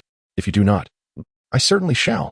With that, he leapt forward and delivered another resounding slap to the canine-faced zombie. Smack. The sound was particularly crisp, sending a shiver through the hearts of all present, both humans and zombies alike. The zombies were utterly bewildered. They had never encountered such an audacious human. Although they were not the ferocious undead that had clawed their way from the earth, they were nonetheless genuine creatures of the night. To think such a person truly existed beneath the heavens. Even more astonished than the zombies was Dandelion, who had been observing Iger. Her gaze upon him resembled that of one looking at a monster. She had brought him here because her observation hockey could not foresee the actions of the undead. And she had always found this place exceedingly frightening. Initially, she intended to use the zombies to temper this little brat's overconfidence. Yet, before long, he unleashed some mysterious skill, proving to be even more perceptive than her own observation, sensing the lifeless corpses beneath the ground. Before she could fully grasp the situation, the zombies emerged. She had hoped to observe him in a state of fright, recalling how she had cried out in terror during her first visit, completely paralyzed with fear. Instead, this fellow sprang up and delivered several resounding slaps to the zombie. Is this truly a child of 7 or 8 years? Surely, this creature is a monstrosity. Perhaps in a past life, he was a king of the undead, reincarnated into this world as a human. Dandelion found this little rascal increasingly remarkable. However, the most bewildered and frustrated one was the zombie, whose face had just been slapped 4 times. As he touched his face, now cracked from the blows, he felt a wave of emptiness wash over him. His deceased nerves were devoid of sensation, leaving him unaware of any pain. And his desiccated veins no longer coursed with blood. Yet, having once been human and now infused with a semblance of humanity, he recognized this as nothing short of a blatant insult. Moreover, it ruthlessly trampled upon his hard-won dignity as a resurrected zombie. What is a zombie, after all? It is born to instill fear. The ultimate purpose of every zombie's existence is to evoke terror in humanity. Though he may speak of feasting on brains, he truly believes that brains are rather unpalatable. And yet, this human dares to trample on his dignity. Such an affront cannot be tolerated. You little brat. I shall devour you today. The dog-headed zombie was utterly incensed, extending his withered arm to seize IgG. Who do you think you are? Do you not comprehend my words? Summon your leader. Upon observing the zombie's demeanor, IgG too felt his temper rising. Why does it seem that the more I fight back, the more fervent they become? Is it merely because of my short stature that they feel emboldened to bully me? If Brooke were to slap you twice, you would undoubtedly kneel right then and there. Igor retrieved the salvaged iron sword from his system backpack and swung it casually. With a resounding clang, the sword emitted a crisp sound. And one arm of the dog-faced zombie was severed, propelled away by a flash of sword light. The zombie felt a sudden lightness in its body. And before it knew it, it lost its balance and fell to the ground. With a thud, the severed arm soared through the air for quite a distance, taking a full 5 seconds before it finally landed. My arm? The dog-faced zombie gazed in bewilderment at the arm that had flown away, muttering to itself. This is a common affliction among all zombies. Generally speaking, pain serves as a crucial protective mechanism for the human body, allowing individuals to discern danger in numerous situations. However, for zombies, their robust vitality coupled with dulled senses enables them to survive even after losing limbs, resulting in their inability to evade potential pain. This explains why one of their arms was so effortlessly severed. Yet, Igor's attention was not fixated on this incident. Instead, he marveled at the rusted iron sword in his hand. The sensation was simply exquisite. The moment he grasped it, Igor felt a familiar will emanating from the sword. With a mere flick of his wrist, he sensed an exhilarating surge, as if he were about to take flight. It was more fluid than even defer. Grasping the iron sword in his hand felt as if an extension of his own arm had emerged. He sensed the capability to cleave through anything, even steel. Casting a glance at the unstable, fallen dog-faced zombie, a perverse smile crept upon his face. IgG relished such targets that did not cry out in pain nor succumb to death. Striking them was utterly devoid of pressure. With swift strokes, he delivered 3 consecutive blows, reducing the dog-faced zombie to mere remnants. Ugh! Dandelion and Tom, witnessing the gruesome spectacle, felt a wave of nausea wash over them. It seems Mr. IgG's swordsmanship is rather commendable. Brooke mused as he observed IgG wielding the rusted sword, a smile playing on his lips. It was remarkable that a rusted sword could sever a human limb, One must admit this boy possessed considerable strength. However, his movements were somewhat clumsy. Brooks subtly shook his head. His earlier laughter was akin to that of a guardian watching a youthful one at play, and even his praise was merely a habitual commendation. Decades ago, he had delved deeply into swordsmanship, and IGG's recent strikes were sufficient to reveal him as a novice, albeit with a notable talent. Unbeknownst to IGG, Brooks' thoughts wandered. He remained lost in the joy the sword brought him. The 3 strikes he had just executed were devoid of technique, relying solely on brute force to test the sword's capabilities. The outcome was delightfully surprising. The blade sliced effortlessly into the zombie's body, encountering no resistance whatsoever. A clean cut, without a hint of trouble. The system did not deceive me. Indeed, it is of S-rank quality. Now, IGG gazed at the remnants of the dog-faced zombie on the ground, a smile gracing his lips. With a flick of his palm, a small pit opened up before him, and he approached to lift the bewildered dog-faced zombie. "What are you doing?" The zombie inquired, anxiety lacing its tone, though it felt no pain. It was acutely aware of its utter inability to resist. "What am I doing?" "Kiki." IGG placed the dog-faced zombie into the pit, securing it in place before delivering a sharp slap, exclaiming, "I shall strike you." "What is wrong with that?" Chapter 64, Mastery of Swordsmanship. Smack. "I shall strike you." "What of it? Speak." IGG crouched down, delivering another resounding slap to the zombie's snout. The dog-faced zombie was on the verge of tears, having never endured such humiliation in its long existence, especially as its limbs had been severed, leaving it reliant on a ship's doctor for stitching. It could only endure IGG's tyranny, speechless and powerless. "What do you mean?" IGG bellowed, delivering another harsh slap. "Stop hitting me, brother. I'm sorry." The dog-faced zombie, unable to withstand the torment, surrendered in tears. "Dare you feign tears? Pretending to be pitiful, are we? You shed no tears. What makes you think you can elicit sympathy?" IGG glared, delivering yet another slap. "I cannot shed tears." The dog-faced zombie lamented, collapsing into despair and casting a pitiful expression toward its companions. However, the onlookers merely cast sympathetic glances before turning away in heartache. They could not bear the thought of sharing the same fate as the dog-faced zombie. "Forgive us, dog-face. While you are indeed pitiable, this lad is truly infuriating. I simply cannot endure the ship's doctor's grotesque stitching. One can only wonder what monstrosity they would create. For the sake of our dignity as zombies, it is best we do not provoke him. We all know you are particularly concerned about the dignity of zombies, and if we were to join you in suffering, it would surely tarnish that dignity. Yes, this is for the preservation of zombie dignity, dog-face. Forgive us." The surrounding zombies exchanged words, revealing their thoughts, ultimately crafting a rather weak excuse. To demonstrate their sincerity, they even dispatched a few zombies to collect the dog-faced zombie's severed limbs. "Fear not, dog-face. We shall safely preserve your arms and legs," one zombie proclaimed, flicking its forked tongue. "You wretched lot." The dog-faced zombie howled, cursing its poor choice in companions, lamenting its years of existence without a single ally willing to come to its defense. "Silence." IGG delivered a final, forceful slap, rendering the dog-faced zombie mute, before he spat in resentment and perched atop its head, stretching his aching wrists. Dandelion, observing the scene, wore a look of disgust. "Are you some sort of pervert? Have you become addicted to slapping zombies? Whoever marries you is doomed to eternal misfortune. A man like you will undoubtedly harbor tendencies toward domestic violence." She resolved to keep her distance from him. A boastful, competitive man with violent inclinations was best avoided. Men truly were terrifying. Had IGG been privy to Dandelion's thoughts, he would have been infuriated. He was merely compelled by the circumstances of life. Some appeared handsome, yet were destined to struggle desperately against baldness. Indeed, IGG's actions, seemingly an expression of rage, were in fact a grand struggle for his own hair. Ding. The system detected the master's bizarre behavior toward enemies, exhibiting cruelty to foes yet kindness to allies, resulting in a 2 completion rate for Kuraro's role. Current completion, 8. The master is growing increasingly impressive. Upon completing this task, the system notified him. Phew, a slight reprieve. 8. Only 3 remains to reach Saitama S11. Onward. The prospect of hair was tantalizingly close. Hope ignited in IGG's eyes. Yet, ding.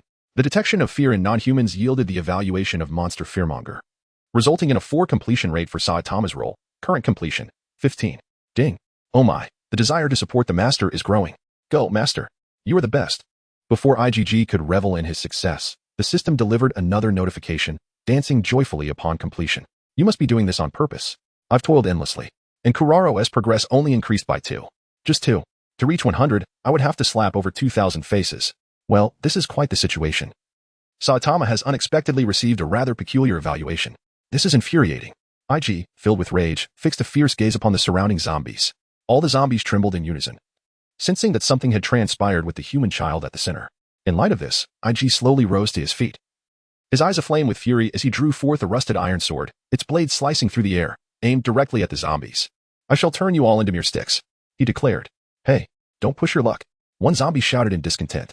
Indeed, do not be so audacious. The zombies clamored in a cacophony of indignation, yet despite their fierce demeanor, each one gradually began to retreat. This fellow is utterly deranged. Simultaneously stalling for time while creating distance. Such thoughts raced through everyone's minds. You wretched creatures, where do you think you can escape? Watch as I cleave you asunder. Yet, the imp facing him seemed entirely indifferent to the unwritten rules of the martial world, brandishing a steel sword and charging forward. Upon witnessing this, the zombies hastily shoved and jostled, attempting to flee. However, their decayed muscles, in a crowded melee, could not possibly outpace the now significantly enhanced speed of IgG. In the blink of an eye, IgG, sword in hand, surged forth like a ferocious lion among sheep, and with a flurry of slashes, severed limbs soared through the air. Wave slash, ghost slash, moonlight blade. Each name of his techniques, shouted in IgG's youthful voice, resonated without a hint of discord. As waves of sword light ravaged the horde of zombies, amidst the cacophony of falling limbs and shattered bones, IgG's furious roar echoed, "You scoundrels! Why are you running?" To which the zombies retorted in unison, "Of course we must flee when you are chopping us." "Do not flee," IgG shouted, cleaving another zombie. When suddenly he felt a peculiar sensation. The steel sword in his grasp seemed to vibrate. With each strike, it trembled again. Moreover, he sensed that with the sword's continuous pulsation, his swordsmanship appeared to be gradually advancing. Even the recent feeling of stagnation with his newly acquired skills dissipated. If the previous sensation was akin to someone suddenly imparting martial arts to him, now he felt as though the skills were distinctly his own, cultivated through personal endeavor. Chapter 65. Absalom. With a swift strike, IgG cleaved another zombie in two, reaffirming that the harmonious sensation he experienced was indeed genuine. With every swing of his sword, he discerned a greater mastery over the art of swordplay, increasingly feeling as though it was becoming part of him. Techniques that normally took decades to hone were now being grasped at a visibly accelerated rate. As more zombies fell, IgG felt the sword in his hand vibrating with greater intensity, as if his own excitement was amplifying it. System, what is happening? Why does the sword tremble increasingly? IgG inquired of the system amidst his onslaught against the zombies. Ding. It is as such, master. This steel sword, salvaged from realms beyond, possesses mysterious powers. So, ding. Thus, it cannot relay complete data to you. For now, all we know is that this sword is steeped in stories. Enough. Begone. What use are you? IgG roared as he continued to slice, his mind racing. IgG momentarily halted, slightly slowing the tempo of his attacks against the zombies. Instantly, the steel sword began to shake uncontrollably, much like a child demanding candy on Halloween, threatening mischief if denied. Its force was so potent that IgG could barely hold on, compelling him to chase after the zombies once more, slicing through them with the ease of chopping vegetables. Indeed, once he resumed his strikes, the sword quieted significantly, and with its unique power, corrected the trajectory of his blows, allowing his swordsmanship to improve at an astonishing rate. Simultaneously, IgG noticed that with each zombie he cleaved, a bit of rust seemed to flake away from the blade. This is undoubtedly an abnormal phenomenon. When IG first acquired this knife, he thought to himself that it was at least an S-class item and wondered if it could rid itself of its corrosion. However, the outcome, IG discovered that no matter if he scraped it with his fingernail, used another knife to grind it, employed a whetstone, or even resorted to an electric saw, the rust upon this iron sword has not diminished in the slightest. Indeed, not even a fraction has fallen away. It now appears that this rust serves as a seal. Each time it cleaves through an object, a fragment of the seal is lifted, and when the seal is entirely dispelled, it shall culminate in the formation of an unparalleled blade. This iron sword truly possesses a remarkable spirit. Suddenly, IG felt that the fragrance of Longwish Chioshui had diminished significantly. Although he had never wielded other renowned blades, he had at least used the sabers of Navy soldiers, and in comparison, the sharpness of that saber was akin to the disparity between a brick and a sheet of paper. Not only that, the quality of this iron sword was undoubtedly several times more resilient than an ordinary military knife. It is no exaggeration to say that even a large cleaver pales in comparison. Moreover, this is a sentient blade, capable of growth and assisting in one's training. He must eliminate all of its rust. IG silently resolved. Not far away, Dandelion and the others observed IG, who was fervently hacking at the zombies, and exchanged helpless glances. What has gotten into this fellow? Why is he suddenly so frenzied about slaying zombies? Dandelion mused with a frown. Oh, youth is indeed a blessing, mister. IG is brimming with vitality, Brooke remarked with a serene smile. Should we not catch up with him? He seems to be running further away. Tom identified the crux of the matter. Without IG, he pondered how he would manage to return safely with the two who were retreating in disarray. As they spoke, the trio watched IG become increasingly animated, his small hands whirring like a fan as he plunged deeper into the horde of zombies. Hey, IG, wait for us. Tom called out loudly, leaping from Brooke's embrace and sprinting towards IG. You rascal, don't run off. What would happen if we got separated? Dandelion scolded, following suit. Oh, I shall join as well. The three quickly reached a consensus and pursued him. Hey. IG was reveling in his slashing, losing himself in the moment. With every strike, he felt his swordsmanship improving, transforming into a human meat grinder as he whirled amidst the zombies. Woohoo! Behold my moonlight slash! With a swish.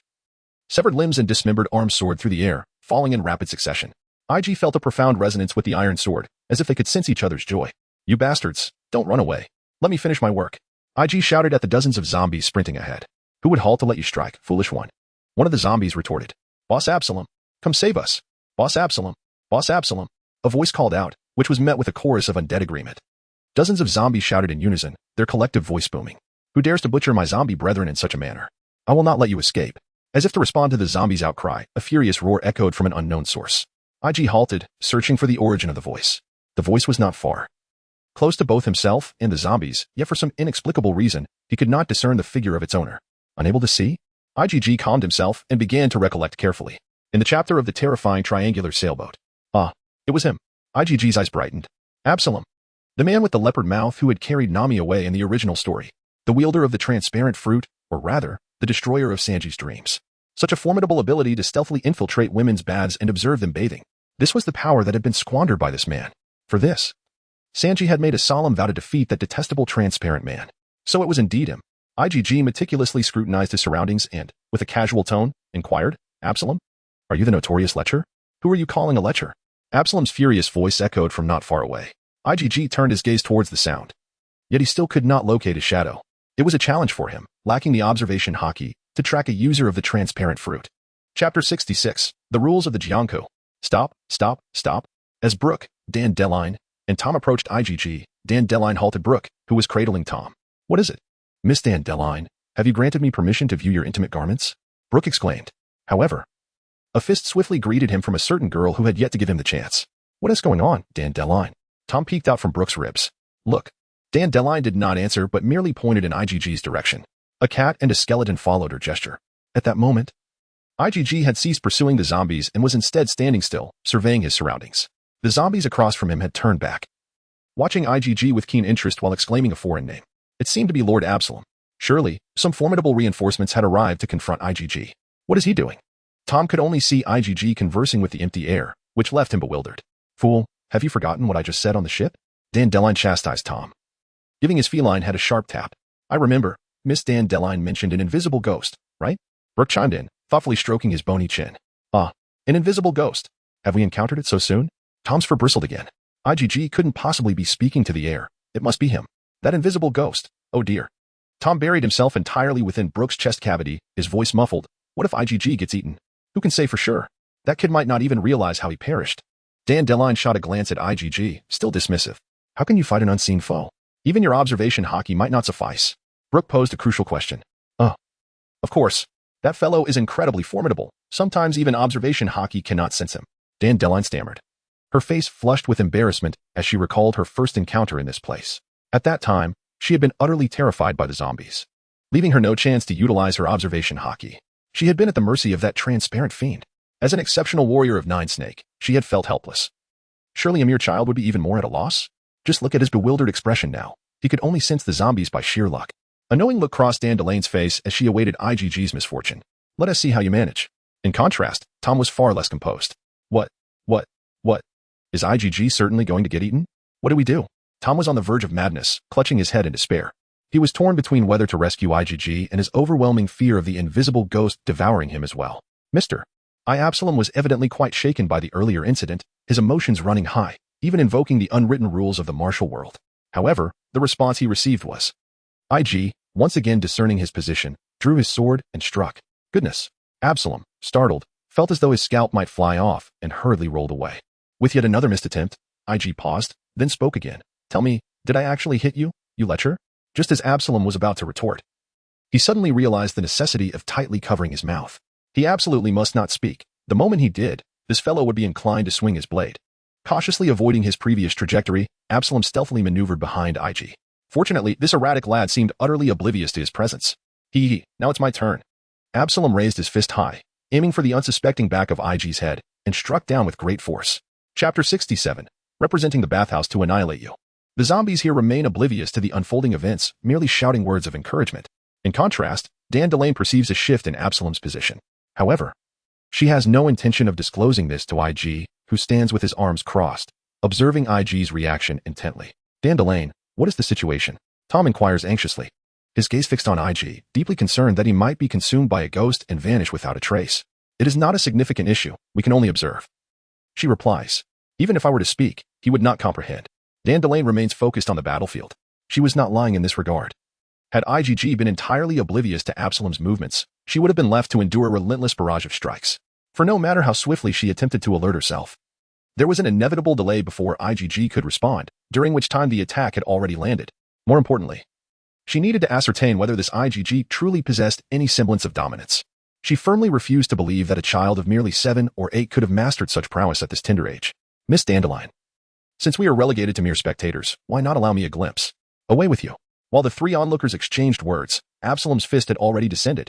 His strike was executed with remarkable silence and astonishing speed, catching IgG entirely off guard as a solid blow struck the back of her head. A hit. Indeed, Absalom's fist and taunt reached IgG's mind simultaneously. Thud. With a muffled sound, Absalom effectively obliterated IgG's head. It was as though a meticulously crafted sand sculpture had been kicked, and in an instant, IgG's head transformed into a scattered cloud of sand.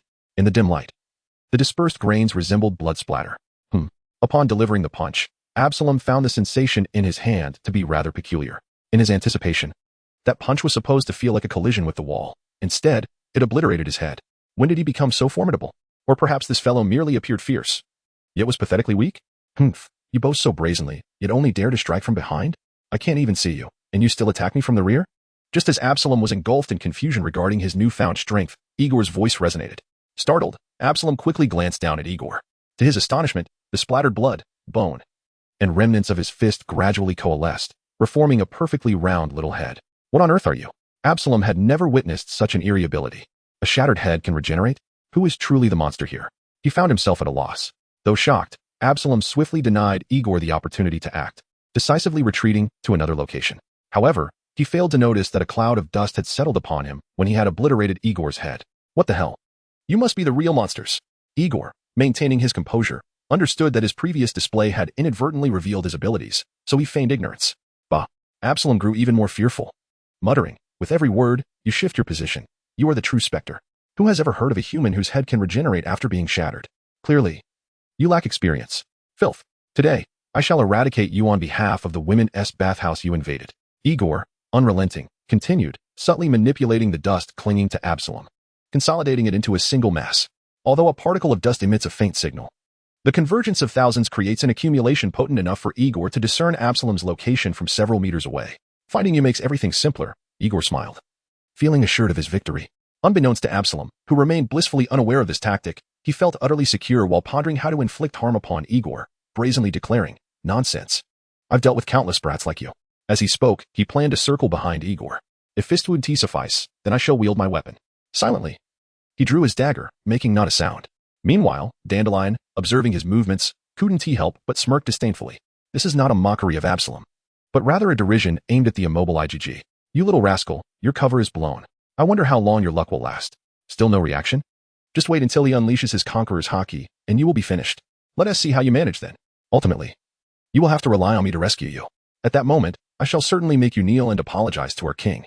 Dandelion has already determined that IgG, this little brat, is utterly incapable of mastering hockey, and she feels a profound sense of accomplishment as she revels in this realization. Her gaze remains fixed on Absalom's movements, ever ready to spring into action. The mere thought of this brat sobbing and pleading for forgiveness before her fills her with exhilaration. There is no helping it. This boy simply loves to show off. Absalom has circled around to IgG's rear, and IgG has finally completed his manipulation of the sand. A small patch of dirt now conspicuously adorning Absalom's attire, at the same time as if thousands of satellites were simultaneously transmitting signals. The faint signal in IgG's mind is suddenly amplified 1,000-fold. Behind you, a moment of clarity washes over IgG's eyes. Almost simultaneously, Absalom raises his sword high and leaps toward IgG with a downward strike. Now is the moment. Dandelion's pupils constrict with intensity. Without a hint of hesitation, the powerful muscles in her calves propel her forward like a rocket. What is happening? Brooke and Tom exchange bewildered glances, unsure of the unfolding events. I told you. Today IgG shall represent the women's bathhouse to vanquish you. The instant the signal penetrates IgG's consciousness, he becomes aware of Absalom's movement. A faint smile graces his lips as his iron sword silently cleaves through the air, tracing a graceful crescent arc. Feel the force of my moonlight blade. Ah! The iron sword rises from below, meeting Absalom's descending saber, its blade vibrating with excitement, a spectral blue energy rippling forth. Everything transpires in an instant. IgG envisions his strike shattering Absalom's sword, severing his arm, and cleaving through his chest. But at that moment, Dandelion arrives like a rocket. Extending her arms to tightly embrace IgG around the waist. With a swift motion, she rolls to evade IgG's ascending iron sword. Clang!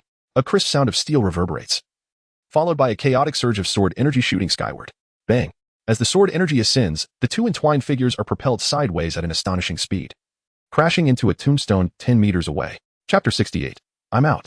While IgG and his companions are embroiled in chaotic combat at the amusement park, on the other side, Brother Will has also discovered a new situation with his naval soldiers.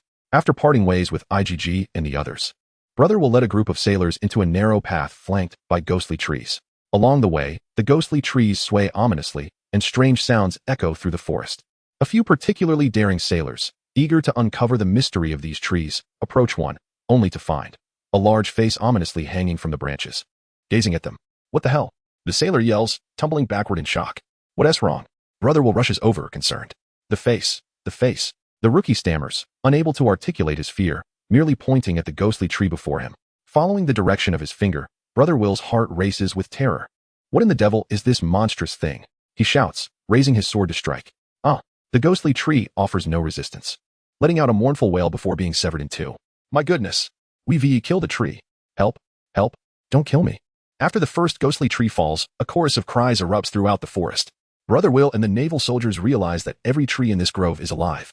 It seems there are mysteries to uncover on this ghost island. Brother Will gazes at the faces sewn into the trees, pondering deeply. Then, gripping his sword, he approaches one of the trees, the cold blade resting against its face. I demand answers, and you will respond truthfully. How did you come to possess that face? He questions menacingly. Please don't kill me. Though the tree is alive, it cannot move, only extend its branches to cover its eyes, pleading for mercy. Be honest. If you answer my questions, I won't harm you. With a scar running across his face and a fierce expression, Brother Will appears particularly intimidating, causing the ghostly tree to tremble in fear. I will tell you everything. The ghostly tree hastily agrees. It is Hogobak who resides deep in this forest. Yes. He sewed the faces of the dead onto us. Dead faces? Brother Will furrows his brow, pressing the blade closer. Don't try to deceive me. Is being sewn with dead faces what enables you to move? As the blade inches closer, the ghostly tree lets out a cry and faints, rolling its eyes back. TCH, you're supposed to intimidate others. Brother Will scoffs, moving to the next tree, positioning his blade accordingly. Now it's your turn. Why yes. It was Lord Moria. Lord Moria brought us to life. The tree responds, quivering in fear. Moria? Brother Will repeats, tightening his grip on the sword. You're not lying to me, are you? No. The ghostly tree shakes its head vigorously. Moria. He is the infamous pirate who was appointed as a warlord of the sea right after the system was established. The relationship between the 7 warlords and the Navy has always been delicate. Initiating actions without an arrest warrant constitutes a breach of protocol. Brother Will, with a flash of insight, grasped the intricacies of the situation and promptly commanded, everyone, return to the ship. We must clarify matters with Vice Admiral Karp. The Navy soldiers responded in unison, affirming his order, and then followed in Brother Will's footsteps back along the same path. On board the Doghead warship, Jinbei sat cross-legged on the deck, observing the swaying ghost trees around him. He extended his observation hockey to encompass a radius of approximately 10 meters around the Doghead warship, ensuring he could perceive any developments from all directions. The place was shrouded in an oppressive darkness, rendering the eyes sluggish in their response, leaving only the senses of sight and sound to rely upon. A gentle breeze whispered through, suggesting an air of normalcy. Suddenly, Jinpei sensed an elusive presence approaching the warship, a feeling so faint it was nearly ephemeral. Driven by a sense of duty, he resolved to patrol the Doghead warship. As he pushed open the door to the corridor, an atmosphere of gloom enveloped him, intensifying the sensation he had just perceived. He flicked on the light, and the soft glow dispersed the oppressive feeling by several degrees. Was it merely the darkness that had unsettled him? Jinpei pondered, continuing his forward march until he illuminated every light. The unsettling sensation vanished entirely. It appeared that it truly was the darkness that had unnerved him. Jinpei mused, recognizing his own inadequacies in training. Admitting to himself that he was afraid of the dark, he glanced into the bedrooms of Karp and Picado, noting that only their quarters remained cloaked in shadow. And he felt reluctant to disturb the slumbering duo. They truly can sleep soundly. Jinpei sighed, returning to the deck. Unbeknownst to him, within the darkness of Karp's room, a figure with a long neck and ample belly slowly materialized, wielding a pair of large scissors. Amusement park. At this moment, Absalom stood rigid, his head tucked tightly into his shoulders, beads of cold sweat cascading down his brow. How terrifying. Absolutely terrifying. What was that thing just now? Did Lama arrive? No, that was not the kind of sword energy that a decaying corpse could produce. He had been preparing for a sneak attack, when suddenly that brat unleashed a wave of sword energy. In that instant, Absalom even imagined himself cleaved in two, but then a shadow had darted out, causing the sword energy to veer off course, narrowly missing his nose. Is this still humanity? No, I cannot linger with this crowd any longer. I must swiftly depart. My life is at stake. My life is paramount. With this thought, Absalom dared not make a sound, stealthily retreating into the distance. IG, are you all right? Tom called out from afar, relieved to see Dandelion tackle IG, a sigh of relief escaping him. Thank heavens, IG has been saved. Dandelion dashed away with astonishing speed. Oh my, it hurts terribly. IG was tackled by Dandelion, unable to harness any elemental power in time. He was sent flying, his head colliding with a gravestone, shattering it upon impact. IG was utterly bewildered, as if countless stars were swirling within his mind. Dandelion, on the other hand, appeared considerably more composed, yet he turned his head, raising it to meet the fierce expression on IG's face, stating, I told you not to overexert yourself, didn't I? If it weren't for me, you would have been thoroughly pierced by now. What? If it weren't for you, I would have been pierced? IG stared blankly at Dandelion. Indeed, you didn't even notice, did you? You rascal. Dandelion observed the astonishment on IG's face with great satisfaction. You rascal, unaware of the circumstances, are you? How dare you say that? IG's gaze suddenly turned sharp. Chapter 69. Am I the one you saved? IG's sudden ferocity was unexpected for Dandelion. In her imagination, IG should have been completely defenseless against that invisible foe, on the verge of being stabbed, and after she saved him, he would be left bewildered, questioning her actions. What does it mean to suddenly turn against someone? What do you mean by that? I saved you, you know. Dandelion glared at the irate child beneath her, her frustration boiling over. So, after I rescued you, you have the audacity to throw a tantrum? Is your pride more important than your life? Dandelion was suddenly reminded of her younger sister, who, at the tender age of 7 or 8, would behave similarly while playing games. Even when on the verge of losing, she wouldn't allow anyone to guide her. Such stubbornness. What does that even mean?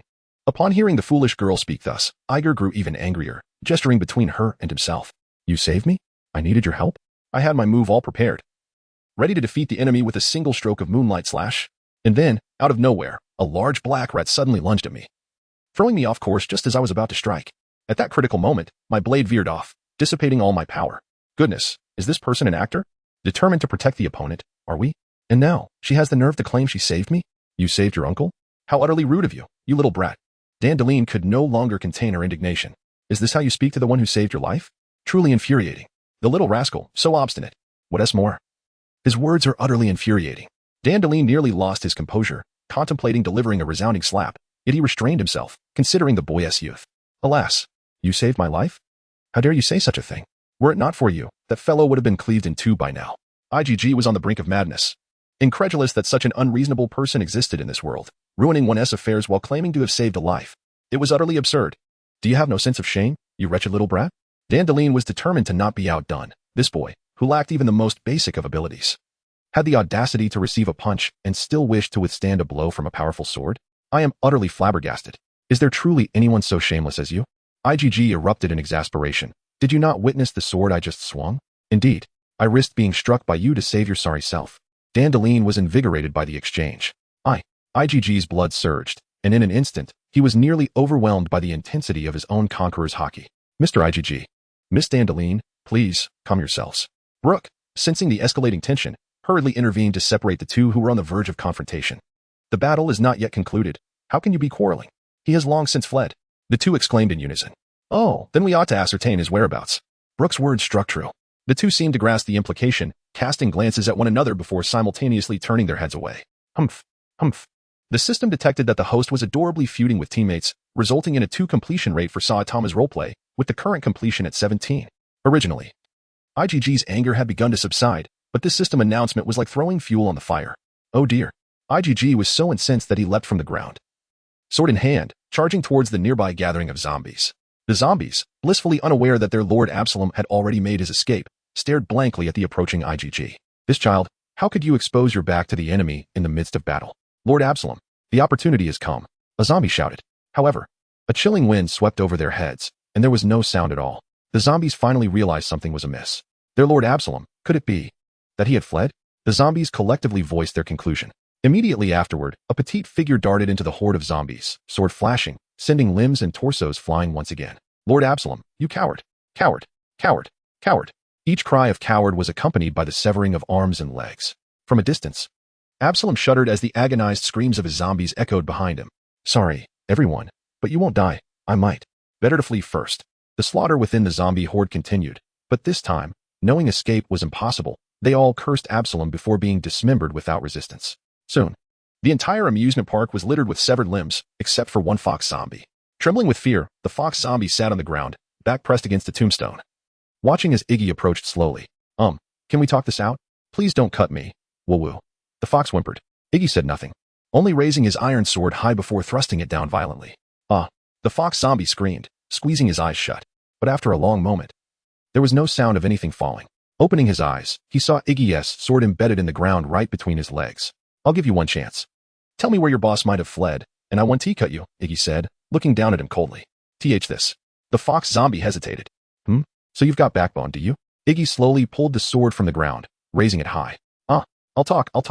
The fox zombie, thoroughly terrified, immediately prostrated himself, pointing frantically down a nearby path. Just follow this road straight ahead. You'll reach his office. Please don't kill me. Smart choice. Iggy sheathed his sword, glancing at the fuming dandelion with a dismissive snort before walking off alone. Mr. Iggy, wait for us. Brooke, seeing Iggy leave abruptly, quickly grabbed Dandelion, secured Tom within his ribcage, and hurried after him. The fox zombie remained sprawled on the ground for a long time, only rising once the sounds of footsteps had faded. He scurried to a corner of the amusement park, opened a car door, and got in. His tail split into 9, each sprouting a head. As he began collecting the severed heads of his fellow zombies and placing them inside the vehicle. Keh. Fox, you're brilliant. The zombie heads praised. Yeah. With just a few words, you sent them straight to that guy. I wonder how long they'll last against him. That Ryuma, the former sword god. Don't rush. The fox zombie chuckled darkly.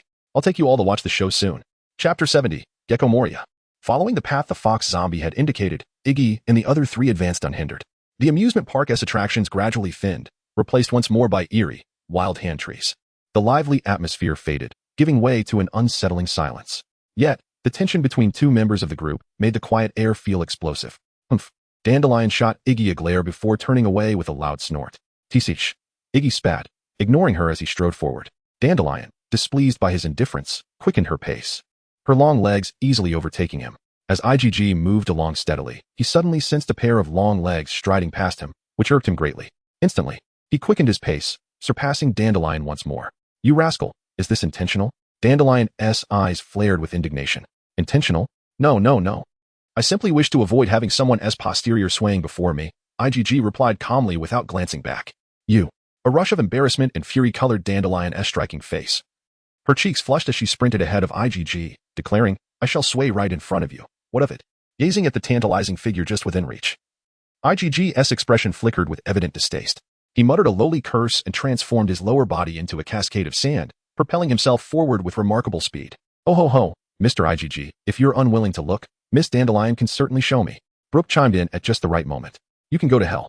Dandelion retorted, turning back to unleash a flurry of blows upon Brooke. Brooke begged for mercy, but then suddenly regained her composure, her athletic calves surging with power, matching the speed she had previously displayed while lunging at IgG, swiftly catching up. Hey, wait for us. Tom was flung from Brooke's grasp, observing the distant figures and hurriedly helping Brooke to her feet while shouting as they pursued. Thus, the 4 of them dashed along the path, engaged in a spirited chase. After an indeterminate duration, IgG, having distanced himself from the others, abruptly halted. Dandelion, trailing behind, failed to react in time and was on the verge of colliding with him. IgG turned back to glance, and with a casual wave of his hand, a massive wall of sand materialized behind him. Dandelion, unable to break in time, crashed into it with a resounding thud. What are you doing, Ugg? Dandelion, dazzled by the impact, scrambled to her feet, ready to shout. But IgG leaped forward to cover her mouth. Shoo! He gestured sternly for silence. Tom and Brooke, who had followed closely, arrived, panting as they looked at IgG. What's wrong, IgG? Why did you stop? They inquired. For what reason could it be? Dandelion scoffed. We lost them. IgG shot her a glance, dismissing her, and turned to Brooke and Tom, stating, have you sensed that something has been following us? From the outset, IgG had no intention of pursuing Absalom. After all, that fellow held little value, and the glint in his eyes suggested he was likely leading them into the presence of a formidable adversary. This perfectly aligned with IgG's intentions, prompting him to advance without pause. Indeed, halfway along the path, an inexplicable sensation crept over him, as if 4 figures were pursuing him. Please, don't frighten me. Tom suddenly shivered, feeling an overwhelming presence of countless gazes lurking in the dark crevices of the ghostly trees. There was something there. Hearing IGG's words, Dandelion surveyed her surroundings, activating her observation hockey, sensing an ominous presence. Though she was angry, the gravity of life and death matters compelled her to tread cautiously. At this juncture, the 4 had reached the end of the shaded path, where rows of ghostly hand trees loomed ahead, leading to a vast courtyard encircled by these spectral trees. With a towering wooden building at its center, though nothing was visibly amiss, her instincts and observation hockey both warned her that something was indeed nearby. Ho ho ho! Chuckled Brooke lightly. As the King of Souls, he possessed an acute sensitivity. It seems I sense something as well. In such an eerie environment, Brooke's words, coupled with his terrifying visage, sent chills down Tom's spine, prompting him to scream, "Don't scare me. Is there a ghost here?" The other 3 fell silent, their focus entirely consumed by the looming dread, leaving no energy to respond to Tom's outbursts. As the atmosphere thickened with an eerie stillness, Tom's cry subsided, his voice stifled by an invisible fear as he nestled against Brooke's ribs, too terrified to utter a sound. IGG anxiously scanned the surroundings. The sandy ground hinted at something lurking, yet its location eluded him. He could only rely on his own observation. Suddenly, IGG's eyes widened. To his astonishment, he noticed movement in the shadows cast by the ghostly trees behind Dandelion. It was as if a creature from the depths of the ocean was surfacing. The shadows, neither large nor small, began to swell upwards, gradually coalescing into a humanoid form, clutching a massive pair of scissors. IGG instantly reacted, shouting at Dandelion, "Dandelion, be careful!" In a state of heightened alert, Dandelion felt the presence behind her the moment IGG's voice pierced the silence. A wave of goosebumps erupted along her skin. Like a startled cat, she leaped high into the air, performing several flips before landing steadily a few meters away. In that moment, even Tom and Brooke realized the gravity of the situation as the gazes of the 4 converged upon the towering figure wielding scissors. Dandelion's pupils instantly constricted upon seeing him, and a surge of combat fervor coursed through her veins as she forced out 3 words through clenched teeth. "Moria. Mr. IG. My shadow was taken by this man." Brooke furrowed his brow, speaking gravely. IG nodded in acknowledgement, his gaze fixed intently on Moria before him. He sensed an unsettling ambiguity. This Moria appeared far more formidable than depicted in the comics. The mere ability to traverse shadows was something he had never witnessed before. The atmosphere grew tense, charged with anticipation. "TCH, I was originally planning to collect your shadow as well, but that brat is quite bothersome," Moria exclaimed in a shrill voice, addressing Dandelion with an air of familiarity. "Return my sister's shadow." Dandelion, upon encountering her nemesis, felt her eyes blaze with rage, drawing her sword in an instant. "Ha ha ha ha, I merely happened to cross paths with you. I have matters to attend to now. Let that fellow entertain you for a while." Moria's words had barely left his lips when a terrifying flash of sword light sliced through the air at an astonishing speed. Chapter 71. The Sword Saint emerges. Longma. Caught completely off guard, she had no inkling of who had unleashed such a fearsome blade, nor when or where it had been done. The azure sword aura rapidly expanded in the air, transforming into a crescent, accompanied by a dreadful whistle, mercilessly cleaving towards Dandelion, who was poised to strike. A chill ran down Dandelion's spine, as a sense of impending doom washed over her. Without hesitation, she sheathed her sword and propelled herself backward with a forceful leap. Swish. Almost simultaneously, the azure crescent blade grazed the tip of her nose, severing a few strands of hair. The strike captivated the attention of all 4 individuals, compelling them to turn and behold a zombie clad in a Taoist robe, its hair tied in a high ponytail. IGG glanced at the blade clutched in the creature's hand. Its dark brown, intricate patterns glistening with a fluid smoothness, and the sharp edge emanating a chilling aura. It was the renowned sword, Jioshui. He instantly recognized this weapon, as it left an indelible impression on him. If this sword was indeed Jioshui, then the wielder must be none other than the Sword Saint, Longma. Ha ha ha. You all enjoy yourselves. I shall go and forge new acquaintances. As Longma effortlessly repelled Dandelion with a single stroke, Moria burst into triumphant laughter, swaggering toward Longma. IGG squinted, noticing that Moria was dragging a struggling shadow behind him. The figure seemed somewhat familiar, yet he could not recall where he had seen it. Outsider, prepare to face retribution. Longma, gripping Jioshui, exuded an aura of authority without rage, merely standing there suffocated the air around him. Dandelion, witnessing Moria's arrogant departure, was infuriated and immediately contemplated drawing his sword to strike down the insufferable zombie. Meanwhile, IGG felt an exhilarating rush upon seeing Longma, drawing his iron sword to approach, only to be halted by a skeletal hand. Turning around, he found Brooke's other hand blocking Dandelion, standing protectively before them. "Mr. IGG, Miss Dandelion, I implore you to allow this fellow to pass," Brooke declared, extracting Tom from his ribcage and placing him on the ground, drawing forth a gleaming white sword from his cane. "As fellow undead swordsmen, we must exchange a few blows." "Wait a moment," IGG began to speak, but was abruptly silenced as Brooke's sword, imbued with a frigid aura, surged toward Longma. Yellow Spring sword art, engage. Faced with Brooke's fierce advance, Longma did not flinch. He positioned Chioshui before him, the blade shimmering like flowing water as it met Brook's assault. Clang. The sound of metal colliding resonated as Brook and Longma brushed past each other. Both adopted stances to sheathe their swords, standing back to back, seemingly awaiting a signal. IGG and Dandelion watched Brook's poised posture, momentarily finding him strikingly impressive. Though unaware of his origins, Brook elegantly sheathed his blade, chuckling in a deep, magnetic voice. Your swordsmanship is indeed formidable. With that, he collapsed to the ground with a thud. Oh dear, the elderly bones are a bit fragile, Brook remarked, patting his broken waist with a resigned smile. Impressive. A flicker of apprehension ignited in the eyes of Dandelion and IGG. During their journey, Dandelion had sparred with Brook. And without the use of overwhelming force, Brook had effortlessly dominated her. Was he truly defeated in a single strike? The legendary sword Saint Ryoma is indeed formidable. Excitement flickered in IG's eyes. Humph, utterly unreliable. You, step back and watch how I shall dispatch this zombie. Dandelion snorted dismissively, shoving aside the sword-drawing IG and advancing forward. What on earth are you all doing? IG stumbled backward, and by the time he regained his composure, Dandelion had already leapt into the air. Enough chatter. This is the honor of a swordsman. A true swordsman must always engage. Dandelion bellowed in midair, raising his iron sword high, invoking the 9 serpents, mountain splitter. In truth, Dandelion's intention was quite simple. Observing IG's clumsy attempts at felling the zombie, it was evident that he lacked any swordsmanship. Before the zombie that was effortlessly defeated by a single strike from the sword, this was nothing but a jest. It is imperative to note that the sword light, which I had just evaded, was imbued with haki. Even a mere novice, devoid of swordsmanship, would find themselves doomed against such an opponent, regardless of possessing the powers of a Logia. At least I had a fighting chance, if necessary. I could buy time for these 2 youngsters to escape. In any case, there was no justification for hiding behind the children. The haki surged forth in abundance, enveloping Dandelion's blade, as the unique aura of the 9 serpents spread outwards. Despite being a young girl, Dandelion wielded her sword with the might of a mountain, akin to a meteor descending from the heavens, aimed directly at Longma. Longma, however, maintained an expressionless demeanor, remaining utterly unfazed, until Dandelion's strike was nearly upon him. At which point, he gradually raised the tip of his sword. Clang! Another resonant sound echoed through the air. This time, Longma appeared to have unleashed a formidable force. Before one could blink, Dandelion's sword shattered midair, and a spurt of crimson erupted from her lips, her body plummeting to the ground like a kite severed from its string. Ah, Brook! Dandelion! Tom, witnessing this scene, felt a chill run down his spine, howling in disbelief. Wasn't this fellow a zombie?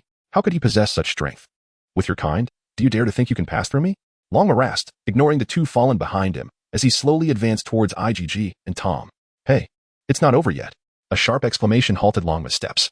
He turned to see Dandelion struggling to rise, her legs trembling, needing to lean on her sword for support. Blood trickled from her lips as she shakily lifted her blade, addressing IGG. You, boy, run back and summon the others from the ship. This adversary is beyond our capacity to defeat. What are you saying? IGG was bewildered by her conclusion. Yet, seeing her wounded form attempting to buy him time stirred a sense of admiration within him. Wasn't it finished? Longma muttered, swinging his sword. A crescent-shaped blade of azure light materializing from thin air, an ominous aura rippling outward. Run! Dandelion screamed. No sooner had the words escaped her lips than the azure blade, imbued with a spine-chilling sharpness, cleaved towards her, splitting the very earth in its wake. It was over. Dandelion steadied her sword but closed her eyes. Clang! Whoosh! Following the metallic clash, a gust of wind swept through, tousling her hair. Rather than the anticipated pain, a youthful voice resonated before her. I never claimed I couldn't defeat him. Chapter 72. This rusty sword is sufficient to vanquish you.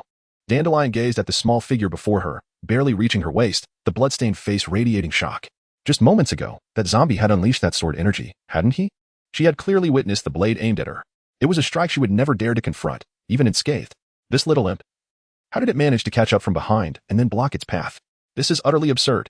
Dandelion suddenly felt a pang of regret for having closed his eyes earlier. Had he kept them open, he would have been able to witness the antics of that little imp. As this thought emerged, a twinge of shame accompanied it. Perhaps he truly had discerned the position of the invisible man moments ago? Had he indeed thwarted the success of another? IGG may not have realized that.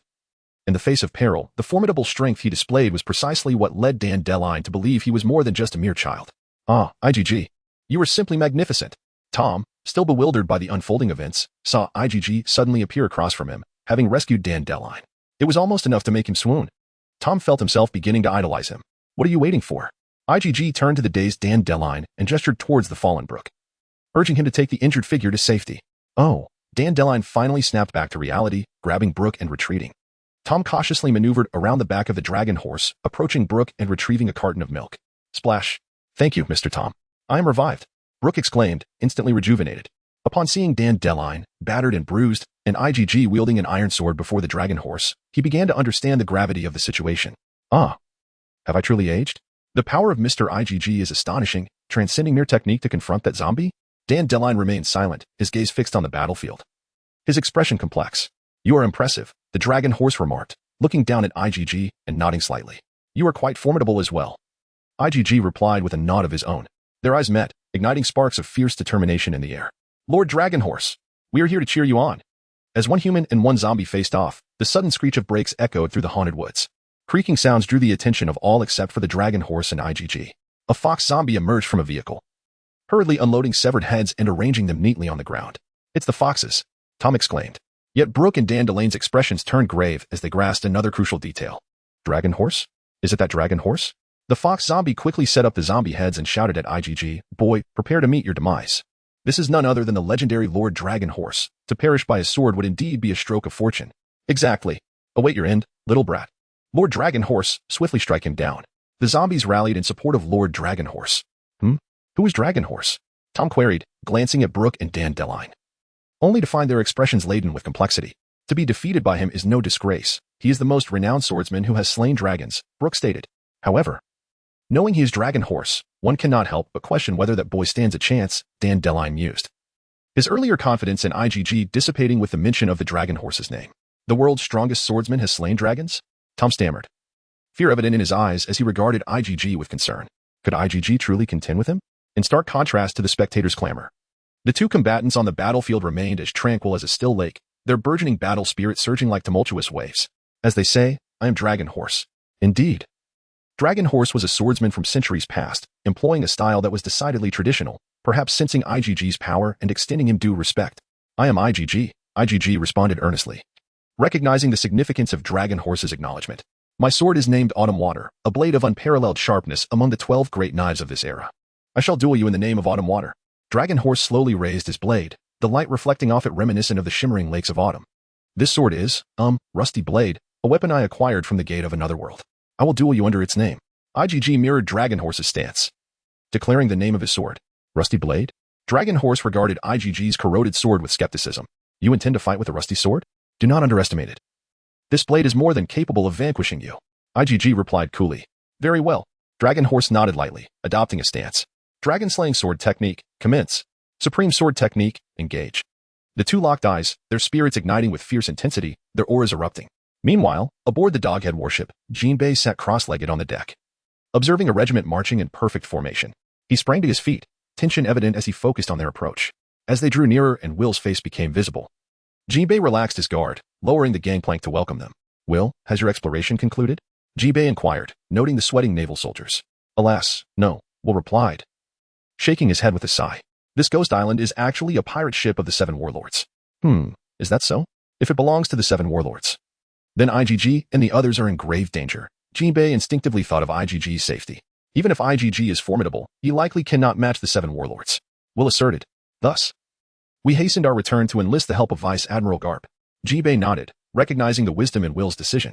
Returning to base to seek Vice Admiral Karp's assistance was indeed the most prudent choice under the uncertainty of IgG's safety. He stepped aside, ushering the naval soldiers through the hatch. Come in quickly. Vice Admiral Karp is still asleep. Will wasted no words, following Jinbei inside. Bang, bang, bang.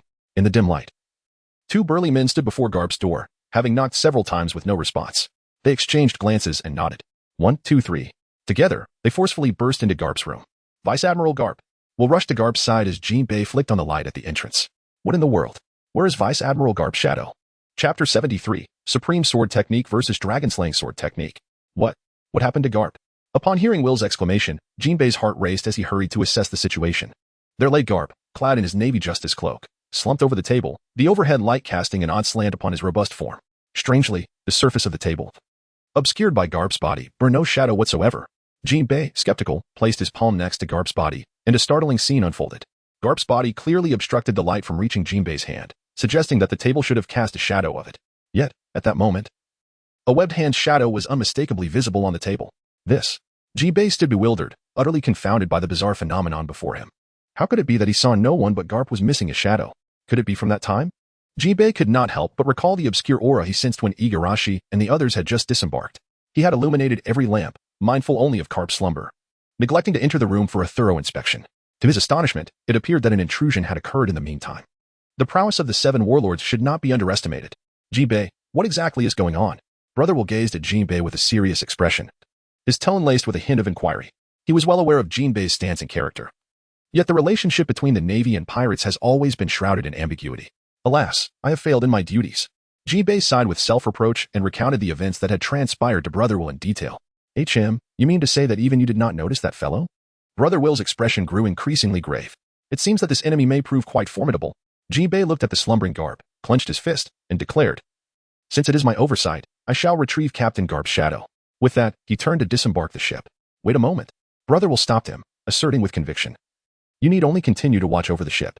Since this is a matter for the Navy, let us handle it ourselves." "Very well. I shall not fail again." Jinbei's mind shifted, and he understood the implication of Brother Will's words. It was already quite disreputable to have pirates guarding one's warship, and to allow them to intervene in the rescue of a Navy Vice Admiral was simply inexcusable. With that thought, he no longer hesitated and assured them with a nod. "All right, Navy soldiers, follow my lead and lend young IGG a hand." Brother Will waved his arm, rallying a group of Navy soldiers as they descended the ship in an imposing manner. Meanwhile, in the open grounds of Horror Island, with this rusty sword, "I can defeat you easily," IGG proclaimed in his youthful voice. For some inexplicable reason, the trio of Dandelion nearby felt a strange sense of authority emanating from his words. Ha! Ha ha ha! What did he just say? This little brat thinks he can defeat Lord Longma with a rusty sword? Has he lost his mind? In stark contrast, the zombie heads burst into a collective frenzy of derisive laughter. Who is Longma? He is the man who was proclaimed the world's strongest swordsman 500 years ago. He even slew a legendary dragon with his mere human form. Even in death, he remains an overwhelmingly powerful presence. And that sword he wields? It is the national treasure of Wano, stolen at great risk by Lord Moria. The great blade, Autumn Water. And look at that child, merely 7 or 8 years old, with spindly arms and legs, brandishing a rusted iron sword? Is this a joke? The audacious little brat should surrender at once. Does he even realize who stands before him? To think he could defeat Lord Longma. He is 500 years too early for that. Lord Longma, please, strike him down.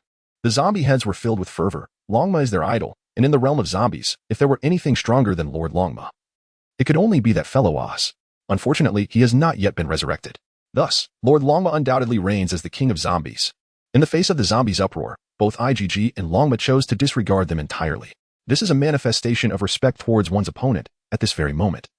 The eyes of both individuals are solely fixed on each other. Suddenly, a surging battle intent pulsates through the air, their gazes meeting as if lightning flickers between them. IG gazes intently at Longma's every movement, his hands gripping the iron sword, perspiration forming upon his palms. Perfect. Flawless. Having undergone rigorous swordsmanship training, IG's instinct is to seek out any vulnerabilities in his adversary when wielding a blade, whether it be posture, motion, condition, or even the slightest shift in expression. Any of these could provide him an opportunity to strike. Yet, Longma, even with IG's keen awareness through the iron sword, not a single flaw can be discerned. His entire being, despite its decay, remains as steadfast as a boulder, truly embodying the essence of immovability, truly deserving of the title of the world's strongest swordsman. A whisper of admiration quietly surfaces in IG's heart. It is this fleeting thought that causes a momentary fluctuation in his otherwise intense, battle-ready gaze. This brief lapse diminishes the ferocity of the battle intent he had unleashed into the air. Just this subtle shift allows Longma to sense the faintest hint of blood, triggering an instantaneous surge of aggression.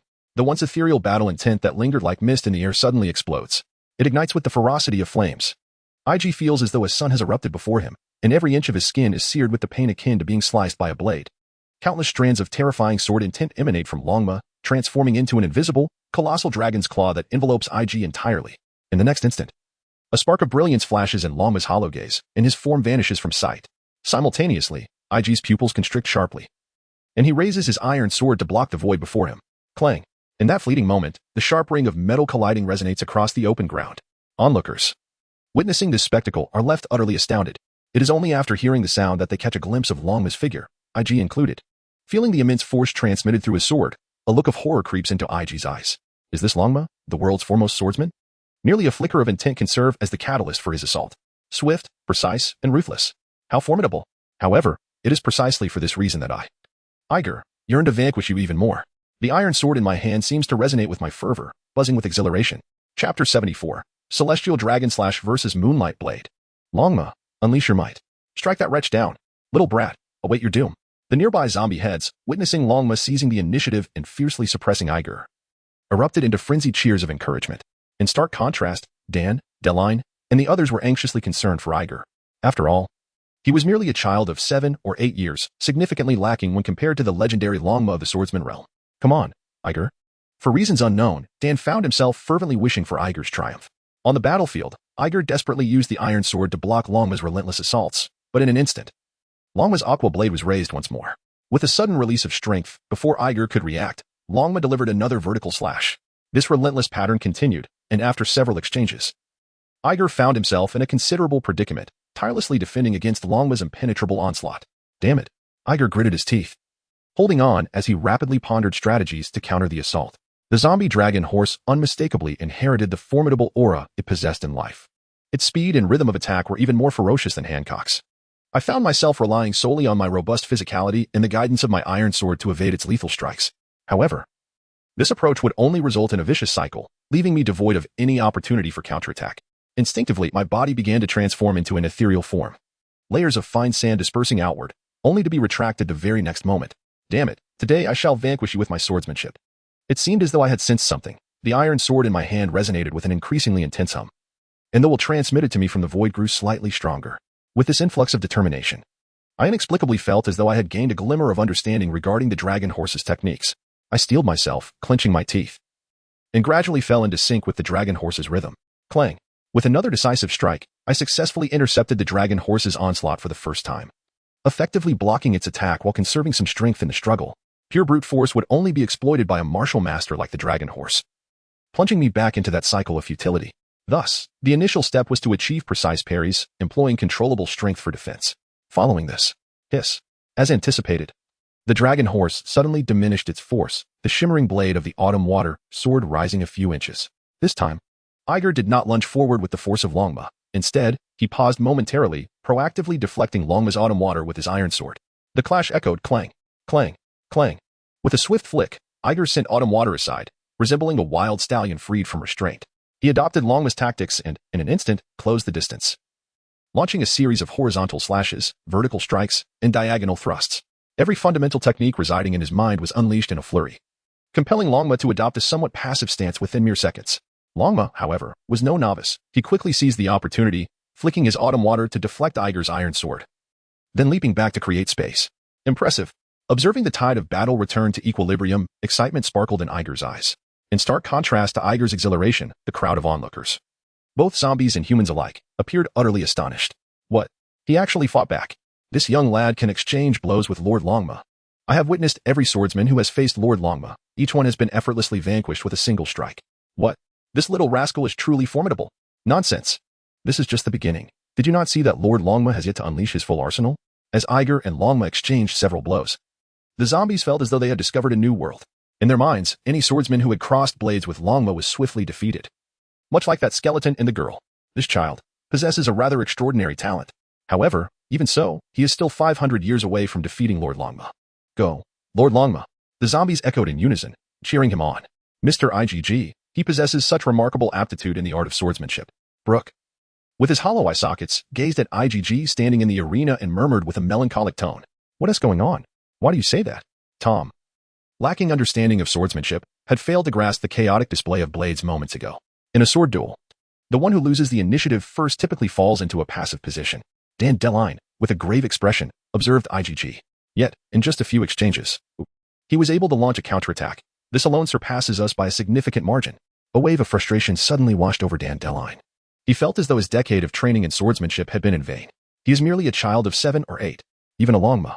Reduced to a mere shell of his former self, engaging in such a back-and-forth duel is an extraordinary feat beyond the capability of an ordinary person.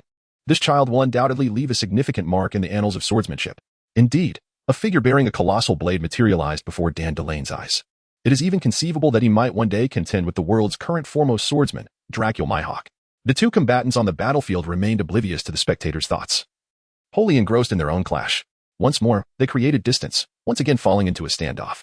In this moment, Iger was devoid of distractions, his mind free from any trivial thoughts. Observing this, Longma subtly nodded, a glimmer of approval flickering in his vacant eyes. Subsequently, he initiated the action. Even though he moved first, Iger could discern no flaw in his maneuver. Gradually, Longma lifted the autumn waters above his head, the terrifying essence of his sword intent coalescing back into him. Iger gazed at this scene, his expression growing increasingly grave. This is undoubtedly the convergence of sword intent, preparing to unleash a strike. Without hesitation, IG raised the iron sword horizontally across his chest as dark red serpentine lightning surged from his hand into the sword's blade, producing a crisp, resonant chime. On the surface of the rusty iron, a jade-like azure whiteness began to shimmer, growing increasingly radiant as the serpentine lightning flowed into it. With a thunderous roar, the sky exploded in sound, accompanied by a momentary flicker across the entire world. An invisible pressure descended upon IG, as if the very air had solidified. The might of heaven and earth was gathering. The jade-like brilliance on the iron sword emitted a dazzling sword light. Likewise, Longma retracted all his sword intent. The autumn water in his grasp shimmered like a lake under the night sky, reflecting glimmers of light. Roar. A windless force surged around him, a chaotic cyclone swirling up, and amidst the overwhelming pressure, the sound of a dragon's roar erupted. The renowned sword, having tasted dragon's blood, now carried the weight of the dragon's might with each strike. Their gazes locked across the distance, and suddenly, as if in unison, brilliant light flashed simultaneously. Heavenly Dragon Slash. Moonlight Sword. Chapter 75. Longma's Final Move. Heavenly Dragon Slash. Longma's parched throat emitted a hoarse cry, and the terrifying sword intent rippled outward from autumn water. Everyone present felt a chilling sensation atop their heads, as if an indomitable blade hung perilously above them. Then, a deafening dragon's roar resonated through the air. It was unclear whether it was an illusion, but despite only swirling winds surrounding Longma, it felt as if countless malevolent dragons circled him. The spectators felt a visceral fear, as if IG were about to be consumed. The dragons within the whirlwind spiraled faster and faster, ultimately unleashing a mighty roar as they surged from behind Longma. Simultaneously, Longma swung autumn water with fierce intensity. A colossal crescent-shaped azure sword light, accompanied by immense wind pressure and the might of dragons, cleaved directly toward IG. Unyielding, IG responded with a mighty roar. Moonlight Sword. The iron sword in his hand vibrated to an apex of resonance. The overwhelming might connected with the heavens. As crimson-black lightning cascaded down, the jade-colored radiance enveloping the iron sword surged exponentially, and in an instant, IG unleashed his strike. The jade-hued sword light shot forth like an arrow released from a bow, perfectly synchronized with the falling lightning. Their combined speed intensifying as the jade light entwined with the crimson-black currents, charging fiercely toward the azure crescent sword beam. In but a fleeting moment, the jade sword light and the azure sword beam collided before the astonished eyes of the onlookers. Boom. The two colors of sword energy clashed violently, and in an instant, they erupted. The chaotic airflow and the sharpness of the sword intent exploded outward, sending a cloud of dust soaring, enveloping the two combatants in a shroud. Within the dust, a terrifying sword intent swept outward, severing the surrounding ghostly trees within hundreds of meters. IG struggled to keep his eyes open amidst the haze, attempting to discern Longma's condition. He could not believe that Longma would fall so easily. Yet, the dust was too thick, obscuring his vision entirely. Suddenly, a sharp sound of wooden clogs striking the ground pierced IG's ears, followed by a violent churn of the dust before him. IG's eyes narrowed, and he instinctively raised his iron sword to defend. Clang! Before he could strike, he heard the metallic clash of Longma's autumn water already coming down upon him. IG felt the strain in his wrist, prompting him to slightly retreat while attempting to deflect Longma's blow. However, this time, Longma was even more ferocious, delivering a relentless barrage of horizontal and vertical strikes, forming an impenetrable wall of blades that enveloped IG entirely. IG adeptly countered each blow, maintaining composure as he blocked each strike, finally seizing an opportunity to deliver a fierce downward cut. Longma raised his sword to defend, and in that moment of vulnerability, IG's iron sword trembled, leveraging the force to vault high into the air. The spectators could not discern the unfolding events within the swirling dust, only hearing the rapid clashing of swords echoing like raindrops. Suddenly, a figure burst forth from the haze, soaring high into the air, rolling several times before landing firmly atop a wooden structure. As they focused, it was revealed to be IG. The onlooking zombies were momentarily stunned. He is still alive? The expressions of the zombies were a mixture of disbelief and shock. Is this child a demon? To be able to exchange blows with Lord Longma is remarkable enough, yet that technique, the heavenly soaring dragon slash, has always been a decisive strike. Astonishingly, not only did he survive, but he also unleashed an equally impressive move. What was that just now? Lightning? What kind of technique could summon such thunder? This is utterly preposterous. Moreover, the most crucial point is how effortlessly he ascended to the rooftop, as if he had sustained no injuries at all. He must be a monster. At this moment, all the zombie heads shared a singular thought. That is, this fellow is truly extraordinary, in comparison to the zombies. Dan Dara and the others were not merely surprised, they were utterly astonished. What on earth was that just now? It was astonishing. Tom's eyes sparkled with excitement as he exclaimed, "That can't possibly be what I think it is, can it?" Brooke hesitated, unsure of how to articulate her thoughts. "No, it certainly is," Dan Dara replied, a hint of trepidation evident in his gaze. "What is it?" Tom inquired eagerly. "It is the advanced application of Conqueror's Hockey." "Conqueror's Binding," Dan Dara managed to say, swallowing hard. The words she uttered were, in truth, hard for her to believe, yet there existed no other means of explanation. The sense of oppression, the suffocating atmosphere, that distinctive hue, There could be no mistaking it. She had once witnessed it emanating from her king, Hancock, a technique unleashed only in moments of his utmost fury. To possess the Conqueror's haki was already astonishing, yet to see such a young individual wield it with such exquisite mastery was beyond comprehension. Dandelion could scarcely fathom what manner of creature this child truly was. With such a technique at their disposal, challenging Longma now seemed entirely within the realm of possibility. Am I truly not dreaming? Brooke, equally incredulous, gazed fixedly at IgG atop the building, murmuring in disbelief.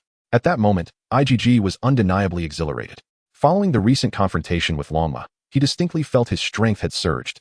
And not by a trivial margin. In his prior encounter with Hancock, he had been almost entirely reactive, relying heavily on the abilities of the sand fruit and the pre-constructed artificial desert merely to hold his ground. Yet now, he found himself able to match Longma's movements and rhythm solely through his physical prowess. This is still in the absence of witnessing the formidable prowess of the color of observation. What fills him with even greater joy is that, through this brief exchange of techniques with Longma, the enhancement brought by the iron sword is simply apparent to the naked eye.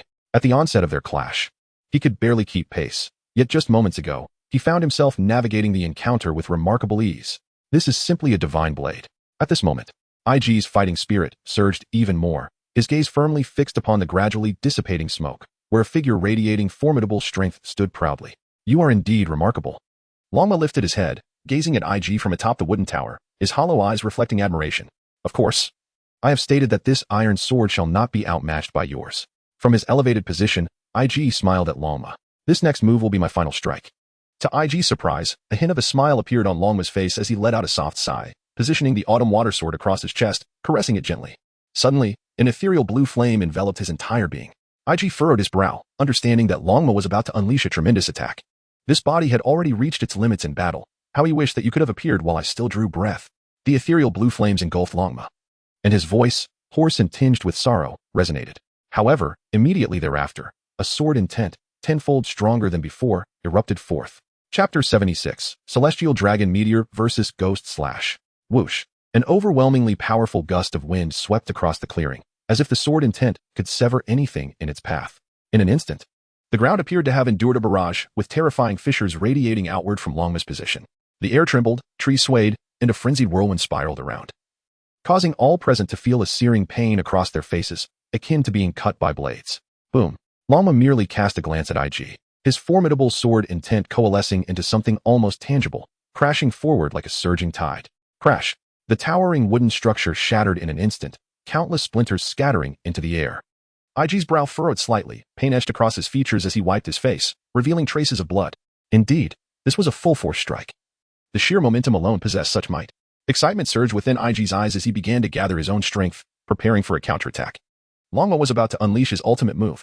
Nearby, the zombie leaders exclaimed joyfully, Longma, turn that little wretch into fragments. Little wretch, await your doom. Witnessing Longma's overwhelming sword aura, the confidence of the zombie leaders swelled boundlessly. You little brat, why don't you just wait for death? Longma's buildup was far from complete.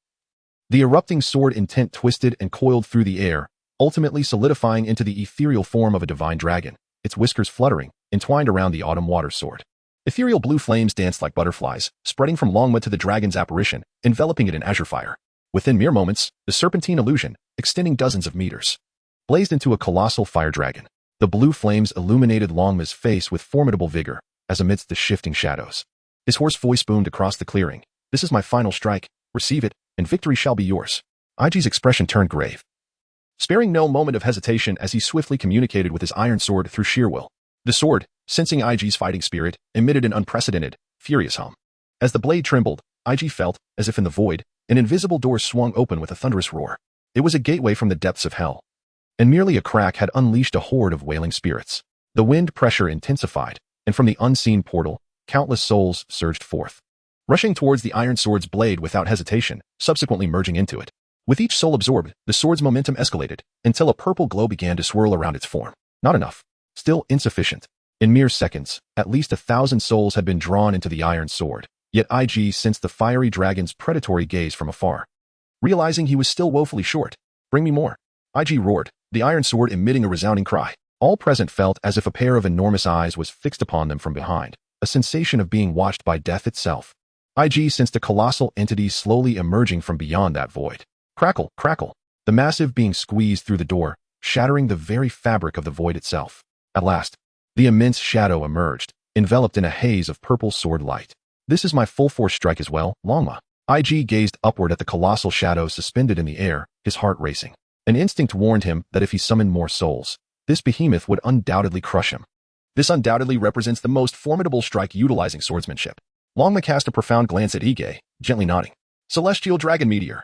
In the next instant, the flames enveloping the azure dragon surged dramatically, and the colossal beast unleashed a thunderous roar from its gaping maw. With a swing of the sword, the dragon emerged. The blue fire dragon swiftly maneuvered, transforming into a blazing meteor, soaring toward Ige above. Ghost slash. Ige could no longer restrain himself. He raised his iron sword high above his head and brought it down with tremendous force. The immense shadow behind him let out a low, mocking laugh, leading the countless troops behind him into a fierce charge. Roar. Hiss. In the blink of an eye, the distance of several dozen meters was closed. As the infernal legion clashed violently with the dragon transformed into a comet. Boom. Upon their initial contact, the ethereal blue flames carried by the dragon ignited spontaneously within the ranks of the soul army. Strangely, the colossal shadow merely chuckled disdainfully, allowing the blue flames to spread unabated. In no time, every single soul was engulfed in a shimmering indigo glow. Yet, contrary to expectations, the souls did not writhe or scream in agony. Instead, they all bore expressions of bliss. It was as if the blue fire was not a manifestation of sword intent, but rather a bountiful nourishment for their souls. Indeed, after being touched by the blue flames, the massive shadow even let out a contented hum, and the entire legion of souls expanded significantly in size. In this exchange, the dragon formed from sword intent appeared to weaken considerably, its form becoming increasingly insubstantial. Humph! The enormous shadow in the air unexpectedly scoffed coldly, casually gesturing to summon a massive scythe, several times larger than the dragon's head, which materialized from thin air. The phantasm grasped the scythe and brought it down forcefully upon the dragon's head. Roar! The dragon let out a mournful cry as its colossal body plummeted from the skies. This time, it truly resembled a fallen meteor, the colossal dragon crashing violently to the ground, instantly fracturing its surroundings with countless fissures. Then, the essence of the sword erupted amidst flames. Boom! The ethereal indigo flames blazed forth, the sparks entwined with the dragon steed's sword intent, severing everything in their path. The immense shadow hovering above glanced at the shattered fire dragon, seemingly shaking its head in regret, before sweeping its scythe to cleave a violet-black rift in the void, leading a myriad of troops into the abyss. Throughout the ordeal, it did not cast a single glance at Iger. Iger paid no heed to the vanishing shadow. Instead, he leapt directly from the upper floor to confront the dragon steed face to face. The blue fire dragon had completely dissipated, leaving only the lingering flames stubbornly burning. The dragon steed before him had also lost its fighting spirit, its form charred and tattered by the flames. Yet, despite this, it managed a faint smile and, with a tone tinged with fatigue, said, "Thank you for allowing me to glimpse the promising future of the sword path. My obsession has found resolution." As he spoke, he gently caressed the sword autumn water in his grasp, sheathing it before tossing it high towards Iger. "Consider this autumn water a token of my gratitude." Iger caught the autumn water, and upon glancing back at the dragon's steed, he found it had been entirely consumed by the blue flames, reduced to blackened ashes. Carried away by the wind, grasping his sword, he solemnly bowed toward the spot where the dragon's steed had stood. Chapter 78. The Sword Saint Dragon Steed has been subdued. Ding Master, your iron sword salvage from the depths has undergone a new transformation. Ding new item acquired. Sword Soul Dragon Steed has fused with the iron sword salvaged from the depths. Ding congratulations, Master. You have obtained a new item, Renowned Sword, Dragon Steed. As Iger reveled in excitement, the system's announcement echoed once more. What was happening? Renowned Sword, Dragon Steed? Fused from the iron sword? Having received autumn water, Iger had initially intended to store it away to gather dust, yet this unexpected transformation had occurred. Could it be as he envisioned? If so, it would indeed be a source of immense joy. Let us see. Iger casually opened his backpack. Upon this sight, IgG was nearly overwhelmed with joy, almost fainting from happiness. Item name, Legendary Sword, Longma rating, S description. Centuries ago, the mightiest swordsman Longma met his demise, and his spirit transformed into a sword soul. Within the blade of the autumn water, a nascent sword soul has begun to take form, seeking refuge in another magnificent blade. Note, the master must practice swordsmanship diligently in the future. A magnificent blade, yet another magnificent blade, and this one possesses the sword soul of the legendary Sword Saint Longma. IgG was on the verge of tears, utterly ecstatic. Initially, he sought only the autumn water, yet not only did he successfully acquire it, but he also gained another splendid blade of equal merit. Now, I possess two formidable swords, a true stroke of fortune. I must express my gratitude to Moria. Had he not pilfered the corpse of the dragon horse and severed its shadow for resurrection, I would never have had the opportunity to encounter him. It seems that my iron sword inherently possesses the ability to attract souls, for when the dragon horse's body was consumed by flames, its lingering spirit was drawn in. transforming into the sword spirit of the dragon horse. What a delightful surprise this is. With a mere flick of the wrist, the renowned sword, Longma, materialized in my grasp. Upon a closer examination of the blade, there was no trace of its former rusted state. The smooth, flowing contours and the gleaming surface of the blade, adorned with a majestic dragon etched on either side against a dark backdrop, exuded an aura of power and grandeur. At first sight, IGG was utterly captivated, lifting the sword effortlessly and making a delicate slash through the air. Whoosh! In an instant, he sensed a formidable will awakening within the blade. Without exerting any force, a fierce surge of sword energy burst forth, cleaving a deep fissure into the ground. What ferocity! Is this truly the famed Great Blade? IGG's face brimmed with excitement as he gazed at Longma, his affection for it growing by the second. I shall tame you, Longma.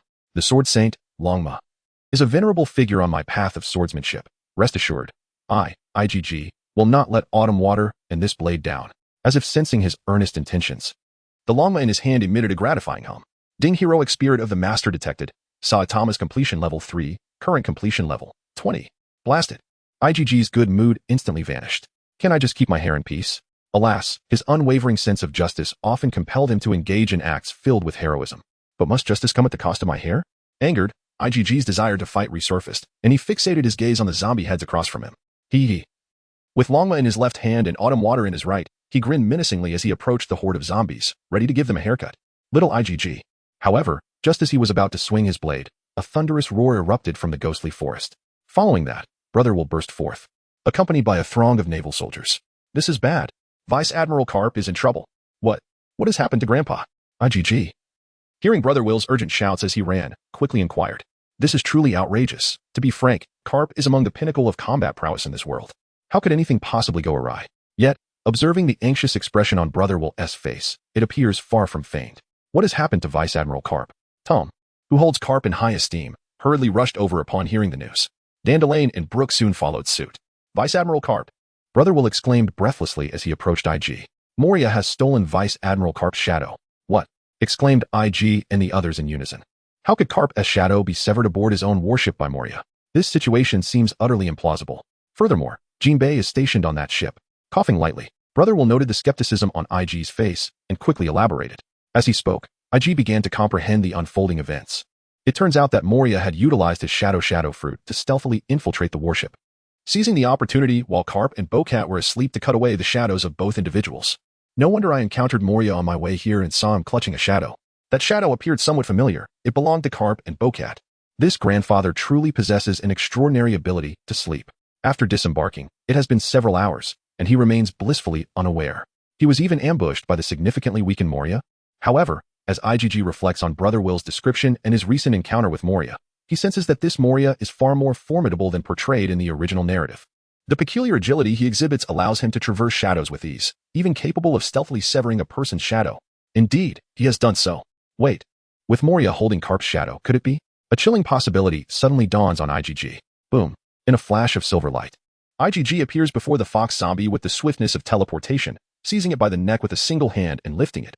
Here is your final chance. Otherwise, you shall become the last dismembered zombie. Spare me. I shall speak. The fox zombie frantically struggles. Lead us to Moria, IGG states calmly. Yes. The fox zombie obediently guides IGG and his companions deeper into the haunted forest. Move. He calls out over his shoulder. Howling in response, Dandelion, Brooke, and Brother will quickly catch up, yet they are plagued by lingering doubts. Was his previous movement always this swift?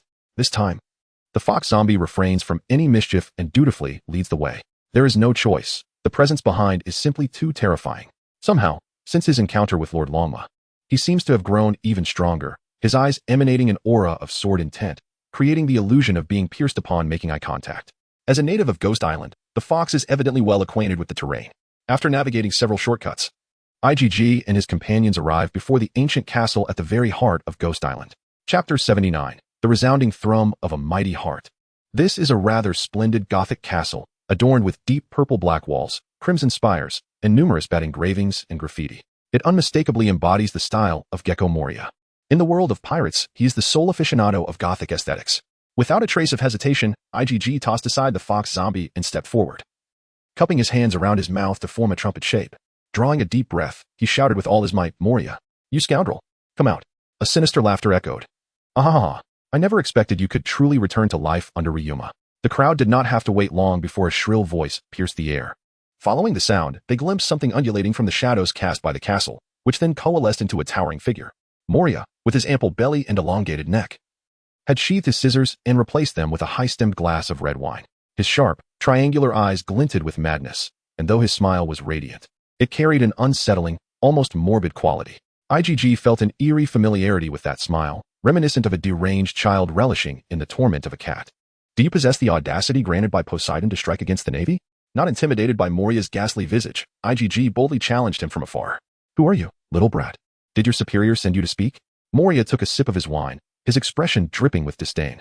I knew the moment you stepped aboard my terrifying triangular ship. What? How is that possible? Dandelion and brother Will exchanged astonished glances. As masters of observation hockey, they understood the immense difficulty of expanding its range. They had trained since childhood, yet their current perceptive reach barely extended a few dozen meters.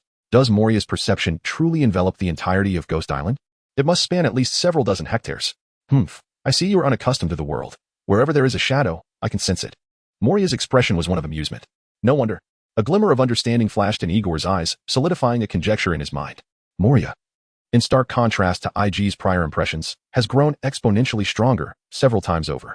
Both in terms of perceptive abilities and his current emotional state, a sense of peril envelopes IG. After all the effort to encounter the Navy, shouldn't I indulge in some playful engagement with you? Moria chuckles. Yet I never anticipated that I would actually acquire the shadow of the heroic Navy figure, Karp. Playful engagement?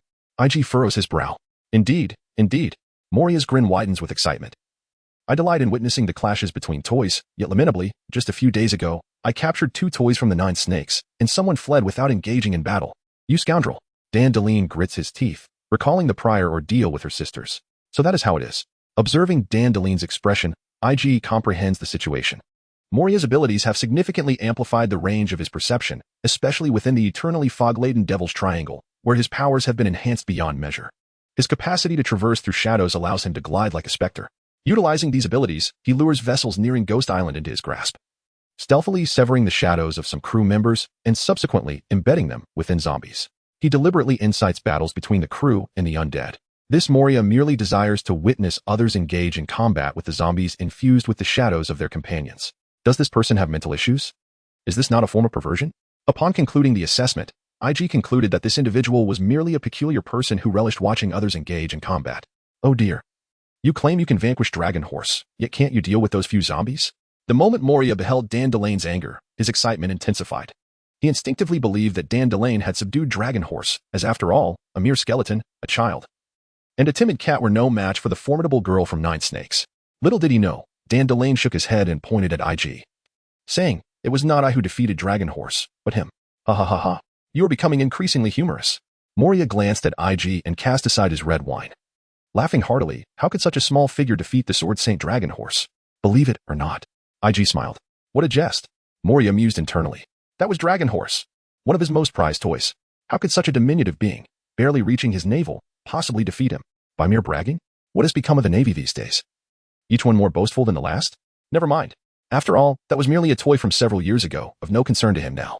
What he truly wished to witness was the expression of this group of Navy soldiers as they battled against the new toys crafted from the Navy. Humph. I couldn't care less if it's you or not. Dragon Horse is outdated. Dragon Horse, undeterred, continued to chuckle to himself, eagerly anticipating a grand spectacle. Ha ha ha ha. Suddenly, he raised his hands high above his head and shouted to the heavens, "Ozcap, come forth. Let them play with you." Ha ha ha ha. Moria's piercing laughter echoed around the castle, when suddenly, a shiver ran through everyone present. A low, languorous moan, akin to one just awakening, reverberated through the air. Yet, despite its seemingly harmless nature, the sound sent chills down the listeners' spines. It was evident that this was a mere whisper. Yet the volume resonated like a resounding bell, clear to every ear present. Just by listening, one could perceive the powerful vibration of vocal cords as wide as door panels. Tall, massive, gigantic. At that moment, the minds of all were consumed by words synonymous with enormity, by the very sound. They comprehended that this was undoubtedly a terrifyingly large being. Thud thud, thud thud. Following that low moan, a heartbeat resonated like a war drum. Each beat felt as though a mallet was striking firmly against the eardrums of the crowd. Whoosh whoosh whoosh. Accompanying this were the sounds of immense breathing, emanating from a fearsome lung that seemed to aspire to inhale all the air in the world in one breath. An intangible dread swiftly spread. And before the soldiers could even lay eyes on the colossal toy Moria had mentioned, they began to feel their hair stand on end. This is not a matter of will, it is an instinct embedded deep within the human genome. Individuals instinctively feel a sense of dread towards such colossal entities, whether they witness them in reality or merely hear the thunderous sound of their heartbeat. As the resounding heartbeat quickens, the tension among the crowd escalates. They can distinctly sense that an unimaginable behemoth, which ought to remain dormant in this world, is awakening. Chapter 77, The Renowned Blade, Autumn Water. Silence enveloped the scene. Everyone present, including the zombies, stood in astonishment, mouths agape and speechless. A throng of zombies fixated their gaze upon the ashes of the dragon horse's remains, utterly stunned. Their eyes bulging like ping-pong balls, jaws wide open, as if to lift their entire heads. Then, in unison, the zombies erupted in a cry, "Lord Dragon Horse." No words could encapsulate the horror that surged within the zombies' minds. They felt as though they were ensnared in a mad nightmare. Good heavens! That Lord Dragon Horse! The very one who had vanquished dragons and had never known defeat against swordsmen.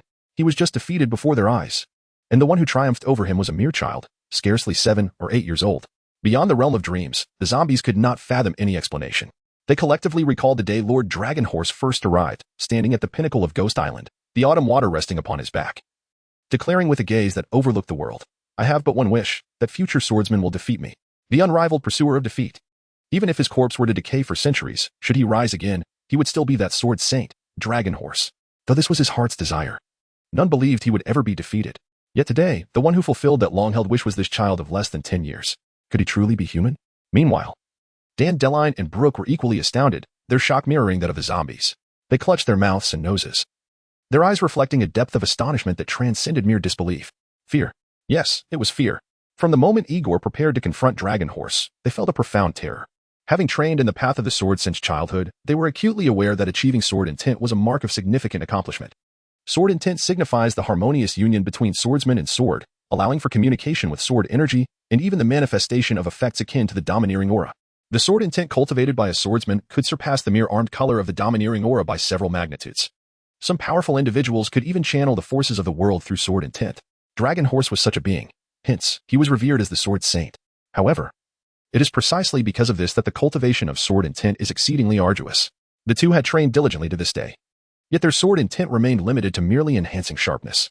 Meanwhile, Dragon Horse's technique, a manifestation of pure sword intent, conjured a colossal dragon of flames that devoured his adversaries in one fell swoop. This is a feat achievable only by those possessing unparalleled sword intent. It is not an exaggeration to assert that in this contemporary era, only a handful of individuals can attain such a level. Among them are Dracul Mihawk, Shanks the Red-Haired, Whitebeard, and the late Pirate King, Gold, Roger, each a paragon of supreme combat prowess. Yet, this does not even represent the zenith of Ryuma's capabilities. Legend has it that during his legendary battle against the dragon, Ryuma communicated with the very essence of heaven and earth through his sword intent, cleaving the skies and nearly shattering an entire continent. Despite such formidable strength, Ryuma once inscribed in his chronicles that he had not reached the ultimate pinnacle, acknowledging the existence of numerous realms beyond his own. One such realm involves harnessing sword intent to invoke the powers of different worlds. Although his descriptions were somewhat vague, Ryuma nonetheless enumerated several instances based on his insights. There are sword wielders who, through their sword intent, can reach the heavens and summon the stars. There are others who, with their sword intent, can penetrate the earth and descend into the realm of the underworld. Yet, even the mighty Ryuma was unable to bridge the gap to that ethereal realm of souls. However, just moments ago, right before their eyes, Igaram himself unlocked the gateway to the underworld. What does this signify? IG's sword intent surpasses even that of the peak Dragon Horse. This young lad is merely 7 or 8 years old. 7 or 8. Brooke, having lived well into his 70s or 80s, has only just begun to grasp a fragment of that unique sword intent through the experience of dying once. He has summoned the sword spirit from another realm. I recall, while Kato mentioned he had only been practicing swordsmanship for a mere few days, Brooke murmured as he gazed at IGG. Damn it. You've been training for nearly 80 years, yet you haven't displayed such prowess. Dandelion retorted without turning his head. Do not speak such nonsense. I would not believe that this lad began his training from the womb. Just a few days? Yet this young man has evidently achieved it right before our eyes. Suddenly, Dandelion was engulfed by a profound sense of helplessness. What an insufferable little rascal. Of course, IGG had no inkling that his maneuver, facilitated by the system, would incite such profound agitation in the hearts of the two individuals. At this moment, all his attention was fixated on the cascade of system announcements resounding in his mind. Ding, congratulations, Master, on unlocking the new achievement, the legacy of the Sword Saint, and earning the title of Sword Saint's successor. Ding, detection of your first acquisition of a legendary title is complete. Rewards are being dispensed. Please hold on. Ding, congratulations, Master, on obtaining a legendary treasure chest. Would you like to open it? Ding, the treasure chest has been successfully opened. Congratulations, Master, on acquiring the Thunder Fruit, LV6. The incessant chimes left IGG utterly bewildered. But as clarity returned, his heart nearly ceased its beating. The Thunder Fruit. The Thunder Fruit, acknowledged by all sea enthusiasts as one of the most formidable fruits. It embodies immense offensive power, unparalleled swiftness, and physical immunity, rendering it the epitome of perfection. It possesses abilities revered as divine. It is worth noting that the author, Oda, intentionally weakened the Thunder Fruit in the original narrative. Nonetheless, even then, Enel, the wielder of the Thunder Fruit, was deemed capable of contending with the four emperors. He could traverse at the speed of light, induce paralysis, and unleash formidable electrical charges capable of causing intense explosions, while also serving metallurgical purposes. Furthermore, in conjunction with observation haki, he could single-handedly operate an entire surveillance system. Moreover, IgG harbored his own ambitions regarding the development of the Thunder Fruit, envisioning the ability to manipulate both electrons and positrons. This is far more exhilarating than being struck by lightning. Electrons and positrons are antiparticles of each other, and their collision results in an annihilation reaction, more potent than a nuclear explosion. Just 1 gram has the capacity to obliterate an entire city. To think that my original target was merely Qiushui, yet I have stumbled upon such a remarkable treasure. Qiushui. It was then that Yaij recalled the renowned blade in his hand, and the elation on his face became even more pronounced. He endeavored to suppress his excitement, gently drawing Qiushui from its sheath.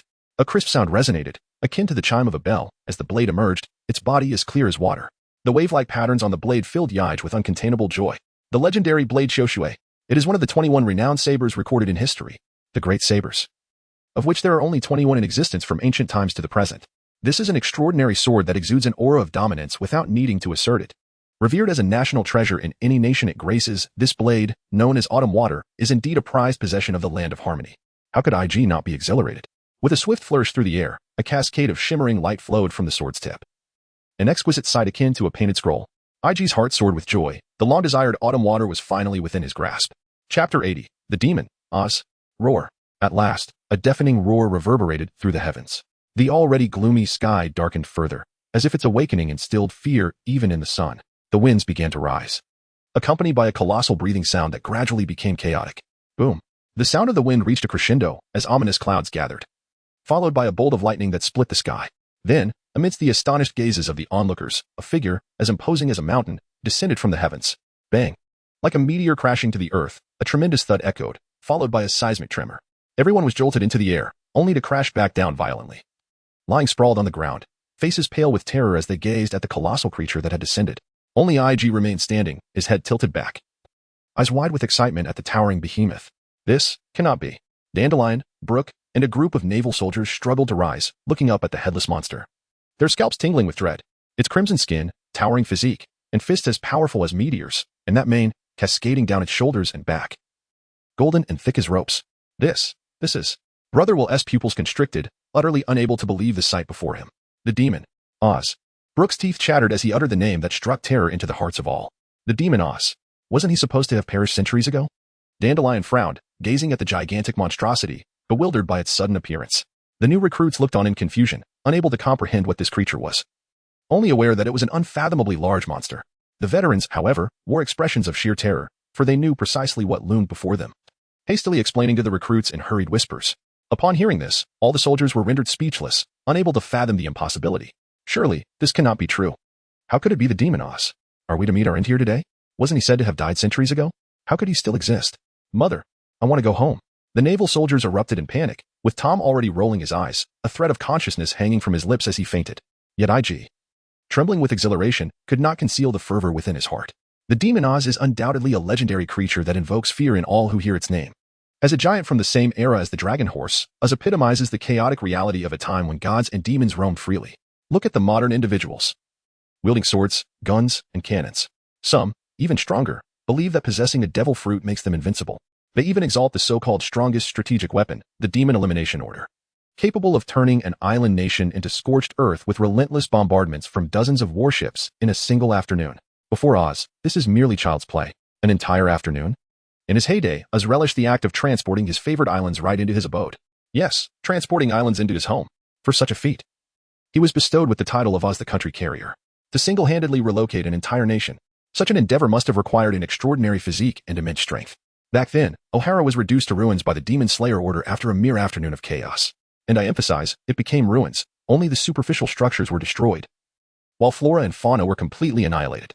Yet, had it been left to Oz, with a single punch, the entire island would have crumbled into dust. During that era, no one could contend with him. Even the world government found themselves helpless to intervene. He was truly an invincible force. Ironically, during the assault on the ice country, he succumbed to the cold due to his lack of proper clothing and perished amidst the snow. Nevertheless, this did nothing to diminish the terror he instilled in people's hearts. Even now, reduced to a mere corpse, he remains undeniably formidable. Even Luffy, after consuming 100 shadows, could only hope to engage him in battle. Not to mention the present moment. IgG felt a familiar aura emanating from him. Moria had undoubtedly inserted Karp's shadow inside. The thought of confronting such a powerful being exhilarated IgG, who was eager to roll up his sleeves and test the newfound strength of his Sansan fruit. Young IgG. Brother will step forward and grasp IgG's shoulder, leaning in to whisper, "How about we retreat for now?" "Huh? Why?" IgG responded, momentarily bewildered. Only to realize the grim expressions on everyone's faces. He even questioned the reason. After all, that is the demon Oz. Brother will emphasized his point. The naval soldiers behind them regarded IgG with solemn agreement, nodding in unison. Even the usually arrogant Dandly and the nonchalant Brook appeared troubled, clearly reluctant to confront such a colossal being head-on. Moria, observing this scene, was utterly elated. Their hesitation and fear were precisely the outcome he had desired. This is the very essence of his creation of these toys. The zombies are truly reliable. Moria sighed inwardly once more. Ha ha ha ha. Are you dumbfounded? You boastful little imp? This is the arch-fiend who plunged the entire world into calamity 500 years ago. The demon Oz. Moria's sharp and manic voice echoed nearby. I have long sought the perfect shadow, and today I have finally found it.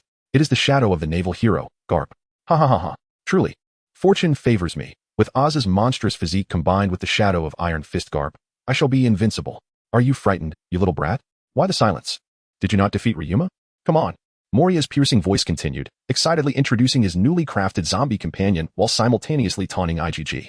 In the face of Moria's mockery, IgG remained calm and unperturbed. He leapt up, patting Brother Will's shoulder, and said with utmost composure, "Fear not, Brother Will, I have a plan to deal with him." "You must be insane. Are you truly going to confront us head-on?" Don Drain approached, questioning him bluntly. Tom, having awakened at some point, heard IgG's intention to tackle this giant and immediately clung to IgG's leg, crying out, "Please don't be reckless, IgG, as long as we have the Green Hills. We need not fear the absence of firewood." IgG nearly chuckled at Tom's antics but managed to hold back his laughter. He forcefully pushed away the weeping Tom and stepped forward, speaking calmly yet resolutely. "Rest assured, everyone, with me here, this Crimson Giant cannot harm anyone." Chapter 81. Is that all? Ha ha ha ha. If your navy were to adopt a pragmatic attitude, the seas would not be in such disarray. Moria scoffed, shaking his head disdainfully at IgG. TCH. This generation of naval officers indeed comprises a bunch of boastful novices, often indulging in empty rhetoric. Can he truly claim such feats? His age is several times that of this young lad. To suggest he could defeat Longma is utterly laughable. Just observe, confronted by this formidable figure, he can hardly muster the courage to boast. I dare say he can scarcely remain upright. And he harbors aspirations of vanquishing my Oz. Perhaps he should have been born 500 years earlier. IgG, now is not the time for frivolity. Brother Will approached, his tone exceedingly firm. He stood beside IgG, who gazed up at him quietly. In IgG's eyes, there was no trace of fear or doubt, only an exhilarating anticipation of the formidable adversary he was about to face. This is madness. Brother Will silently lamented. Very well, Brother Will. IgG raised his head to gaze at Brother Will, suggesting, you should lead everyone to a safe location. I have a way to confront this Oz. This. Brother Will felt conflicted, yet upon seeing IgG's calm and resolute gaze, he suddenly grasped something profound. He solemnly nodded and replied, all right, IgG. The fate of us all rests in your hands. With that, Brother Will raised his arm and signaled for all the naval soldiers to retreat with him. He turned back to cast a deep glance at IgG. From the moment I became acquainted with this little fellow, he has consistently been performing astonishing miracles. Now, apart from placing my faith in him, it seems I have no other recourse. Do not jest. Did you hear that? Upon witnessing Brother Will's retreat, Dandelion immediately became anxious, hastening forward to pull Ige back. Rest assured, I have a plan. Ige, surprisingly composed, shook off her hand. What nonsense! As a dignified warrior of 9 snakes, I do not require protection from a mere child. Dandelion drew her sword, standing resolutely beside Ige, the tip of her blade aimed directly at Oz. Ho ho ho. I shall join in the revelry as well. Brook chuckled, the sword of the underworld emanating a chilling aura. Witnessing the camaraderie displayed by these two, Ige felt a twinge of gratitude in his heart, yet he waved his hand, causing the ground beneath Dandelion and Brook to transform into shifting sands, sliding them away into the distance. Do not worry, I can handle this myself. Ige. As Dandelion and Brook observed Ige moving farther away, they found themselves powerless, helplessly sliding towards Brother Will. Just as they prepared to rise and pursue, they were halted. Turning back, they saw Brother Will shaking his head, and though confused, they chose to relent. Ha ha ha. You little rascal. I never expected you to possess such courage. Come now, you must finish what you started. Even if it means kneeling to do so. Let us witness your prowess. Moria held no belief that Ige could vanquish the dragon horse, nor that he could survive Oz's onslaught. Yet this did not diminish Moria's excitement. He was eager to see the zombies he had painstakingly created shine in their moment of glory. It would be splendid if Ige were to be flattened with a single blow. Even better if it happened one after another. It would make Moria positively ecstatic. You are rambling too much. Are you ready? Let us commence. Ige, growing impatient, urged. This is your own doing. Go on, Oz. Flatten him. Moria shouted with fervor. Roar. No sooner had Moria's words left his lips than the previously docile demon Oz seemed to awaken, unleashing a furious roar to the heavens. With a thunderous roar, the heavens and the earth trembled, compelling every individual to clasp their ears tightly. Yet, despite this, an agonizing sharpness pierced through their eardrums. Almost immediately, a suffocating sensation enveloped the crowd. Oz, with his colossal lungs, drew in a breath as if to siphon the very air from the entire island, causing the surrounding atmosphere to rush frantically toward the island's center. The sound of howling winds filled the air. In the span of a single breath, the entire ghost island was engulfed in a tempest, with the onlooking naval soldiers prostrating themselves on the ground, fearful of being swept away. Then, with a fist the size of a meteorite, Oz aimed at the diminutive figure standing defiantly below and delivered a mighty blow. The impact echoed, akin to a meteor crashing down, with such velocity that the air above the island was cleaved, producing a cacophony of rushing winds. The immense pressure reverberated across the island, forcing the recently compressed air back out, instantly conjuring tumultuous waves that toppled the ghostly trees within a radius of several hundred meters. The tumult was far from over. Oz's fists were once again enveloped in a hue reminiscent of solid iron, his crimson fists now as unyielding as meteorites. The manifestation of armament hockey was astonishing. The crowd was filled with awe, the turbulent winds sending shivers down their spines, as they could only behold the overwhelming force of that fist, descending with the weight of a collapsing mountain. In the face of Oz's earth-shattering strike, IgG was rendered as insignificant as a mere plankton in the vast ocean. Yet, while everyone, including Moria, hastily retreated, he remained steadfast, standing his ground as the chaotic winds whipped his garments into a frenzy. Then, amidst the fearful gazes of the onlookers, he slowly extended his arms, as if to embrace the impending mountain that was about to fall. The awakening of the sand fruit was upon them. Boom. Almost simultaneously, Oz's terrifying fist crashed down upon the ground. An indescribable wave of horror radiated outward, causing the entire ghost island to tremble violently. Moria's magnificent castle crumbled in an instant. The distant amusement park was obliterated in a heartbeat, and the ghostly woods that sprawled across the island disintegrated into dust in a mere moment. Crack, crack. The sound of shattering rocks echoed relentlessly, the shockwave extending far into the sea, splitting the thick fog that perpetually enveloped the treacherous waters of the Devil's Sea. Moonlight cascaded down, illuminating the black waters that surged skyward hundreds of miles away from Ghost Island, casting debris from shattered vessels into the air. Everyone was hurled high into the air, only to crash down heavily onto the ground. Dazed and disoriented, they beheld the scene of devastation that had nearly leveled the entire island. The tremor subsided after what felt like an eternity, leaving the onlookers in agony as they struggled to rise and assess the battlefield. This sight was utterly alarming, nearly causing one's heart to cease. In the distance, Oz remained frozen in a pose, his arm embedded deep into the ground. Meanwhile, Iggy had vanished without a trace. A dreadful possibility suddenly dawned upon the crowd. Could it be that he was crushed flat by Oz? As if to dispel their doubts, a high-pitched yet resounding voice echoed from beneath. Is that all? Chapter 82. A giant? I have one too.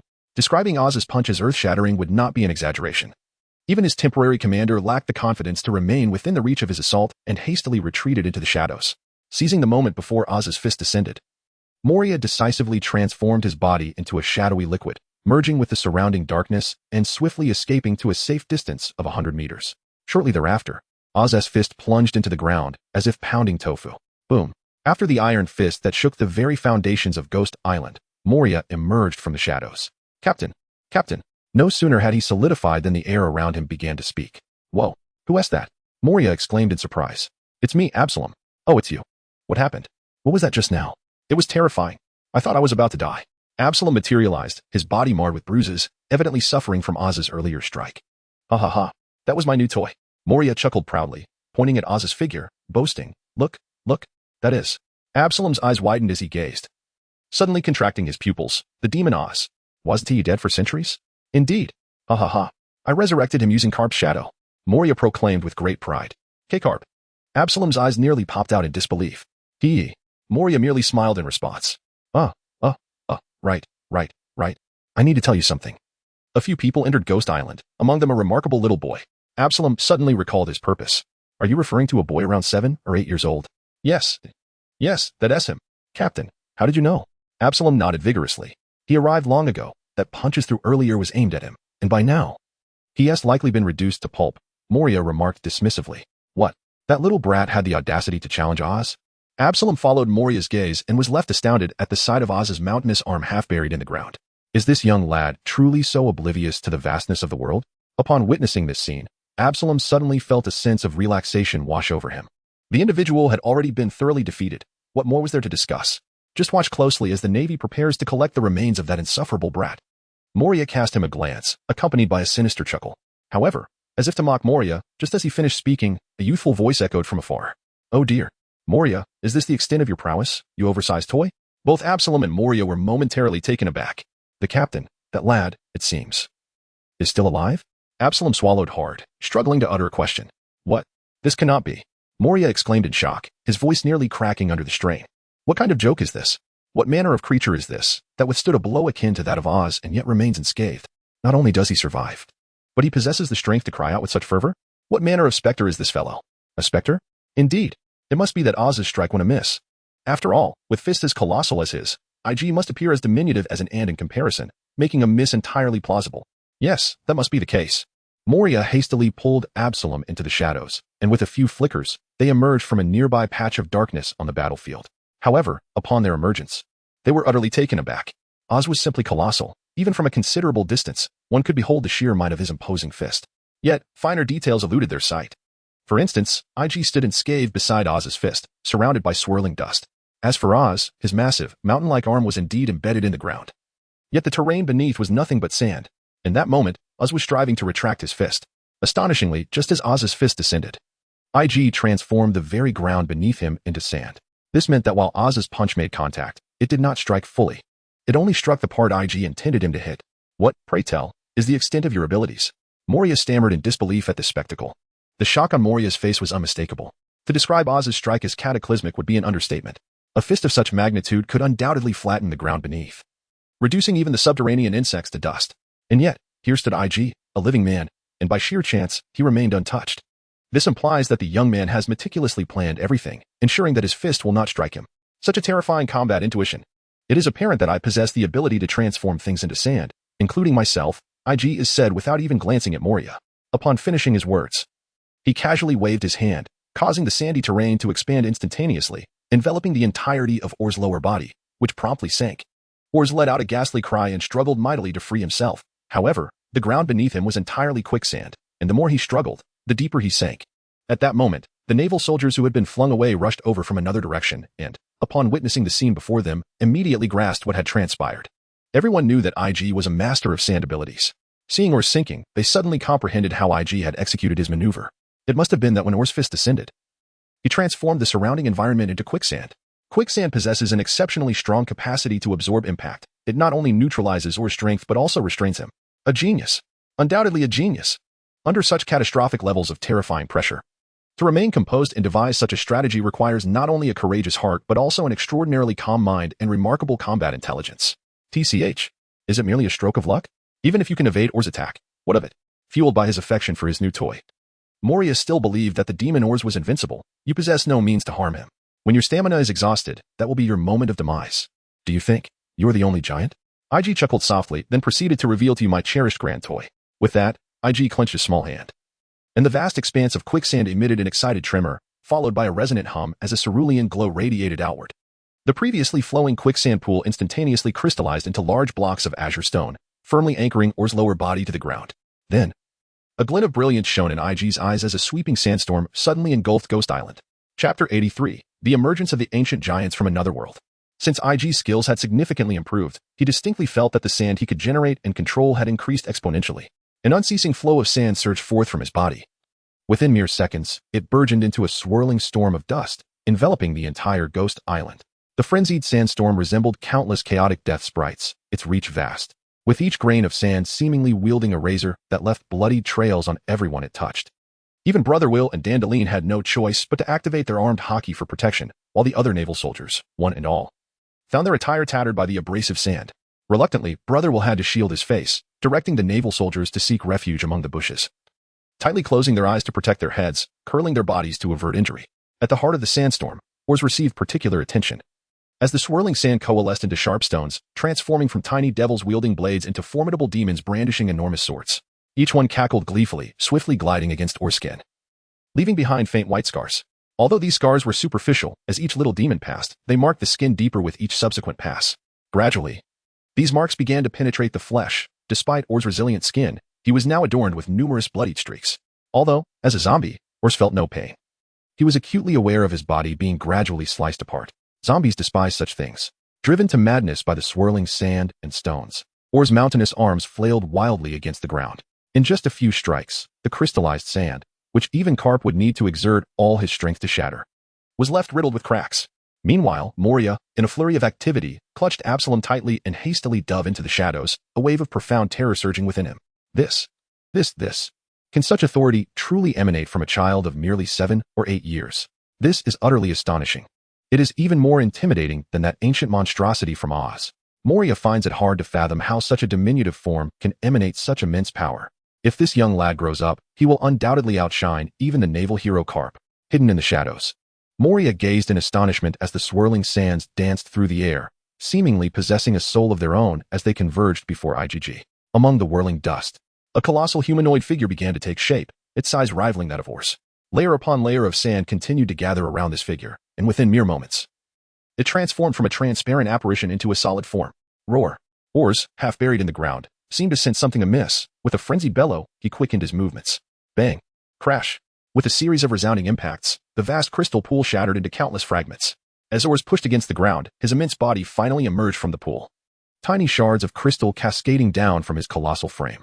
Simultaneously, the gigantic humanoid figure amidst the sandstorm finally solidified. The raging tempest gradually subsided, the swirling sands receding, allowing the onlookers to regain their composure beneath the overwhelming force of the storm.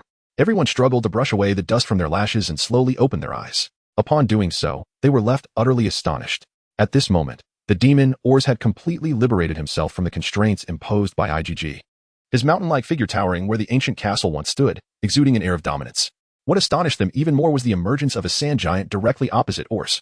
This figure was equally imposing, if not taller by half a head, with a well-proportioned physique and a smooth exterior. Moreover, it bore a striking appearance. As if clad in a tight-fitting suit, with an egg-shaped head adorned by a narrow, curved crest resembling a comb that ran from the top to the back of its head. Curiously, its eyes appeared to be covered with a shell-like exterior, and a teardrop-shaped protrusion graced its chest. The naval soldiers gasped in unison, marveling at the sheer impact of such a magnificent giant. Could it be that young IgG's power has grown even stronger? This is far more exhilarating than that large sand gun. This colossal figure is certainly no weaker than Oz. Little Iggy, charge forth. Send this monstrous giant flying. Come on, ancient giant. Upon sighting this behemoth, the naval soldiers were instantly invigorated, rising from the ground and raising their arms in fervent cheers. Meanwhile, Moria emerged from the shadows alongside Absalom. Upon witnessing the magnificent giant before Oz, Absalom felt as though his scalp might fly off. Boss, what on earth is this thing? Moria, observing Absalom's naive astonishment, gave him a frustrated pat on the head. Such a sheltered view. Isn't it simply a massive model sculpted from sand? These naive fools, who have never encountered the world. This is merely a toy sculpted from sand. What is there to be impressed by? Look at it. Its head and eyes resemble those of a salted egg. Not intimidating in the least. Is this truly comparable to my Oz? My Oz is a genuine giant of the giant clan, the most formidable demon lord of them all. How dare it be compared to my Oz? Like a child overwhelmed with envy upon seeing a companion's new toy, Moria glared at IG's sand giant. His teeth gritted in fury as he bellowed at IG. With this shoddy imitation, you dare to claim it's a giant. The strongest of the giant clan is Oz. Prepare to be dealt with. With that, he turned to Oz and shouted, "Charge, Oz. Smash this false giant." Roar. Oz let out a thunderous roar, seemingly responding to Moria's command. As a tempest swirled around him, his colossal fists, akin to meteorites, enveloped in a metallic sheen, bore down with the force of a cataclysm, crashing towards the sand giant with ferocity. Humph, what is a toy giant but a naive fool who has never seen true power? IG scoffed, his palm clenched.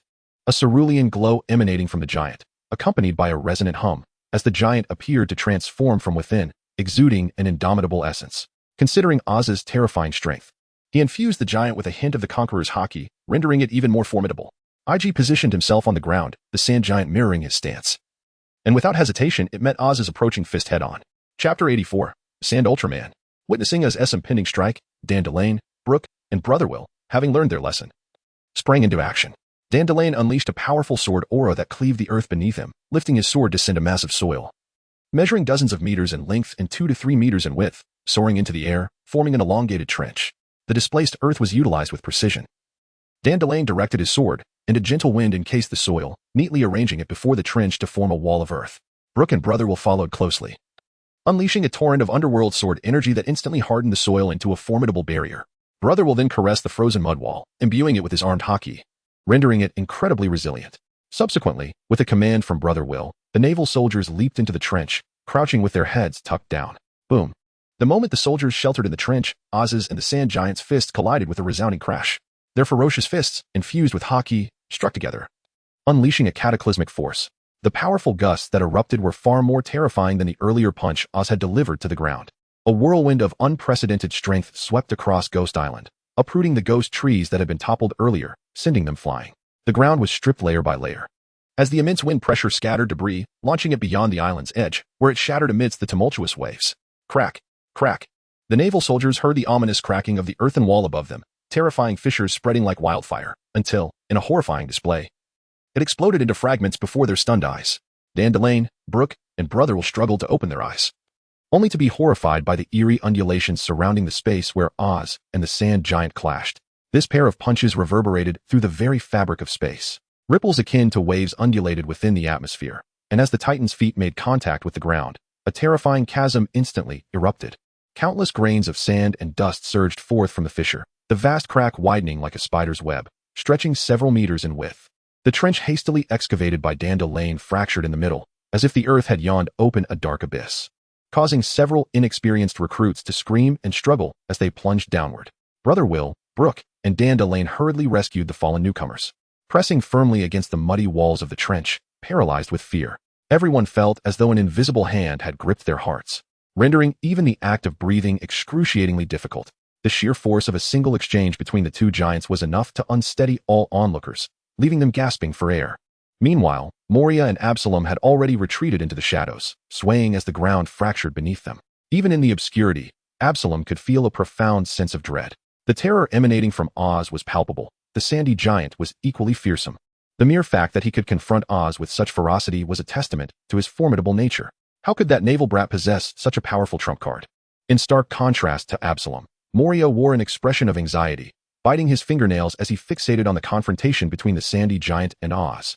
At last, as the swirling dust settled, the silhouettes of the two titans re-emerged into view. In that moment, Oz and the sandy giant had just exchanged a blow, both retracting their fists and returning to a standoff. Most astonishingly, the sandy giant appeared utterly unscathed. No, it cannot be. Moria shrieked in disbelief as he gazed upon the intact sandy giant on the battlefield. My heavens! Although somewhat expected, this was utterly outrageous. The naval soldiers also gazed upward at the sandy giant, mouths agape in astonishment. They had all witnessed the devastating might of Oz's initial punch, which had nearly shattered the entire Ghost Island. Though IgG had conjured a giant comparable in size to Oz, at its core, it was merely a construct of sand. Oz, on the other hand, had been preserved for a century on the frozen plains, his muscles still as robust as ever, further amplified by the shadow of Vice Admiral Karp. Why is Vice Admiral Karp so formidable? It is due to his powerful physique and fierce dominance. And here stood the zombie Oz, enhanced to an extraordinary degree by Karp's body. Under such a colossal force, it was astonishing that the sandy giant IgG had created remained unblemished. In that moment, no one could discern who the true monster was. Did you see that, Moria? Remember this. This is Ultraman, an ancient giant even older than Oz. As the crowd marveled, IgG's arrogant voice rang out. How infuriating. Moria's face contorted with rage as he leaped from the shadows, shouting furiously, what nonsense. It's merely a toy made of sand. He refused to believe in this so-called ancient giant. Oz was the strongest giant written in history. What on earth is Ultraman? What's wrong? Don't believe me? I infused a modicum of the soul of Ultra and the bloodline of Ultraman into the sand to create this. IgG retorted with a smirk. The soul of Ultra? The bloodline of Ultraman?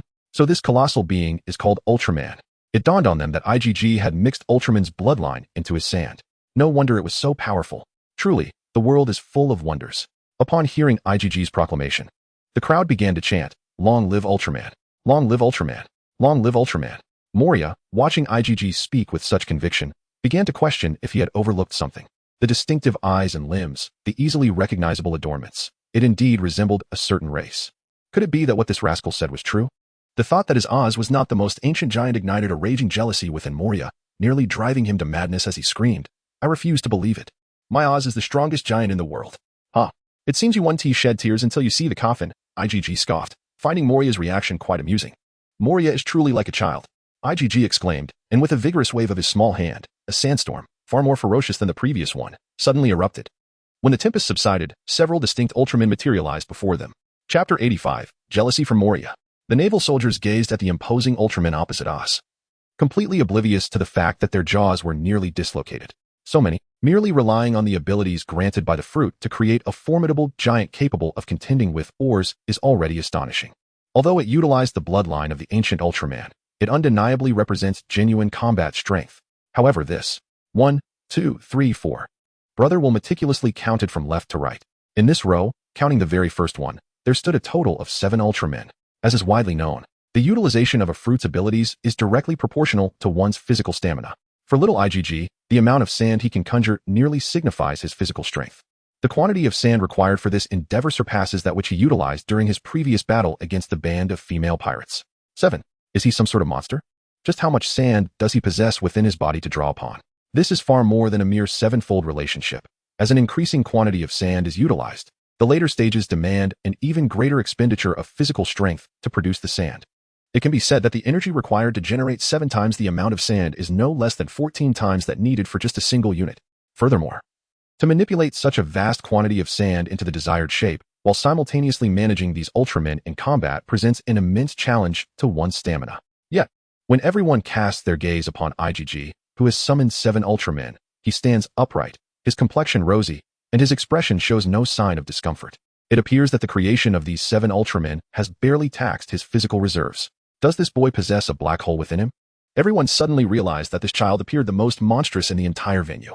7 of them. Meanwhile, Moria was on the brink of madness. Just this one Ultraman could withstand Oz's powerful blows, and now there were to be 6 more. Yet, this was not the most significant aspect.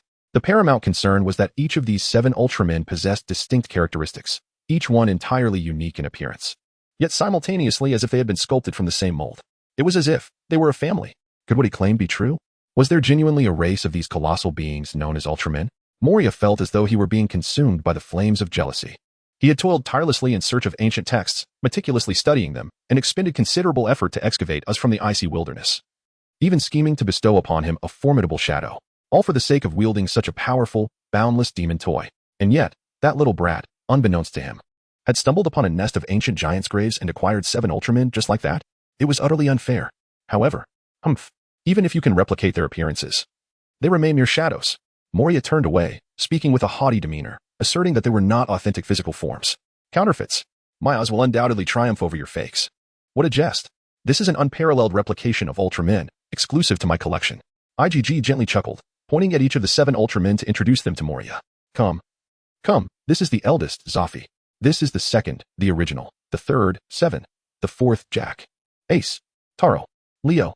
IgG not only revealed their names and familial rankings, but also detailed each Ultraman's signature moves, areas of expertise, and even the monsters they had once vanquished. He recounted every minute detail with great enthusiasm. Hey. Why is IgG narrating stories to Moria at a time like this? We are amidst battle. The atmosphere in the vicinity grew increasingly peculiar, as the naval soldiers struggled to comprehend why IgG was sharing such trivialities with Moria. This is indeed a battle. Who has the leisure to engage in petty disputes at such a moment? Yet, the reality is that Moria not only listened but did so with utmost seriousness. The more he listened, the more palpable his jealousy became. It was only after IgG had recounted the exploits of each Ultraman that he realized Moria's face, already slightly distorted by jealousy, had twisted into an almost unrecognizable visage. Alas, is this what male jealousy looks like? IgG sighed inwardly, suppressing the wild laughter that threatened to escape his lips, feigning a reflective demeanor as he shook his head and remarked, "So it seems your Oz is destined to be no match for my Ultraman."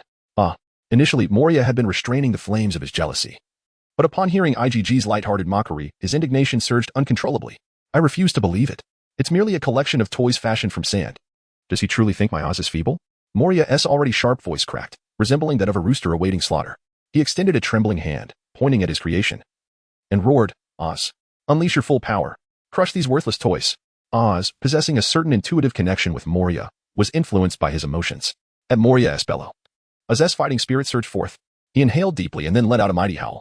A powerful sound wave erupted from his mouth, visible in the very air as the sonic vibrations rippled through the atmosphere. Everyone covered their ears, yet the deafening roar still resonated profoundly. It felt as though even his internal organs were vibrating in response to Oz's thunderous cry. Clearly, Oz had truly gone berserk. Yet this was not the end. Following a resounding roar, an overwhelming aura of terror descended upon all present, as if a colossal giant, perched upon the golden throne of a century past, was gazing down upon them, its immense foot poised atop their very heads. It felt as though their lives were precariously held within the grasp of this mighty being. The manifestation of Conqueror's Haki. To everyone's astonishment, Oz has inexplicably inherited the Conqueror's Haki of Vice Admiral Karp. The crowd struggled to lift their heads. Their eyes filled with terror as they beheld Oz. Soon, they were gripped by an even greater fear as they witnessed dark crimson lightning coursing around Oz's colossal form, entwining itself about his immense body. Simultaneously, a hue of black iron began to emerge slowly from every inch of his skin.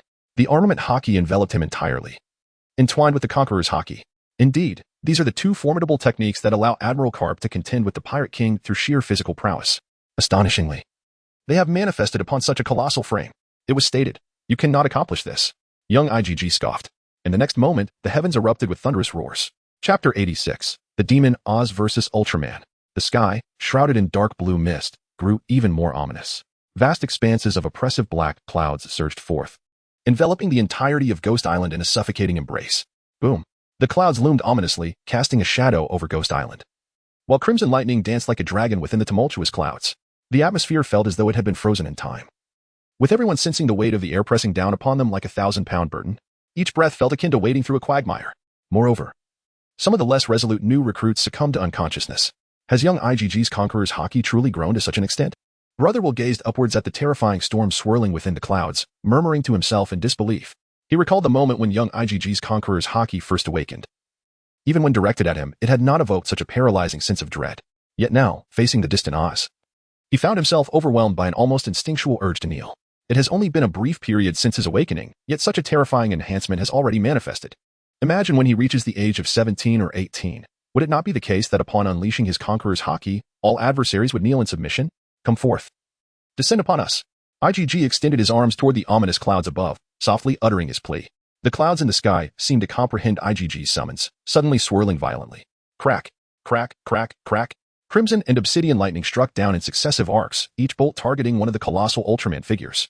Immediately thereafter, a powerful current ensnared the Ultraman's limbs and torso like a predatory serpent, even causing their egg-like eyes to emit a red-black glow.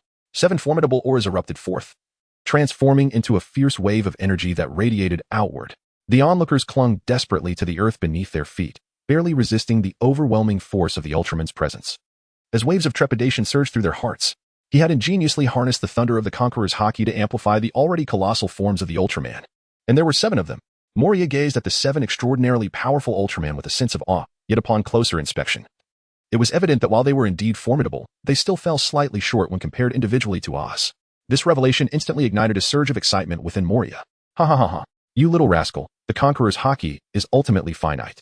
To bestow it upon 7 formidable beings simultaneously, you are still far from achieving that. Charge forth, Oz, and obliterate them. Moria shrieked, commanding the fully armed Oz. Roar. Enveloped in a formidable aura of Haki, Oz let out a thunderous roar, raising his fist, resembling a colossal iron ball, and brought it crashing down towards the 7 Ultraman brothers. Buzz. This strike transcends mere air disturbance. The palpable, terrifying waves emanating from the red lightning entwined around the fist ripple outward, causing the very fabric of space to tremble. Dandelion observed as Brother Will opened his mouth to shout something, yet no sound reached him. The atmosphere on the island was transformed into a chaotic torrent by the force of this punch, rendering even sound unable to travel. The earth quaked in terror, and countless hares and mice emerged frantically from their burrows, racing towards the shore in search of a safe refuge. However, no matter how swiftly the rabbits fled, they could not outpace the tremors of the ground. The land near the coastline shattered into countless fragments, cascading into the sea, where they were mercilessly pulverized. Even the surrounding waters roiled restlessly, surging into towering waves that soared dozens of meters high. With merely a punch, everything in the vicinity quaked in response. The first generation. Witnessing Oz's iron fist descending, IgG hastily shouted. Then, among the brothers, one figure stepped forward to meet the blow, crossing his arms over his chest, his entire being enveloped in black and red lightning. This is the original Ultraman, the most formidable being among the Ultraman brothers in terms of defense. It was he who bravely shielded against the high-voltage currents of Nirona and the full-force assault of Bemular. During the creation of Ultraman, Igarashi quietly devised distinct internal structures within his body, meticulously tailored to reflect the diverse attributes of each Ultraman. This aligns each Ultraman with the attributes depicted in the original works. Boom. Although Use's fist is substantial, it descends with the swiftness of a meteor, striking forcefully upon the arms of the original Ultraman the moment he leaps into view. Crack. A series of resounding impacts emanate from the body of the original Ultraman, as the ground beneath him crumbles layer by layer. As Use's fist continues to press down, nearly half of the original Ultraman's form is buried within the earth beneath him. After a few moments of stalemate, a dull thud reverberates, and the nearly shattered body of the original Ultraman is sent flying amidst a cloud of dust, leaving a long trail behind, before ultimately plunging into the sea and transforming into a handful of sand.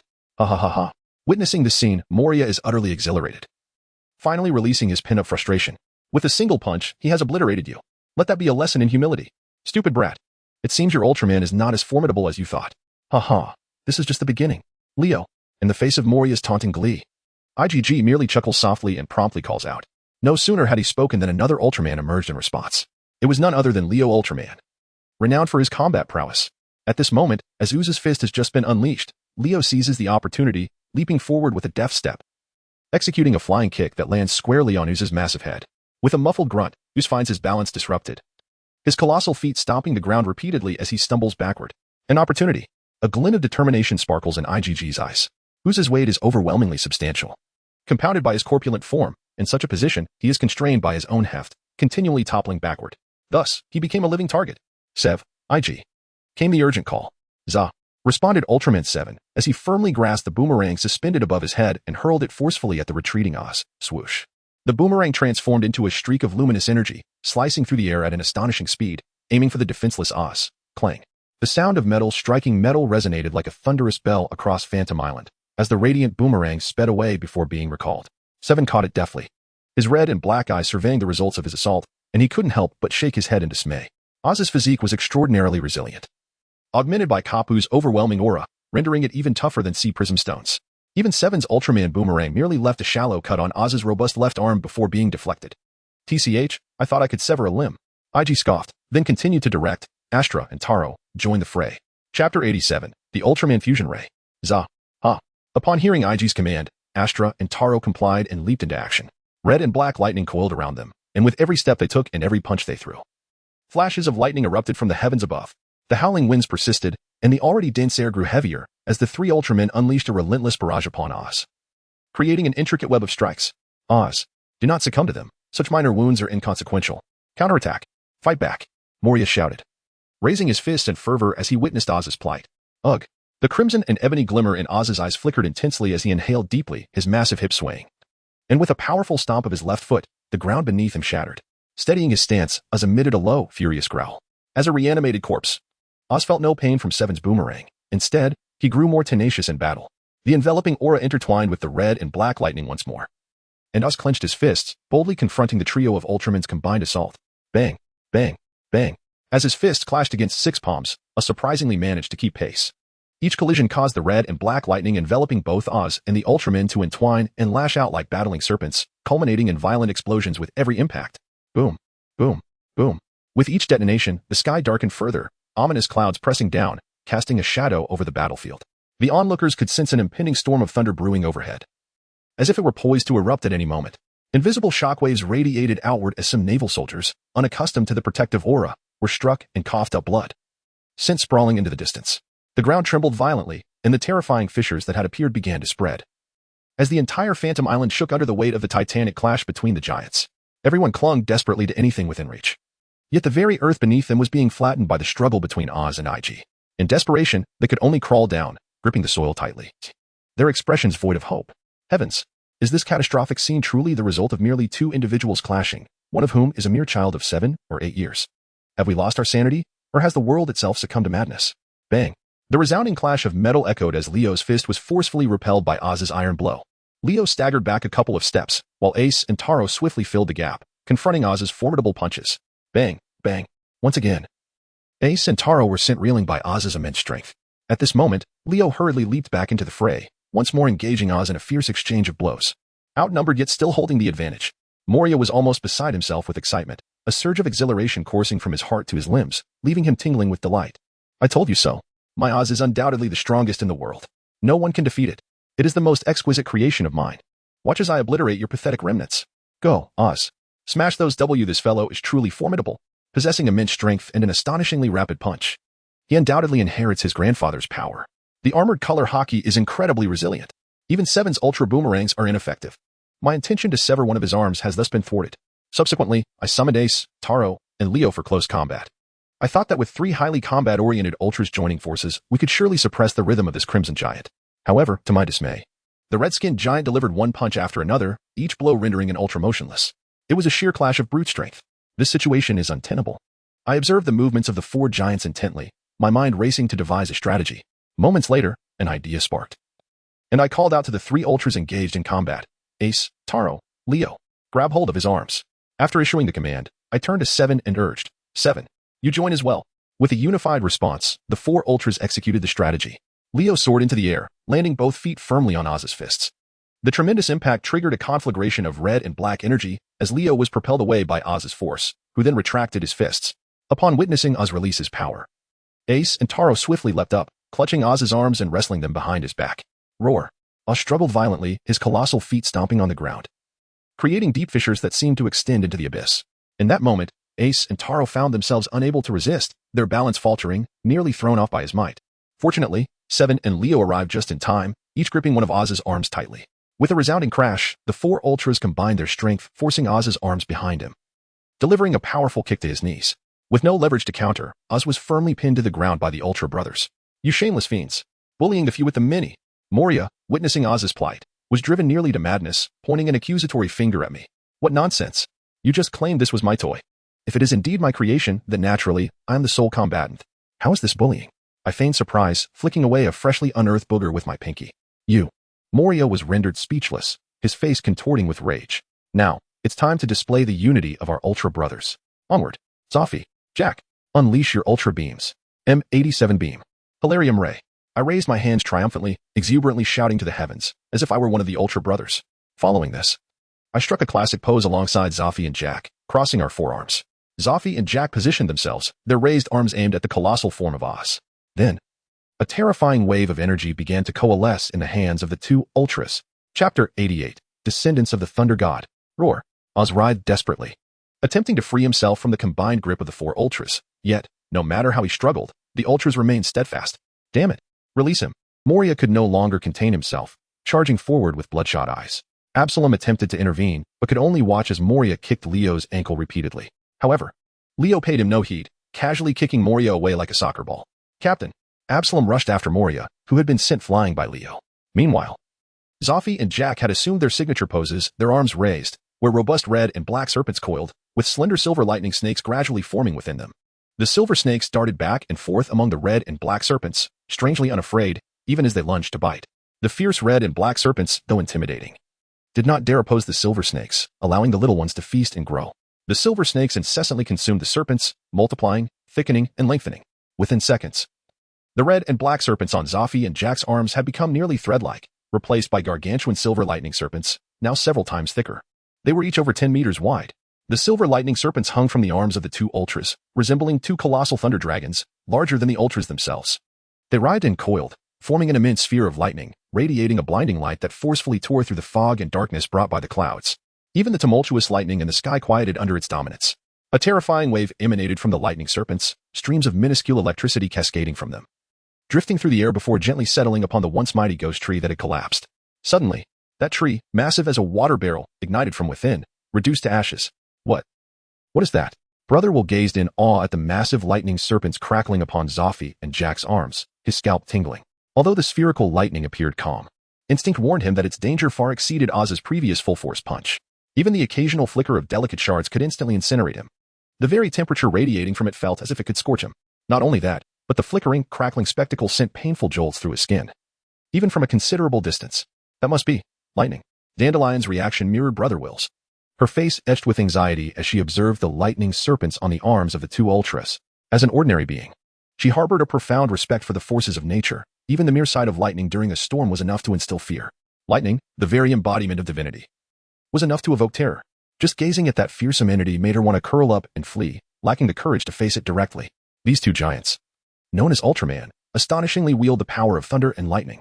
Dandelion felt that his journey with the Navy had truly broadened his horizons. It was his first encounter with someone playing with lightning in their hands. Even IgG, himself, was left in awe as he gazed at the colossal sphere of lightning. This was his inaugural experience utilizing the power of the Thunder Fruit, and he had yet to devise a suitable explanation for the existence of two distinct fruits, for now. He could only apply their powers to Ultraman. However, the efficacy of this power was undeniably overwhelming. Merely standing there, even IgG couldn't suppress the rising terror within him. His instinct screaming a singular thought, to distance himself from it. What might it become if he fully harnessed its potential? A surge of exhilaration flickered in IgG's eyes as he raised his small hand and shouted, "Go, Zoffy." Jack. With a resounding reply, the two Ultramen thrust their arms forward. And the serpentine lightning, once coiled into a sphere, let out a piercing shriek, transforming into a dragon-like entity that charged furiously toward Oz, who stood not far away. No. Moria had just stabilized himself when he suddenly sensed a terrifying entity that sent chills down his spine, coming to life. As he lifted his gaze, he beheld a lightning serpent, shimmering with blinding radiance, its gaping maw poised to strike at Oz with ferocity. Boom. In the blink of an eye. The distance of several dozen meters was traversed. The onlookers barely had time to blink before the thunderous serpent pierced through Oz's body with a muffled thud. Roar. After penetrating Oz, the lightning serpent showed no signs of slowing, swiftly darting thousands of meters away before plunging into the sea with a resounding splash. Almost simultaneously, the surrounding seawater erupted into a furious boil, tens of thousands of tons of water evaporating into steam within a second, followed by a catastrophic explosion. Sizzle. Bang. A colossal water column, several dozen meters in diameter and hundreds of meters high, shot up from the ocean's surface, crashing down with a thunderous roar. Visible even to those deep within Ghost Island. This left everyone speechless. Though the spectacle lacked the ferocity of Oz's fists, the destructive power was unparalleled, eclipsing even 10 of Oz's punches. Just look at Oz at this moment. The entire left side of his body, from the ribs down to the pelvis, had been punctured with a gaping hole. Even with the full coverage of Cap's armament hockey, bolstered by Conqueror's hockey, and his own formidable physique, he could not withstand the ferocious lightning serpent that devoured the Conqueror's hockey. Not a single piece of flesh fell to the ground. The immense, ghastly wound shrank towards the healthy side of his body, its edges charred to a deep black. It was as if he had been cooked. The instant the lightning serpent passed through Oz, it incinerated his body into charcoal, the overwhelming heat consuming even the charcoal in an instant. The power of Ultraman Reza is indeed fearsome. My Oz. Moria, witnessing the horrifying wound seared into Oz's body by the lightning, was instantly filled with anguish. Erupting in a roar. Hiki. IG, observing the might of his thunder fruit, was thoroughly pleased, breaking into a proud smile. Do you see? Our Ultraman is indeed a descendant of the Thunder God. Chapter 89. Moria is truly a pervert. Descendants of the Thunder God. Upon hearing this title, the eyes of all the naval soldiers sparkled with reverence. So it is. They are indeed the progeny of the Thunder God. No wonder they are so powerful. Even the formidable Oz, enveloped in Karp's might, was pierced in a single strike. Even his muscles, bones, and internal organs were all reduced to cinders. The energy contained within is so formidable that it instills a sense of dread. The four Ultramen released their grip on Oz, whose spine had been shattered, leaving him unable to support his immense and weighty form. With a resounding crash, he collapsed, causing the ground to tremble thrice. What is wrong with my body? Why can't I stand? Oz, devoid of pain sensation, was initially oblivious to the calamity that had befallen him. It was only upon his fall that he realized his torso was beyond his control. In a state of confusion, he spoke to himself while his colossal arms roamed across his body. Yet, as a lifeless entity, he lacked even the sense of touch, relying solely on the resistance felt through his palms to discern his condition. Eventually, when his hand grazed beneath his ribs, he encountered a vast void. However, with his entire back scorched, Oz was utterly incapable of bending down to ascertain the cause of his plight. After considerable struggle, he managed to tilt his head at an angle, finally allowing him to comprehend the grave situation he was in. I am missing a piece here. There is a void. Sighing heavily, Oz clumsily explored his own body, resembling a helpless child. It is over. A collective sigh of relief resonated, followed by an overwhelming sense of admiration. Little IgG, the Navy's own little IgG, in the face of the terrifying demon's might, when all felt fear and wished to retreat, he resolutely stepped forward. Undeterred by the cataclysmic pressure, he calmly wielded his abilities, bravely intercepting Oz's fist. Immediately thereafter, he sculpted 7 ancient giants from sand. 7. Everyone speculated whether this fellow housed a black hole within him, for that sand seemed inexhaustible. Then, leveraging the Ultraman's unique abilities, and with tactical and numerical advantages, he managed to restrain the immensely powerful Oz, subsequently executing that terrifying move. Just one move. Oz's body, comparable to steel, combined with the unparalleled might of Admiral Karp, was indestructible. One could strike for a year without leaving a mark. Yet, little IgG, with a single maneuver, rendered Oz incapacitated, utterly devoid of combat capability. It was nothing short of divine reincarnation. To accomplish such feats, even one would mark one as a remarkable figure. Those capable of executing multiple such acts could only be likened to the current fleet Admiral Kong and Admiral Sengoku. were the notorious pirates of the seas, like red-haired Shanks and Whitebeard. If they were to hear of a 7- or 8-year-old child who could rival them, their heads would surely spin in disbelief. Yet, one could only wonder how their expressions would unfold upon witnessing this scene. Long live little IGG. Long live little IGG. In stark contrast to the fervent cheers of the Navy soldiers, Moria gazed at the fallen Oz, unable to rise, and broke down in tears. Wah, Oz, wah. Tears, large as beans, streamed down his cheeks, accompanied by Moria's piercing wails, creating an atmosphere reminiscent of a funeral. It felt as though a dearly beloved had passed away. Oh, Oz. Moria, drained of strength, collapsed to the ground, extending a trembling hand toward the distant Oz, before bursting into inconsolable sobs. Wah, wah.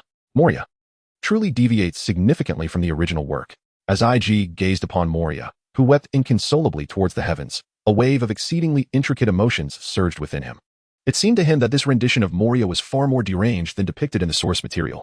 When he first encountered the story, although he held a fondness for zombies, he was acutely aware that these beings were merely the deceased. While he felt sorrow for their destruction, it hardly warranted such profound lamentation. Could it be attributed to the timeline? Given that his current era precedes that of the original by nearly a decade. Was it possible that Moria in that time was, in fact, an adolescent madman?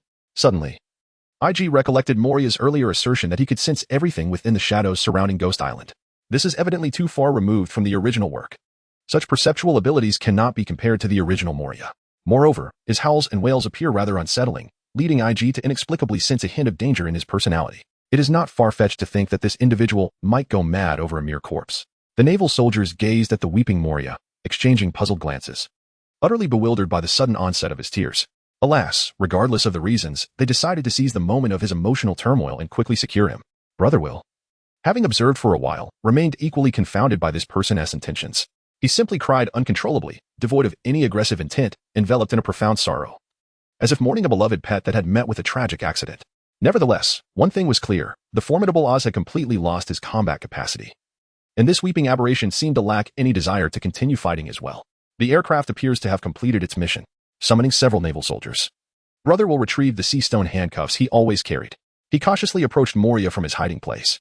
As he passed the motionless oars, he instinctively felt a chill run down his spine, fully aware that oars was no longer a threat, yet he remained vigilant, swiftly moving past him. What a formidable creature he is. Fortunately, our Ultraman possesses superior skills. Brother Will mused, glancing at the distant, weeping Moria, eager to apprehend this individual and bring a definitive end to this battle. 100 meters, 90 meters. The man continued to weep, his voice nearly hoarse from his cries. 70 meters, 60 meters. He was still sobbing. 50 meters, 40 meters. Suddenly, Brother Will halted his steps, a grave expression overtaking his features, his gaze fixed intently ahead, cold sweat cascading down his face like a stream. His instincts screamed at him to take no further steps. One more step would lead him into the abyss. Chapter 9. The Shadow Demon, the Awakening of Moria's Domain. What's wrong, Brother Will? Don't come any closer. The naval soldiers behind him, puzzled by his abrupt stop, were about to inquire when Brother Will's sharp command silenced them. A few soldiers exchanged bewildered glances at Will's back, suddenly noticing the beads of sweat seeping through the fabric of his shirt. Gulp. Brother Will swallowed hard, his eyes narrowing to the size of pinpricks as he gazed at Moria. It felt as if an invisible barrier lay between 40 and 39 meters. The moment his raised leg descended, a cacophony of anguished wails erupted in his mind. The screams echoed as if from malevolent spirits in hell, each piercing his consciousness like a steel needle, embedding deep within his soul with excruciating pain. One wail after another, a multitude of cries surged forth, and Brother Will felt as though his head might explode. He lifted his foot again, retracting it. The legion of tortured souls that had screamed in unison just moments ago vanished as if it were all an illusion. Only the lingering agony in his mind served as a reminder that everything had been real. Domain. The two words suddenly flashed in Brother Will's mind. Could it be? He murmured. A domain is a power attainable only after the awakening of one's devil fruit. The awakening occurs when the user has sufficiently developed their fruit, allowing its latent power to emanate from them, influencing their surroundings. If we liken a person to a vessel for the fruit, then awakening allows the fruit's influence to extend beyond the human form, while initial awakening can only affect inanimate objects. In many cases, it can only influence lifeless entities that share similar attributes. For instance, IGG could transform the parched ground and dry branches into sand, while Vice Admiral Sakazuki could turn surrounding rocks into lava. When one can generate a domain, it signifies that the powers of the fruit they bear can affect living beings. There was no mistaking it. Before him, Moria had awakened a domain, the Shadow Demon domain, recorded in the Compendium of Devil Fruits. Yet, in this vast ocean, even the awakening of a fruit is exceedingly rare, and the concept of a domain has only been mentioned in naval instructional texts. How could such a power manifest in a mere warlord of the sea? Brother Will, astonished and apprehensive, extended his arms protectively around the naval soldiers and began to retreat. He could not afford to take another step. Entering the domain of a fruit would be akin to shedding layers of flesh. What is happening? IGG. Observing Brother Will's unusual demeanor, turned his attention to Moria, who knelt on the ground. At this moment, Moria could emit no sound. Only the violent rise and fall of his chest indicated that he was still sobbing.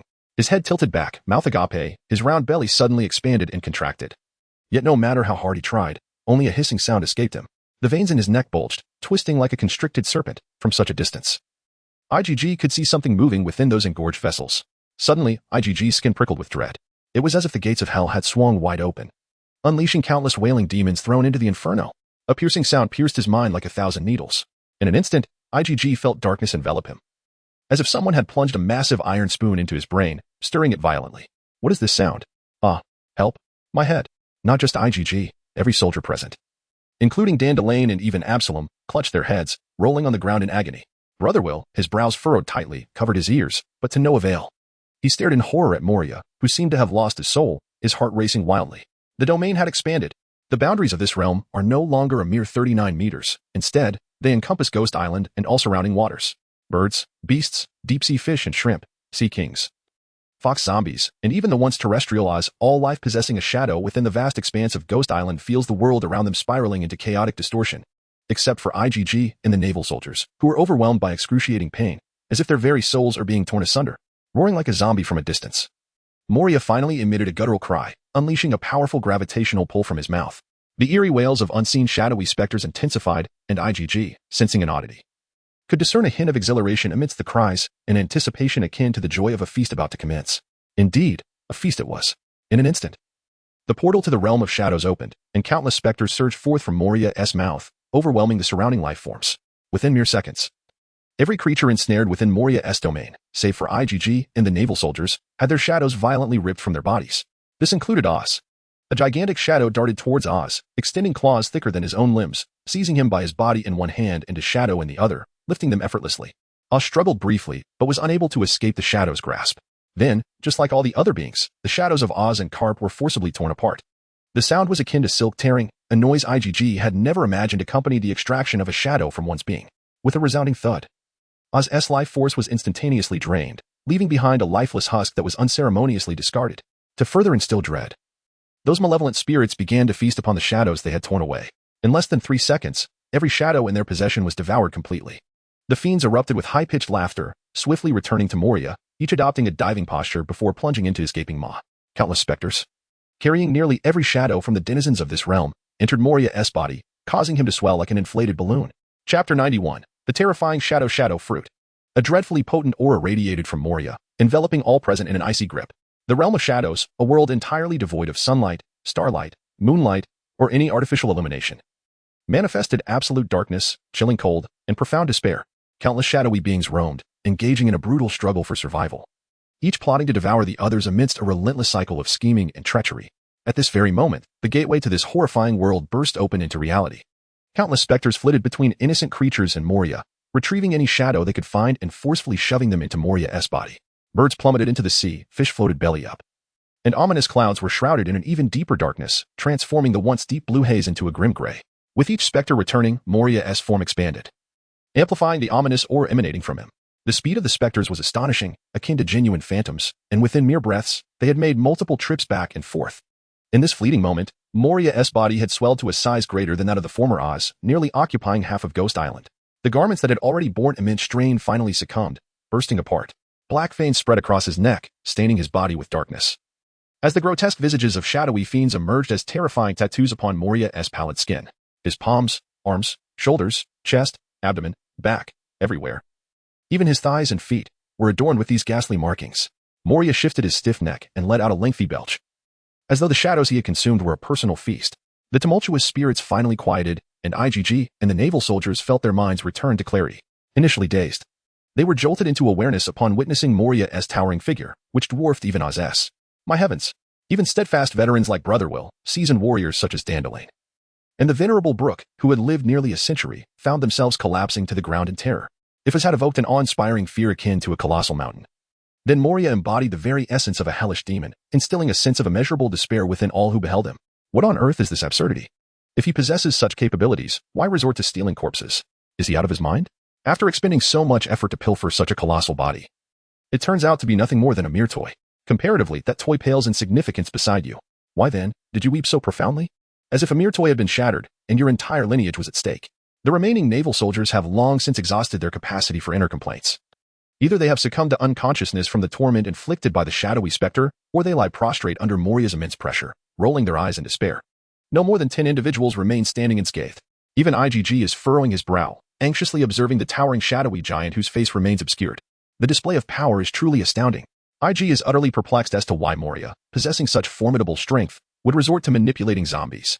Even more bewildering to him is the fact that, despite this capability, he was vanquished by Kaido in the past. It is worth noting that Kaido, at that time, had yet to ascend to the status of one of the 4 emperors. Although he performed admirably under rocks, he was merely an impetuous young pirate. The extent of Moria's inability to defeat Kaido is a testament to Kaido's formidable strength. I have sworn an oath never to resort to this technique again. Moria's voice echoed above the clouds, once sharp and piercing, now rendered coarse and heavy, intermingled with the voices of countless shadows. Over the years, I have exerted great effort to scour the world for renowned corpses, all in a bid to forsake this very technique. After losing to Kaido with it, all my crew perished beneath the sea, sacrificing themselves to ensure my escape. Invoking this technique would be akin to desecrating their graves. As Moria spoke, his excitement grew. His fervor palpable.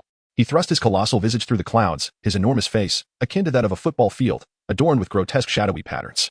In comparison, IgG was but a trivial pimple upon his countenance. Yet, IgG remained unperturbed, lifting his small face defiantly to meet Moria's immense gaze. But you are employing the technique now. Are you not? What kind of oath is that? He taunted, his voice untainted by fear. It is all because of you. Moria was nearly driven to madness by the boy's audacity, bellowing in fury, as if countless shadows unleashed a tempest in the heavens. You have destroyed my Oz. The Oz that I painstakingly acquired. Moria was clearly losing his grip on reason, his rage ignited at the mere mention of Oz.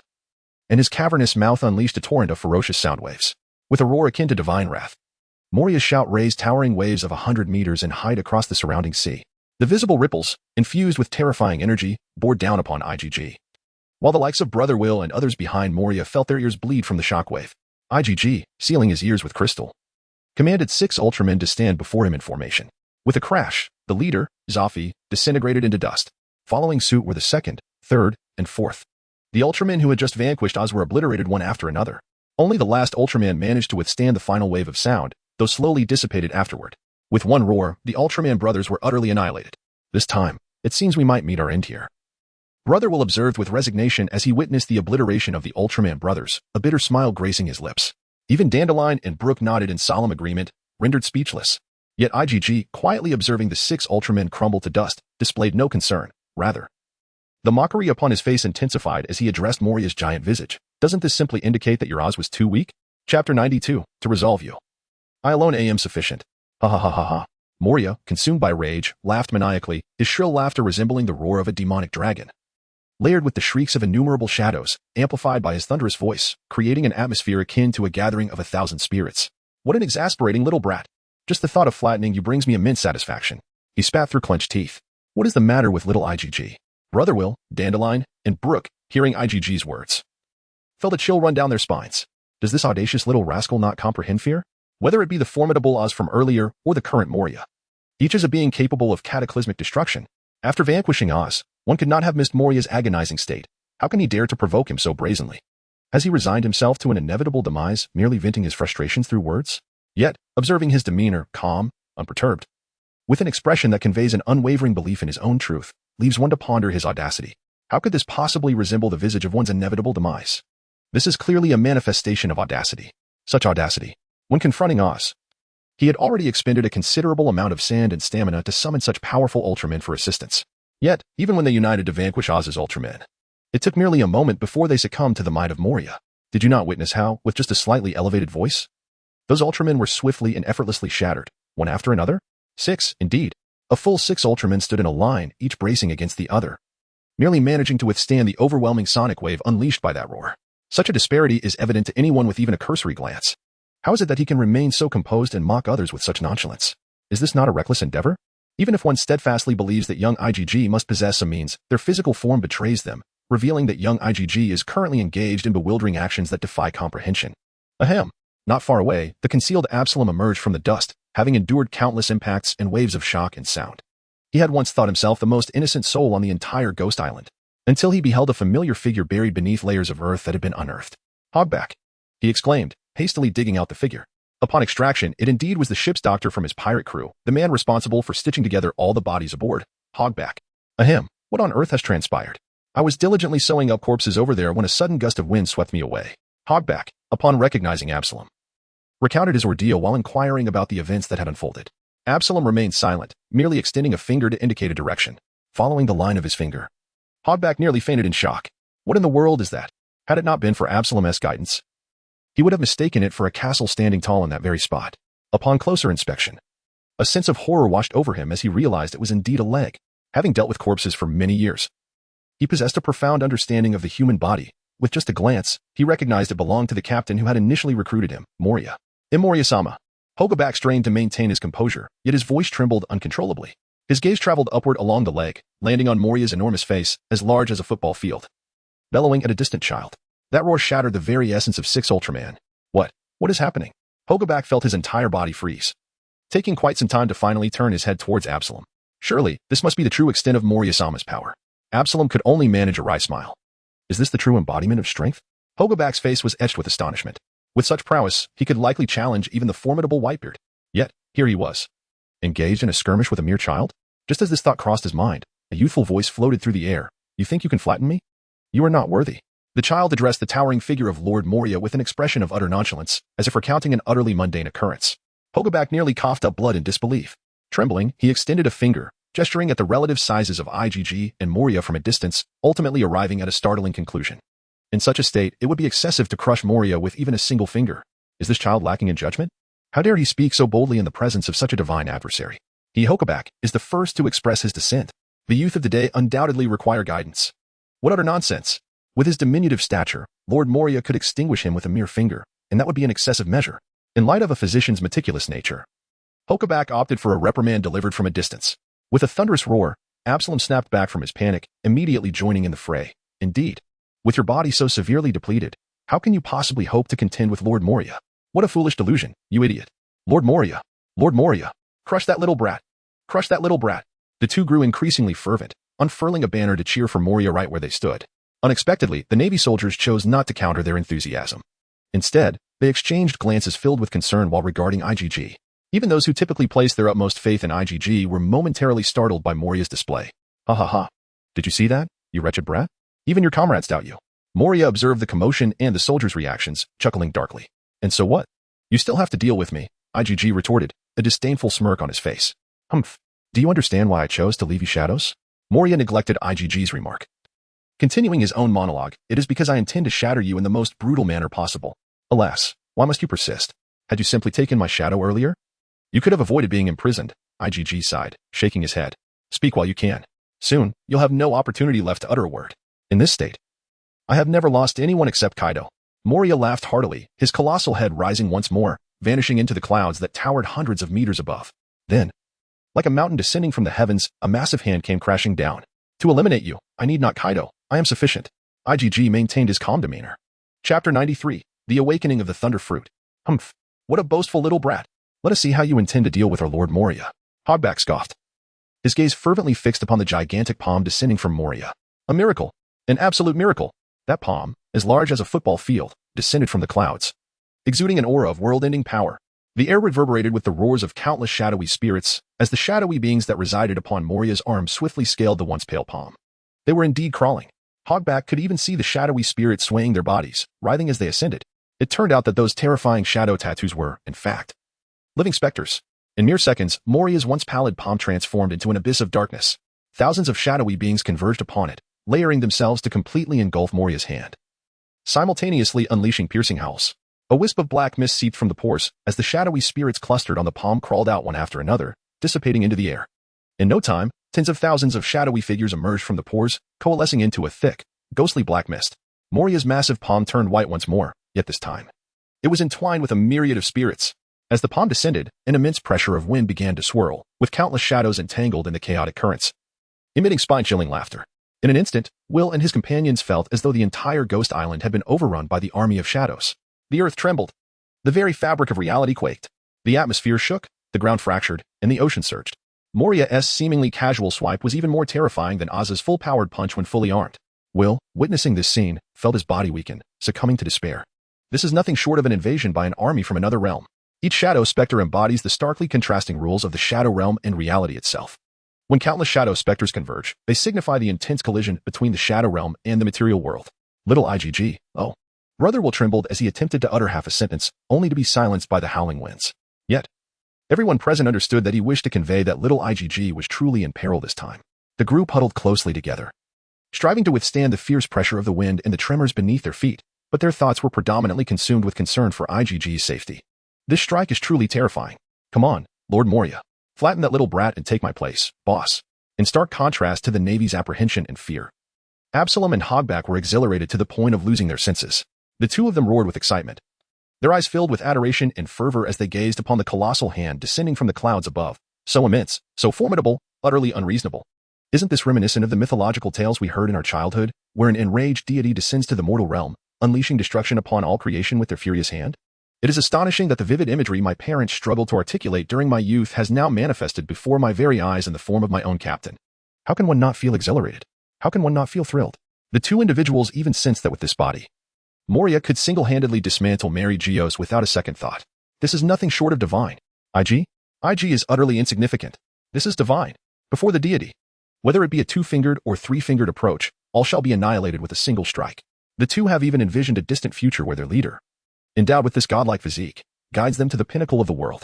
Perhaps he could become the next pirate king. In the fervent gaze of Absalom and Hogback, Moria's colossal hand descended ruthlessly. The powerful gust of wind surged violently, threatening to shred IgG's slight frame and garments to tatters. IgG did not even flinch. He gazed upwards, unwavering, directly at the hand descending from the heavens. The formidable strike was nothing short of terrifying, conjuring in IG's mind an image of a celestial palm descending from the heavens. Yet, for IG in his current state, it appeared far from insurmountable. The thunderfruit awakened. Silvery serpents danced wildly within IG's pupils, transforming his gaze into a shimmering silver. Crack. Snap. A cacophony of explosions echoed through the air around him, as monstrous lightning serpents, each several meters in diameter, emerged in an instant. Boom. The raging lightning serpents intertwined and multiplied within mere seconds, transitioning from a few to dozens, then to hundreds, and ultimately thousands. Countless lightning serpents swiftly engulfed the entire Phantom Island, tearing through the dense black fog with an overwhelming ferocity. A blinding radiance enveloped the vicinity of Phantom Island for miles, as all the black mist was obliterated, replaced by the chaotic lightning serpents. The once pervasive black fog of the Phantom Seas transformed into a tempestuous haze charged with terrifying energy. Boom. Even the heavens above reverberated with thunderous explosions, as crimson-black lightning flickered ominously, shredding the darkness brought forth by the shadow fiends. The Conqueror's lightning. On the ground lay the purest form of lightning from the thunderfruit, while above roiled the terrifying heavenly thunder infused with Conqueror's will. A similar spectacle manifested in IG's hands. At this moment, his left hand crackled with silvery lightning, while his right hand surged with crimson-black energy, each hue entwining into fierce serpents. Then, IG, confronted by the weight of the looming giant palm, forcefully collided the serpents of red, black, and silver. Crack. Boom. The lightning clusters, both above and below, erupted simultaneously, akin to a storm-tossed ocean. Amidst this turmoil, formidable waves of energy brewed within the two lightning clusters. Suddenly, like sparks igniting in the air, the two lightning clusters drew towards each other, unleashing a colossal surge of lightning. Boom. A tremendous bolt of lightning cleaved through the space between heaven and earth as the massive currents of crimson, black, and silver collided, resulting in a thunderous explosion. Whoosh. An overwhelmingly intense radiance burst forth, blinding all present, as if 1,000 suns had simultaneously erupted. Upon reopening their eyes, a towering figure of lightning, soaring over 1,000 meters, materialized behind IG, eclipsing even Moria. Roar. The colossal apparition bellowed, grasping the torrent of lightning tightly in its fist, and hurled it towards Moria's divine hand. Chapter 94. It seems your palm cannot deliver death. Boom. The immense figure of the thunder god, fist clenched around boundless lightning, struck with the terrifying force of the storm against Moria's giant palm. Countless furious lightning serpents, infused with the Conqueror's energy, transformed their bodies into a regal purple hue. While not as fierce as the crimson-black aura or as sharp as the silvery brilliance, they emanated a divine presence. In stark contrast, the multitude of shadow fiends skittering across Moria's palm resembled ethereal phantoms, insubstantial and sinister. Hiss. The entwined lightning serpents, each flicking their tongues, surged forth, seeking to ensnare the screeching shadow fiends. The shadow fiends, undeterred, opened their void-like mouths to fiercely bite back at the lightning serpents. However, the denizens of the shadow realm were bound to shun the light, while IG's lightning serpents embodied the world's most potent force against darkness. Mere contact would lead to their immediate dissolution. Sizzle. Sizzle. As if raindrops fell upon a searing iron plate. The anguished cries of the shadow fiends erupted as they were vaporized by the lightning's electric embrace. Ah, ah, their screams pierced the heavens, and soon the army of lightning serpents gained an overwhelming advantage, surging forth like famished wolves upon a flock of sheep. Wailing, the shadow fiends hastily scattered, their once menacing legion disintegrating within mere breaths. The frenzied lightning serpents pursued relentlessly, with several targeting each captured fiend, devouring them with a ferocity that surpassed even their own shadowy consumption. Bam! After the chaos subsided, the fist of the thunder god collided forcefully with Moria's palm. Contrary to expectations, there was no explosive sound, nor the anticipated shockwave. Instead, the purple lightning serpents surged directly into Moria's hand, commencing their frenzied feast. Ah! Moria shrieked in pain, hastily retracting his palm from the blinding glare of the lightning, allowing everyone to finally behold Moria's injured hand. At a mere glance, an air of astonishment enveloped the onlookers, as they collectively inhaled sharply. Behold, upon the vast expanse of that enormous palm, myriad crimson streaks crisscrossed chaotically. Moria's entire hand appeared as though it had been shattered by violet lightning. Warm blood, mingling with the shadowy specter, dripped from beneath the colossal hand, each droplet as dark as obsidian, plummeting from the heavens like cannonballs. Yet, in their descent, they were voraciously consumed by the serpentine arcs of electricity. Hiss! Every observer, whether pirate or naval officer, felt a chill run down their spines, gasping in disbelief. What is this? How could he possess such an extraordinary ability? Brother Will struggled to comprehend the spectacle before him, his voice rasping as if he were musing aloud. Is that not a talent akin to Ultraman's? Dandelion echoed the question swirling in his mind. Indeed, isn't this clearly a manifestation of Ultraman's innate abilities? Was it not stated that the Ultramen are the descendants of the Thunder God? How then does this young boy, IG, possess such formidable powers of lightning? Moreover, it appears that his strength far surpasses that of the Ultramen by countless magnitudes. This is truly astonishing. How many hidden cards does he possess? One after another. He showcased extraordinary swordsmanship from Longma, and then, in his battle with Oz, he revealed the bloodline of Ultraman. Initially, Oz was already terrifying, and everyone believed that defeating him was the utmost limit for Iger. However, upon the emergence of the demonic Mariah, he merely smiled slightly and immediately unleashed an even more formidable move than the one that vanquished Oz. I recall that certain ancient races transfer their abilities to their descendants. Yet when those descendants cease to exist, they can opt to bestow such powers upon individuals from other races.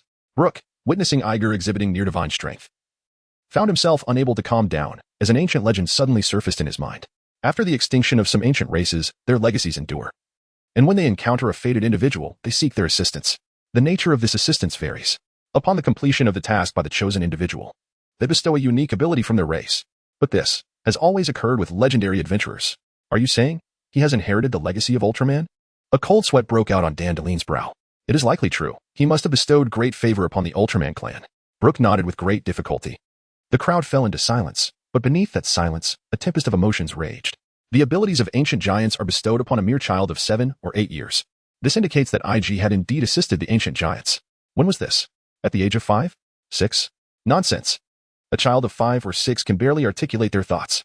Wouldn't they be terrified to the point of losing control upon encountering a giant? It's utterly absurd. On one side, the naval forces find themselves ensnared in an inescapable reverie, while on the other, Absalom and Hogobak are utterly terrified, nearly losing control of themselves. What on earth? Their eyes are about to pop out. Surely, they must be mistaken. Huh? That little brat actually summoned a colossal thunder god, wielding the formidable power of Lord Moria?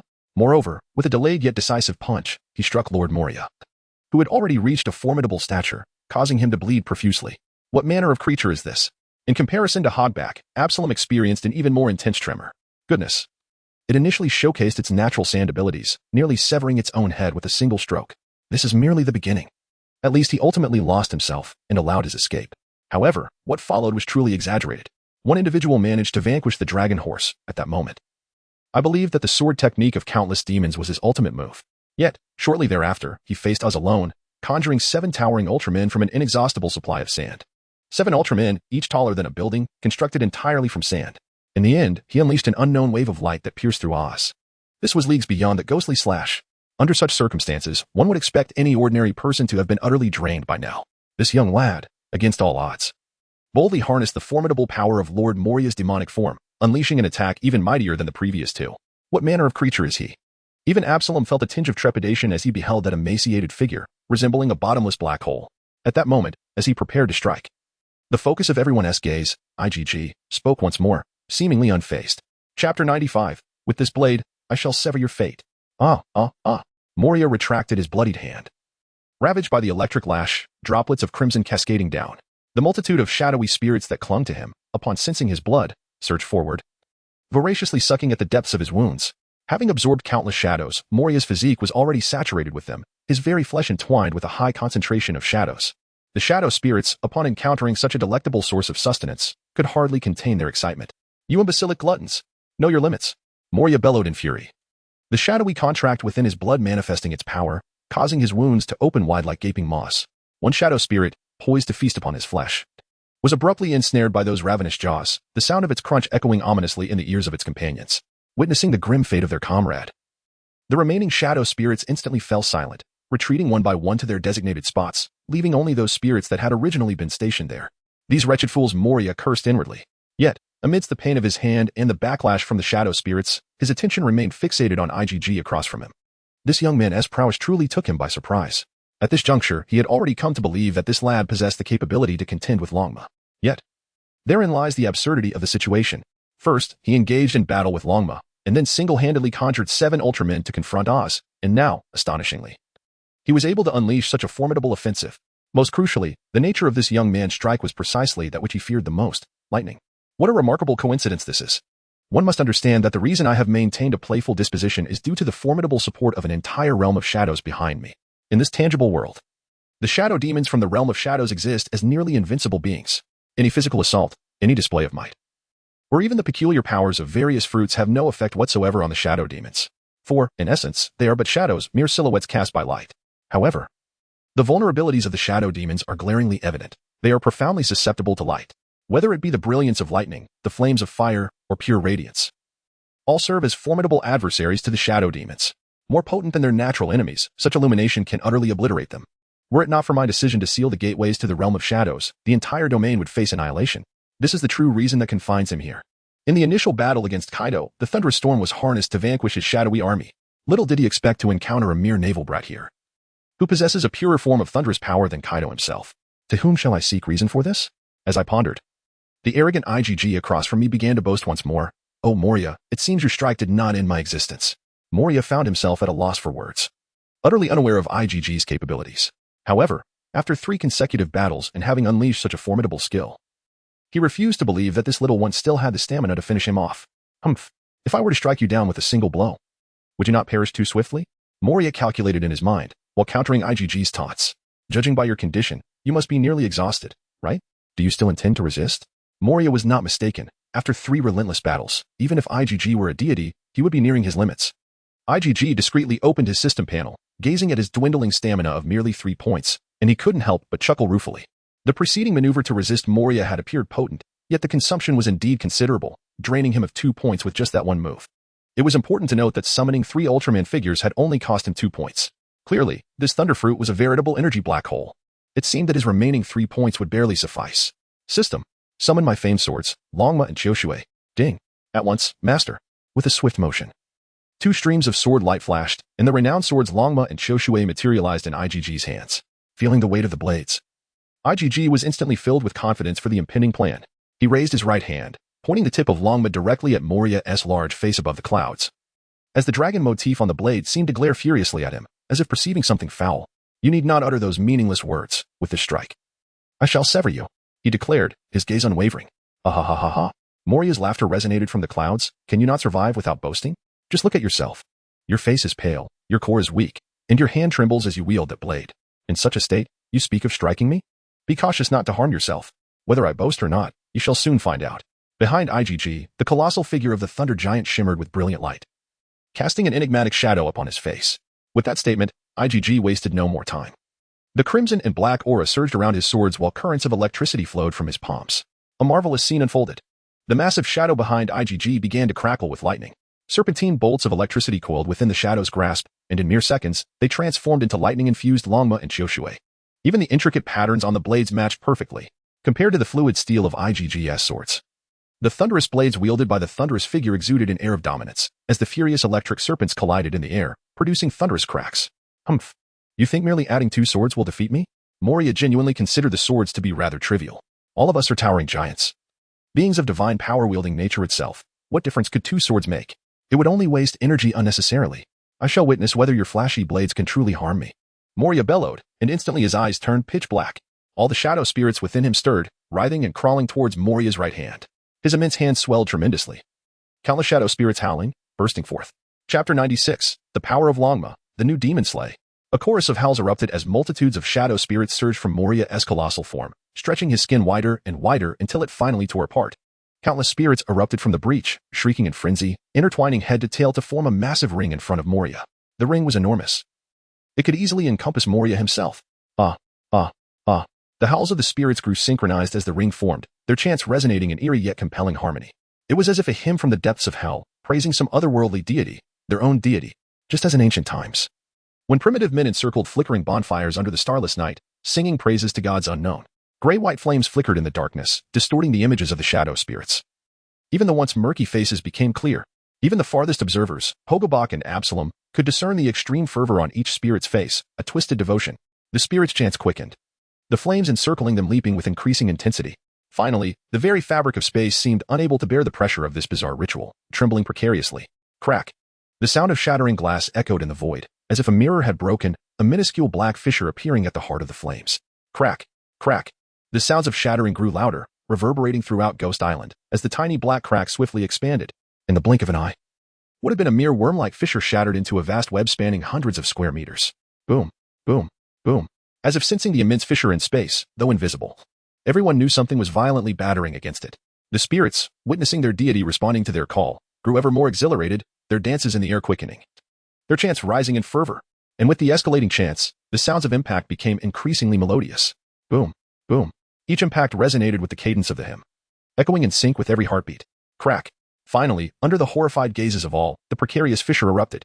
The inky abyss revealed itself, teeming with grotesque creatures writhing and devouring one another. Ugh. Never had such repulsive beings been seen. Dandelion merely caught a glimpse and retched in disgust. Yet Moria, evidently accustomed to such sights, showed no discomfort. Rather, he excitedly extended his palm, a forceful pull emanating from his grasp. The shattered gate of the shadow realm slowly rotated, shrinking until it became a human head-sized black hole, which Moria captured within his hand. Boom. The moment he clasped the gate of the shadow realm, a terrifying surge of energy erupted. The immense force of an entire world suddenly erupted, causing the very fabric of space to creak and groan. Perish. Moria unleashed a mighty fist towards IG, shattering the surrounding space in a cascade of destruction. As if the entire realm were being compacted into a single fist, intent on suppressing IG entirely. This. Absalom and Hogback felt as though an enormous hand from the void had firmly grasped them. No, they could no longer breathe. At that moment, this singular thought consumed their minds. This is the overwhelming pressure from the world, surpassing even the so-called conqueror's haki by several degrees. Beneath Moria's colossal fist, the two harbored no thoughts of submission, only a foreboding sense of imminent demise. This strike is utterly cataclysmic. Alas. Brother Will and the others share the same suffocating sensation. Moreover, he finds himself unable to even conjure a feeling of despair. Oh God, please. Bring this battle to an end swiftly. Regardless of life or death, I can no longer endure such torment. This strike is truly terrifying. One need not deliver a single blow. Merely approaching even slightly would result in being utterly crushed by the ripples emanating from the surroundings. Though the air around was devoid of anything tangible, I felt as if the entire world were on the brink of destruction. My heart raced violently. And each breath became an arduous task, rendering my corporeal existence almost imperceptible. Little IgG, flees swiftly. Brother Will had closed his eyes, no longer wishing to struggle. Why do you appear so desperate? While IgG too sensed the terrifying force of Moria's strike, he discerned something distinctly different from the others. It was evident that he had unleashed all his shadow tattoos in a single, desperate attempt, knowing full well that this strike would either succeed or spell his doom. Therefore, he could not afford to show weakness. Longma, Qiushui. A flash of lightning ignited in IgG's eyes as he fervently called out the names of his renowned blades. Buzz. Longma and Qiushui responded with a resonant hum, their blades vibrating intensely. Concurrently, in the heavens above, the dual lightning swords held by the divine phantom of the thunder god sensed IgG's will, and the previously solidified lightning erupted into chaos. Violet lightning flickered around IgG, coursing across his body and transforming every surface it touched into brilliant purple bolts. In mere moments, IgG had metamorphosed into a being of pure lightning. Whoosh. In an instant of transformation, IgG became a streak of luminous energy, merging seamlessly with the divine phantom of the thunder god behind him. Roar. The thunder god's phantom bellowed, its form suddenly solidifying to an immeasurable extent, and its previously indistinct visage sharpened into clarity. Upon closer inspection, it unmistakably bore IgG's features. Upon merging with the thunder god's phantom, IgG transformed into a colossal thunder god. Even the blades of Qiushui and Longma melded into the electric phantom, becoming two enormous swords imbued with the power of lightning. Clang. Once more, A resounding cry of the sword echoed as the lightning giant IgG swiftly assumed a stance against Moria's impending fist, his entire form surging with electric energy. Boom. This time, he no longer needed to rely on the power of heavenly thunder. He himself had become the embodiment of lightning. Countless ferocious bolts of electricity coiled around him, surging forth as a terrifying force of thunder erupted in a series of explosive reverberations through his muscles. Brilliant arcs of lightning detonated from his being, each explosion birthing a violent serpentine bolt of thunder several meters in diameter. An abundance of these serpents twisted and coiled, ultimately forming a magnificent dragon of electric light. Dragon Horse. Ghost Slash. The frenzied breath of thunder spiraled as the lightning dragon surged forth, accompanied by IG's colossal sword, charging directly towards Moria's fearsome fist with a resounding roar. Chapter 97. The Overlord Slash, triggering a tsunami. Roar. The kilometer-long dragon of electric light surged ahead, its violet lightning relentlessly whipping the surrounding space. With each crack of the whip, fragments of reality shattered into oblivion. As each piece of space crumbled, an infinitesimal portal would be violently opened, and from the realm of the underworld, a soul would be forcibly extracted and absorbed into the body of the thunderous dragon. What on earth is that? The immense dragon of lightning loomed in the sky, visible even to Jinbe at the edge of Ghost Island. Despite the distance of several dozen miles, he could still sense the formidable might emanating from the thunder dragon. However, whose swordsmanship is this, exhibiting such formidable power? Before he could react, Igna, with a face illuminated by lightning, deftly turned to the side. At that moment, Jinbe was utterly captivated. The colossal lightning giant before him was none other than IgG. Wasn't he supposed to possess the power of the Sansan fruit? How could he also wield the ability to command lightning? Wait a moment, a sword? As Jinbe beheld the autumn waters and dragon horse clasped in IgG's hands, he was suddenly reminded of the legends surrounding swordsmen. According to the tales, formidable swordsmen could harness the elements of the universe for their own purposes: wind, rain, thunder, lightning, fire, and earth, all at their command. Could it be? A wave of astonishment surged in Jinbe's eyes. He had initially believed that such power belonged to the young girl of 9 snakes or the skeleton, but it turned out to be IgG. This god not only possesses an overwhelming aura and formidable fruit abilities, but also boasts an extraordinary mastery of swordsmanship. No wonder he harbors the grand ambition of a utopia. Such a divine being is inherently destined to transform this distorted world. The soul, in a fervent cry, encounters the purple lightning of the divine dragon, which is swiftly evaporated into wisps of smoke, subsequently absorbed into the dragon's body to amplify its strength. The colossal divine dragon, towering over 1,000 meters, in an instant has shattered countless gates of the underworld. Igud can sense the shadow of the sword-intent dragon that once felled the dragon steed, roaring furiously from beyond the gates of the world, yet restrained by the overwhelming might of the lightning dragon, compelled to swallow its rage in silence. In a desperate bid for survival, he was forced to cast aside the underworld soldiers beside him one by one. Within a mere 2 seconds, the radiance emanating from the lightning dragon surpasses the brilliance of 10 suns combined. This time, the Ghost Slash is strikingly different from the previous encounter with Longma. The fundamental distinction lies in the thunderous power of the thunder fruit and the sword spirit forged from Longma's very soul. The essence of the Ghost Slash revolves around the opening of the gate to the underworld, summoning the will of the ghostly deities to cling to the blade, thereby acquiring formidable sword intent and might. Once Longma's spirit was unleashed by Iger, it not only resided within the renowned blade of Longma but also maintained a connection to the realm of the underworld. As the former world's mightiest swordsman, Longma's spirit undoubtedly possesses unparalleled strength. Upon arriving in the underworld, it immediately instilled fear in countless souls, ascending to the status of their leader. Even the terrifying shadow wielding a scythe from the last encounter had no choice but to bow before Longma. Consequently, the system reconfigured the underworld liaison for Ghost Slash to be Longma. With Longma's inherently fierce nature and rapid decisiveness, coupled with his profound ties to the dragon lineage, the Ghost Slash presided over by him is nothing short of tyrannical. Furthermore, combined with the already formidable power of heavenly thunder, it is an overwhelming force indeed. The act of forcibly tearing open the gate to the underworld and absorbing the power of souls reveals just how formidable the sword intent of this thunderous dragon truly is. In an instant, the distance of 100 meters was traversed, and the sword aura of the thunder dragon collided head-on with the punch of the shadow realm. Boom. A resplendent burst of lightning erupted, and the ferocious thunder, infused with the dragon's potent sword intent, clashed mercilessly with the myriad forces of the shadow realm. The collision of sword intent and fists, imbued with the powers of 2 worlds, instantaneously evacuated the air from the entire Phantom Island. It was as if an unseen arc-shaped wall suddenly expanded from the center of Phantom Island, forcefully displacing everything, soil, air, seawater, within a heartbeat. Brotherwill, Dandelion, Brooke, and the rest of the Navy, along with Absalom and Hogback, regardless of their allegiances, made a unanimous choice, instinctively prostrating themselves and clutching the earth beneath them with fervor. Despite this, silent screams escaped their lips as they were swept into the air. Everything was violently pushed aside, even the eternal mist was forcibly displaced, revealing the ominous clouds above. The frenzied hurricane relentlessly peeled away the surrounding seawater, causing tumultuous waves to surge. The waves at the shore reached heights of dozens of meters, And as the wall advanced, the surging waters were rapidly pushed back, soon raising towering waves hundreds of meters high miles away. The dark clouds enveloped the entire world. Even the islands beyond the Devil's Triangle transformed into overcast skies within mere seconds. What is happening to the sky? Wasn't it supposed to be rain-free? This is utterly absurd. What weather is this in the Grand Line?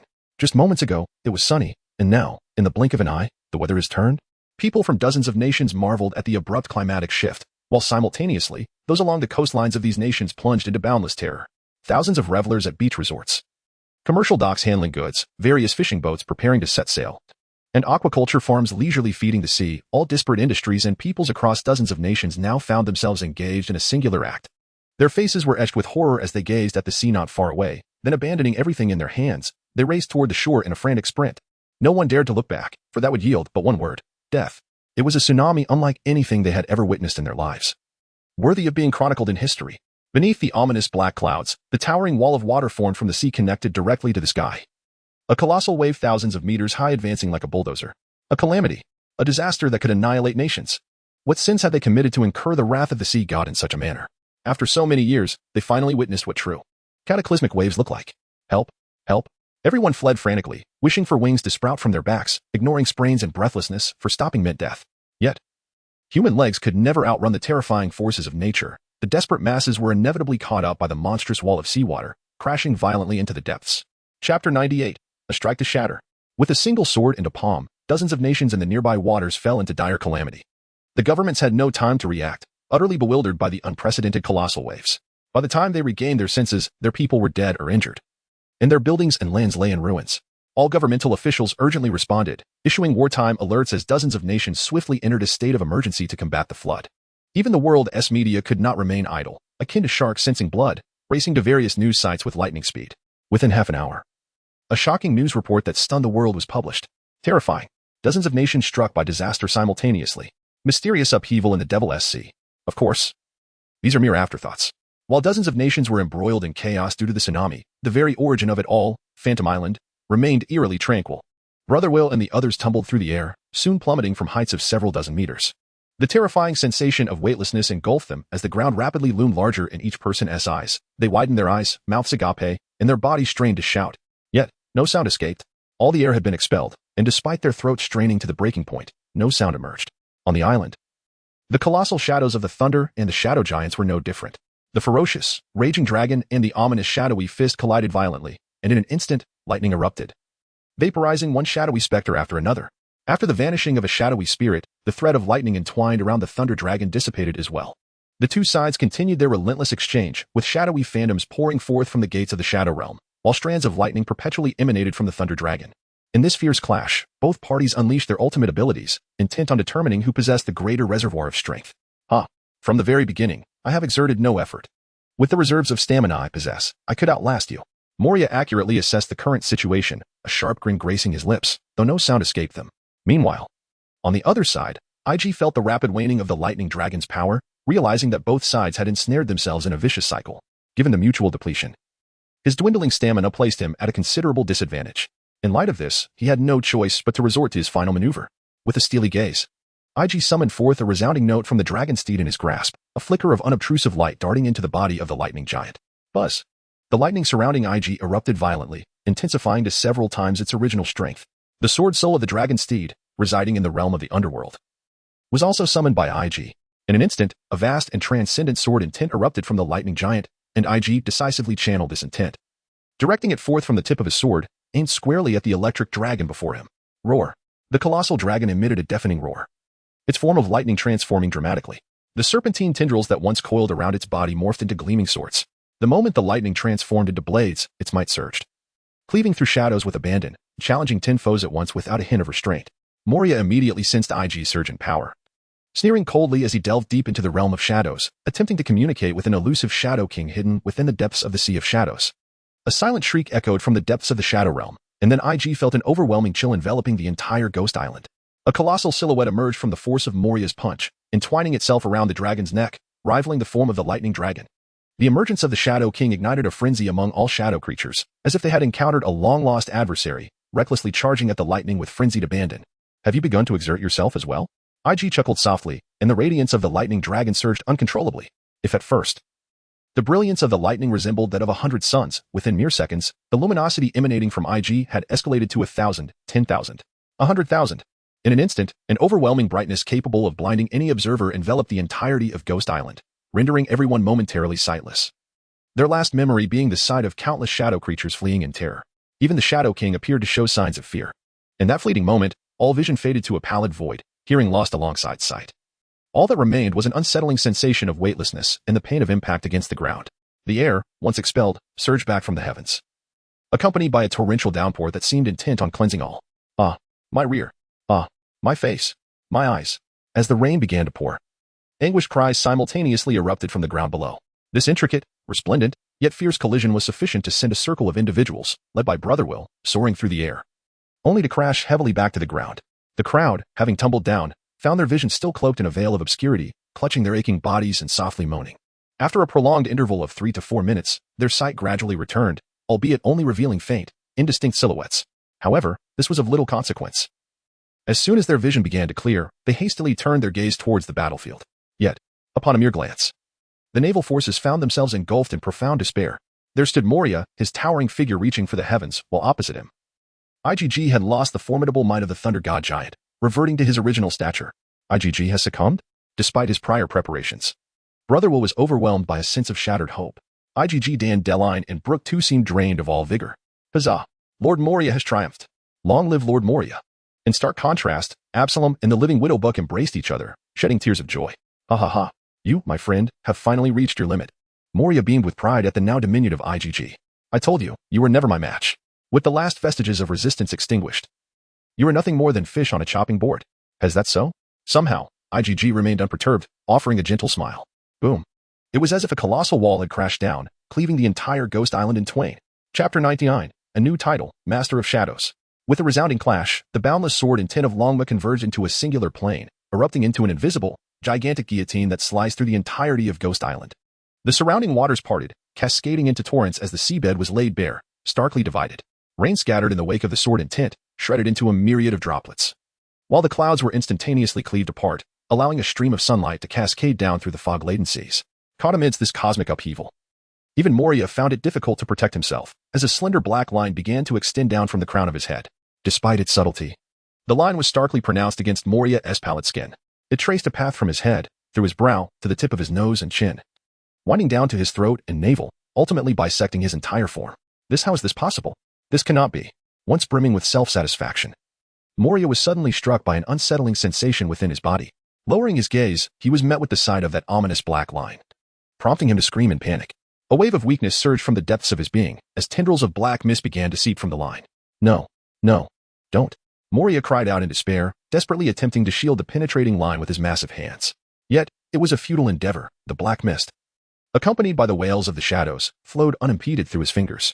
The mist dispersed with increasing rapidity, and upon meeting the sunlight above, it evaporated like snow in boiling water, echoing the haunting cries of the shadowy specters. This is not merely a decorative black line pattern, rather, it is the scar left by Yaj's sword strike with the ghost slash. It cleaves through the clouds, carries the seawater, and bisects the entire Ghost Island along with Moria residing upon it. Moria is engulfed in disbelief. Yet the excruciating pain coursing through his body serves as an undeniable reminder that this is all too real. How is this possible? That lad had already reverted to his original form. Was he devoid of any power? Why then does such formidable strength still emanate from him? Even Ryoma would be incapable of such a feat. How can it be? How is he still able to wield such a terrifying sword technique? I refuse to accept this. I refuse. The overwhelming shock and regret caused Moria's remaining strength to dissipate with alarming swiftness, particularly that damaged heart. As blood mingled with black mist gushed forth from within his body, the thin black thread, under the pressure within Moria, suddenly snapped, and in that moment, he felt as if he were ablaze, billowing clouds of black smoke rising from him. The escaping black mist flowed like water, robbing Moria of his power. As his consciousness began to fade, his vision darkening until he ultimately lost consciousness. It appeared as though a grand conflagration had ignited upon Ghost Island, with dense black smoke enveloping the skies, only to be vanquished by the sunlight above. At last, Moria's immense physique could no longer endure, like a deflated balloon. He shrank back to his original size with a hissing sound, propelled by the black smoke, tracing a chaotic path as he drifted away into the distance. What is this? Brotherwill's eyes widened in astonishment, halting his steps towards IgG. Behind him, Dandeline, Brooke, and the others also came to a standstill, their jaws dropping in disbelief. Is this a miracle? What have we just witnessed? Little IgG, Had he not already exhausted all his strength? Look. He is kneeling on one knee, gasping for breath in a frenzy, isn't he? How can this be? How can such a thing occur? Although the outcome aligns with the unspoken hopes of all, its manifestation before our very eyes seems even more difficult to accept than the earlier defeat. At this moment, everyone feels as if they're ensnared in a dream, vigorously slapping those beside them. What the hell? Why are you hitting me? Everyone clasped their cheeks, confirming that they were not dreaming. This means that little IgG, with his last vestige of strength, cleaved the entire Phantom Island and Moria in two with a single strike. How on earth did he accomplish this? How can anyone, after enduring so many fierce battles, still unleash such a formidable skill? He had just engaged in a fierce confrontation with the dragon horse, and then conjured countless giants from endless sand. One would have thought that was the limit. Yet he astonishingly transformed into that godlike thunder giant. Not only that, but he executed such a ferocious sword technique with the body of that giant. With one stroke, he dismantled Moria's very home. Is this something a human can accomplish? Lord Moria, boss, where are you going? Wait for us. Brother Will and his companions were left in shock, unable to move. Meanwhile, Hogback and Absalom, in perfect sync, swiftly chased after Moria's fleeing figure. As they ran, they couldn't help but glance back to see if the Navy was pursuing them. Noticing that everyone was gaping at the distant figure of IgG, they exhaled in relief. Phew. Thankfully, they overlooked us. Otherwise, we would be in grave danger. How astonishing. Is that little brat truly a monster? After Lord Moria transformed into such a colossal form, both of them felt victory was assured. After all, that immense physique was several times stronger than Oz. Bolstered by countless shadowy minions, truly a manifestation of divine wrath. Yet that kid, astonishingly, could wield the power of lightning. Not only fending off Lord Moria's onslaught but also transforming into a lightning giant, ultimately striking Moria down. Their greatest reliance had been utterly defeated in such an unfathomable manner. One was a feeble doctor, and the other merely a weakling adept at invisibility. Faced with such overwhelming numbers, they were like fish in a barrel. It would be wiser to seize the opportunity to flee. Once they regained their senses, they would undoubtedly be imprisoned. The Isle of Ghosts split asunder, and Moria was vanquished. Losing consciousness, countless shadows immediately fled from him, hastening back to their master. All the zombies on the island lost their essence, while the previously unconscious beings regained their shadows and awakened. IgG gazed contentedly at the sunlight filtering through the sky and nodded in satisfaction. Ding. Congratulations, Master. You have unlocked a new achievement, Shadow Flow Master. What the heck? In his heart, IgG cursed vehemently. Goodness gracious, although he had defeated Moria, the title seemed utterly unrelated to the Shadow's power. Shadow Flow Master, he had heard of this renowned figure even before his transmigration, living in the world of pirates. This would undoubtedly be a godlike existence. He could utilize an exhilarating rhythm, repetitive movements, and captivating melodies to compel everyone around him, whether directly witnessing or viewing recordings of his dance, to unconsciously move in sync. Of course, the system offered such an evaluation, but IgG knew his true identity. In the Dragon Kingdom on Earth, he was a celebrity on a certain online platform with explosive traffic, just as the system stated, through his frenetic dance moves. He thrived in various platforms, possessing the extraordinary power to infect others. However, no matter how he looked at it, this title seemed utterly unbefitting of his stature. Ding. Rewards have been dispatched. Master, please check. Ding. Congratulations, Master, you have obtained the item, Key of the Shadow Realm, S rank. Ding. Congratulations, Master. You have acquired a new skill. What is love? S rank. Ding. Congratulations, Master, for completing a new achievement in a special manner, earning a hidden reward, Evolution Points x100. Wealth has arrived. A look of ecstatic joy illuminated IgG's eyes. 100 evolution points. This is truly an astronomical sum. In the system marketplace, those splendid skills I have seen could allow Iger to purchase at least one SS grade skill, or perhaps two S grade skills. Hasn't this already led to wealth? By enhancing one's attributes and abilities, they could indeed experience a tremendous transformation. This time, the system has unexpectedly been quite generous. As IgG savored the delight within, he gazed at the other two rewards, a profound curiosity awakening within him. The key to the Shadow Realm?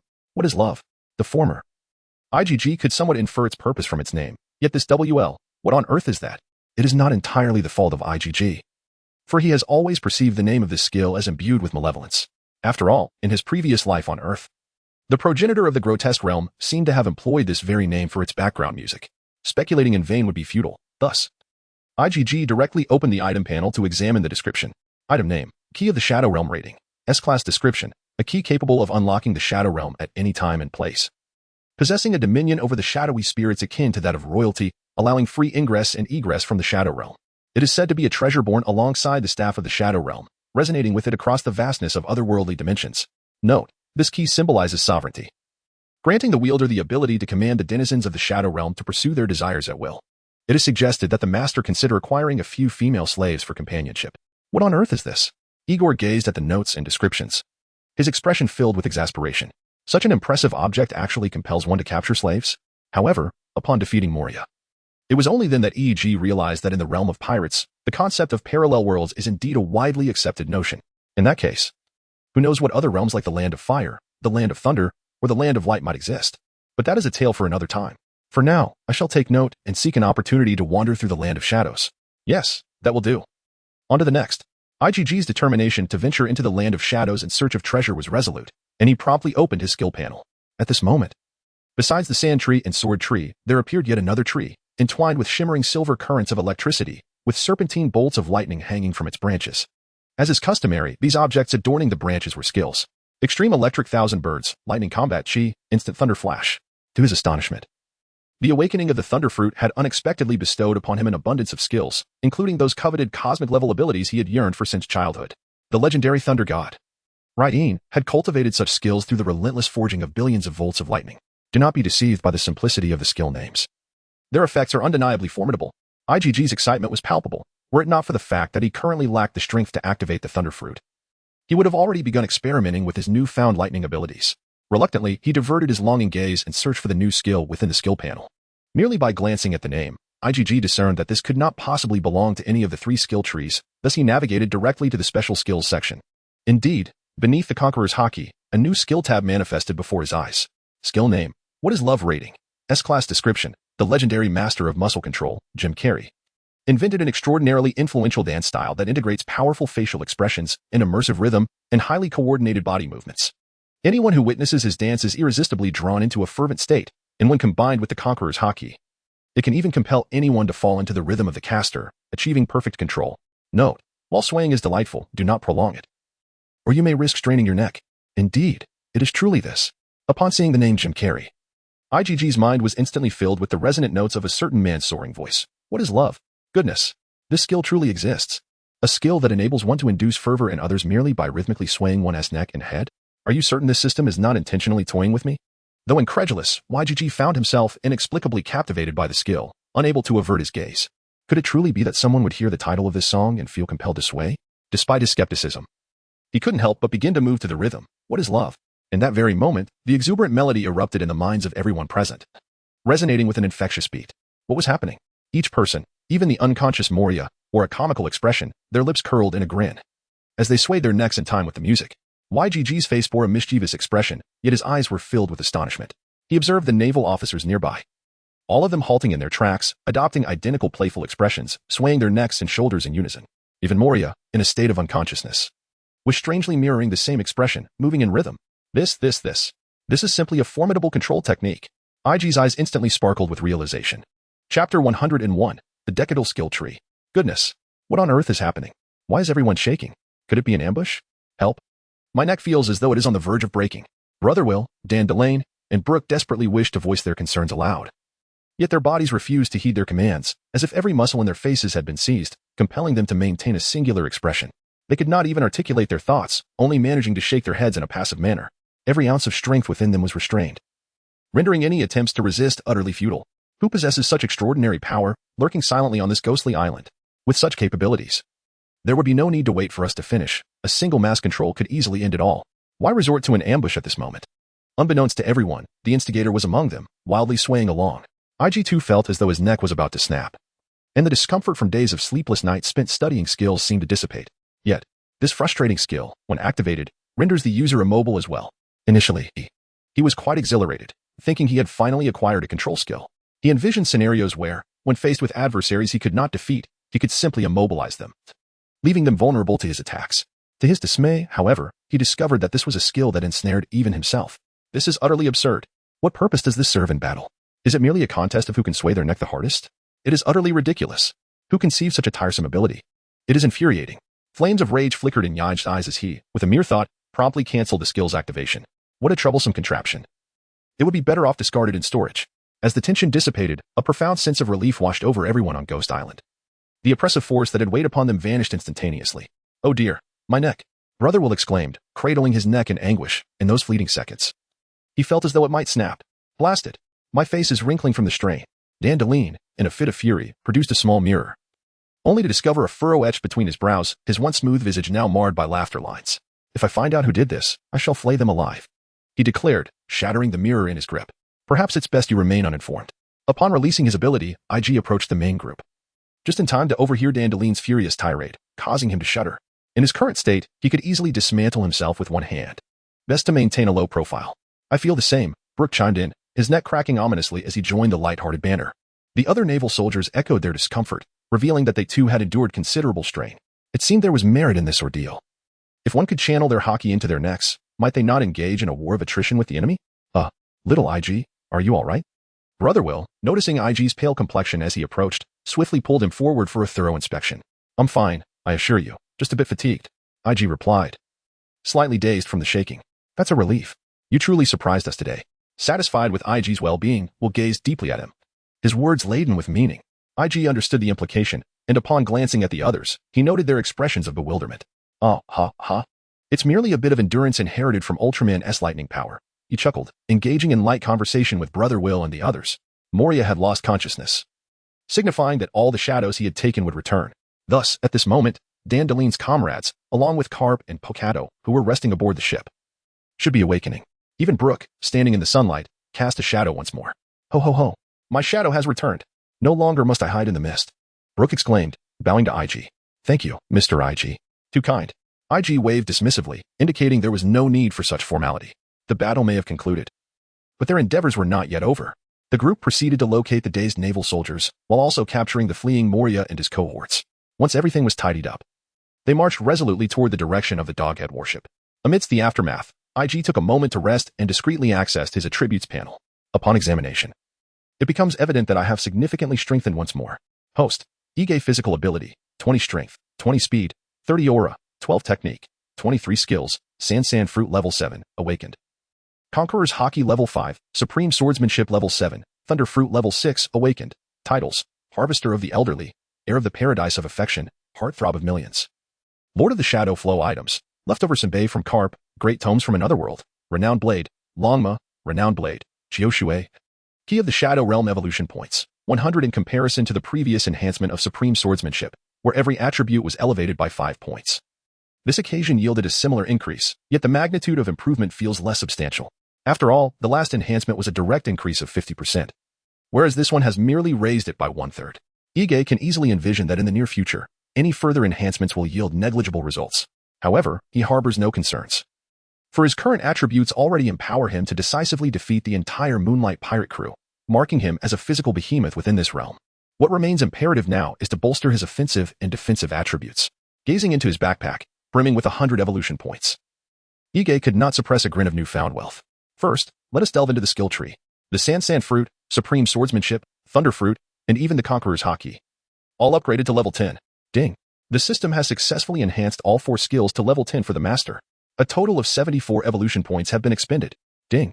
It has been detected that the Master S skill tree has reached level 10, and a grand gift package awaits you. Chapter 102, The Revival of Karp. The Genius Swordsman, 74. IGG's face contorted in pain. It turns out that the upgrade of this skill tree follows an exponential growth model. Collectively, it has drained 3/4 of his wallet. Yet, a grand gift package is promised. Let us open it and see. Ding. Congratulations, Master. You have acquired the skills, Sand Cascade, Sand Burial, Sand Bind, Sand Mass Grave, and Sand Clone. Ding. Congratulations, Master. You have obtained the skills, Phantom Sword Dance, Breaking Army Rising Slash, Fierce Dragon Slash, and Eyeless Sword Chi. Ding. Congratulations, Master. You have received the skills, Awakening of the Thunder God, Thunder Goddess Dawn Flash, Aurora Blade, and Vitality Lightning Sphere. What a tremendous value. IGG suddenly felt a twinge of regret for not upgrading his skill tree sooner. Had he done so first, he would have directly reached level 10 and received these skills as bonuses. Comprehensive skills, no less. IGG meticulously reviewed the entire skill panel, realizing that the system had indeed bestowed upon him a treasure trove of skills. How cunning of the system to withhold this information until now. If not for his sudden whim to enhance the skill tree, he might have remained in ignorance for an indefinite time. Hey, what are you grinning about? Just as IGG reveled in his newfound fortune, he was lightly tapped on the back of his head by Brother Veer. Turning around, he found everyone had gathered. The missing naval soldiers were accounted for, along with Absalom, Hogback, and the unconscious Moria. Let us return to the ship. Oh, certainly. On the Doghead warship. Vice Admiral Karp furrowed his brow and slowly opened his eyes. Upon awakening, he was greeted by the large faces of Pokato and Ji-Bei. Vice Admiral Karp, you have finally awoken. Pokato was moved to tears upon seeing Karp regain consciousness. Of course. Who sleeps and doesn't wake? Ugh, why does my head hurt so much after just a nap?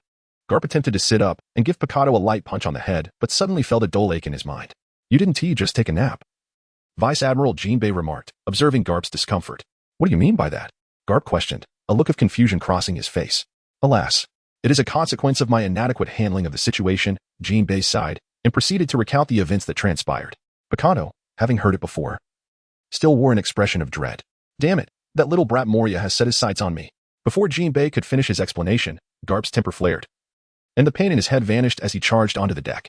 Hey, wait a moment. Jinbei attempted to stop him, but to no avail. Both he and Picado had no choice but to follow. Damn it, Moria. You have some audacity. Karp stormed onto the deck, his fury palpable. However, upon stepping out, he was taken aback by the sight before him. The Doghead warship, originally anchored in a river, now faced a flowing river that sliced through the entire Ghost Island. Were it not for the neatly aligned knife marks and residual hockey on the surrounding banks, Karp might have believed the island naturally formed this way. Before your awakening, Ghost Island was suddenly cleaved in twain. Jinbei stood behind Karp, his voice calm. What? Who could possibly slice an entire island in half? Karp exclaimed, astonished. Your grandson, IGG. Jinbei spoke the words, even he found it hard to believe. But it is the truth, as he witnessed it firsthand. Are you jesting? Karp's eyes widened in disbelief. What nonsense is this?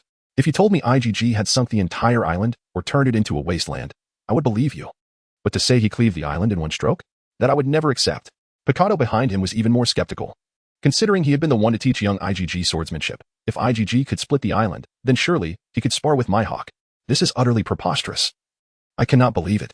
Karp and Picado both shook their heads in unison, expressing their disbelief at the absurdity of the situation. Sigh. Jinbei understood that he had no means to convince these two, but his keen eyes caught sight of a throng of naval soldiers approaching in the distance. He promptly pointed and suggested, why not ask him yourself? Before long, a contingent of naval soldiers returned to the warship, escorting the apprehended Moria and his companions. Grandfather, you're awake. Upon seeing Karp and Picado regain consciousness, IGG was instantly beaming with joy. Hee, IGG, this time you saved your grandfather. Karp, having heard Jinbei's account, was well aware that it was IGG who had rescued him. With great enthusiasm, he lifted IGG high into the air, a curious smile illuminating his face. IGG, tell me, did you have a hand in the splitting of the Ghost Island?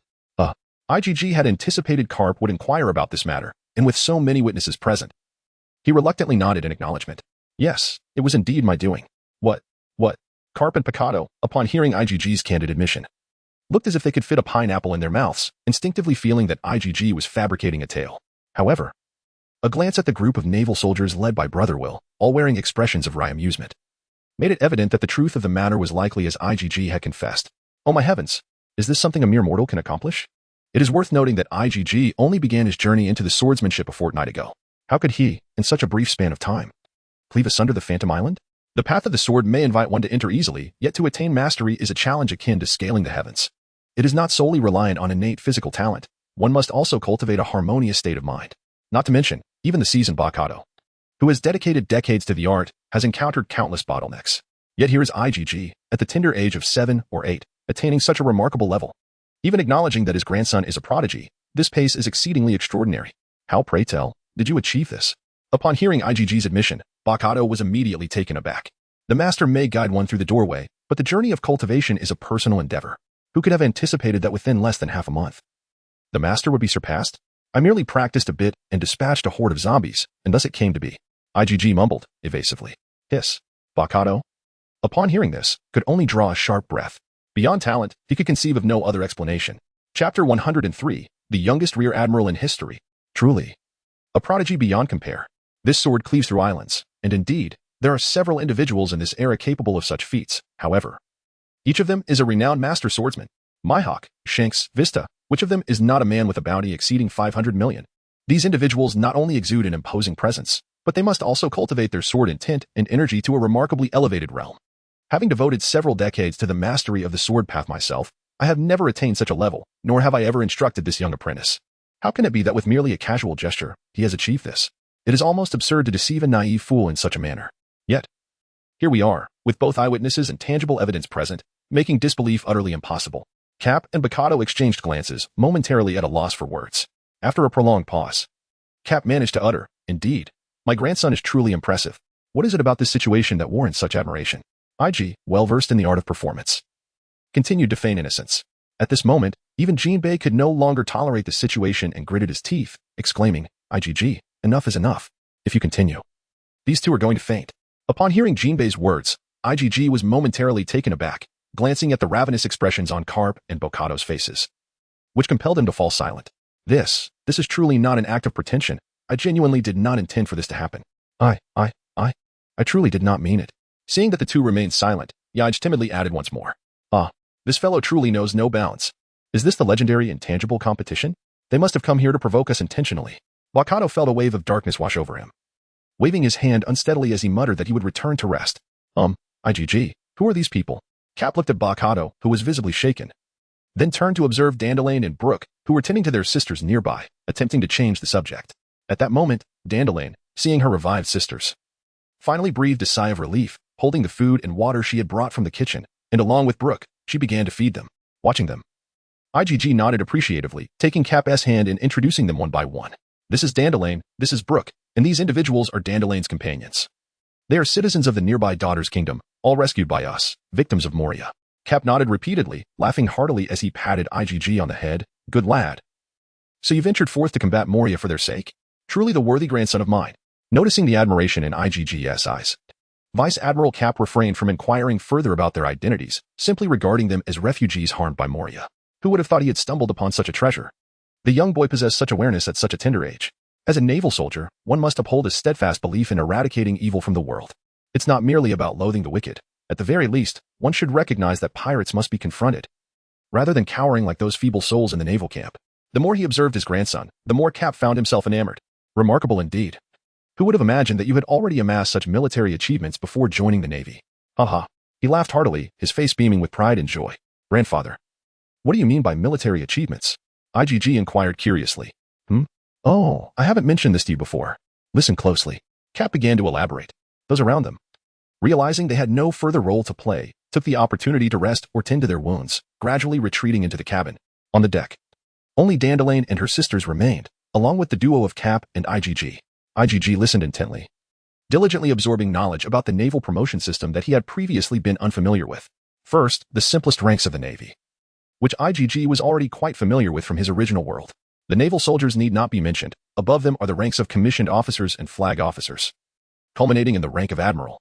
Naval officers are categorized from lowest to highest as lieutenant commander, commander, captain, and colonel. Typically, when promoted from the officer rank to the flag officer rank, one would attain the title of rear admiral. Ascending further leads to flag officer ranks. A significant portion of naval ranks symbolizes combat prowess, and by the time one reaches the flag officer ranks, this implicit standard becomes even more pronounced. Firstly, there is the rear admiral, whose combat strength is roughly on par with that of Arlong, regarded as an elite during the Marineford War. Next comes the vice admiral, a rank characterized by its diversity. The strength within this rank varies significantly. There are formidable individuals like Cap, Kazan, Sakazuki, and Borsellino, alongside others like Flying Squirrel and Giant Shark, whose strength is comparable only to that of minor bosses. Overall, however, the minimum threshold of a vice admiral is considerably higher than that of a rear admiral. Finally, there is the admiral rank, which represents the anticipated pinnacle of IGG's career. Individuals of such caliber can almost single-handedly confront legions, even capable of vanquishing a band of pirates with bounties ranging from 3 to 500 million. In other words, to ascend the ranks, one must possess formidable strength.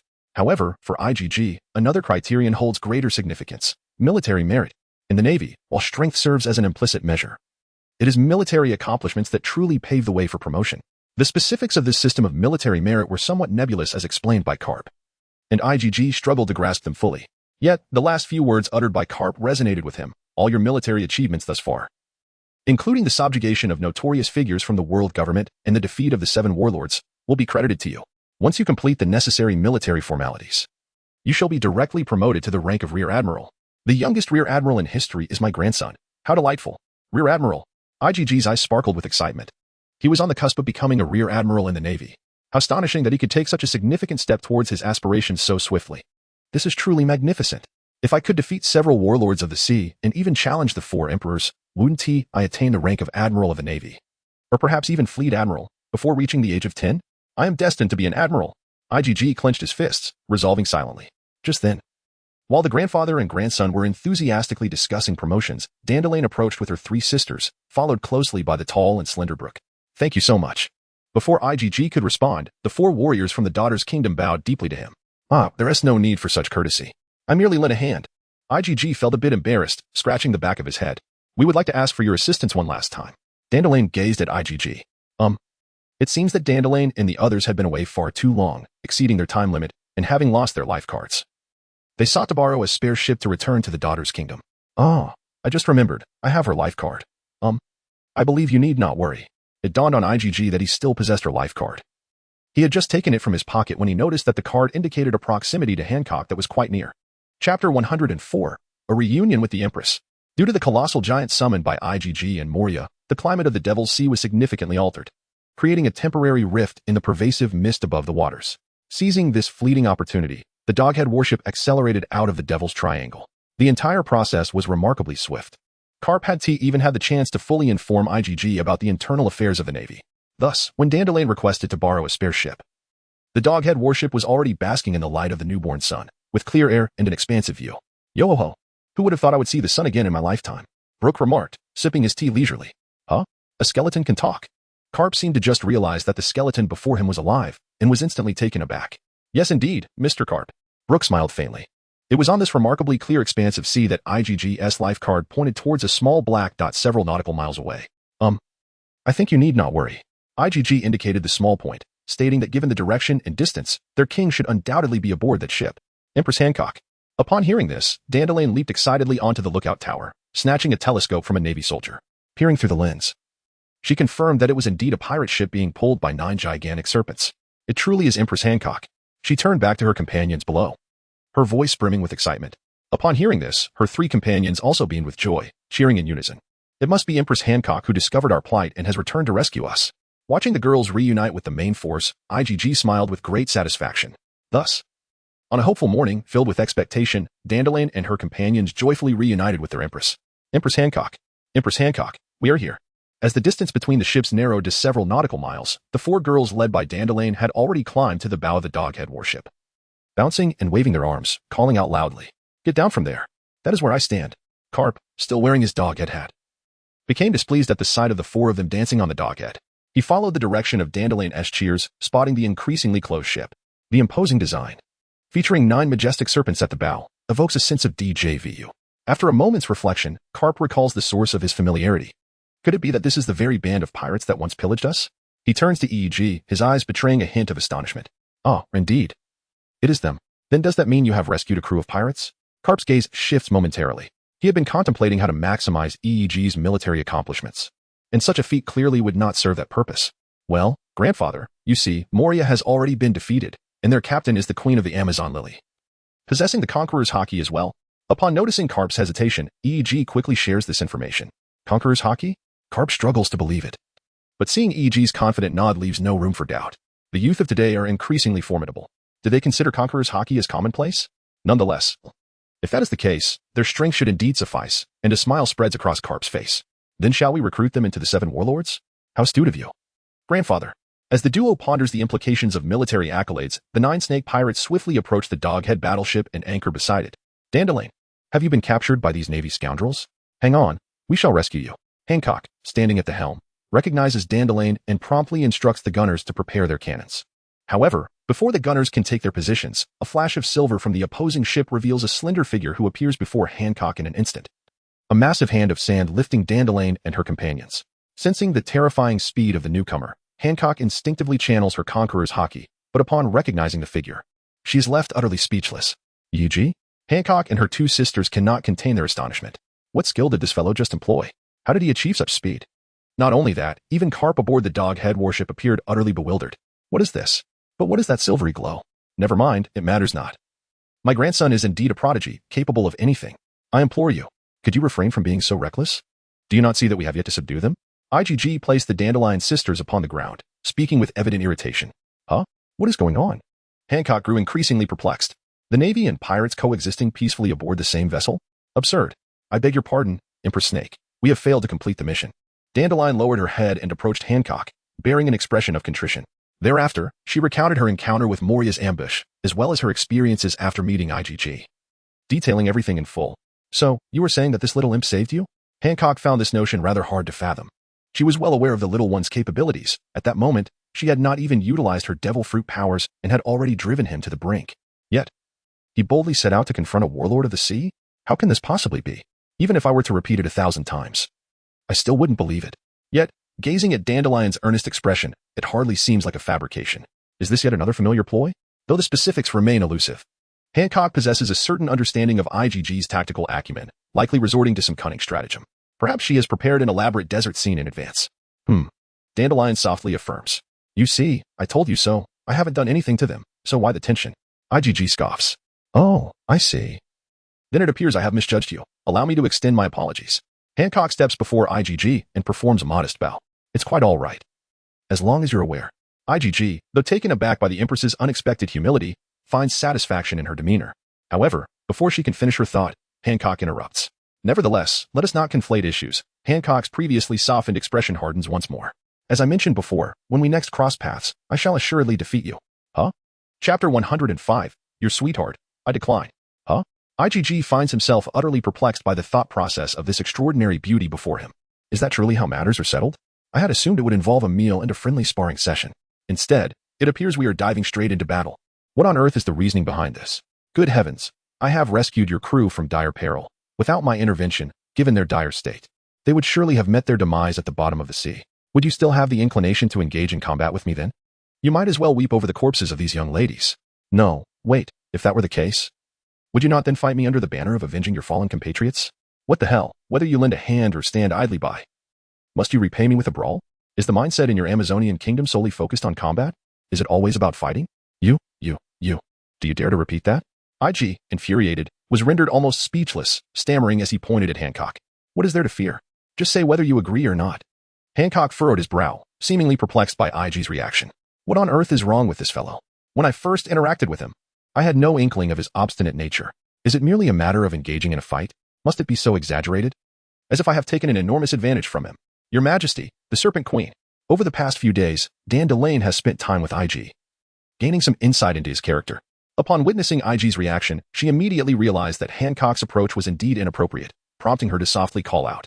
Of course, the correctness of the approach is trivial compared to what truly concerns Dandelion, if a confrontation were to ensue. Would her king truly be able to defeat this young man? The king's earlier words had been quite clear. She had previously been bested by this young man named IG. Although she was unaware of the specific circumstances of that battle, the king's expression conveyed a sense of dissatisfaction. This proactive challenge must have been undertaken with ample preparation. However, having witnessed the fierce confrontation between IGG and Moria firsthand, I am acutely aware of just how formidable this 7- or 8-year-old child truly is. It would not be an exaggeration to claim that he single-handedly annihilated the entire Moonlight pirate crew. While she firmly believed that her king, Hancock, would surely prevail against Moria, she found herself uncertain of the outcome against this young boy. Just a few days prior, Dandelion was resolutely convinced that her king would mercilessly defeat this ill-mannered little rascal. Yet, after witnessing that monumental battle, she no longer possessed the courage to utter such sentiments. In fact, she harbored a nagging feeling that her esteemed Lady Snake would likely face defeat. Thus, she gently grasped Hancock's arm and subtly shook her head. Hancock, in turn, was left utterly perplexed by this gesture. What has become of this girl? Once, she held herself in the highest esteem, gazing into her own reflection with stars in her eyes. How outrageous it is that after encountering other men, she now looks down upon her own master. This is utterly preposterous. With this thought, Hancock's resolve for battle intensified. In truth, Hancock also harbored personal motives for engaging in this fight. Ever since her narrow defeat against IGG, she had led the Kuja pirates in numerous assaults on naval vessels, amassing a bounty of 80 million in just a few short days. Such an achievement on her maiden voyage should be a source of immense pride for any novice pirate. However, Hancock found herself perpetually haunted by a singular shadow, that of IGG. In recent days, she has relentlessly targeted the Navy, encountering numerous individuals ranging from their teenage years to those in their 30s, 40s, and even 50s, including ranks from colonels to vice admirals. However, after her relentless onslaught, she discovered that none of them possessed the formidable prowess of that 7- or 8-year-old imp, especially considering he had previously triumphed over her. This has almost become a haunting obsession for her. If it remains unresolved, she may find herself unable to sleep each night. Just tell me whether you consent. Hancock, exuding the commanding presence of an empress, looked down upon IG with authority. After our bout, we shall feast splendidly. IG was rendered speechless. Although the manner in which this individual demanded a duel was rather irksome, he found himself devoid of any valid reason to refuse. For if he did not engage in this fight, his grand endeavor of propagating the paradise of affection would be utterly thwarted. Indeed, the paradise of affection had become IG's ultimate aspiration. Attaining the rank of Admiral was merely a means to facilitate the realization of this ambition. It was for this purpose that IG had summoned Jinbei to join his cause. Now, IG was acutely aware that Hancock was likely to be his second recruit. Thus, akin to the time when Jinbei joined, IG could only leverage the Warlords of the Sea policy to amass his initial strength. This implies that one must persuade Hancock to join the 7 Warlords. However, IG gazed into Hancock's eyes. This individual is truly a combat fanatic. If I do not engage her in battle, she will certainly not entertain any other thoughts. Oh, how frustrating this is. IGG has never endured such indignities, yet finds himself unable to refuse. Ugh, how infuriating. If you wish to fight, then let us fight. IGG gritted his teeth and glared at Hancock. But you must agree to one condition. Upon hearing the first part of IGG's statement, Hancock initially displayed delight, only to be irked when he mentioned a condition. Why must you be so tedious? Oh, and you believe I am tedious? You come at me demanding a fight and expect me not to lay down any conditions? IGG, already displeased, became even more exasperated upon Hancock's complaint, snapping back. Just say whether you agree or not. If you refuse, I will not fight you. You. Hancock was taken aback by IGG's audaciousness, momentarily rendered speechless. After stammering for a while, she had no choice but to concede. Fine. I shall agree. What is your condition? If I defeat you in this battle, you must return with me to the Navy headquarters as a Warlord of the Sea. Warlord of the Sea. The members of the Kuja pirates were astounded at the mention of this title. Even Hancock raised an eyebrow at IGG's words, but followed up with a question. And if I win? If you win? IGG pondered for a moment, then declared. We will increase your bounty, and the higher-ups will extend an invitation to you. What difference does that make? Hancock rolled her eyes. Let us not waste time. Allow me to show you the power of my sweet fruit. Ugh, your sweetness. I shall decline. Chapter 106, Sweet Fruit versus Thunder Fruit. IGG spread his palm, casting a vast shadow over the Doghead Navy ship and the Kuja pirate ship. As everyone looked up, they were astonished to see a massive expanse of sandy terrain hovering above them. With a flick of his mental energy, IGG sent the floating landmass soaring towards the distant sea, where it landed with a resounding splash. Satisfied with his creation, IGG waved his hand, causing towering translucent rock walls to rise around the sandy terrain. One section soared particularly high, forming a semi-arc in the air, transforming into a bridge that extended toward Hancock. Ever since his sand fruit reached level 10, IGG felt an infinite capacity to summon and control sand. He sensed that with his current energy reserves, he could conjure as much sand as he desired. Even creating a continent upon the sea was not beyond the realm of possibility. Let us go. He glanced back at the Empress before stepping onto the bridge. I've been waiting for this move. Hancock could hardly contain herself, eager to follow, only to be gently restrained by a hand. Turning back, she saw her devoted admirer, Dandelion. Empress Snake, are you truly going to fight him here? Concern filled the young girl's eyes. With a furrowed brow, Hancock was perplexed by Dandelion's demeanor today and replied with slight impatience. Yes. I lost last time without using my powers, and this time, I must redeem myself. In their previous encounter, Hancock had indeed refrained from utilizing her powers. The onlooking Navy soldiers were captivated, some showing signs of petrification, merely due to her overwhelming charm. Moreover, her mastery of the sweet fruit had reached perfection, rendering her nearly irresistible to all but the most resolute individuals. However, she could not fathom why IGG seemed immune to her allure, which left her feeling somewhat defeated. How could such unparalleled beauty fail to enchant a man? She refused to believe that IGG possessed such a level of composure, merely attributing it to his youth and ignorance. Thus, this time, Hancock was determined to show him just how beautiful a woman could be. Last time, an ordinary person had managed to corner him. This time, it would be a true battle of powers. Surely it would be effortless. She wondered if Dandelion had forgotten her strength after their time apart. Ignoring Dandelion's hesitations, Hancock confidently followed. Oh dear, young IGG has challenged that girl again? Truly, he is youthful and impetuous, unaware of the beauty found in romance. Meanwhile, Karp donned his doghead hat, peering through a telescope while munching on sunbae, muttering to himself. Last time, a group of incompetent soldiers had jostled him for the telescope, preventing him from witnessing his grandson's remarkable performance. This time, he was determined to watch closely. TSK, TSK, TSK. Putting everything aside, that young lady is truly stunning. Perhaps she could become my granddaughter-in-law. In the rocky arena, IGG traversed more than half the distance before abruptly halting. Hancock, noticing, promptly came to a stop as well. He turned to face her, a distance of 10 meters between them, and shrugged. Hancock, let us battle here. This arena has been specially reinforced by me, its hardness rivaling that of sea prism stone, perfect for a thorough contest. Hancock, upon hearing IGG's description, surveyed the arena with her exquisite eyes, nodding in approval, stating, quite impressive.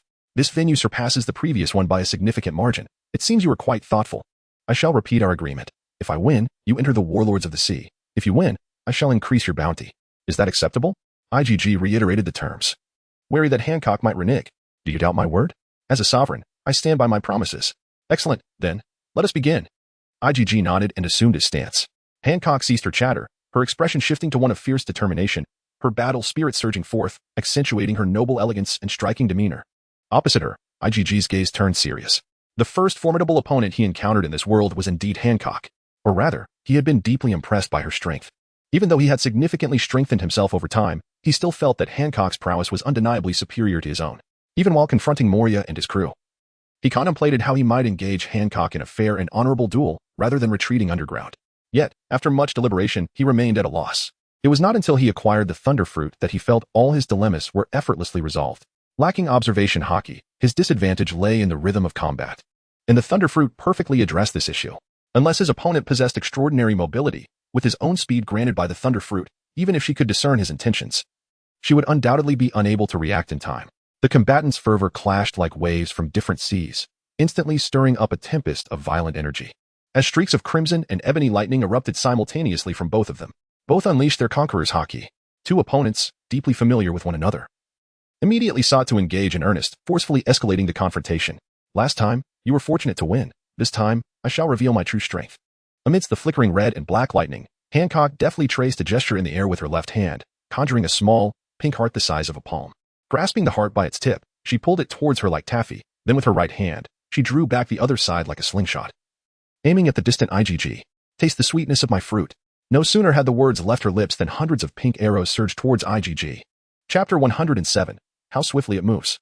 Whoosh, whoosh, whoosh.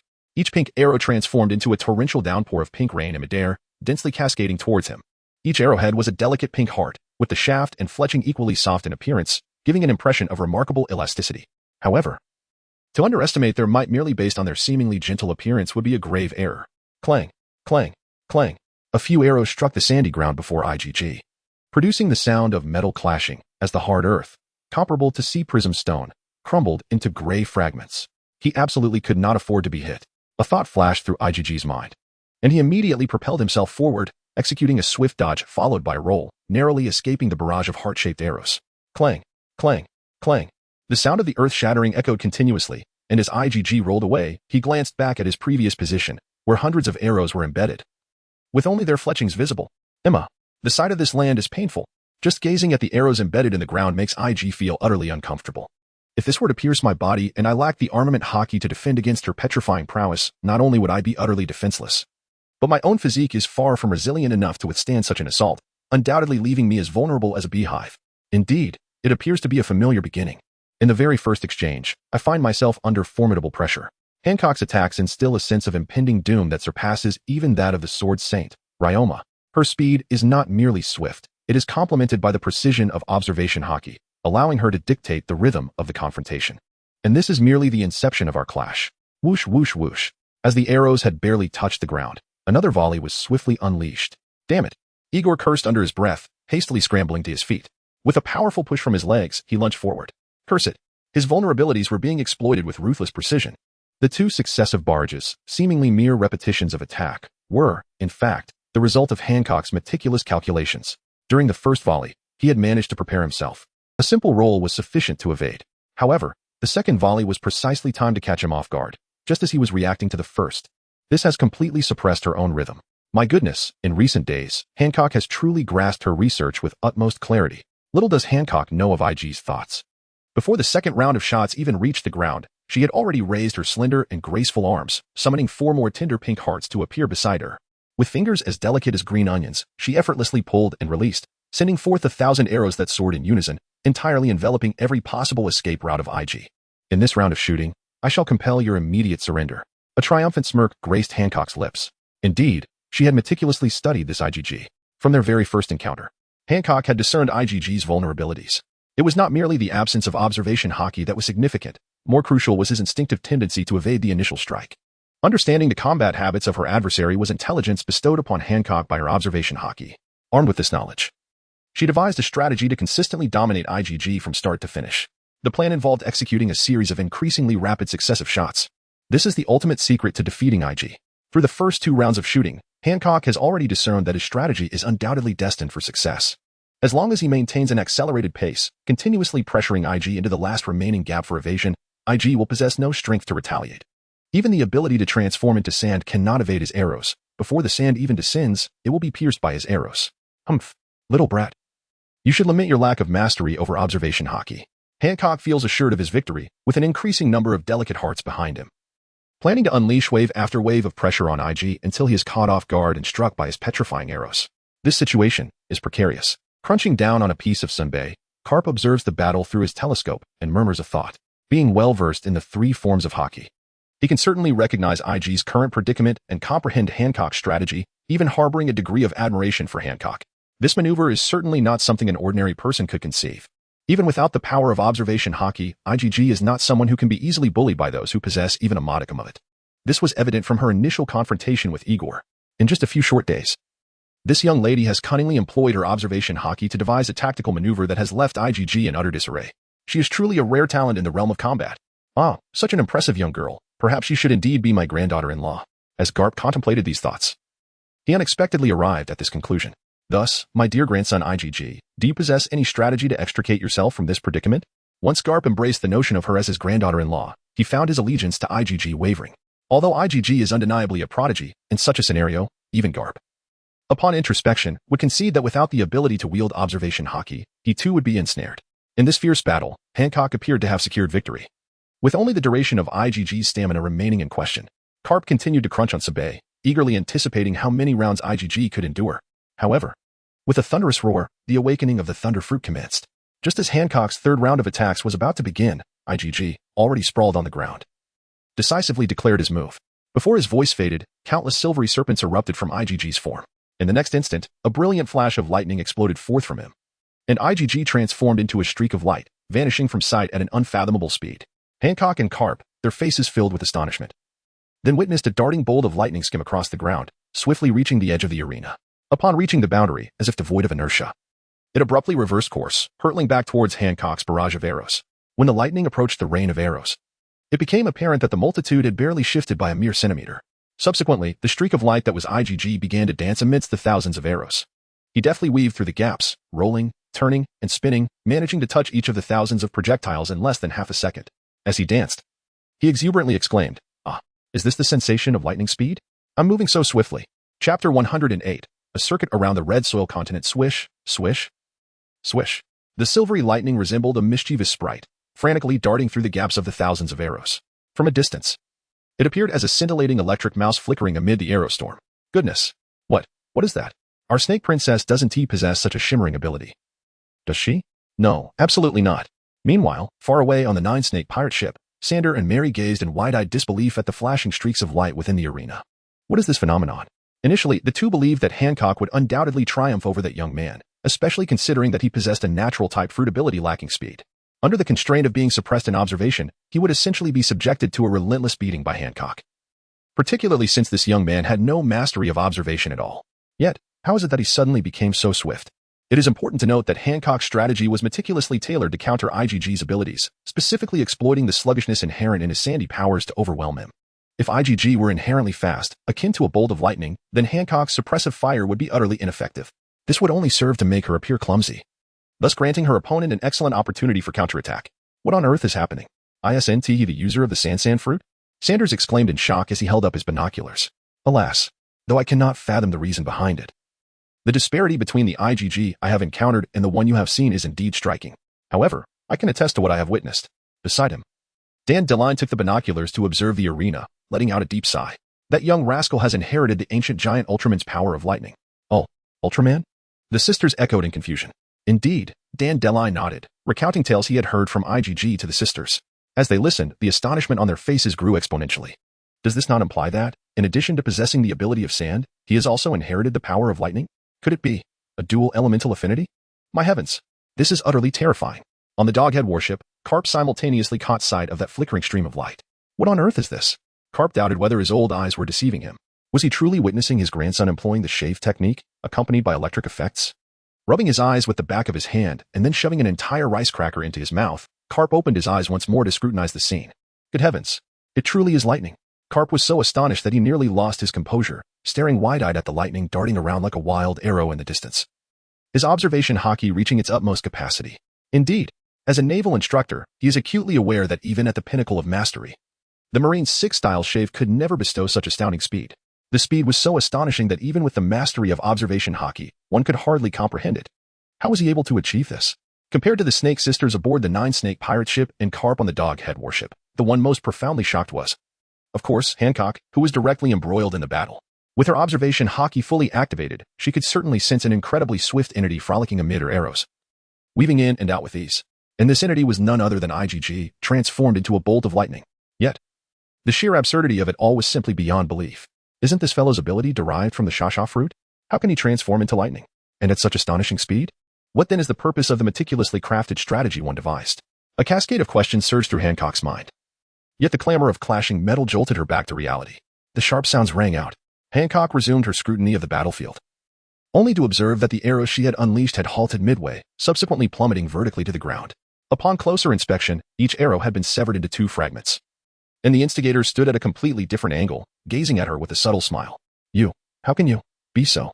Hancock stammered, pointing vacantly at the distant figure of IgG. Is he truly that swift? IgG chuckled, an overwhelming surge of electricity coursing through him, and in an instant, his entire being transformed into a bolt of lightning, soaring skyward and darting into the clouds. Hancock turned her gaze towards the direction IgG had departed, her brow furrowed in confusion over his intentions. Yet in the next moment, her pupils contracted sharply. With her observation hockey fully engaged, she sensed an entity approaching her at a terrifying velocity from behind. Tens of thousands of kilometers, hundreds of kilometers. What would take an ordinary person a considerable time to traverse by car or plane was but a fleeting moment for it. In that fleeting moment, it was so brief that she hardly had time to turn around. Even if she could sense it in advance, there was no opportunity to react. The speed was truly terrifying. Clang. A chilling object was suddenly poised at the nape of her neck. And only then did the sound of unsheathing swords resonate from behind her. Following that, a stream of sword light flashed past her neck. Moments later, the solid rock wall directly in front of her was thunderously cleaved in 2, its surface smooth as a mirror. I just circled around the red Earth continent and returned, came IgG's voice from behind. What I want to convey is that although I move swiftly, my stamina is formidable. She had lost. The icy touch of the blade at her neck made Hancock acutely aware of her defeat, especially after IgG's declaration. She understood that she had utterly exhausted any chance of victory. What did that statement imply? He could traverse vast distances at such speed. In other words, such rapid movement rendered her helpless in this confrontation. If he chose to, he could continue to dart about aimlessly, leaving her powerless against him. Following their previous encounter, Hancock had already realized that engaging him directly was likely futile. After all, he possessed the skill of conqueror's hockey. Thus, after contemplating for days, the only strategy she could conceive to defeat him was to utilize her observation hockey to maintain rhythmic suppression throughout the battle. However, this assumption was predicated on IgG relying solely on the abilities of the Sansand fruit. If his speed surpassed that of her arrows, her tactics would become null and void. In other words, once IgG revealed his lightning-like speed, her last glimmer of hope for victory vanished. He was truly formidable. Yet, unexpectedly, Hancock found that losing to IgG did not evoke feelings of defeat or humiliation within her. Rather, it brought a sense of relief. It seemed that conceding to him was not entirely unacceptable. Chapter 109. Have you heard of the paradise of affection? I have lost. Hancock relinquished her resistance, enveloping her throat in armament hockey, and spoke with calm resolve. I, Hancock, have today succumbed to IgG. Her voice was not loud, yet it resonated clearly across the 2 ships nearby, leaving her audience in stunned silence. What? No way. How could my sister possibly concede? Sam and Mary, standing on the Nine-Snake pirate ship, were left utterly dumbfounded. What sins had they committed in their past lives? In this lifetime, I have astonishingly witnessed such a fantastical scene. My own sister, the queen of the Amazon Lily Kingdom, the serpent princess who ascended to the throne through relentless battles. That paragon of grace has publicly conceded defeat. What a jest. Boa Hancock, renowned for her obstinacy within the realm of the Lily Kingdom, has never admitted defeat from the moment of her birth. Even when faced with adversaries she momentarily could not vanquish, she would utter fierce words, only to reclaim her dignity in a matter of days. Such a girl, for whom conceding is akin to scaling the heavens, has today boldly proclaimed those words with such overwhelming authority. What on earth did that lad Igna do to elicit such a calm declaration from her? Meanwhile, unlike Sandor and Mary, the focus of Karp aboard the Doghead battleship was entirely elsewhere. By all that is holy, how could that young man possibly run so fast? He seemed to be soaring through the air. Karp, in utter astonishment, cast aside the binoculars, clasping his head with his robust hands, his eyes wide as saucers, and yelled out his incredulity. What manner of skill is this? How can a mere user of the Sansand fruit move with such astonishing speed, akin to lightning? This is certainly not the 6 forms, for I have never imparted such knowledge to him. Furthermore, the ever-absorbed dragon, devoted to the cause of revolution, would be even less likely to have taught him. Is this fellow truly relying on his own explosive physical strength to cover such a distance? How is that even conceivable? Foolishness. What sort of individual experiences electric light effects while running? Moreover, he can soar into the air. Isn't this absurd? To be able to soar into the heavens with one's own body, accompanied by dazzling electric effects, is far more impressive than the sixth form's moonwalk. How on earth did this fellow manage it? In the arena, IG stood behind Hancock, clutching his dragon horse, momentarily taken aback. He gazed at Hancock, who had completely lowered her guard, and was astonished that this proud individual had conceded so readily. With the opponent surrendering, he could no longer press on. He immediately relaxed his grip, returning the dragon horse to the system's repository. After repeated experiments, IG discovered that the system possessed an inherent harmony. To others, his retrieval of items from the system's repository appeared as though he was utilizing the powers of a fruit. Even matters concerning the second type of fruit power could be conveniently dismissed with a semblance of supernatural prowess. Thus, IG could now retrieve items from the system's repository at will, even under Hancock's watchful gaze. It must be said, when Hancock relinquished her fighting spirit, she truly exuded a delightful, youthful charm. For reasons unknown, she seemed almost delicate, stirring within IG a sense of regret for having spoken so boastfully moments earlier. He certainly did not traverse the Red Earth continent in its entirety. He merely circled the surrounding seas several times before returning. His intention in uttering those words was to unsettle Hancock's composure, yet he never anticipated that they would shatter her resolve so swiftly. This scene was utterly unimaginable for even IgG. Hancock, what are you? Why? IgG was perplexed as to why Hancock had suddenly relinquished her resistance and conceded defeat. What do you mean? The moment Hancock spoke, the gentle and sweet tone vanished, and she transformed back into the proud empress. I concede. Do you not understand? I comprehend. Yet, IgG wished to articulate further, but was abruptly interrupted by Hancock. As long as you understand, that suffices. Stop your incessant prattling. Hancock rolled her eyes. A wager must be honored. I hereby consent to join your 7 warlords. That scoundrel. It was clearly stated that I have surrendered. What more does he expect from me? Yet, it must be said that Hancock had contemplated joining the Shichibukai before. By aligning herself with the Shichibukai, her nation would essentially gain the protection of the world government, alleviating her concerns during her voyages. Therefore, when IgG proposed her entry into the Shichibukai, she felt no resistance within her. Initially, she believed she would fight to the bitter end. But upon realizing that her tactics were ineffective against IgG, she suddenly found that surrendering didn't seem so arduous after all. Or rather, conceding to IgG was not a challenge. Though she could not fathom why, at that moment, she distinctly sensed that IgG was unlike anyone else. The things she would resolutely refuse to do for others did not appear to hold the same weight when it came to him. How peculiar. IgG, too, felt a sense of oddity regarding Hancock. The Hancock he remembered was haughty and elegant. How could she possibly resort to such juvenile expressions like rolling her eyes? Moreover, she would never engage in conversation with such a brazen tone. Could it be that her youth is influencing her demeanor? Regardless, it mattered little. Since arriving in this world, he had noticed that many familiar characters deviated from his recollections. Hancock's changes were trivial in comparison. The most pressing matter at hand was not the Shichibukai, but rather, of course, she must become one. But before that, I have some matters to discuss with you. IgG leaned in mysteriously. What matters? Something to heed regarding the Shichibukai? As IgG drew near, Hancock's cheeks flushed ever so slightly, then she feigned nonchalance as she distanced herself, attempting to maintain her composure while inquiring. What is wrong with me? Why does my heart race so at his proximity? What on earth is happening? Could it be that this little imp's conqueror's haki has ascended to an entirely new realm? The young rascal. How formidable he has become. No, that pales in comparison to what truly matters. IgG shook his head, declaring that what he wished to discuss was a distant and grand ideal. An ideal? Hancock's expression reflected confusion. Indeed, an ideal. IgG's gaze was intense, locking onto Hancock's eyes. Hancock, have you ever heard of the Paradise of Affection? Chapter 110. I, too, long to engage in affection. The Paradise of Affection? I have not heard of it. Hancock felt a touch of bashfulness under IgG's piercing stare, a faint blush creeping from her cheeks to her ears and neck. You could not possibly have heard of it. Allow me to enlighten you. IgG was well aware that Hancock had never encountered such a concept, for this Paradise of Affection was an extraordinary tome brought from a distant otherworld. The moment Hancock shook her head, IgG's excitement surged. He urged Hancock to sit down and proceeded to share his insights on affectionate encounters. For reasons unknown, as Hancock felt IgG grasp her arm, a wave of warmth enveloped her, causing her to lean languidly against her serpent companion. Unperturbed by the peculiarities around him, IG continued his discourse with fervor. In a distant, ancient era, the oppressed populace endured generations of suffering. The people confronted not a tangible adversary, but rather an immense, intangible demon. Though this demon remained unseen and untouched, it profoundly influenced the fate of each individual, ensnaring them in the throes of oppression and exploitation. Until one fateful day, a book titled Intimate Paradise was published, containing heretical yet redemptive thoughts capable of liberating all. This concept was the essence of intimate ideology. Why had the two of them resumed their seats?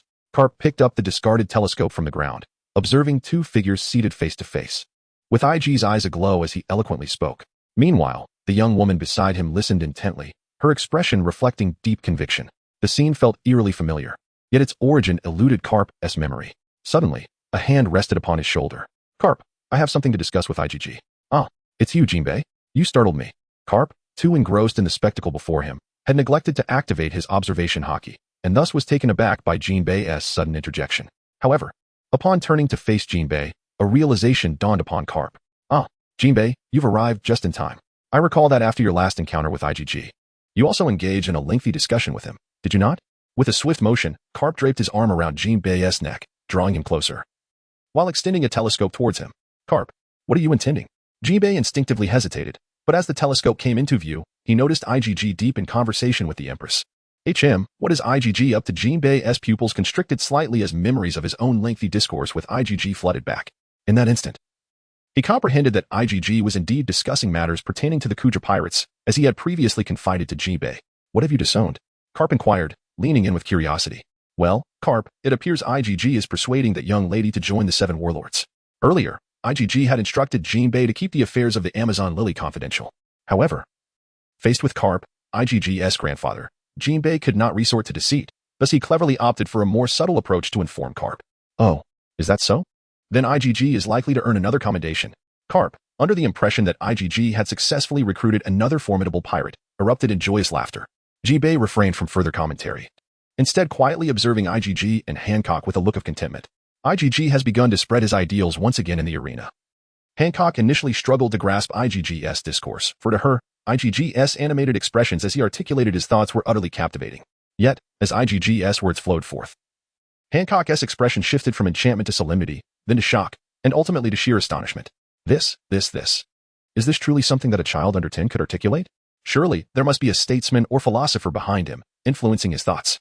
In less than 2 hours, this young prodigy elucidated the entire history of global development, the current state of the world, and the various flaws present under the governance of global authorities with remarkable clarity.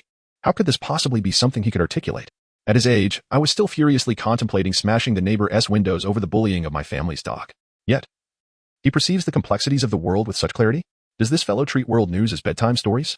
Much of what IGG narrates was only revealed to him after being captured by the celestial dragons, and there are even more matters that he had never encountered before.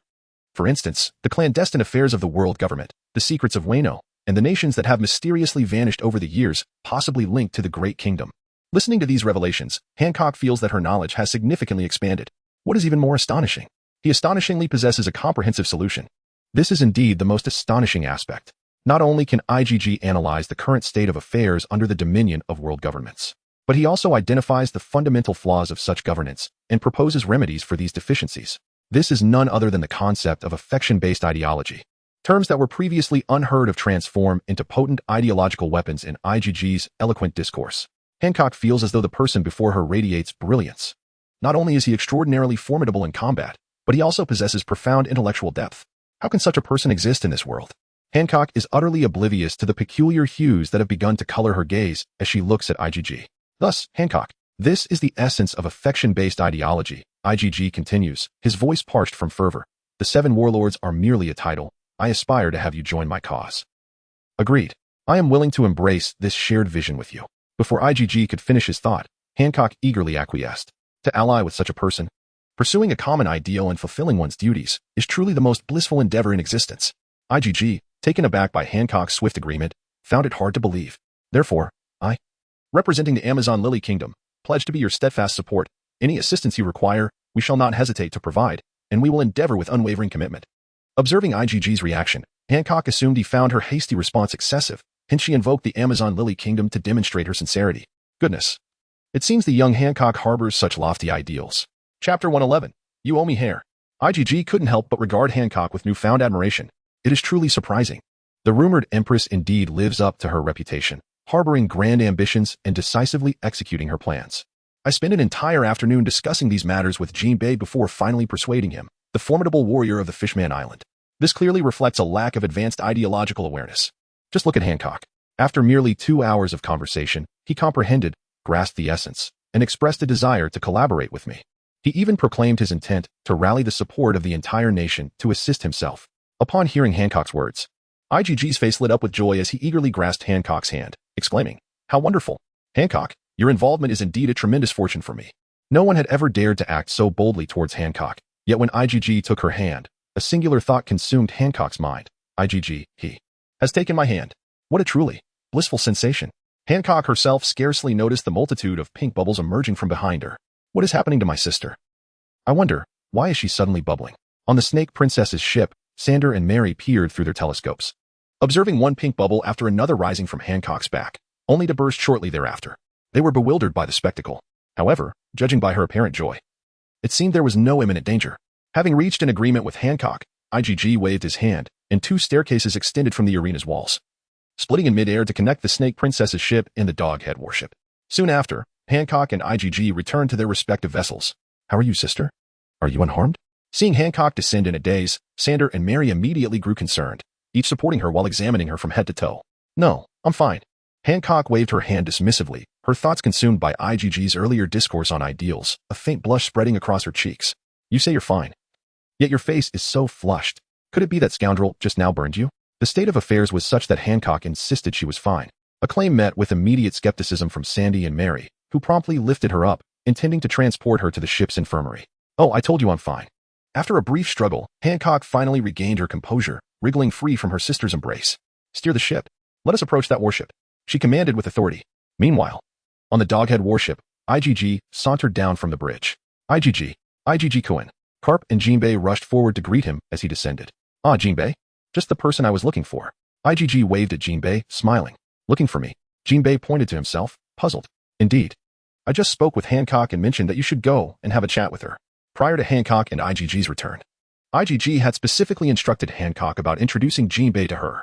Hancock had long heard of the notorious Sun Pirates and held a favorable impression of them, especially since they had rescued her.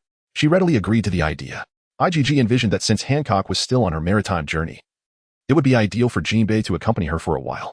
Upon returning to the Kingdom of Goa, they would reunite and register at the Navy headquarters together. After IGG shared his thoughts, Jinbei nodded in agreement and promptly leaped into the sea, swimming towards the Snake Princess pirate ship. "IGG, Grandpa has a question for you." As Jinbei boarded Hancock's vessel, Karp suddenly interjected with curiosity. What is it, Grandpa?" IGG sensed a hint of trouble. "How did you perform that high-speed move with lightning effects just now?" Karp inquired, anxiety etched on his face, fearing IGG might casually dismiss it. As expected, Karp asked precisely what IGG anticipated. Yet, he was disinclined to explain every single time. The priority was to facilitate the introduction between Hancock and Jinbei. He had no time for such trivial matters. "Oh, that? You should ask Brother Will and the others." IGG deflected, then released a swirl of yellow sand mist around him. In an instant, he vanished and reappeared aboard Hancock's ship. Hey, IGG, really now?" IGG floated away with the wind, leaving Karp exasperated and without recourse, gritting his teeth as he turned to head back into the cabin. Moments later, the cabin echoed with anguished cries and Karp's frustrated shouts of why he wasn't included. The sun gradually descended towards the horizon, rapidly approaching twilight. During this period, IGG introduced Jinbei to Hancock and shared his subsequent thoughts with both of them. They are currently in the phase of recruiting allies, so for the time being, he allowed the two to act together, seeking out individuals of intellect to engage with. Both agreed with enthusiasm. Throughout this process, IGG did not mention Mariehua, nor did Jinbei inquire why Hancock held such a fondness for the Sun Pirates. Ultimately, Hancock and Jinbei's initial meeting concluded successfully, and after escorting IGG back to the Doghead warship, the two pirate crews prepared to journey together. A minor incident arose when Brooke, who was originally aboard the warship, seemingly noticed Jinbei's intent to part ways with the Navy and hurriedly followed, boarding the ship of the Sun Pirates. Thus, the Snake Princess Pirates and the Sun Pirates united as one crew, continuing their voyage while IGG remained alongside Karp, progressing towards their original destination, the Kingdom of Goa. This was originally quite a splendid affair. However, it seemed as though the system had intentionally chosen to make IGG forget about it. Ever since IGG had vanquished the Dragon Horse, there have been no further notifications regarding the Handsome Man Codex. In the days that followed, amidst the serene festivities and voyages, IGG found himself devoid of opportunities to continue embodying Kararo or Saitama.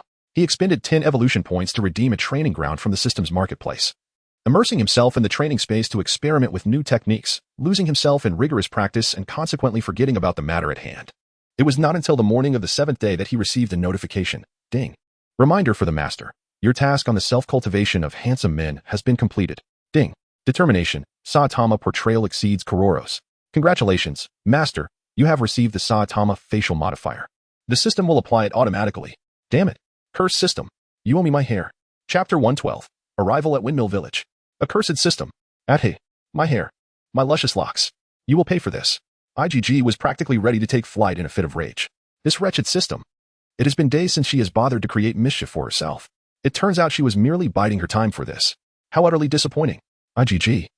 With a heavy heart, caressed his bald head, feeling as though his heart were bleeding. Could it truly be that he must endure a lifetime of baldness? Even if he were to become several degrees more handsome than Ace, what would it matter? Which girl would ever fancy a bald man? Oh, dear heavens. System, come forth. Look at the mischief you have wrought. IGG bellowed at his reflection in the mirror, only to realize that, despite his baldness, he appeared somewhat more appealing than before. Ding. The master is present. How may I assist you? The system's languid voice chimed in. You, compensate me for my hair.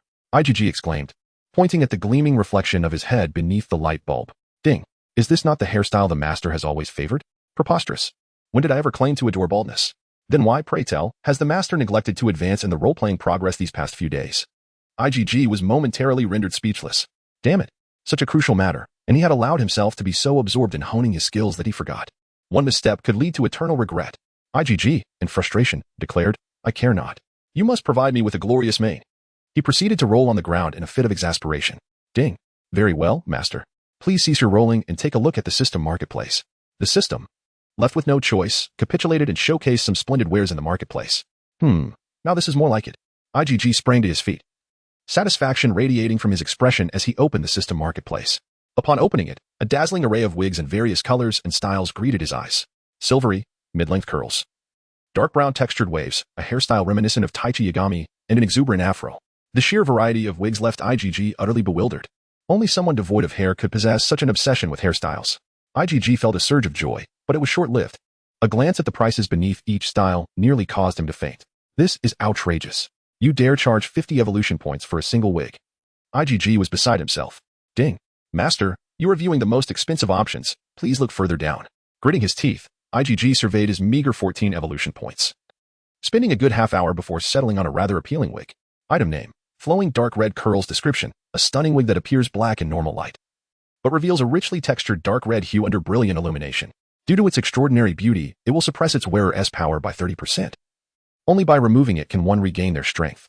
Price. 14 evolution points. IGG glanced at his evolution points, and then at the grotesque wigs beside it. With a resolute exhale and a firm stomp, he confirmed his purchase. Ding. Congratulations, master. You have acquired a new item, flowing dark red curls. Would you like to use it? Yes. IGG felt a surge of excitement. Ding. Usage successful. Suddenly, something enveloped his head, and IGG felt a wave of warmth, followed by a delightful fuzzy sensation on his ears and eyebrows. Upon glancing in the mirror again, he was astounded. He looked remarkably handsome. Not to mention, he was several times more attractive than before. His freckles had vanished, his facial contours appeared refined and suave, and coupled with the dark red locks, he resembled someone of Cavendish's caliber. These 14 evolutionary points are truly valuable. As for the debilitating debuff that suppresses 30% of my strength, I shall unveil my true power when the time comes. TSK, if I were a woman, I would have already fallen in love with myself. IGG gazed into the mirror at his handsome reflection, utterly entranced. This would certainly distinguish him from Ace. Humming a cheerful tune, IGG headed to the cafeteria for a meal. After this brief interlude, several days of smooth sailing followed. Finally, on this day, the Doghead warship docked at the port of Windmill Village. Luffy, you little rascal. Have you been fooling around with Shanks again? Karp bellowed, kicking open the door of a tavern. Upon finding Luffy inside, his fist gleamed with a metallic hue as he charged in to give him a beating. Karp, what are you doing? Shanks isn't even here. The tavern owner, Makino, shielded young Luffy behind her, scolding Garp with discontent. Humph, Grandpa's a big fool. Luffy boldly stuck his tongue out at Garp from behind Makino. You little brat. Just you wait. Garp's fury surged, and he lunged forward. The three soon became a chaotic tangle, while IGG and Picado looked on helplessly, unsure of what to say. Ultimately, the grandson could not withstand the grandfather's might, as Garp hoisted Luffy up. Look at you, always misbehaving. Look at your brother. He's not even 8 yet, and already aspires to be an admiral. Garp scolded Luffy, thrusting him before IGG. Hello, Luffy. IGG waved awkwardly, feeling embarrassed. Though he had anticipated meeting the protagonist of the original story, he never expected it to happen in such a manner. However, Luffy felt no embarrassment at all, Even the several lumps on his head from Garp's earlier blows seemed to vanish as he looked at IgG with wide, shining eyes. You want to be an admiral? That's amazing. I want to be the pirate king. Ouch, that hurts. Before Luffy could finish his sentence, Garp's fist came crashing down on his head once more. You brat. What do you want to be? I said I want to be the pirate king. Luffy protested, clutching his head defiantly. You. Garp's eyes widened, raising his fist again to deliver another blow. All right, Grandpa. Don't we have something important to do? IgG could no longer bear to watch and intervened to stop Garp. Oh right. Huh, Grandpa? Garp halted, but Luffy was now curious. Not only Luffy, but Makino and the others in the tavern were also intrigued. When Garp referred to Luffy as his brother, they assumed it was merely a term of endearment. Yet, this brother called Garp Grandpa, which piqued their curiosity. Could it be that Luffy was actually Garp's illegitimate grandson? Curious eyes fixated on Garp. Everyone awaited his explanation. Humph. I am here today to take you to meet your brothers. Come with me, Garp declared, lifting Luffy and striding out. Chapter 113, Port Asti, Ace. I am Luffy. I shall become the Pirate King. What is your name? How old are you? Shall we be friends? Do you really want to be an admiral? Your outfit is so cool. Look at my grandpa. Although he has a terrible temper and is rather foolish, he is incredibly strong. And yet he is merely a Marine Vice Admiral. Thinking about how powerful he is yet only a Vice Admiral makes me not want to be a Marine. Little Luffy, tucked under Garp's arm, turned his head to speak to IgG behind him. During the brief journey of mere minutes, the boy's chatter was incessant. Evidently due to Garp having left him in Windmill Village without any playmates, which had left him bursting with pent-up energy. Otherwise, he would not have ended up mingling with Shanks, harboring dreams of piracy. Alas, he was a child whose ambitions had been stifled by his grandfather and father. Although Luffy had yet to don a straw hat or consume the rubber fruit, his yearning for the sea was firmly established. IgG, reflecting on the struggles of this boy, smiled and engaged him in conversation. You are amazing for wanting to become the Pirate King. I shall capture you one day. My name is IgG, and I aspire to be a Marine Admiral. Though my grandpa is strong, it will not hinder my ambition to become an admiral. Listen to me, do not pursue piracy. It has no promising future. Come join the Marines. Observing the rising aura of menace emanating from Garp, IgG hastily altered his stance and began to persuade Luffy to become a Marine instead. After all, even a mere glance at Garp's iron fist was enough to convey its hard nature, and he imagined it would hurt immensely if it landed on him.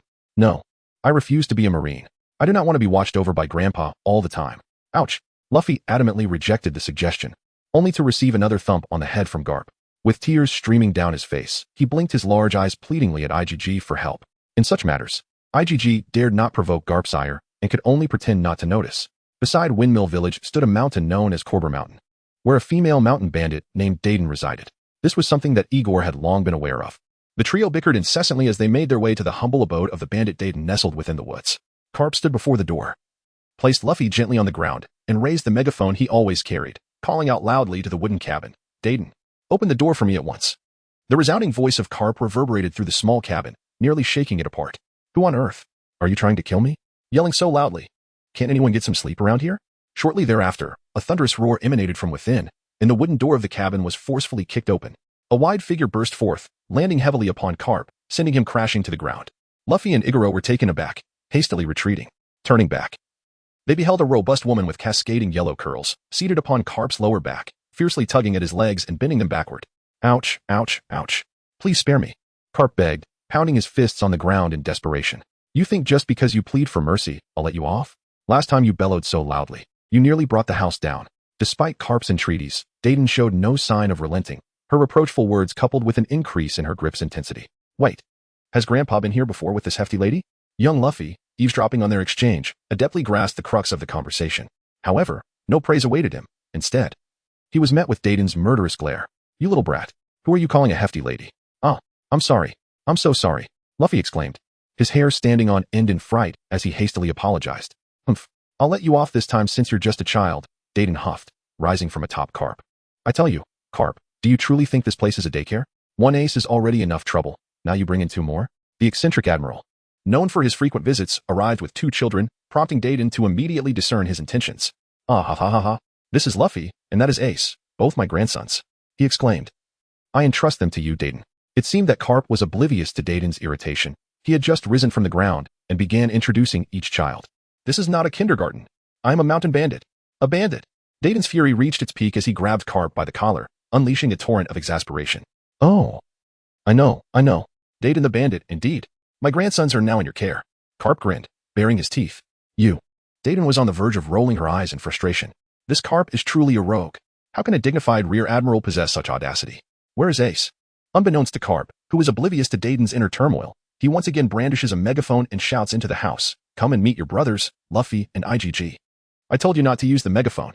You scoundrel." Whoosh. Bang.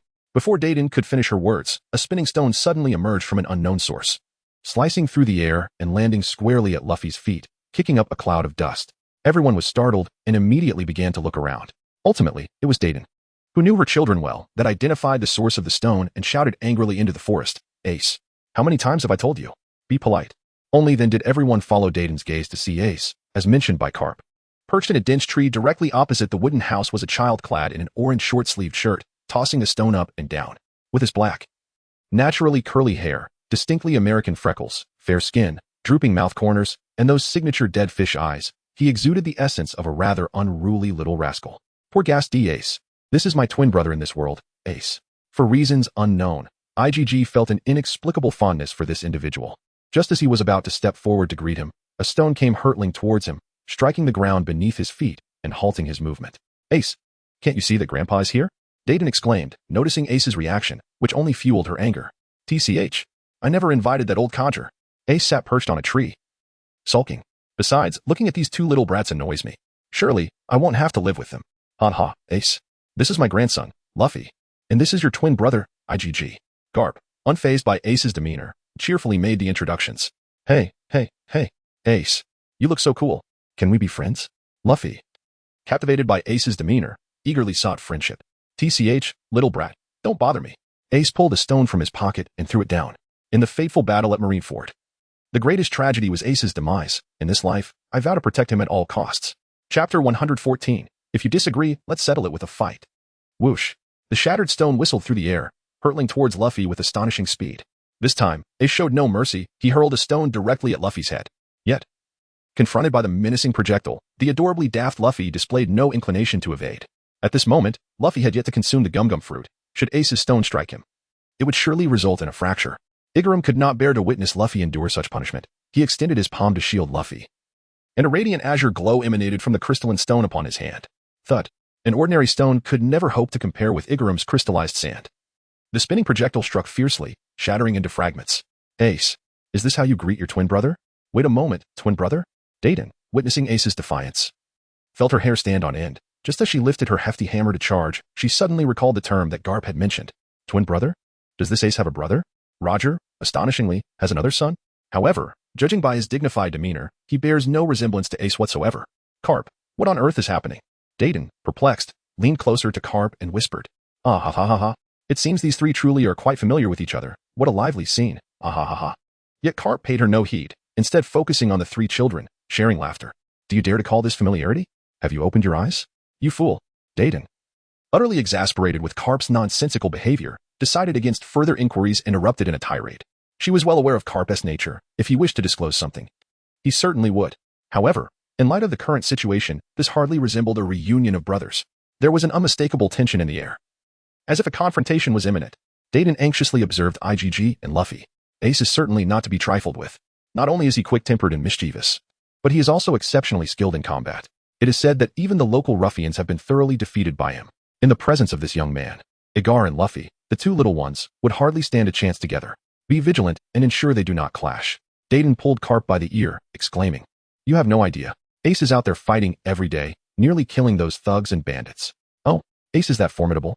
He truly is my grandson, ha ha ha." Karp laughed dismissively, seemingly unconcerned. "Nearly killed a thug? The Igar I brought this time almost took down a warlord of the sea." Karp was simply enjoying the spectacle, aware of Ace's temperament. Every time he visited Ace over the years, he encountered this solitary demeanor. Hence, he brought Luffy and Igar along, hoping for some interaction. It is far easier for children to accept one another than for adults. What Ace truly lacks now is companionship. Why meddle in affairs that don't concern you? On the other side, Ace perched on a tree, glaring at Igar with his fierce, deadpan expression as stones seemingly emerged endlessly from his pockets, reappearing in his hands. "This is unacceptable, Ace. This guy is your brother, after all. How can you be so harsh?" Igar pointed to Luffy behind him, earnestly attempting to persuade Ace. "Nonsense. I have no brother. And why should I show kindness to someone who aspires to be a Marine?" Ignoring Igar's words, Ace shouted, hurling another stone. Whoosh. Crack. The whirling stone was thrown with increased force, yet Igar swatted it away with a swift motion. "How can you say that? What's wrong with wanting to be a Marine?" Igar truly felt the difficulty in dealing with Ace. Initially, he thought it was an exaggeration when he saw Luffy being bullied by Ace for so long. Yet, in person, Ace was even more formidable than depicted in the original narrative. That previous statement from Ace even sent a ripple of Conqueror's haki through the air, indicating his intense emotional turmoil. Ace was known to nearly kill someone merely for speaking ill of Roger. Naturally, he harbored no favorable impressions of the Marines, who relentlessly pursued Roger and painted him as a heinous devil, especially since he had just learned that Igar aspired to become a Marine Admiral. This is utterly intolerable. Those who aspire to join the Navy are nothing but simpletons, buffoons. They stumble about like clumsy fools. Ace was evidently incensed, engaged in a fierce exchange with IGG. IGG's mind was a tumult of words colliding, rendering him momentarily speechless. The Navy is the true devil. To claim you're my brother. How could the son of Roger ever dream of becoming a Navy man? As soon as IGG was momentarily silenced, Ace unleashed a barrage of words, each one bursting forth with fervor. What do you understand? I desire to join the Navy to carry on Roger's will. Under Ace's tirade, IGG too became infuriated and bellowed back. Those who wish to join the Navy are all utter fools. Complete imbeciles. What did you say? Repeat that. So what if I say it? Buffoon. Imbecile. From now on, you shall be Navy fool number one. Do you harbor some misunderstanding about the Navy? It is not as you think. So what if I misunderstand? The two were embroiled in a heated argument, while nearby, Luffy was at a loss. He turned his head back and forth, gazing at IGG and Ace, his small face contorted with confusion. Today it marked his first encounter with children of a similar age, and he yearned to befriend them. Yet, these two had begun to quarrel, indirectly because of him. That Ace appeared quite fierce, even hurling stones at him. But he did not wish to join the Navy. He aspired to be a pirate. Meanwhile, IGG stood before him. Though he sought to join the Navy, he seemed amiable, shielding Luffy from the stone. In that moment, little Luffy was uncertain whom to support, so he dashed between the two and weakly uttered, "Please don't fight. How can we be friends if you argue?" "Shut up," they both shouted in unison. Well, Luffy could only feel dejected and fall silent. However, despite both having shouted, IGG merely reacted in anger, while Ace, in his fury, pulled out another stone and hurled it at Luffy. Oh no. Upon seeing Ace throw another stone, IGG swiftly reacted, propelling himself forward to shield Luffy. Bang! The stone ricocheted off IGG. But this time, IGG was genuinely enraged. That young rascal is truly insufferable. Why hurl stones at innocent people merely because you are agitated? He furrowed his brows and shouted towards Ace perched upon the tree. I threw it. What are you going to do about it? If you're not satisfied, come and fight me. Those were your words. Don't come crying later. Chapter 115. I can handle you without abilities. Is it really you? Humph. Ace scoffed, disdain evident on his face as he curled his lip. A person who aspires to join the Navy stands no chance against me. How could someone intent on entering such a place possibly prevail over me? Spare me the boasting. With those spindly arms and legs of yours, you think you can take on 10 of me? I've been brawling with the local ruffians in the village since childhood, having dealt with at least 50 unruly children. Such combat-honed skills are not something a mere child, who novelly believes themselves invincible due to some training, can contend with. Let us not even mention children. Even the bandits who have already joined the mountain thief group would be no match for me in a one-on-one confrontation. In the entirety of Windmill Village, if I claimed to be the second best fighter, none would dare assert they are the first. This is the distinction between pirates and the Navy. In the young Ace's mind, the difference is stark and simplistic. To him, pirates embody freedom, an exhilarating and stylish combat, whereas the Navy signifies mundane routines and training. Had IGG known what thoughts plagued Ace's mind at that moment, he would undoubtedly have spat blood in indignation. Even merely hearing Ace's proclamation ignited his fury. What's wrong with the Navy? What's wrong with the Navy? I tell you, I am determined to carve out my own path within the Navy and carry on Father's will. Nonsense. Father's will can only be inherited by pirates. Today, I shall deal with you, you ungrateful wretch. For IGG, who persistently argued that true legacy could only be upheld through the Navy, Ace had utterly lost his patience. Out of nowhere, he produced a steel pipe, thick as 8 centimeters, brandishing it flamboyantly as he leapt from the treetops. The pipe, as thick as his own arm and longer than his height, felt weightless in his grip, reminiscent of Sun Wukong's golden staff, spinning above his head. Ace traced a graceful parabola through the air, and as he halted the pipe's rotation, he raised it high above his head, aiming a fierce blow down towards IGG's face. IGG, naturally unfazed by such an assault, faced a dilemma. With little Luffy behind him, taking that blow could potentially expose Luffy to grave danger. Thus, IGG opted to pivot, scooping Luffy up and launching him high towards Karp. Wah! Little Luffy flailed helplessly in the air, soaring directly into Karp's embrace. Just as Luffy caught him, a piercing scream from Dad and suddenly echoed behind IGG. It was then that Karp realized what was happening. Turning back, he beheld Ace descending from the heavens, a thick steel pipe crashing down upon IGG's head. With a sickening thud, IGG's skull shattered like a sand sculpture, disintegrating into a heap of earth that cascaded to the ground. What in the world? Ace, what have you done? Dad exclaimed in horror, rushing forward only to be halted by Karp's restraining arm. It's all right. Take a closer look. Karp's expression remained as inscrutable as a deep well, urging Dad to observe carefully. Turning back, Dad gazed at IgG's decimated head, only to discover that at the severed neck, there lay a layer of ochre sand. This is elementalization? Dad gasped in astonishment. Elementalization, an ability only achievable by those possessing a Logia-type devil fruit, implied that this child named IgG was, indeed, a wielder of such extraordinary powers. Is this truly the reason behind Karp's apparent indifference? Yet, from where did he acquire the nature-type fruit? Having previously devoted himself to caring for Ace, it is evident that Karp could not have had the means to raise a child, thus, this IgG must have been placed elsewhere. Where could Karp have concealed him, allowing a child in such a precarious situation access to a nature-type fruit? Does this suggest that the entity nurturing IgG possesses resources of almost terrifying magnitude? Coupled with IgG's earlier mention of inheriting Roger's will, could it be that Karp, despite his FAAD as a naval hero, is secretly orchestrating a grand scheme? Perhaps to undermine the Navy. His undertaking of Ace's upbringing may be an integral part of this plan. However, it seems that this formidable force has encountered unforeseen complications, compelling him to relocate the child.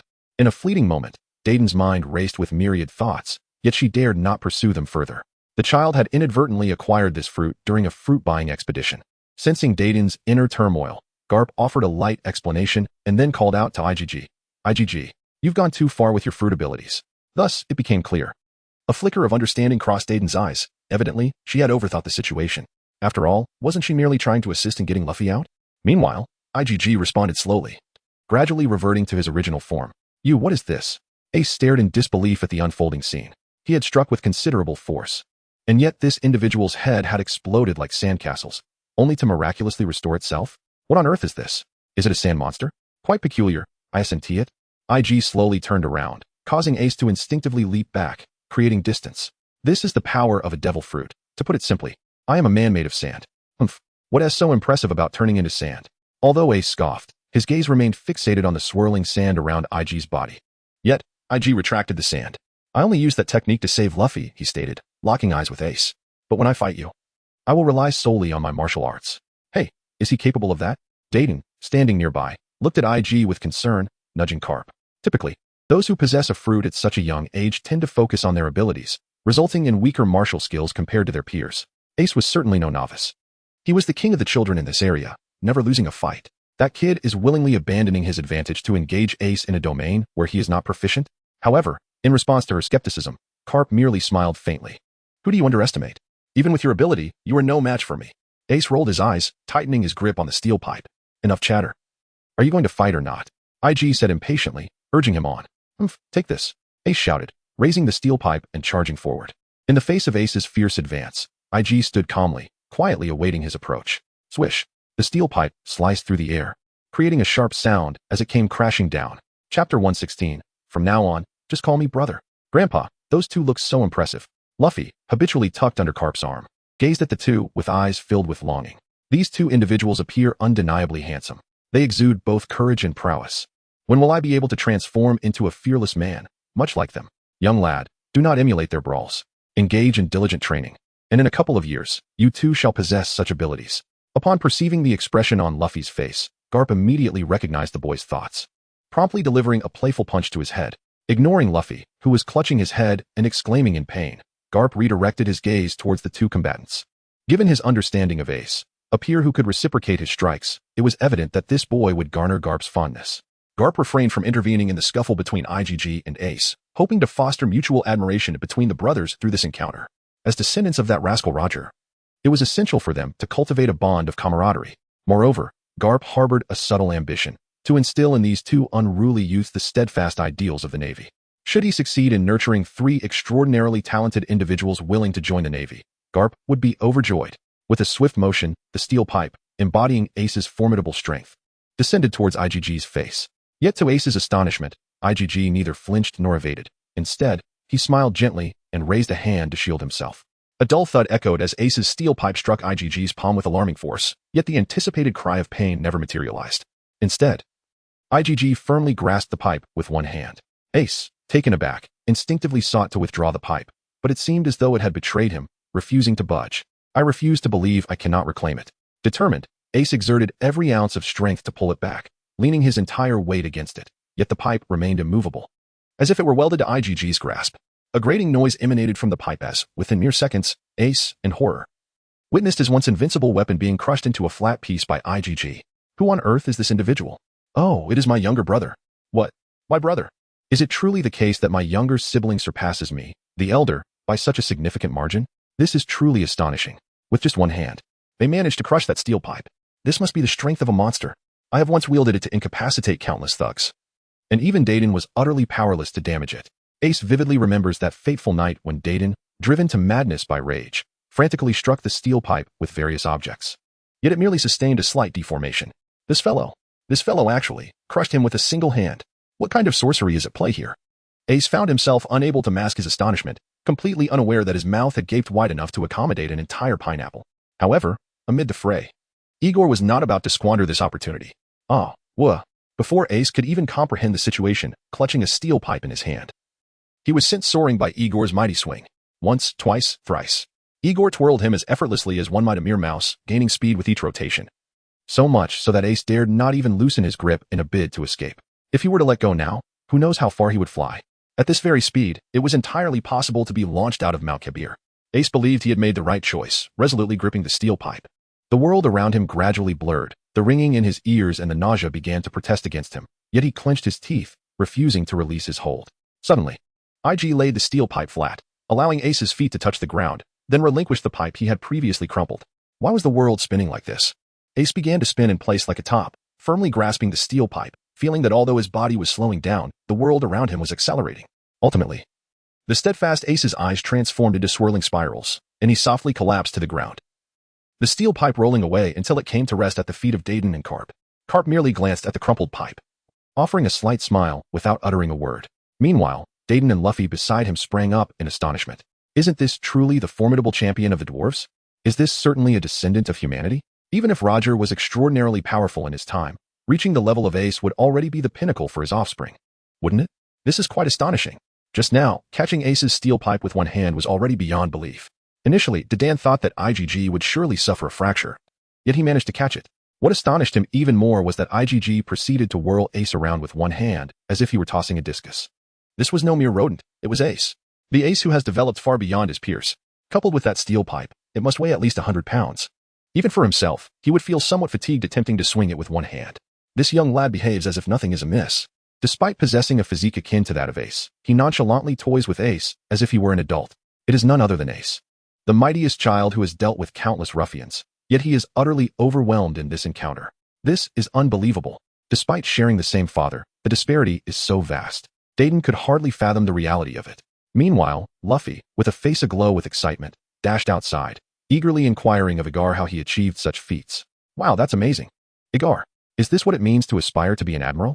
Luffy's eyes sparkled with countless stars, dazzling Igar. Did you see that, Luffy? As long as you diligently train, you too can reach this level. Haha. Karp slyly encouraged Luffy from the sidelines, reveling in his success as it meant he could coax Luffy into joining the Navy. A smug smile graced Karp's face. However, no way. I've already promised Shanks that I will become a pirate. A great pirate, Luffy retorted, mimicking Karp's nonchalant demeanor as he picked his nose disdainfully. You brat. Karp's plan crumbled, and he erupted in anger. Meanwhile, Igar paid no heed to the bickering duo, kneeling beside the dazed Ace, gently patting his cheek. Hey, Ace, since you claim not to have a brother, how about calling me your older brother instead? Chapter 117. Let us go hunt for game. Gulp. The previously dazed Ace snapped to attention upon hearing Igar's words, veins bulging on his forehead. A surge of blood rushed to his temples, igniting a fiery rage within him. What did you say? Ace glared at Igar with a fierce intensity. Do I really need to repeat myself? Igar shrugged. Since you don't want a brother, why not have an extra brother instead? You.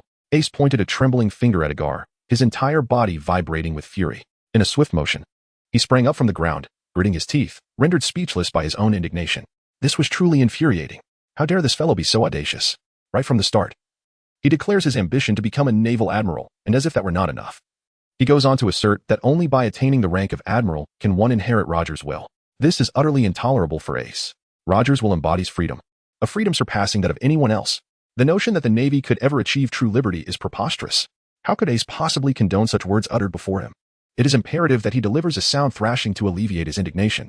Yet, he has disgracefully suffered defeat.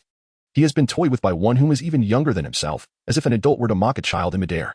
After such a spectacle, the audacity of that individual to proclaim himself as Ace's brother is an affront, an utter humiliation. He has humiliated me. This is undoubtedly the most humiliating moment of my life. Yet, I find myself utterly incapable of besting him. Just you wait. I shall surely defeat you. Ace pointed accusingly at IgG, his voice a frantic roar. Oh, how do you intend to conquer me? IgG remained unfazed. Come to the terminus of the uncertain object tonight at 8. Ace huffed defiantly, turning on his heel and disappearing into the thicket. Hey, Ace, come back. Dayton shouted after Ace's retreating figure, but it seemed as though Ace had not heard her, vanishing into the dense foliage. That little brat. He infuriates me to no end. Dayton stomped her foot in frustration upon realizing Ace had paid her no heed. Ha ha ha ha. Oh, come now, Dayton. It's perfectly normal for children to squabble. Their bonds only grow stronger with age. Karp, unperturbed, laughed heartily beside her. You truly lack awareness. Dayton sighed, exasperated with the old man. Well then. I entrust Luffy to you, IgG. We shall take our leave. Karp's demeanor shifted with astonishing rapidity as he called out to IgG and prepared to depart. However, before he could turn away, Dayton seized him firmly. With a fierce glare, she fixed her eyes upon Karp. Speaking ominously, are you not going to explain to me what is happening here? For heaven's sake, what kind of nonsense is this? You toss the child my way and then simply walk off? Do you think this is a daycare? My apologies, I nearly forgot. Karp slapped his forehead, as if just realizing he had left Dayton in the dark. If you're this forgetful, perhaps you should stay home and watch your grandchild. You rascal. Dayton was nearly beside herself with fury. Karp chuckled and followed Dayton inside, where they began sipping tea and discussing the backgrounds of IgG and Luffy. Meanwhile, IgG and Luffy were left outside. Contemplating the direction in which Ace had departed, IgG fell into deep thought. The terminus of the uncertain object? This place is indeed familiar to IgG. Wasn't it the secret base of Ace and Sabo? Furthermore, the notorious pirate crew, the Bridgem, conspired with the nobility of the Goa Kingdom, intending to set that place ablaze. But why would the nobles and pirates wish to destroy this locale? Because, in the near future, the celestial dragons would be landing on the Goa Kingdom. It was during that very time that Sabo was ambushed by the celestial dragons, losing his memory and being rescued by Dragon. Although he joined the revolutionary army after being saved, the three brothers, Luffy, Ace, and Sabo, were separated, never to reconnect. Ace and Luffy believed Sabo to be deceased. Meanwhile, Sabo's memory loss prevented him from arriving during the Marineford War, a lamentable regret. As IgG was lost in these memories, a small hand gently patted his back. Turning around, he encountered Luffy's cherubic face, sparkling with wonder. IgG, big brother, you were so amazing just now. Will you be my friend? Even though you want to become a Marine. Of course. IgG replied without hesitation. Really? Luffy exclaimed. Clearly taken aback by IgG's easy acceptance, his face lighting up with joy. Why would I lie? Just think of me as your brother, IgG shrugged. This is fantastic. I have a friend now. Yay. Luffy joyfully bounced up and down. Do you want to hear why I want to become a Marine? No. I want to be a pirate. IgG couldn't help but admire young Luffy's unwavering determination. Clearly, it was too soon to impart the idea of camaraderie. With a resigned sigh, he decided to shift the conversation. Well then, since we are friends, IgG leaned in closer to Luffy and whispered, how about we visit the end of uncertainty tonight? Huh? Is that allowed? Didn't Ace say you should go alone? Luffy tilted his head in confusion. Of course. He wants to be friends with me. And since you are my friend, you can certainly be friends with him too. IgG's expression was enigmatic, his tone enticing. In truth, IgG had long contemplated his arrival in Windmill Village, with 3 objectives in mind. First, to ensure that Luffy, Ace, and Sabo enjoyed a loving childhood together. Second, to spar with Shanks. Third, to meet the so-called gods of this world, the celestial dragons. To fulfill the first goal, it was essential for Luffy and Ace to interact. I won't be staying in Windmill Village for long. I'll be leaving in a few days, and then there will be no one to play with you. What will you do if you don't become friends with him? As IgG noticed Luffy's hesitance, he continued to explain. Young Luffy pouted, seemingly deep in thought. After a long pause, the desire for friendship overcame his fear, and he broke into a brilliant smile. All right, let's go together. Without delay. As it was still morning, IgG proposed, let's have a meal first, then we'll set off. Relieved by Luffy's agreement, IgG proceeded to share his plans. I'll just follow you, IgG big brother. Luffy nodded vigorously. Great. Let us catch some wild game. IgG grinned mischievously. Once we feast on the little creatures we catch, they won't be able to refuse us.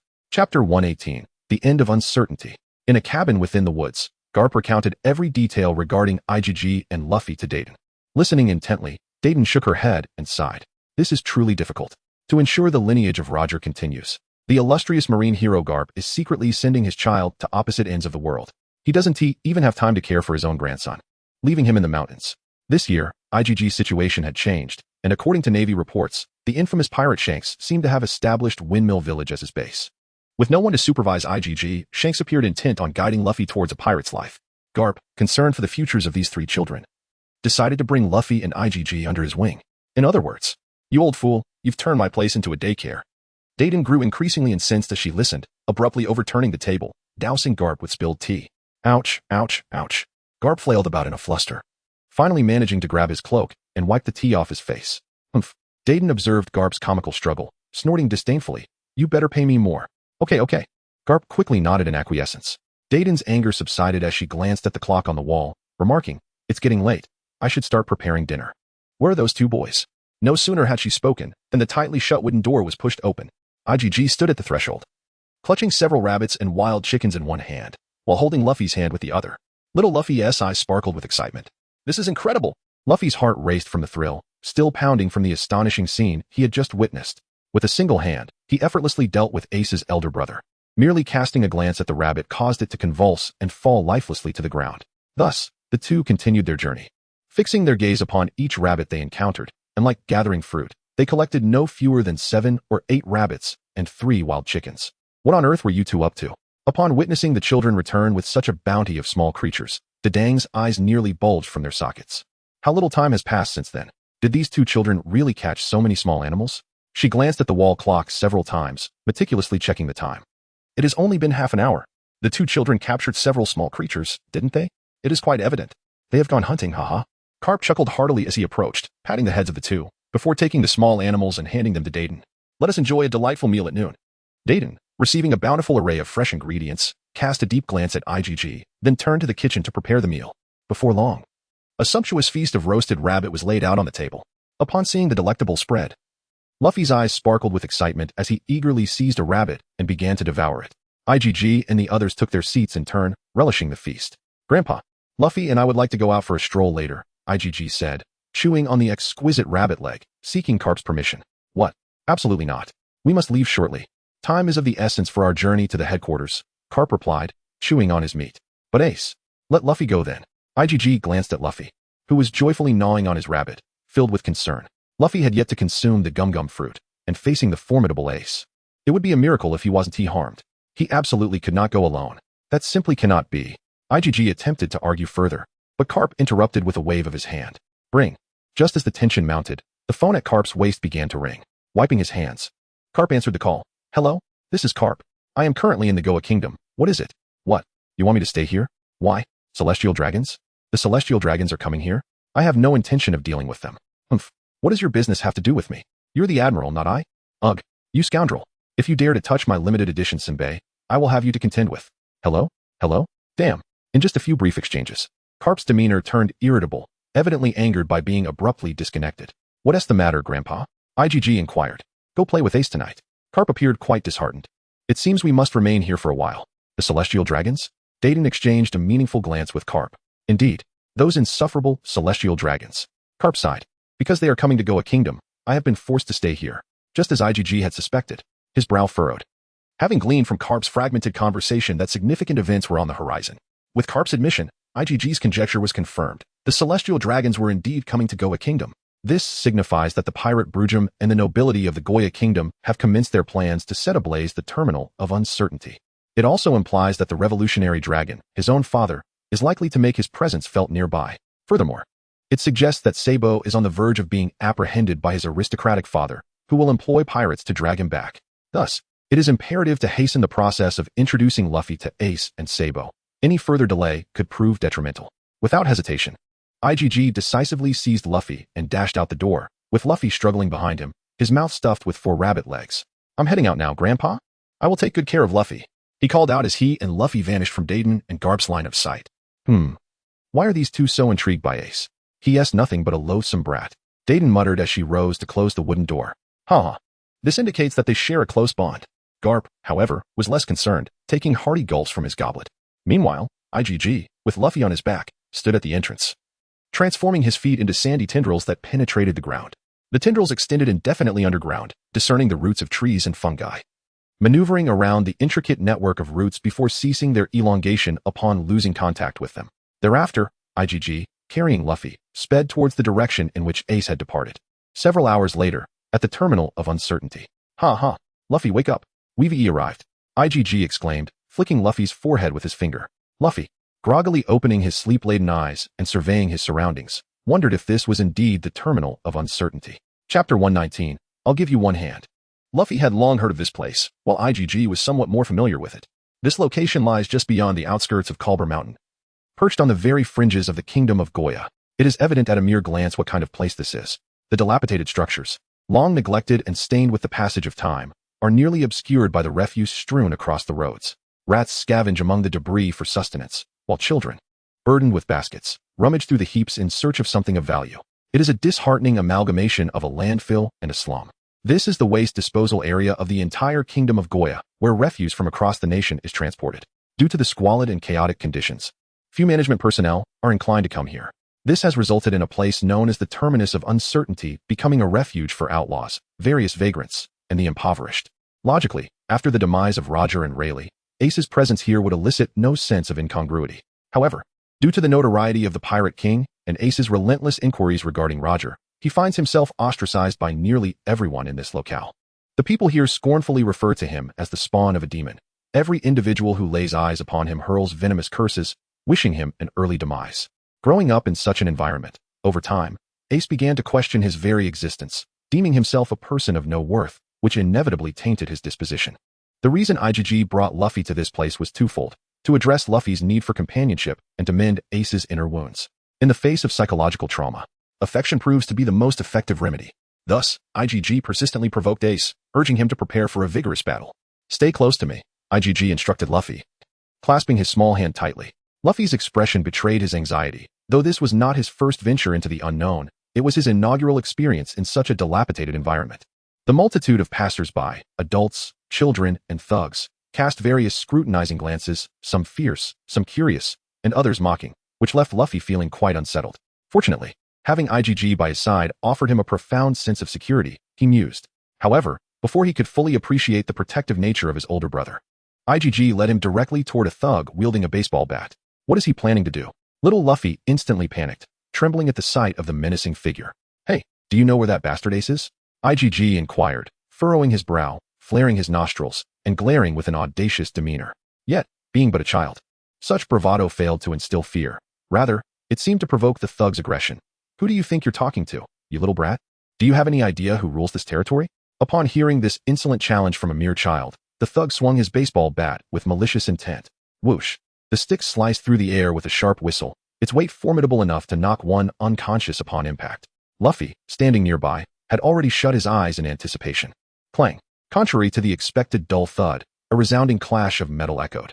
Luffy slowly opened his eyes, astonished to see that IGG had effortlessly caught the thug's heavy swing with a single hand. He felt no tremor whatsoever. IGG was simply astounding. In such a brief span of half a day, Luffy's heart had been thoroughly captivated by IGG. Let me ask you once more, where is that scoundrel Ace? IGG's expression remained impassive as he fixed his gaze upon the thug. With a swift motion, he slid his arm and seized the baseball bat from the thug's grasp. The unsettling creaking sound reverberated as, under the thug's horrified gaze, IGG crushed the iron bat effortlessly. Big brother, please. I'll show you the way. Don't hurt me.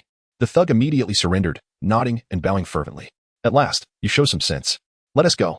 The thug, now compliant, led IGG and Luffy through the maze of garbage, navigating the dimming light of dusk until they finally arrived at a narrow alleyway. Big brother, Ace usually operates around here. I'm not sure if he has a hideout, but he must be nearby. The thug expressed his reluctance to further engage with Ace and urged IGG not to provoke him too severely, even handing over his baseball bat before scurrying away in a panic. Thank you, Jerry. IGG waved him off. Through their conversation, IGG had learned the thug's name and the notorious reputation Ace held in the area. The fact that even thugs were wary of him spoke volumes about Ace's malevolence. Yet, regardless of his wickedness, IGG's resolve to spread a message of camaraderie remained unshaken. Thus, he paused briefly, gazing into the shadowy alley before taking Luffy's hand and stepping inside. This alley, in fact, is entirely composed of refuse, with towering walls formed by heaps of garbage rather than conventional buildings. The tendrils of sand delve into the ground, extending forward in tandem with IGG's steps. In any cinematic narrative, the protagonist entering such a dimly lit alley would undoubtedly fall victim to an ambush. While awareness of this fact is inconsequential, any harm befalling Luffy would be unacceptable.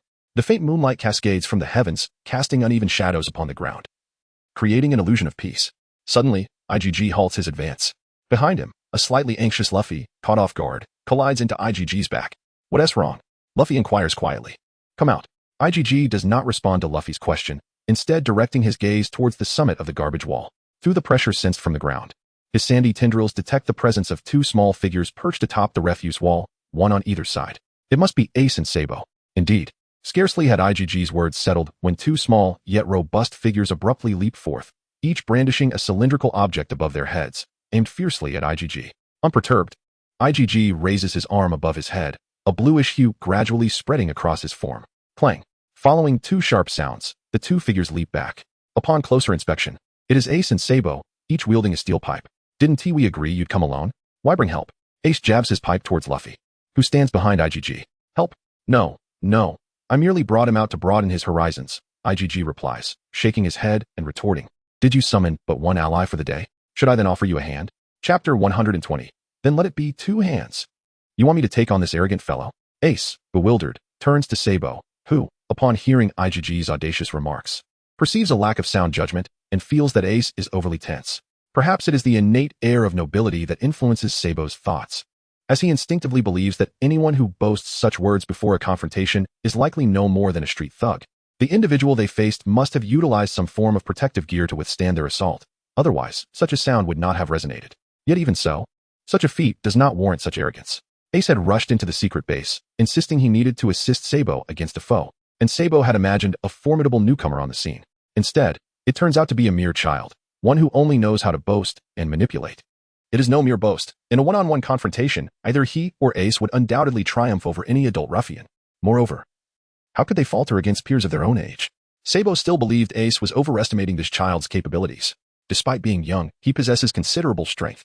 Ace, too embarrassed to admit that he had been spun around like a discus by the opposing individual, could only awkwardly caution Sabo against underestimating their adversary.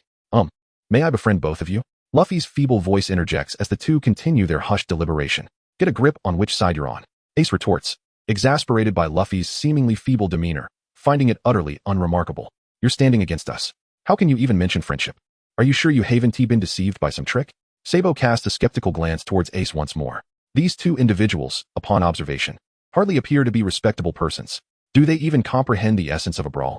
To utter such disgraceful words as "let's be friends" before a confrontation is indeed a folly reserved for novices. How could an arrogant fool coupled with an inexperienced novice instill such trepidation in Ace? After much contemplation, Sabo remained steadfast in his judgment, resolutely advancing with a steel pipe in hand. Hey, do not belittle others. Muster all your strength and engage us in battle. How can that be acceptable? What if something gets broken? If you insist on using one hand, then one hand must be used. IgG insisted, shaking his head slowly yet firmly. You insolent wretch. Sabo gritted his teeth, raising the pipe and charging forward. Then I shall shatter that very hand. Sabo, Ace shouted from behind. Then, gritting his teeth, he followed suit. The two, one after the other, raised their steel pipes high and struck once more. Clang, clang. In this instance, Sabo exerted his utmost strength, delivering a powerful blow to the arm of his opponent, only to feel the shock reverberate back, leaving his palm tingling. To his astonishment, the arrogant adversary seemed utterly unfazed. It was only then that Sabo realized this individual bore no protective gear. He had merely raised his arm. Under the dim light, that arm glistened with an almost reflective sheen. Truly, he appeared unperturbed, his raised arm remaining completely still, not even trembling in the slightest. Remarkably, one of his hands even shielded the novice behind him. What manner of person is this? How could one so young possess such immense strength? Could it be the fabled devil fruit? Is that the case? Sabo's eyes darted, and he swiftly deduced the answer. It must be a power that hardens the body. He mused. Well, that is quite impressive. However, if you intend to break my hand, you will need to exert yourself further. IgG glanced at Sabo, who was furrowing his brow, and playfully encouraged him. You rascal. Sabo had never faced such ridicule before. He immediately turned to Ace. Ace. Upon seeing Sabo, Ace recognized that he had devised a strategy akin to his own. The stone is quite hard, thus we shall persist in striking until it shatters. Although this notion lacked any substantial foundation, Ace was convinced it would work. Without excessive verbal communication, Ace and Sabo understood each other implicitly, raising their steel pipes high and beginning to strike in rhythmic succession. Bang, clang. The two alternated their powerful blows against IgG's arms, generating sparks. At first glance, their strikes appeared chaotic and uncoordinated, yet through their earlier exchange of glances, they had already established their tactical approach. They would strike the same point on his arm with synchronized frequency. IgG sensed their intention immediately and couldn't help but admire their ingenuity. Though Ace and Sabo were still mere children, their combat wisdom and experience far exceeded that of ordinary adults. Truly, they are among the most gifted in the entire pirate world. However, admiration aside, IGG was no fool. He knew that simply striking would not suffice to shatter his defense. The hardened form of the level 10 awakening of the sand fruit was no trivial matter. Clang, bang. Thus, the two continued to strike. Each blow fueled by their utmost effort, sweat pouring as they hammered away. IGG, meanwhile, yawned in boredom, patiently waiting, even considering creating a transition animation for them. Hours later. Sabo gasped for breath, laboriously lifting the steel pipe that once felt weightless to him, now feeling as heavy as a mountain. Struggling, he summoned every ounce of strength to deliver one final, feeble blow. Clang. The steel pipe, along with him, collapsed onto the ground. Truly, he could muster no more strength. How can this fellow be so unyielding? After hammering away for such a long time, even a block of iron from a derelict ship would have long since shattered. Yet, this individual shows not even a hint of a mark on his hands. Is he some kind of monster? What manner of stone possesses such extraordinary hardness? While Sabo pondered this, Ace beside him felt an even deeper sense of despair. He too found himself utterly drained of strength, leaning on a steel pipe, panting heavily as he fixed his gaze upon Iggy's arm. This brilliant strategy, conceived after several arduous hours of contemplation, is truly remarkable. It was this very tactic that enabled me and Sabo to forcibly break open the treasure chest of the Sapphire Pirates, even in the absence of a key. What on earth is this fellow's body made of? Such futile attempts. Ahem, you truly have a knack for causing a ruckus. My hands have gone numb. Observing Ace and Sabo utterly devoid of strength, IG grinned as he shook off his somewhat numbed arms. Chapter 121, Alabasta, follow me to vanquish Ace. A few hours earlier, in the bustling heart of the Kingdom of Goa, within a certain tavern. Anyone who has resided in the outskirts or inner city of the Kingdom of Goa for any length of time knows that this tavern is a place ordinary folk dare not enter. For it serves as one of the notorious strongholds of the Sapphire Pirates, the most infamous pirate crew in the kingdom. Each day, countless pirates gather here to indulge in merriment, drinking copiously without ever needing to pay, for their captain generously provides them with an unending supply of liquor. Brujum, a name well known throughout the Kingdom of Goa, is a notorious pirate. His reputation is not solely built upon his prowess or power, but rather upon rumors of his collusion with the noble class, particularly the influential Outlook family. Despite Outlook's repeated assertions in various venues that he has no association with the pirates residing in the outskirts, the discerning populace is well aware of the truth. Whenever conflicts arise involving the numerous enterprises of the Outlook family, the Sapphire Pirates invariably appear at just the right moment, resorting to violence to resolve the disputes, only to be apprehended by the constables. Yet, astonishingly, by the following day, those marauding pirates are seen strolling the streets, having just purchased gold rings and necklaces from the jewelry store. It is patently evident. Thus, everyone here is aware that the Sapphire Pirates are not to be trifled with. Aside from Ace and Sabo, they are the only individuals in this nation audacious enough to pilfer from the Sapphire Pirates. Others, be they ruffians, mountain bandits, or ordinary citizens, utterly fear crossing paths with the crew. For instance, at this very moment, a thug stands at the tavern entrance, brandishing a flattened baseball bat, and the person beside him immediately rushes to open the door with great deference. The thug nods in satisfaction, hoists his bat, and strides into the tavern. Had IGG been present, he would undoubtedly recognize him on the spot. The audacious ruffian before me was none other than Jerry, who had just moments ago been obsequiously bowing and scraping. Upon pushing the door open, I was greeted by the sight of a dozen burly men, reeking of alcohol, engaged in raucous laughter. At the head of the table sat a robust man devoid of eyebrows, who, at that very moment, was clutching a wine jar, chuckling heartily while incessantly pouring the liquor into his mouth. This was Paul Jamie, the formidable second-in-command of the Sapphire Pirate crew. Renowned for his remarkable combat prowess and a penchant for scalping his enemies, this tavern served as his stronghold. With a subservient demeanor, Jerry quietly approached Paul Jamie, deftly retrieving a wine jar from the array at his feet, skillfully unsealing it, and respectfully placing it before him. Only after completing this task did Jerry lean in and whisper into Paul Jamie's ear, "Master Paul Jamie, we have news from Ace." "What? That bastard Ace?" Paul Jamie, who had been reveling in his drink, abruptly widened his eyes, bloodshot veins creeping across the whites of his eyes. His animosity towards Ace and his accomplice Sabo was immeasurable. Countless times, the duo had pilfered an unfathomable amount of treasures from him. Yet, these two young scamps were both formidable and cunning, time and again. His men had been unable to best them, and the unfamiliar terrain of their escape routes left him at a disadvantage. Despite extensive searches, each endeavor had ended in futility, narrowing Ace's hideout to a considerable area without further progress. This situation had left his superior, Brujum, increasingly dissatisfied with him. The mere thought of Brujum sent chills down his spine. He was a ruthless individual who showed no mercy to his subordinates. If this continued, Paul Jamie had no doubt that Brujum would turn against him. Thus, upon hearing news of Ace, he instantly perked up, exclaiming, "Speak quickly. What is the news?" This afternoon, two children came looking for Ace. They appeared to be seeking vengeance. Jerry delivered his report with remarkable succinctness. Seeking vengeance? Yes, one of the children was quite strong. He even crushed my baseball bat, and he referred to Ace as a bastard and then I led them to the outskirts of that area, where the terrain is complex. They must have just encountered him now I see Paul Jamie pondered, his eyes darting thoughtfully. Vengeance seekers with considerable strength, a fierce altercation is unfolding. What an opportunity. The two individuals are currently engaged in a fierce struggle, and regardless of the outcome, they will undoubtedly exhaust considerable strength. At this moment, if I were to lead a group to join in, would it not be akin to reaping the benefits of another's toil? Moreover, I could avenge past grievances. The eyes of Paul Jamie suddenly sparkled with excitement as he sprang to his feet, shattering a wine jar upon the ground. Jerry, fetch a new baseball bat from within. Everyone else, gather. Grab your torches. We shall set forth immediately. Let us seize this opportunity to deal with that scoundrel Ace. At that moment, Boss Bridgham was preparing a significant matter with a certain esteemed individual above. We must clear their path while the time is ripe. Brothers, arm yourselves and charge with me. Eliminate Ace. With fervor, the pirates cast aside their wine bowls, raising their arms in a rallying cry. A throng of determined individuals armed with torches and weapons surged forth from the city. Time now returns to the present, the terminus of uncertainty. Good heavens. You two certainly know how to stir things up. My hands are numb. IGG swung his tingling arms, gazing at the panting and utterly exhausted Ace and Sabo. You're quite formidable.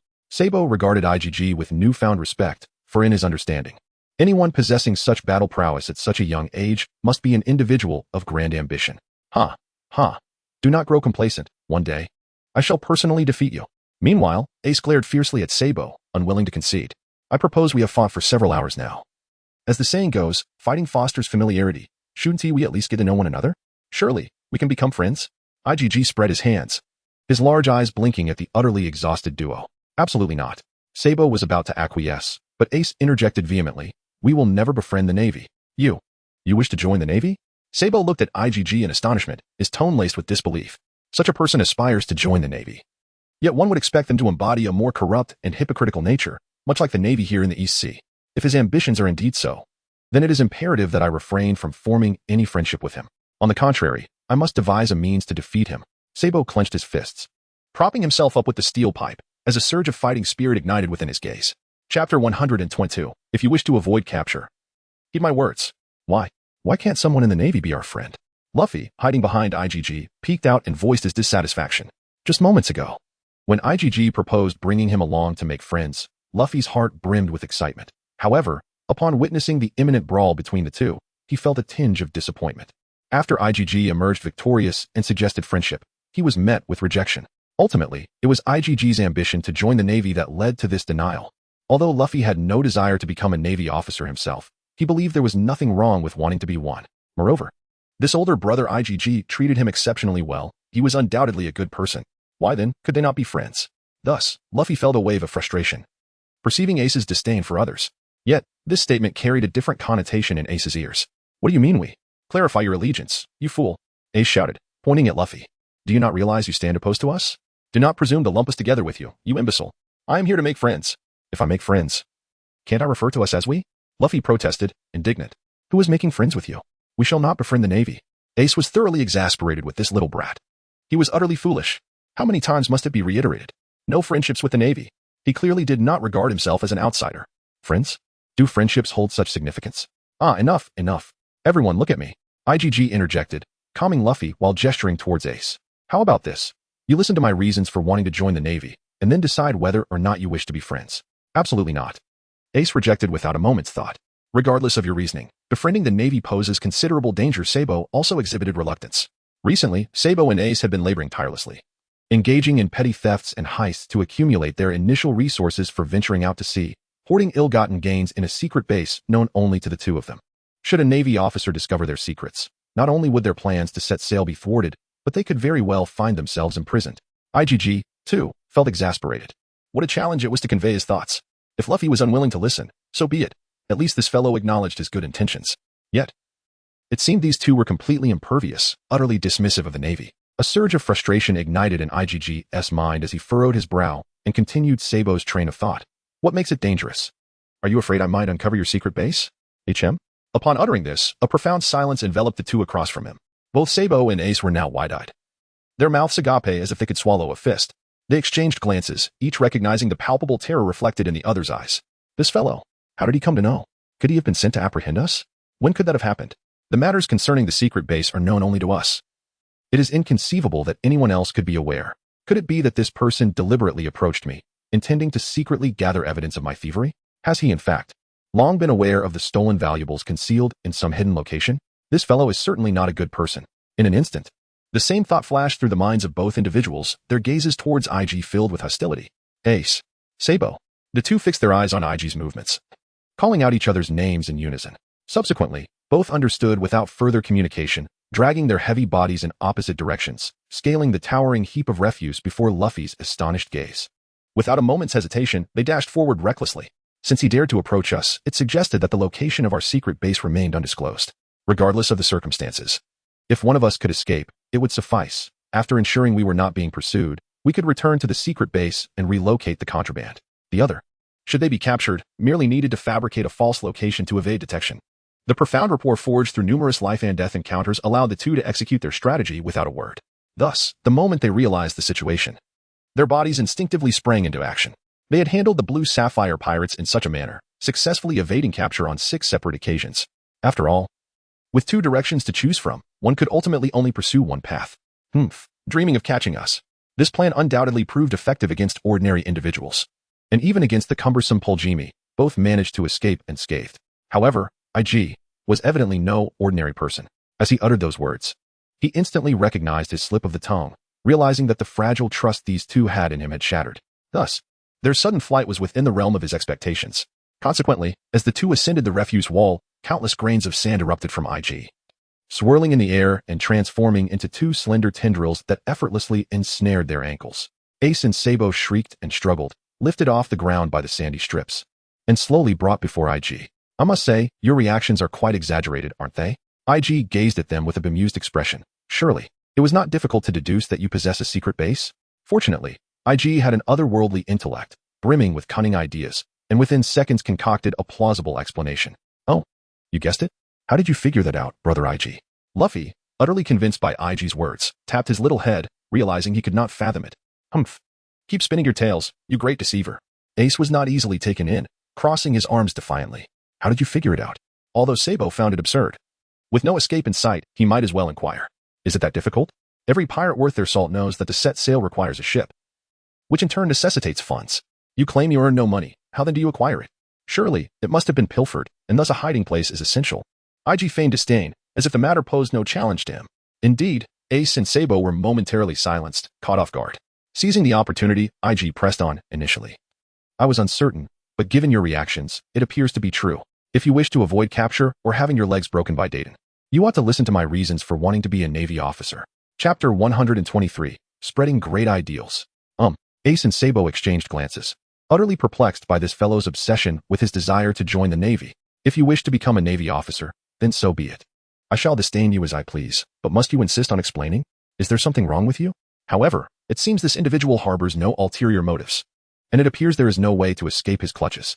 In that case, it seems the only course of action is to listen to him. Very well, go ahead. The two sighed in resignation, nodding in agreement. IG, meanwhile, was infuriated by the effort he had expended.